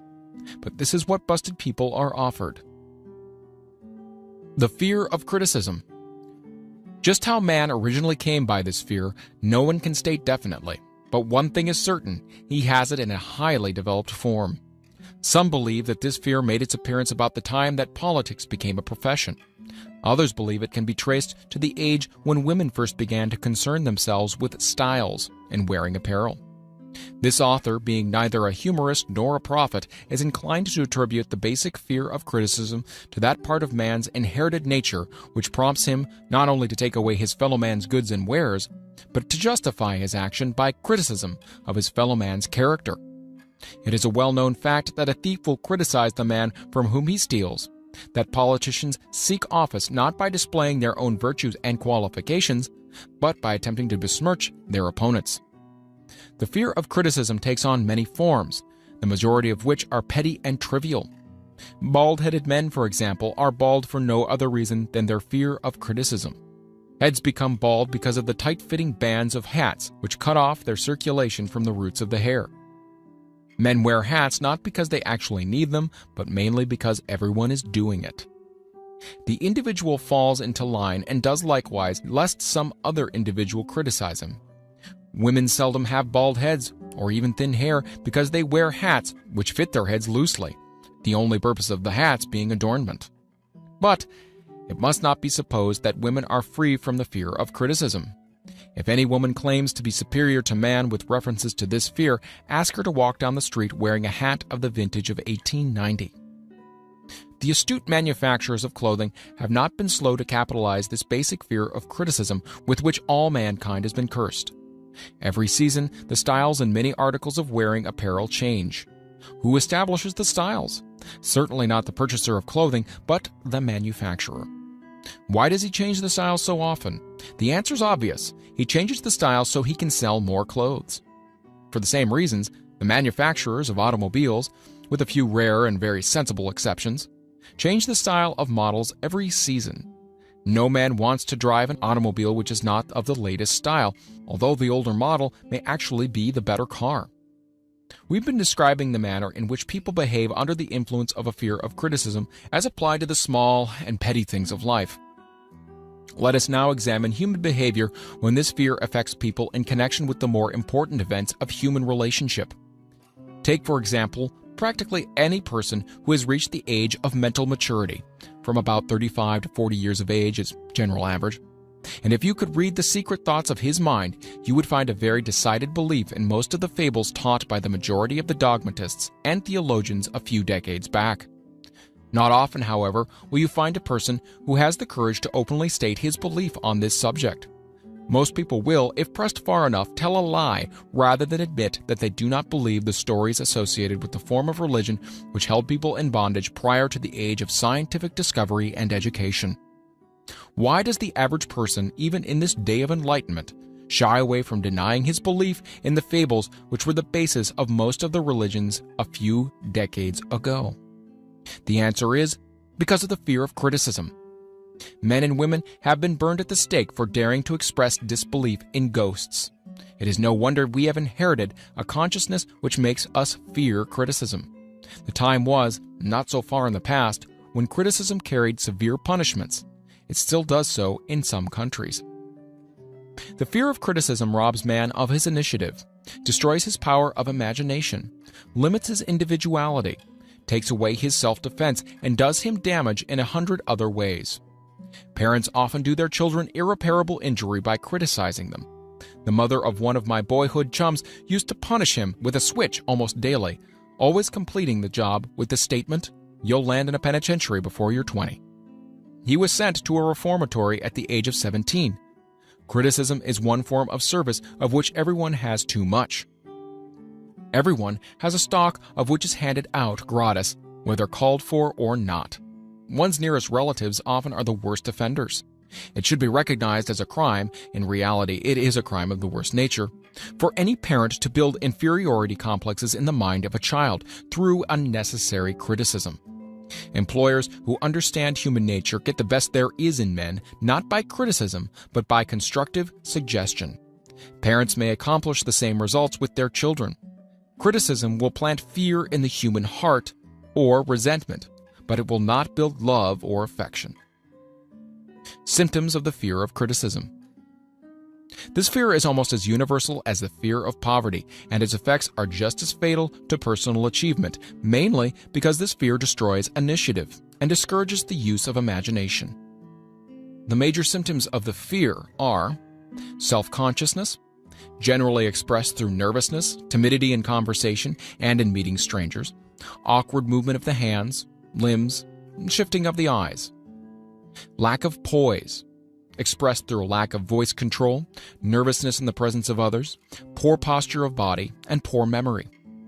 Personality, lacking in a firmness of decision, personal charm, and ability to express opinions definitely. The habit of sidestepping issues instead of meeting them squarely, agreeing with others without careful examination of their opinions. Inferiority complex, The habit of expressing self-approval by word of mouth and by actions as a means of covering up a feeling of inferiority. Using big words to impress others, often without knowing the real meaning of the words. Imitating others in dress, speech, and manners. Boasting of an imaginary achievement. This sometimes gives a surface appearance of a feeling of superiority. Extravagance. The habit of trying to keep up with the Joneses, spending beyond one's income. Lack of initiative. Failure to embrace opportunities for self-advancement. Fear to express opinions. Lack of confidence in one's own ideas. Giving evasive answers to questions asked by superiors. Hesitancy of manner and speech. Deceit in both words and deeds. Lack of ambition. Mental and physical laziness. Lack of self-assertion. Slowness in reaching decisions. Easily influenced by others. The habit of criticizing others behind their backs and flattering them to their faces. The habit of accepting defeat without protest. Quitting an undertaking when opposed by others. Suspicious of other people without cause. Lacking in tactfulness of manner and speech. Unwillingness to accept the blame for mistakes. The fear of ill health. This fear may be traced to both physical and social heredity. It is closely associated as to its origin with the cause of the fear of old age and the fear of death, because it leads one closely to the border of terrible worlds of which man knows not, but concerning which he has been taught some discomforting stories. The opinion is somewhat general also that certain unethical people engaged in the business of selling health have had not a little to do with keeping alive the fear of ill health. In the main, man fears ill health because of the terrible pictures which have been planted in his mind of what may happen if death should overtake him. He also fears it because of the economic toll which it may claim. A reputable physician estimated that 75% of all people who visit physicians for professional services are suffering with hypochondria, imaginary illness. It has been shown most convincingly that the fear of disease, even where there is not the slightest cause for fear, often produces the physical symptoms of the disease feared. Powerful and mighty is the human mind. It builds or it destroys. Playing upon this common weakness of fear of ill health, dispensers of patent medicines have reaped fortunes. This form of imposition upon credulous humanity became so prevalent almost some 20 years ago that Collier's Weekly conducted a bitter campaign against some of the worst offenders in the patent medicine business. During the flu epidemic which broke out during the World War, the mayor of New York City took drastic steps to check the damage which people were doing themselves through their inherent fear of ill health. He called in the newspaper men and said to them, "Gentlemen, I feel it necessary to ask you not to publish any scare headlines concerning this flu epidemic. Unless you cooperate with me, we will have a situation which we cannot control." The newspapers quit publishing the stories about the flu, and within 1 month, the epidemic had been successfully checked. Through a series of experiments conducted some years ago, it was proved that people may be made ill by suggestion. We conducted the experiment by causing the 3 acquaintances to visit the victims, each of whom asked the question, "What ails you?" or "You look terribly ill." The first questioner usually provoked a grin and a nonchalant reply, which was usually something like, "Oh, nothing, I'm all right," from the victim. The second questioner usually was answered with the statement, "I don't know exactly, but I do feel badly." The third questioner was usually met with the frank admission that the victim was actually feeling ill. Try this on an acquaintance if you doubt that it will make him uncomfortable. But do not carry the experiment too far. There's a certain religious sect whose members take vengeance upon their enemies by the hexing method. They call it placing a spell on the victim. There is overwhelming evidence that disease sometimes begins in the form of negative thought impulse. Such an impulse may be passed from one's mind to another by suggestion or created by an individual in his own mind. A man who was blessed with more wisdom than his incident might indicate once said, "When anyone asks me how I feel, I always want to answer by knocking him down." Doctors send patients into new climates for their health because a change of mental attitude is necessary. The seed of fear of ill health lives in every human mind. Worry, fear, discouragement, disappointment in love and business affairs cause this seed to germinate and grow.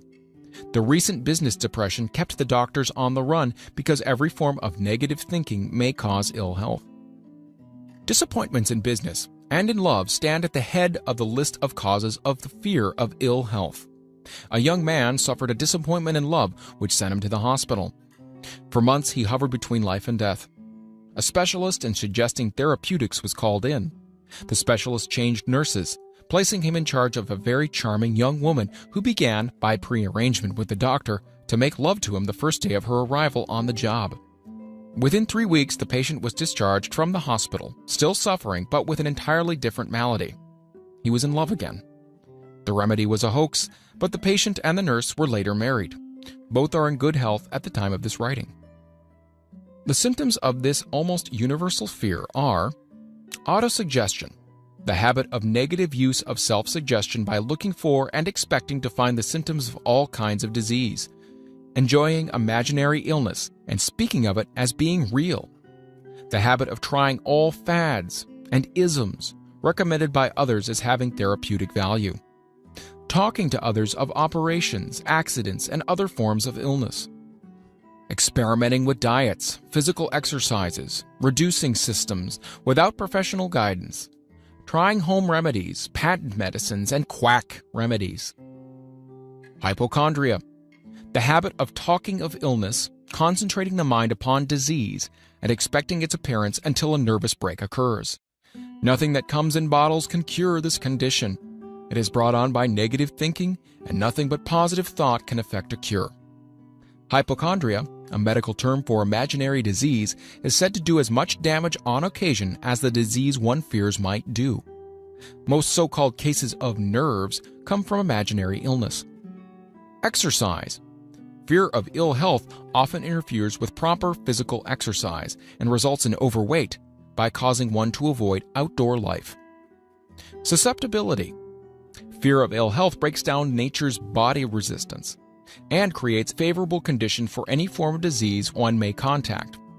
The fear of ill health is often related to the fear of poverty, especially in the case of the hypochondriac, who constantly worries about the possibility of having to pay doctor's bills, hospital bills, etc. This type of person spends much time preparing for sickness, talking about death, saving money for cemetery lots and burial expenses and other things. Self-coddling. The habit of making a bid for sympathy, using imaginary illness as the lure. People often resort to this trick to avoid work. The habit of feigning illness to cover plain laziness or to serve as an alibi for lack of ambition. Intemperance. The habit of using alcohol or narcotics to destroy pains such as headaches, neuralgia, etc., instead of eliminating the cause. The habit of reading about illness and worrying about the possibility of being stricken by it. The habit of reading patent medicine advertisements. The fear of loss of love. The origin source of this inherent fear needs but little description because it obviously grew out of man's polygamous habit of stealing his fellow man's mate and his habit of taking liberties with her whenever he could. Jealousy and other similar forms of dementia grow out of a man's inherited fear of the loss of love of someone. This fear is the most painful of all the 6 basic fears. It probably plays more havoc with the body and mind than any of the other basic fears, as it often leads to permanent insanity. The fear of the loss of love probably dates back to the Stone Age, when men stole women by brute force. They continue to steal females, but their techniques have changed. Instead of force, they now use persuasion, the promise of pretty clothes, motor cars, and other bait, much more effective than physical force. Man's habits are the same as they were at the dawn of civilization, but he expresses them differently now. Careful analysis has shown that women are more susceptible to this fear than men. This fact is easily explained.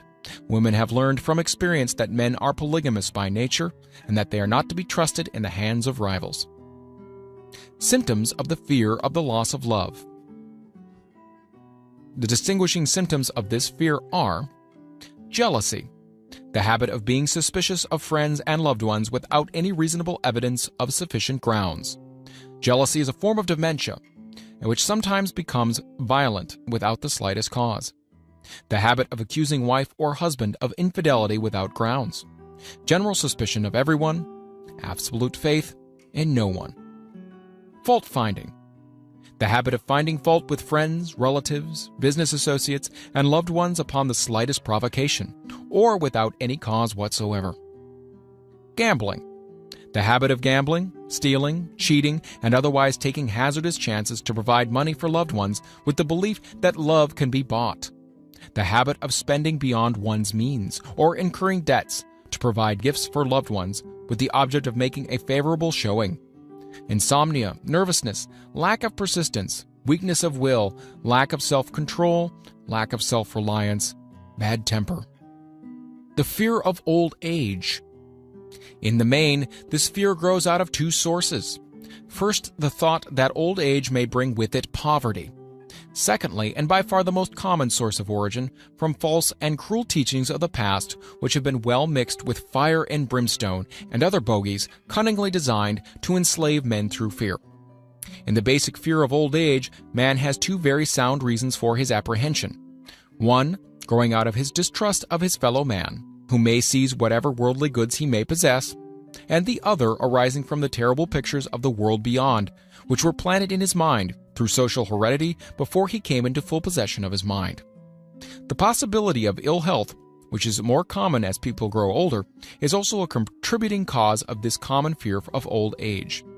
Eroticism also enters into the cause of the fear of old age, as no man cherishes the thought of diminishing sex attraction. The most common cause of the fear of old age is associated with the possibility of poverty. Poorhouse is not a pretty word.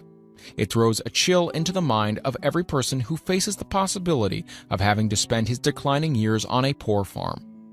Another contributing cause of the fear of old age is the possibility of loss of freedom and independence, as old age may bring with it the loss of both physical and economic freedom. Symptoms of the fear of old age. The commonest symptoms of this fear are the tendency to slow down and develop an inferiority complex at the age of mental maturity, around the age of 40, falsely believing oneself to be slipping because of age. The truth is that man's most useful years, mentally and spiritually, are those between 40 and 60.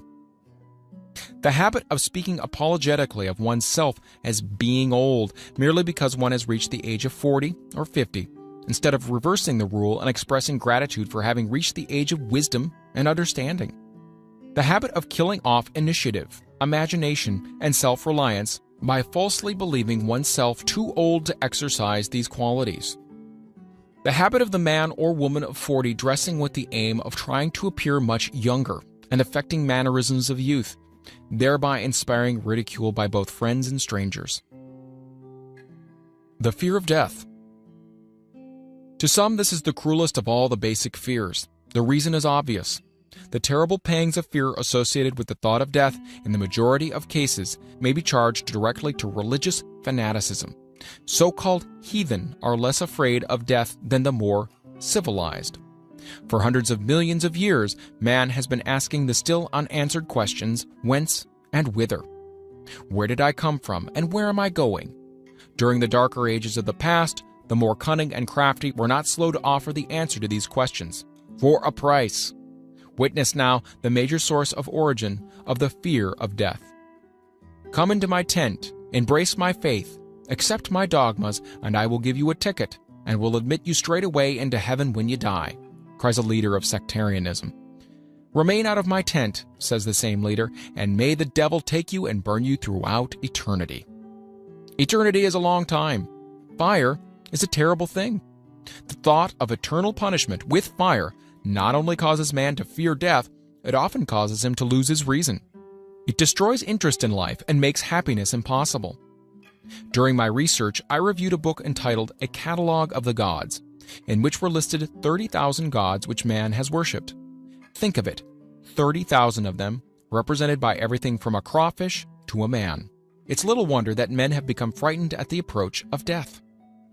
While the religious leader may not be able to provide safe conduct into heaven, nor by lack of such provision allow the unfortunate to descend into hell, the possibility of the latter seems so terrible, and the very thought of it lays hold of the imagination in such a realistic way that it paralyzes reason and sets up the fear of death. In truth, no man knows, and no man has ever known, what heaven or hell is like, nor does any man know if either place actually exists.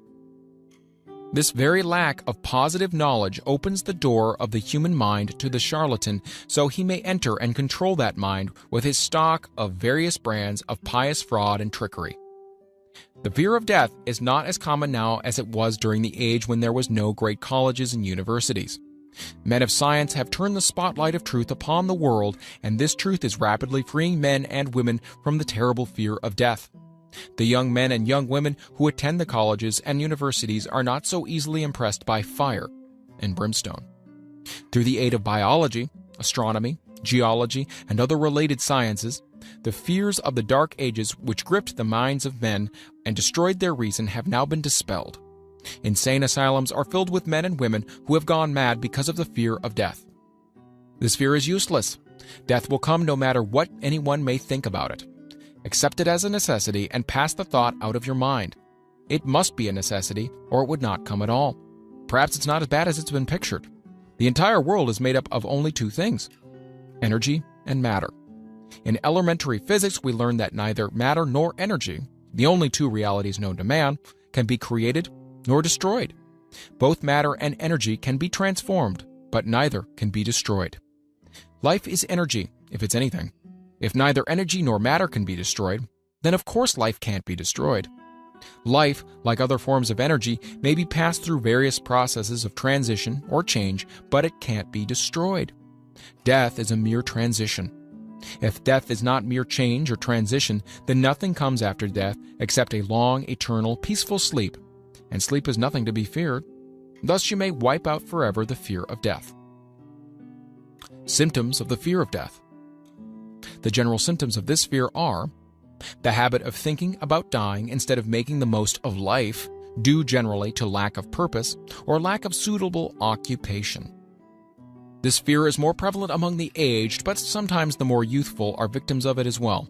The greatest of all remedies for the fear of death is a burning desire for achievement, backed by useful services to others. A busy person seldom has time to think about dying. He finds life too thrilling to worry about death. The fear of death is closely associated with the fear of poverty, where one's death would leave loved ones poverty-stricken. In other cases, the fear of death is caused by illness and the consequent breaking down of physical body resistance. The commonest causes of the fear of death are ill health, poverty, lack of appropriate occupation, disappointment over love, insanity, religious fanaticism. Old man worry. Worry is a state of mind based upon fear. It works slowly but persistently. It is insidious and subtle. Step by step, it digs itself in until it paralyzes one's reasoning faculty, destroys self-confidence and initiative. Worry is a form of sustained fear caused by indecision. Therefore, it is a state of mind which can be controlled. An unsettled mind is helpless. Indecision makes an unsettled mind. Most individuals lack the willpower to reach decisions promptly and to stand by them after they have been made, even during normal business conditions.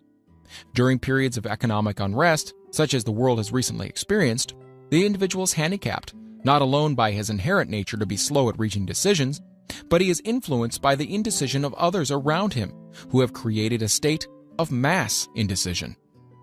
During the Depression, the whole atmosphere all over the world was filled with fierenza, and worryitis, the two mental disease germs which began to spread themselves after the Wall Street frenzy in 1929. There's only one known antidote for these germs. It is the habit of prompt and firm decision.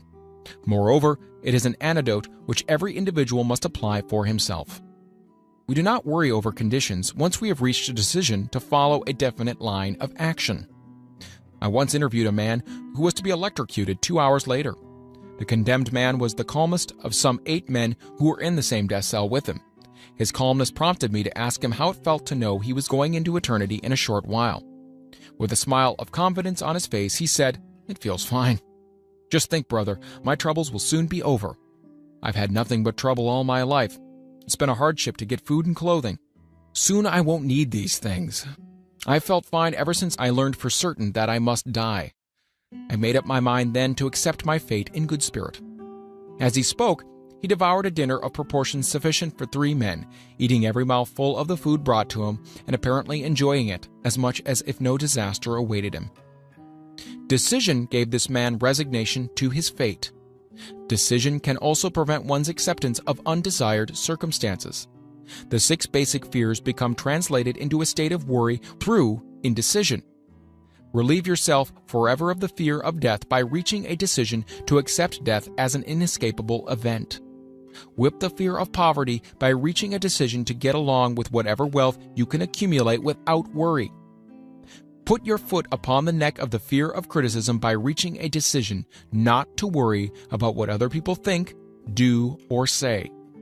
Eliminate the fear of old age by reaching a decision to accept it, not as a handicap but as a great blessing which carries with it wisdom, self-control, and understanding not known to youth. Acquit yourself of the fear of ill health by the decision to forget symptoms. Master the fear of loss of love by reaching a decision to get along without love if that is necessary. Kill the habit of worry in all its forms by reaching a general blanket decision that nothing which life has to offer is worth the price of worry. With this decision will come poise, peace of mind, and calmness of thought which will bring happiness. A man whose mind is filled with fear not only destroys his own chances of intelligent action, but he transmits these destructive vibrations to the minds of all who come into contact with them, and destroys also their chances. Even a dog or a horse knows when its master lacks courage. Moreover, a dog or a horse will pick up the vibrations of fear thrown off by its master and behave accordingly.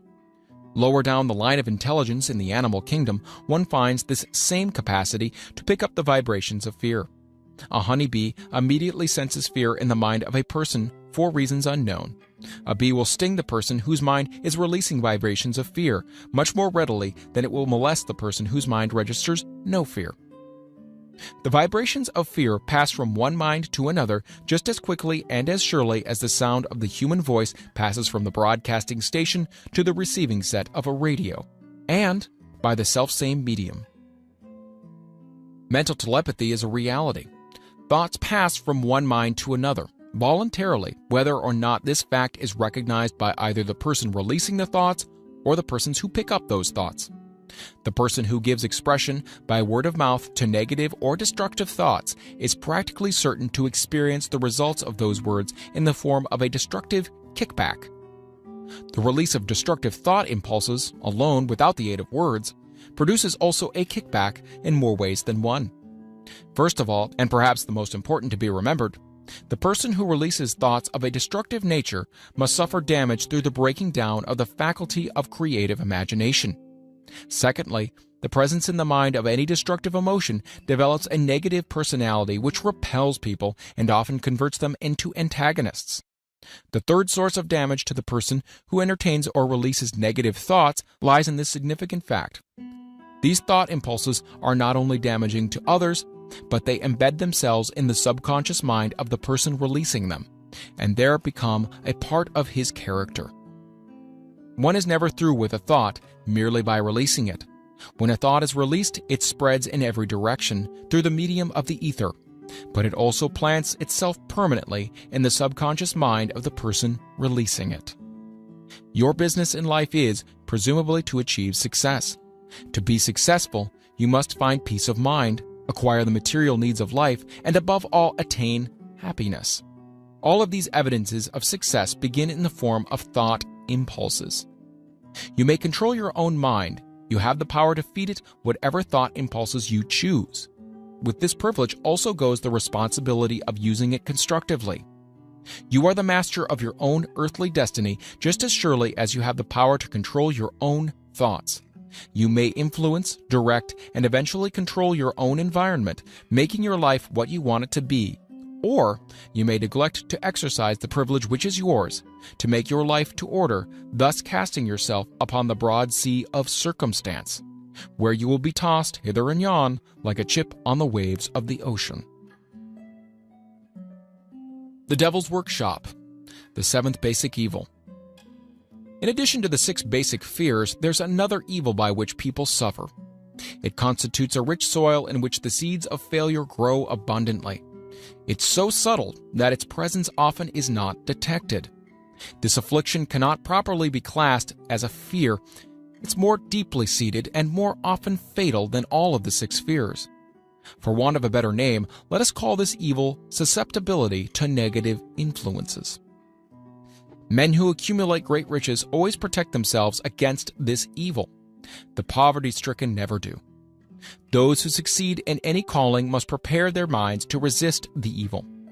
If you are reading this philosophy for the purpose of accumulating riches, you should examine yourself very carefully to determine whether you are susceptible to negative influences. If you neglect this self-analysis, you will forfeit your right to attain the object of your desires. Make the analysis searching. After you read the questions prepared for this self-analysis, hold yourself to a strict accounting in your answers. Go at the task as carefully as you would search for any other enemy you knew to be awaiting you in an ambush, and deal with your own faults as you would with a more tangible enemy. You can easily protect yourself against highway robbers, because the law provides organized cooperation for your benefit. But the 7th basic evil is more difficult to master because it strikes when you are not aware of its presence, when you're asleep, and while you're awake. Moreover, its weapon is intangible because it consists of merely a state of mind. This evil is also dangerous because it strikes in as many different forms as there are human experiences. Sometimes it enters the mind through the well-meant words of one's own relatives. At other times it bores from within, through one's own mental attitude. Always it is as deadly as poison, even though it may not kill as quickly. How to protect yourself against negative influences? To protect yourself against negative influences, whether of your own making or the result of the activities of negative people around you, recognize that you have a willpower and put it into constant use until it builds a wall of immunity against negative influences in your own mind. Recognize the fact that you and every other human being are by nature lazy, indifferent, and susceptible to all suggestions which harmonize with your weakness. Recognize that you are by nature susceptible to all the 6 basic fears and set up habits for the purpose of counteracting all these fears. Recognize that negative influences often work on you through your subconscious mind, therefore they are difficult to detect, and keep your mind closed against all people who depress or discourage you in any way. Clean out your medicine chest. Throw away all pill bottles and stop pandering to colds, aches, pains, and imaginary illness. Deliberately seek the company of people who influence you to think and act for yourself. Do not expect troubles, as they have a tendency not to disappoint. Without doubt, the most common weakness of all human beings is the habit of leaving their minds open to the negative influence of other people. This weakness is all the more damaging because most people do not recognize that they are cursed by it, and many who acknowledge it neglect or refuse to correct the evil until it becomes an uncontrollable part of their daily habits. To aid those who wish to see themselves as they really are, the following list of questions has been prepared. Read the questions and state your answers aloud so you can hear your own voice. This will make it easier for you to be truthful with yourself. Self-analysis test questions. Do you often complain of feeling bad? And if so, what is the cause? Do you find fault with other people at the slightest provocation? Do you frequently make mistakes in your work, and if so, why? Are you sarcastic and offensive in your conversation? Do you deliberately avoid the association of anyone, and if so, why? Do you suffer frequently with indigestion? If so, what is the cause? Does life seem futile and the future hopeless to you? If so, why? Do you like your occupation? If not, why?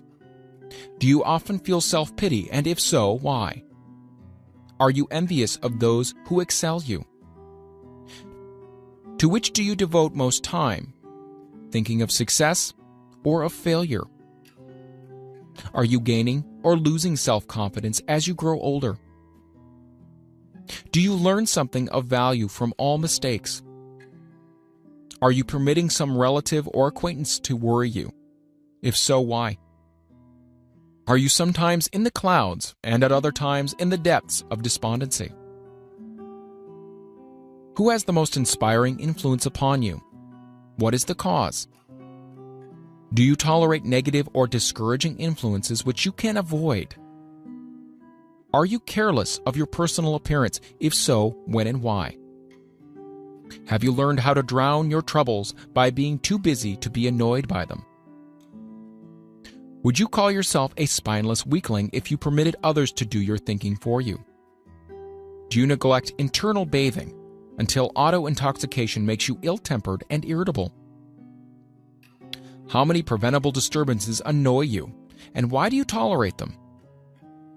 Do you resort to liquor, narcotics, or cigarettes to quiet your nerves? If so, do you not try willpower instead? Does anyone nag you, and if so, for what reason? Do you have a definite major purpose, and if so, what is it, and what plan have you for achieving it? Do you suffer from any of the 6 basic fears? If so, which ones? Have you a method by which you can shield yourself against the negative influence of others? Do you make deliberate use of autosuggestion to make your mind positive? Do you value most your material possessions or your privilege of controlling your own thoughts? Are you easily influenced by others against your own judgment? Has today added anything of value to your stock of knowledge or state of mind? Do you face squarely the circumstances which make you unhappy or sidestep the responsibility? Do you analyze all mistakes and failures and try to profit by them, or do you take the attitude that this is not your duty? Can you name 3 of your most damaging weaknesses? What are you doing to correct them? Do you encourage other people to bring their worries to you for sympathy? Do you choose from your daily experiences lessons or influences which aid in your personal advancement? Does your presence have a negative influence on other people as a rule? What habits of other people most annoy you? Do you form your own opinion or permit yourself to be influenced by other people? Have you learned how to create a mental state of mind with which you shield yourself against all discouraging influences? Does your occupation inspire you with faith and hope? Are you conscious of possessing spiritual forces of sufficient power to enable you to keep your mind free from all forms of fear? Does your religion help you to keep your own mind positive? Do you feel it your duty to share other people's worries? If so, why? If you believe that birds of a feather flock together, what have you learned about yourself by studying the friends whom you attract? What connection, if any, do you see between the people with whom you associate most closely and any unhappiness you may experience? Could it be possible that some person whom you consider to be a friend is in reality your worst enemy because of his negative influence on your mind? By what rules do you judge who is helpful and who is damaging to you? Are your intimate associates mentally superior or inferior to you? How much time out of every 24 hours do you devote to A. Your occupation, B. Sleep, C. Play and relaxation, D. Acquiring useful knowledge, E. Plain waste? Who among your acquaintances A. Encourages you most, B. Cautions you most, C. Discourages you most, D. Helps you most in other ways? What is your greatest worry? Why do you tolerate it? When others offer you free, unsolicited advice, do you accept it without question or analyze their motive? What, above all else, do you most desire? Do you intend to acquire it? Are you willing to subordinate all other desires for this one? How much time daily do you devote to acquiring it? Do you change your mind often? If so, why? Do you usually finish everything you begin? Are you easily impressed by other people's business or professional titles, college degrees, or wealth? Are you easily influenced by what other people think of you or say? Do you cater to people because of their social or financial status? Whom do you believe to be the greatest person living? In what respect is this person superior to yourself? How much time have you devoted to studying and answering these questions? At least one day is necessary for the analysis and the answering of the entire list. If you have answered all these questions truthfully, you know more about yourself than the majority of people. Study the questions carefully. Come back to them once each week for several months and be astounded at the amount of additional knowledge of great value to yourself you will have gained by the simple method of answering the questions truthfully. If you're not certain concerning the answers to some of these questions, seek the counsel of those who know you well, especially those who have no motive in flattering you, and see yourself through their eyes. The experience will be astonishing. You have absolute control over but one thing, and that is your thoughts. This is the most significant and inspiring of all facts known to man. It reflects man's divine nature. Thus, divine prerogative is the sole means by which you may control your own destiny. If you fail to control your own mind, you may be sure you will continue nothing else. If you must be careless with your possessions, let it be in connection with material things. Your mind is your spiritual estate. Protect and use it with the care to which divine royalty is entitled. You were given a willpower for this purpose. Unfortunately, there is no legal protection against those who, either by design or ignorance, poison the minds of others by negative suggestion. This form of destruction should be punishable by heavy legal penalties because it may and often does destroy one's chance of acquiring material things which are protected by law. Men with negative minds tried to convince Thomas Edison that he could not build a machine that would record and reproduce the human voice, because, they said, no one else had produced such a machine. Edison did not believe them. He knew that the mind could produce anything the mind could conceive and believe, and that knowledge was the thing that lifted the great Edison above the common herd. Men with negative minds told F.W. Woolworth he would go broke trying to run a store on 5 and 10 cent sales. He did not believe them. He knew that he could do anything within reason if he backed his plans with faith. Exercising his right to keep other men's negative suggestions out of his mind, he piled up a fortune of more than $100 million. Men with negative minds told George Washington he would not hope to win against the vastly superior forces of the British, but he exercised his divine right to believe. Therefore, this book was published under the protection of the Stars and Stripes, while the name of Lord Cornwallis has been all but forgotten. Doubting Thomases scoffed scornfully when Henry Ford tried out his first crudely built automobile on the streets of Detroit. Some said the thing never would become practical. Others said no one would pay money for such a contraption. Ford said, "I'll belt the earth with dependable motor cars." And he did. His decision to trust his own judgment has already piled up a fortune far greater than the next 5 generations of his descendants can squander. For the benefit of those seeking vast riches, let it be remembered that practically the sole difference between Henry Ford and a majority of the more than 100,000 men who work for him is this: Ford has a mind and controls it. The others have minds which they do not try to control. Henry Ford has been repeatedly mentioned because he is an astounding example of what a man with a mind of his own and a will to control it can accomplish. His record knocks the foundation from under that time-worn alibi: "I never had a chance." Ford never had a chance either, but he created an opportunity and backed it with persistence until it made him richer than Croesus. Mind control is the result of self-discipline and habit. You either control your mind or it controls you. There is no hallway compromise. The most practical of all methods for controlling the mind is the habit of keeping it busy with a definite purpose, backed by a definite plan.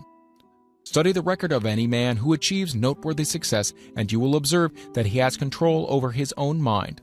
Moreover, that he exercises that control and directs it toward the attainment of definite objectives. Without this control, success is not possible. 57 Famous Alibis by Old Man If. People who do not succeed have one distinguishing trait in common. They know all the reasons for failure and have what they believe to be airtight alibis to explain away their own lack of achievement.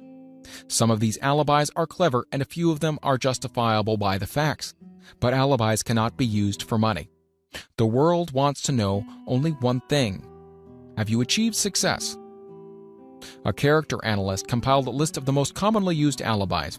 As you read the list, examine yourself carefully and determine how many of these alibis, if any, are your own property. Remember, too, the philosophy presented in this book makes every one of these alibis obsolete. If I didn't have a wife and family, if I had enough pull, if I had money, if I had a good education, if I could get a job, if I had good health, if I only had time, if times were better, if other people understood me, if conditions around me were only different, if I could live my life over again, if I did not fear what they would say, if I had been given a chance, if I now had a chance, if other people didn't have it in for me, if nothing happens to stop me, if I were only younger, if I could only do what I want, if I had been born rich, if I could meet the right people, if I had the talent that some people have, if I dared assert myself, if I had embraced past opportunities, if people didn't get on my nerves, if I didn't have to keep house and look after the children, if I could only save some money, if the boss only appreciated me, if I only had somebody to help me, if my family understood me, if I lived in a big city, if I could just get started, if I were only free, if I had the personality of some people, if I was not so fat, if my talents were known, if I could just get a break, if I could only get out of debt, if I hadn't failed, if I only knew how, if everybody didn't oppose me, if I didn't have so many worries, if I could marry the right person, if people weren't so dumb, if my family were not so extravagant, if I were sure of myself, if luck were not against me, if I had not been born under the wrong star, if it were not true that what is to be will be, if I did not have to work so hard, if I hadn't lost my money, if I lived in a different neighborhood, if I didn't have a past, if only I had a business of my own, if other people would only listen to me, if, and this is the greatest of them all, I had the courage to see myself as I really am, I would find out what is wrong with me and correct it. Then I would have a chance to profit by my mistakes and learn something from the experience of the others.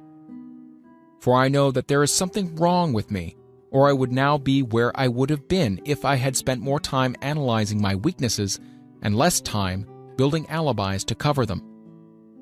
Building alibis with which to explain away failure is a national pastime. The habit is as old as the human race, and it is fatal for success. Why do people cling to their pet alibis? The answer is obvious. They defend their alibis because they create them. A man's alibi is the child of his own imagination. It is human nature to defend one's own brainchild. Building alibis is a deeply rooted habit. Habits are difficult to break, especially when they provide justification for something we do. Plato had this truth in mind when he said, "The first and best victory is to conquer self. To be conquered by self is, of all things, the most shameful and vile." Another philosopher had the same thought in mind when he said, "It was a great surprise to me when I discovered that most of the ugliness I saw in others was but a reflection of my own nature." "It has always been a mystery to me," said Albert Hubbard, "why people spend so much time deliberately fooling themselves by creating alibis to cover their weaknesses. If used differently, this same time would be sufficient to cure the weaknesses, then no alibis would be needed." In parting, I would remind you that life is a checkerboard, and the player opposite you is time. If you hesitate before moving or neglect to move promptly, your men will be wiped off the board by time. You are playing against a partner who will not tolerate indecision. Previously, you have made a logical excuse for not having forced life to come through with whatever you asked. But the alibi is now obsolete because you are in possession of the master key that unlocks the door to life's bountiful riches. The master key is intangible, but it is powerful. It is the privilege of creating, in your own mind, a burning desire for a definite form of riches. There is no penalty for the use of the key, but there is a price you must pay if you do not use it. The price is failure. There is a reward of stupendous proportions if you put the key to use.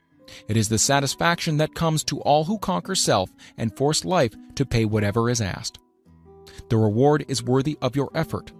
Will you make the start and be convinced? If we are related, said the immortal Emerson, we shall meet. In closing, may I borrow this thought and say, if we are related, we have through these pages met.